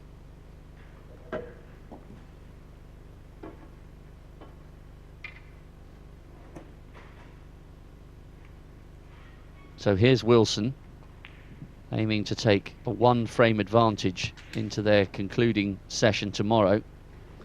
Didn't play that shot very well. He wanted to go into the more to the side of the bunch rather than right into the centre. So annoyingly, the break will certainly come to an end there. Graham Dott has levelled against Mike Dunn, so they will also be in the same position as Wilson and Stevens, with only 1 frame separating them when they come back for the Big Ten tomorrow.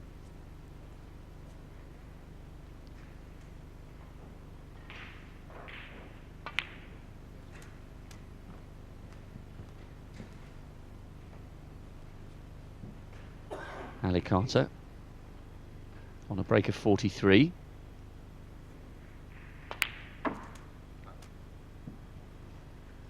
This would really turn the screw on Dominic. Yeah, I think when you get to 7, I mean, the 6-3 scoreline can be overturned. I mean, 7-2 conceivably could, but I don't really ever believe 7-2 will be turned around. So if he gets to 7-1, chance to even take it further. You think about it, if you play all evening and you only win 1 or 2 frames in your quest to get to 10, it feels like you've not really achieved much. So 7-1 here. I think that's just about confirmed now. What have we got? 59 the difference. Frame ball. There's so much to look at this stage. But this has been a really fluent break once again. You know, and potentially this was a difficult game against Dominic. Yeah, Carter's been very impressive here. Started really well, and he's hammered home that advantage. In his mind, he's thinking he wants a slice of the Ding action. Ding 8-1 up overnight against Nigel Bond, and he's facing a very, very short afternoon of work tomorrow, and that's what Ali Carter wants. Maximum energy saved for the big start after the draw on Thursday at 10 o'clock. Yeah, because you don't know, as we were saying earlier, you know, you could be playing early Saturday morning against possibly Stuart Bingham, of course, 1 or 2 matches on, or it could be not until the Wednesday that the player is in action again, depending on which section of the draw you go in and which opponent you're up against. So that's the one uncertainty. 14. As long as you're in the draw, I don't think you care right now when you play. Everything going in now. Yeah, you take that when you're flying.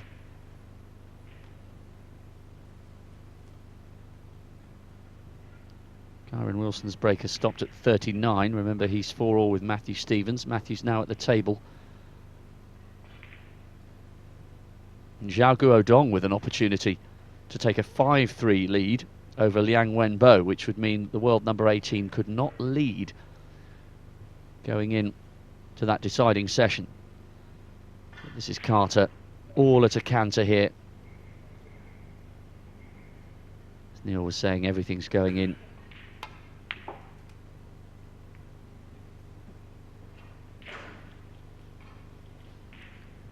Break of 83. 88, and the chance to go 7-1 with a century.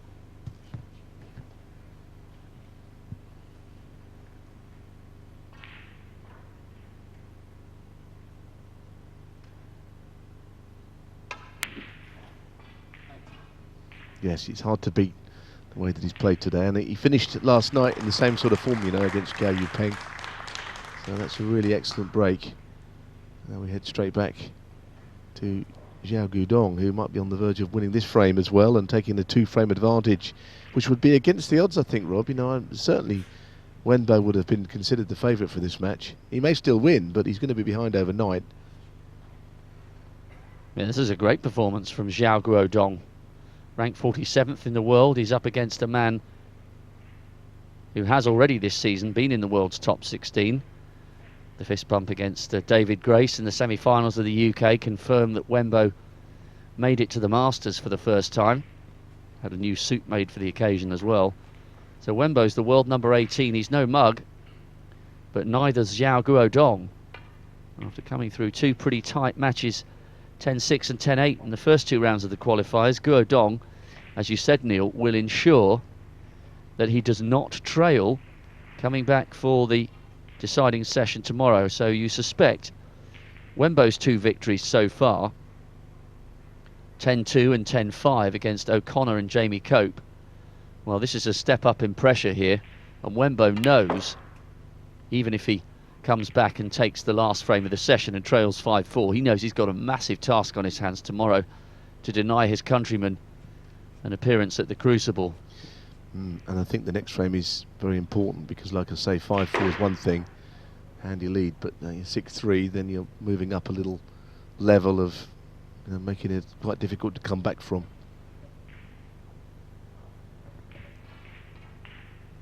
So we'll keep an eye on who wins that frame, and Ken Doherty finds himself in the same situation, doesn't he, with a 5-3 lead, and he has got a chance to add to that as well. 6-3's massive in that one because it's been so tight and he started the match so well. Useful break this. Could finish on 83.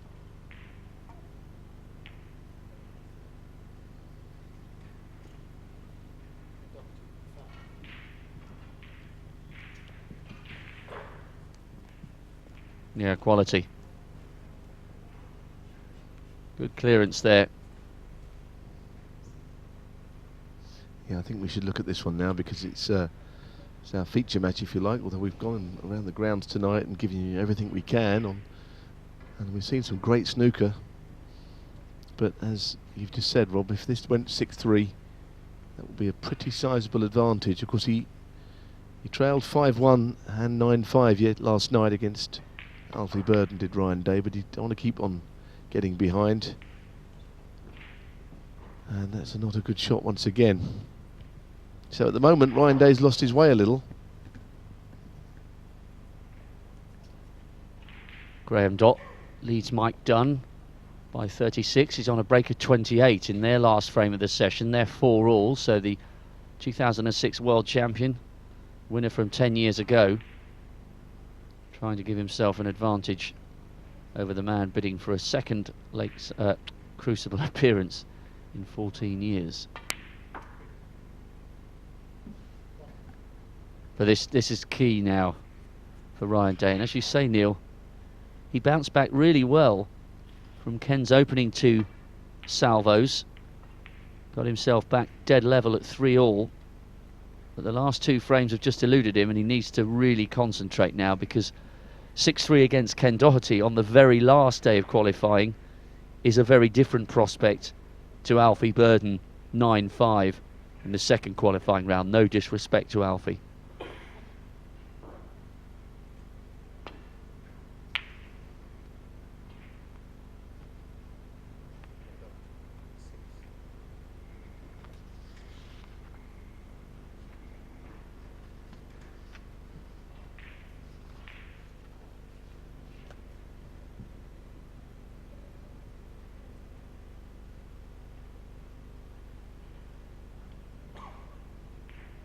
Wilson's lead, incidentally, is 43 points.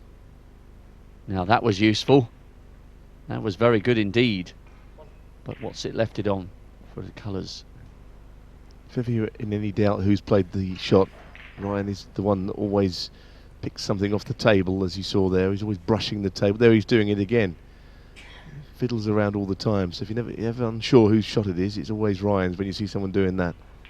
He's almost obsessed by little objects on the table.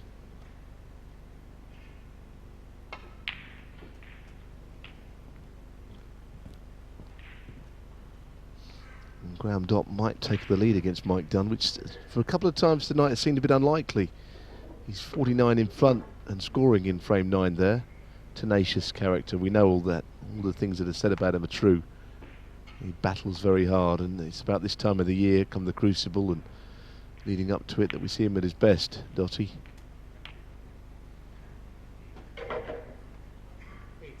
Breaker 48, he now leads by 56. He's turning the screw in that last frame.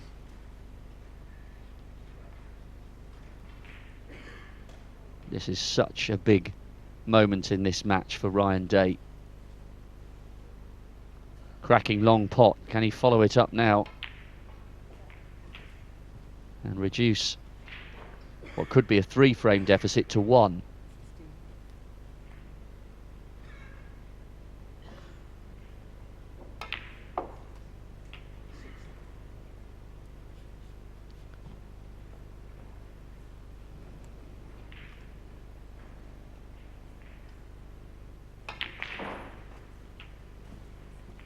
He's rattling through these reds. They're sitting nicely for him, and he's not hanging around.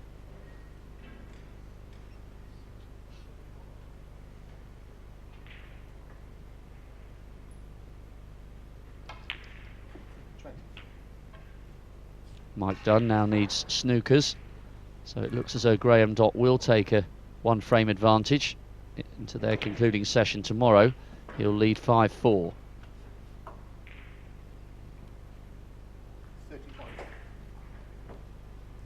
So red-black, and he's pulled that frame back, and the earlier disappointments would have kind of gone out of his mind a little. He could easily have won the session, but he's not. And he trailed 5-4 at the mid-session last night, so, and came through and won eventually. So he knows he can do it, but he's got to play a little better tomorrow, I think. Really important clearance this, though, from Ryan Day.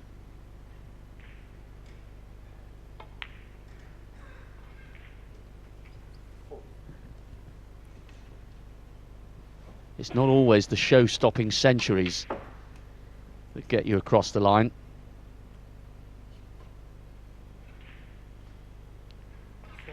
The 60s, 70s and 80s that are ground out under pressure can be even more important. Breaker 45. Just the colours remaining. And he's given himself a great chance here.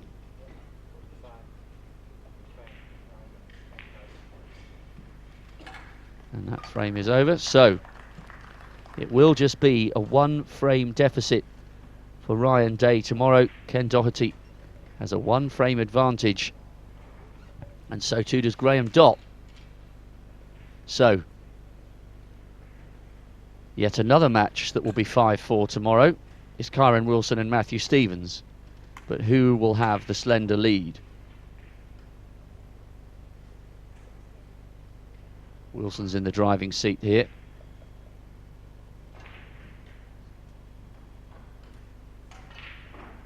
Incidentally, Zhang Anda has a sizable advantage. He's on a break of over 50, and that will give him a 5-3 lead over Zhu Yuolong.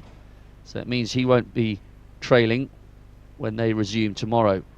Almost all of these matches have gone very, very tight indeed, with the exception of Ali Carter against Dominic Dale and Peter Ebdon and Ian Burns.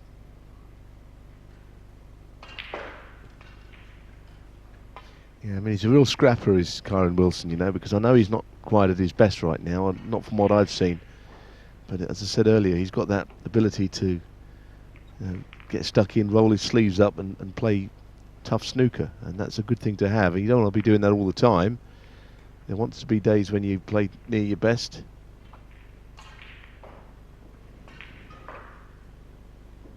But it's good to have it up your sleeve that on a sort of a day when you're not on your best form, you can still win matches.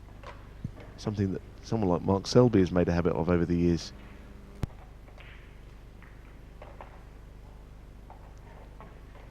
Zhang Anders on a break of 70, so he will take a lead into tomorrow's match, concluding session between him and Yuolong.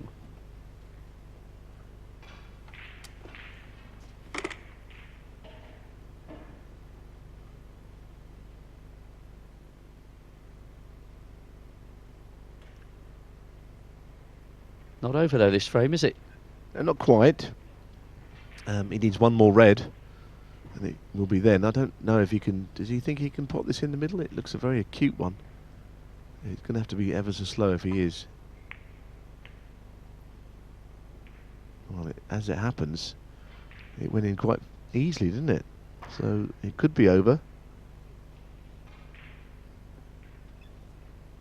And all these matches that we've been covering tonight, all 6 of the 8 are flying along in comparison to the Ebdon last frame. A pretty gruesome 69-minute affair. I think it was ex-certificate stuff at the end, with Ebdon fluke in the black as well. But he doesn't care, why would he? No, even if he had gone in off there, it wouldn't have been the end of the world, because the snooker would still have been needed. So it looks like, despite Stevens playing well early, taking the lead, it looks like Kyron Wilson's going to come out on top. And this is what I'm saying about this young player. You know, there's something about him where he really gets stuck in.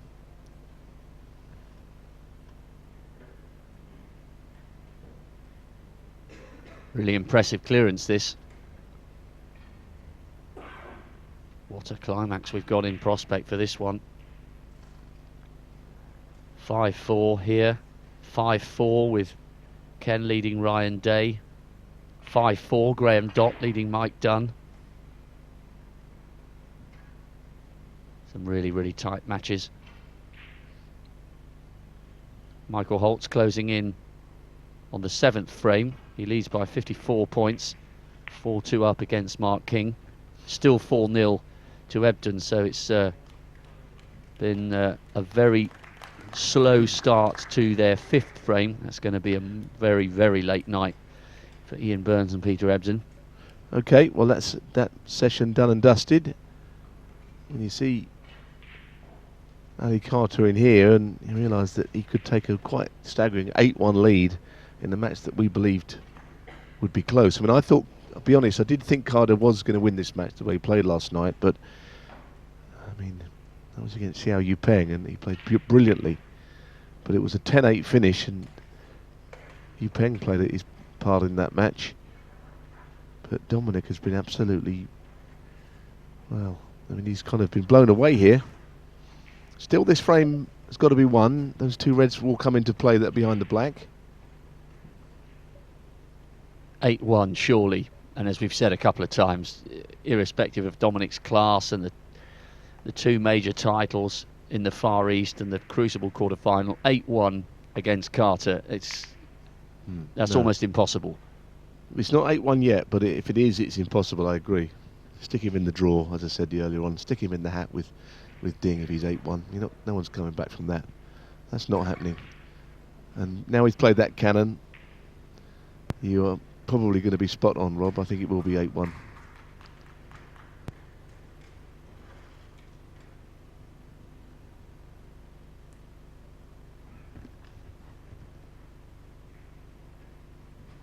If you're following the football, apparently Aguero has just missed a penalty.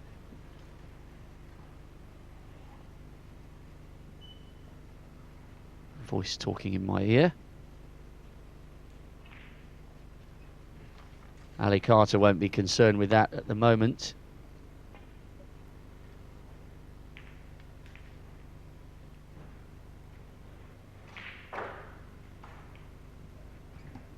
Talking about the Champions League, of course, Paris Saint-Germain.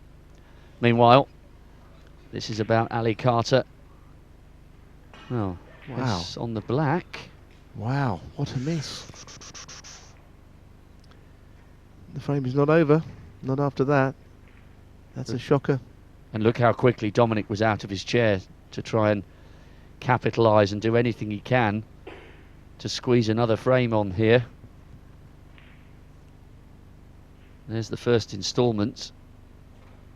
Maybe just a momentary lapse in concentration there from Ali Carter. Right on the verge of what would have been an almost unassailable lead of 8-1. It's still not going to be too shabby if it's 7-2. But Dominic rattling in the first two, but he's not left himself a pretty red there.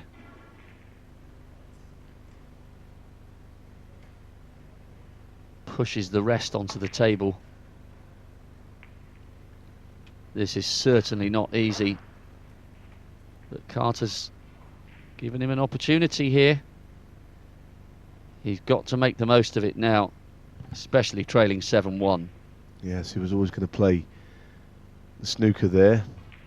And yeah, I mean, it would be an annoyance if Carter lost this frame. I mean, he couldn't come away from the session being anything but pleased, but when you're right behind a black to get on the red, I mean, your target's to get to 10, not to get to, 8 or 7. It's so clearly he would be quite disappointed not to win this frame if that was to be the case.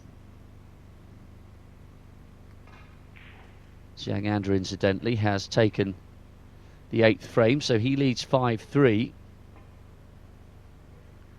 One more frame to come in that one. So the 3 matches that have finished so far as their first session is concerned, have all gone to within 1. Now, I don't know if he's left that red on. It looks difficult to the middle, but not impossible, perhaps. And now Ali's looking at this, and the cue ball travels around the table a bit. And he can redeem himself from the bad miss on the black if this goes in and he gets on a colour.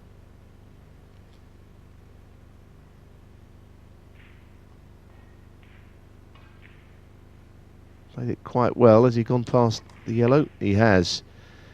Now, does he need another invitation to win the frame? I don't think he will from here. I think he'll, as I say, make recompense for the miss that he played earlier on in the frame. So get ready to put Ali's name in the hat along with Ding's at 8-1 for me. I don't even think I'm sticking my neck out saying that. And you could argue that these are the 2 guys in the draw that none of the seeds would like. Ali's twice a finalist at the Crucible. Ding, well, he's never reached beyond the semis, but he's won 11 ranking tournaments, for goodness sake. So I reckon they're 2 seasoned players that nobody wants to have the 16. Agreed. And Carter's clearly in form. Started really well in this match, breaks of 85, 75, 66, and he's not looked back since. And at 7-1 up, it could be forgiven the odd little lapse in concentration, but he's back on song here, and this is almost over. Oh, a player full of confidence there, never even rattled. Bang, 8-1. A cruncher. And that is that. So the handshakes, and Ali Carter 8-1 up, needs just 2 frames of a possible 10 tomorrow. That's him through in my book. Now where are we with... Now I'm hoping... This is Wenbo, isn't it? I'm hoping we've gone back here. These are key moments here for Liang Wenbo. He's on a break of 38. He's got enough points on the board here, and now that red's in, he's crucially won this frame, and at 6-3, Rob, you're absolutely right, he's in trouble. He really needed this. He's been dragged into a battle royal. Guo Dong took the previous frame with a break of over 80. But that's been a display of nerve and guts there from Wenbo to narrow that gap to 5-4. 6-3 was a totally different prospect, I think. Yeah, and I think the 2 Chinese matches that we've shown you tonight are very, very interesting games, fiercely competitive. And Wenbo really needed this frame, and he's very much in there tomorrow at 5-4 down.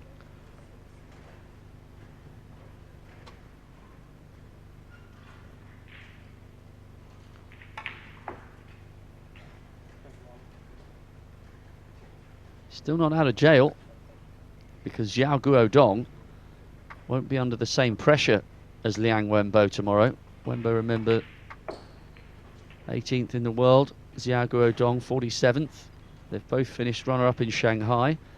Guodong's run to the final there came 3 years ago. Wenbo's, amazingly, was 7 years ago, which is hard to believe. But that's better from Liang Wenbo.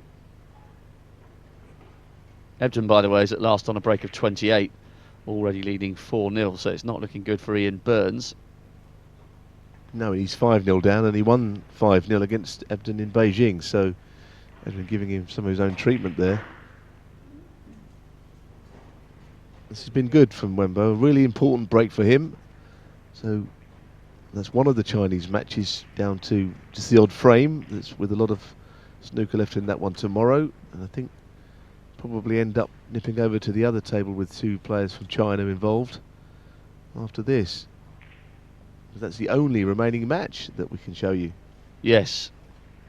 Break of 79 there from Wenbo. So, just to bring you up to speed with where we are, Ebden's now on a break of 33. He already leads 4-0. Michael Holt's 5-2 up against Mark King. So Mark King took the first 2 after the interval, but Michael Holt has stopped the rot. So, here's where we are in all our matches so far. Ken Doherty will lead Ryan Day 5-4 tomorrow. Kyron Wilson will lead Matthew Stevens 5-4. Graham Dott has a 1-frame advantage after a good clearance in the last of the evening against Mike Dunn, 5-4. And Xiao Guodong leads Liang Wenbo, guess what, 5-4. The only match to finish with a rather different scoreline is the one we've just seen between Ali Carter and Dominic Dale. Ali Carter now just 2 frames away from a place in the draw for the first round at the Crucible. He leads 8 frames to 1. So 5 matches are finished, and 4 of them are as tight as they could possibly be. The only other match we can show you is this one. Zhang Anda is guaranteed to not be behind, but can Xiao Guilong, the teenager who just turned 18, can he reduce this deficit to 1, or will Zhang Anda head into tomorrow with a 3-frame advantage? Another player who's ranked 58th in the world, who beat Fergal O'Brien 10-6 in the second round of qualifiers, has given himself a great platform to narrow this deficit to 1 here.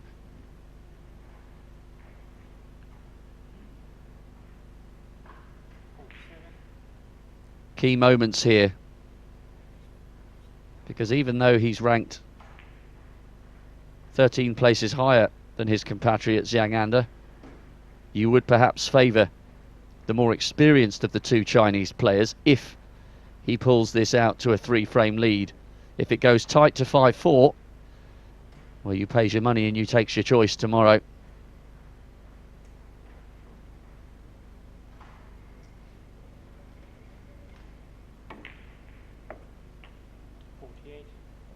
Oh, but he's left that one over the jaws.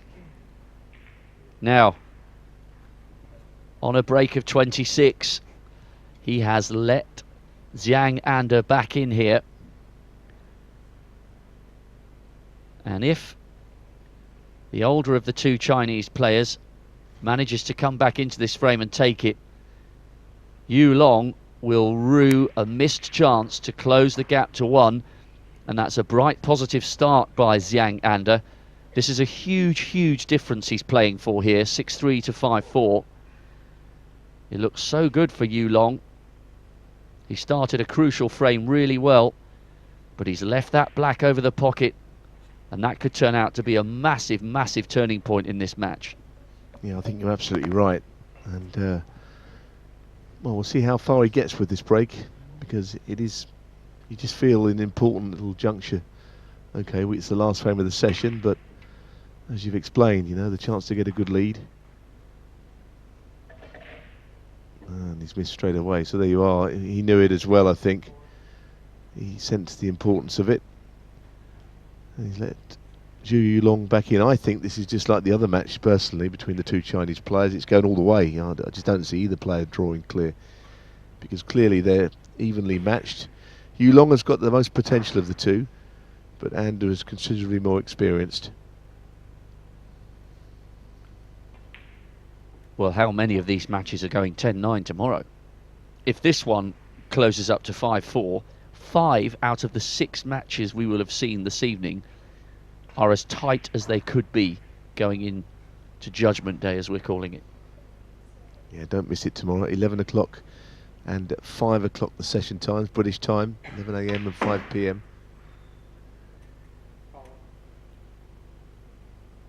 We'll be picking a couple of matches, of course, in each session, but we'll be rocking and rolling and bringing you the updates as soon as there's a break or a miss or a key moment. It's a massive occasion tomorrow for all 32 of the players hoping to be in the draw at 10 o'clock on Thursday morning. 1 or 2, like Ali Carter and Ding Junhui, are almost over the line, but most of the rest of the matches are unbelievably tight and far too tough to call from this far out.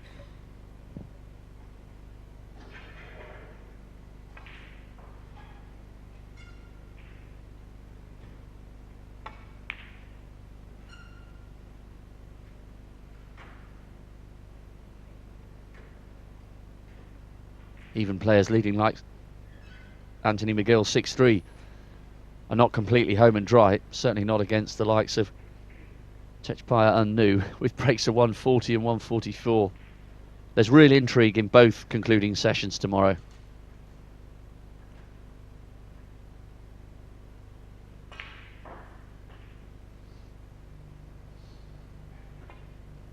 So 41-point advantage.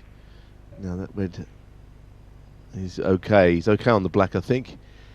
Interesting to see what happens when the black is respotted, whether he can get onto the red above it then. But for now, he's in the clear.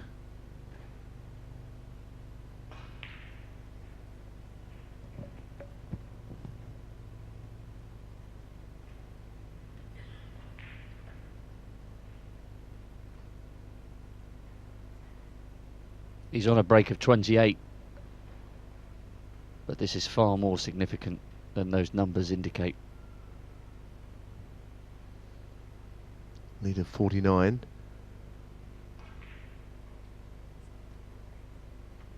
This is not nailed on, but it's looking good for 5-4. He just stepped back from that one. He knows every shot here is absolutely crucial. Just asking the referee to clean the cue ball.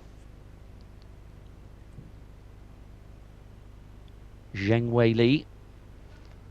All three out there have got the first name Z. Must be a first in snooker, I should think. Certainly in the World Championships. Ooh. Little wobble there. I know, it's not over, is it? Wow. Maybe we spoke a little touch too soon. Shouldn't have missed it, but of course his hand was on the rail. Yeah, and he's taking a moment to make sure he's absolutely ready and focused for this one.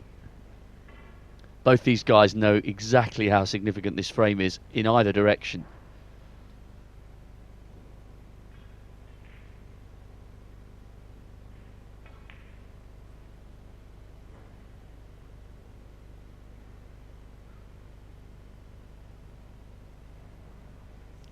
Long way to go though, if Zhang Anda is going to take this one and secure a 3-frame advantage for tomorrow at 5 o'clock.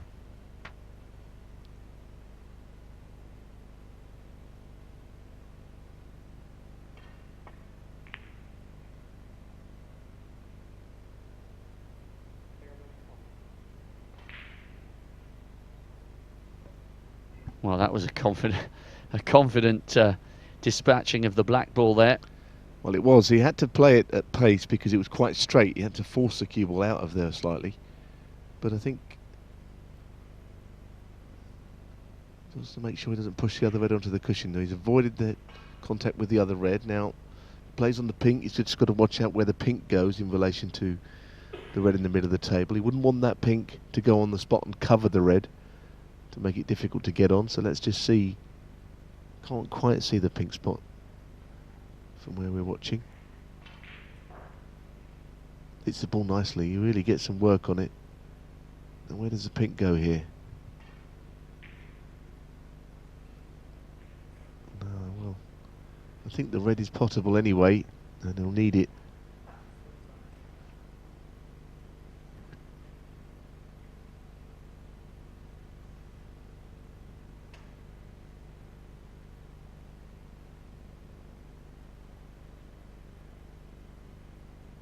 Massive psychological difference if he goes home tonight leading by 3.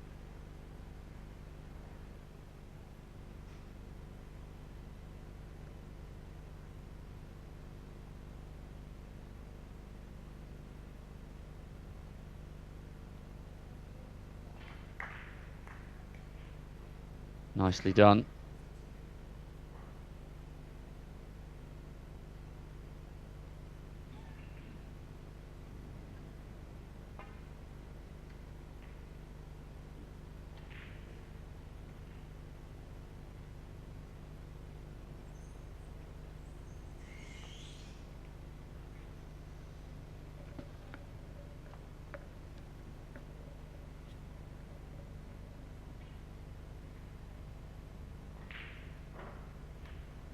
Problem with the green and the blue in the middle of the table could give him issues later on. Might not be that easy to get onto the green, and from potting this red in the middle, the natural shot would have been up for the blue, but that's not really an option. So that may have given him something to think about. Still a few behind. Ideally, he would play on the green here.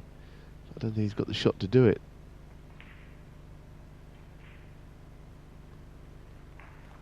So you can see that the issue now that has arisen. And if he plays the pink, he's got to make sure he doesn't go into the green and blue if he screws directly back. So that green is not in a good spot.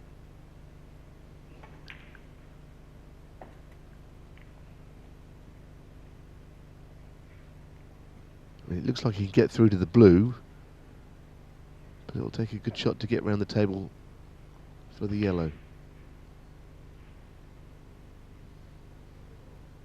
Scores don't really come into it.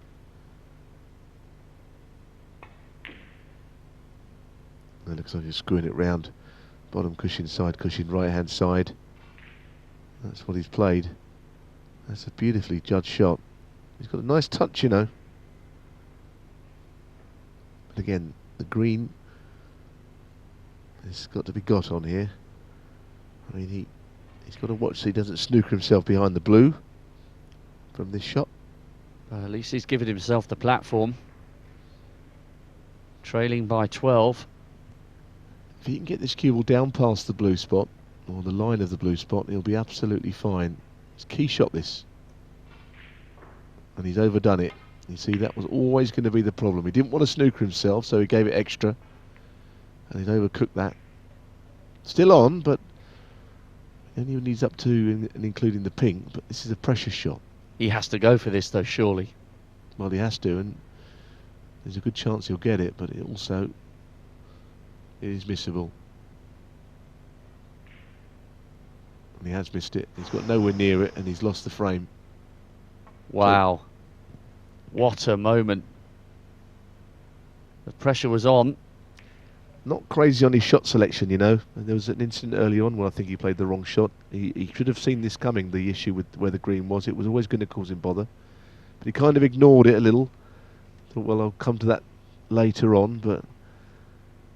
And there's a consequence. What should have been 6-3 is going to be 5-4 now, only up to the blue needed. And this is going to be another terrific game tomorrow, you know.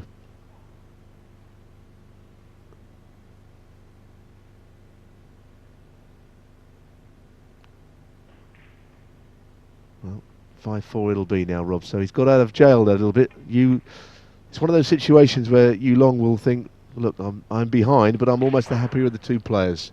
Without a shadow of a doubt, Zhang Anda can be kicking himself there because he's let a potential 3-frame advantage slip to 1.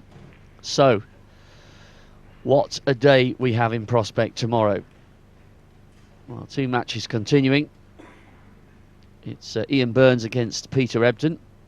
Ebden in the driving seat on that one. Looks like he's going to go 5-0. Mark King trying to mount a comeback. He's 5-2 down against Michael Holt. But just to wrap up what we've seen, witnessed and hopefully all enjoyed this evening, Ken Doherty, the 1997 champion, he'll resume tomorrow afternoon at 5 o'clock with a 1-frame advantage over Ryan Day, 5-4. Same scoreline, same advantage for Kyron Wilson against Matthew Stevens. Absolutely anybody's match, that one. Ali Carter, well, he's got 1.5 feet in the draw for the first round. Dominic Dale's got an absolute mountain to climb. He trails 8-1. Carter is almost there. Graham Dott leads 5-4 against Mike Dunn. Mike Dunn, remember, aiming for his second appearance at the Crucible, his first visit in what would be a record-breaking distance between first and second encounters at the Crucible of 14 years. We've just seen Zhao Guolong reduce a deficit against Zhang Anda to a single frame. Anda, the older, more decorated, more experienced of the two Chinese, he leads 5-4. And Zhao Guodong leads Liang Wenbo, the world number 18, by just a single frame. So of the 6 matches we've witnessed and seen snippets from this evening, only one, that between Ali Carter and Dominic Dale, hasn't gone as tight as can possibly be. Do join Neil Folds and myself, Rob Walker, for Judgement Day tomorrow. It promises to be absolutely epic. They will all be lining up, hoping to get in the draw for the big one on Thursday at 10 o'clock. Judgement Day starts at 5 to 11 tomorrow on the World Snooker YouTube channel.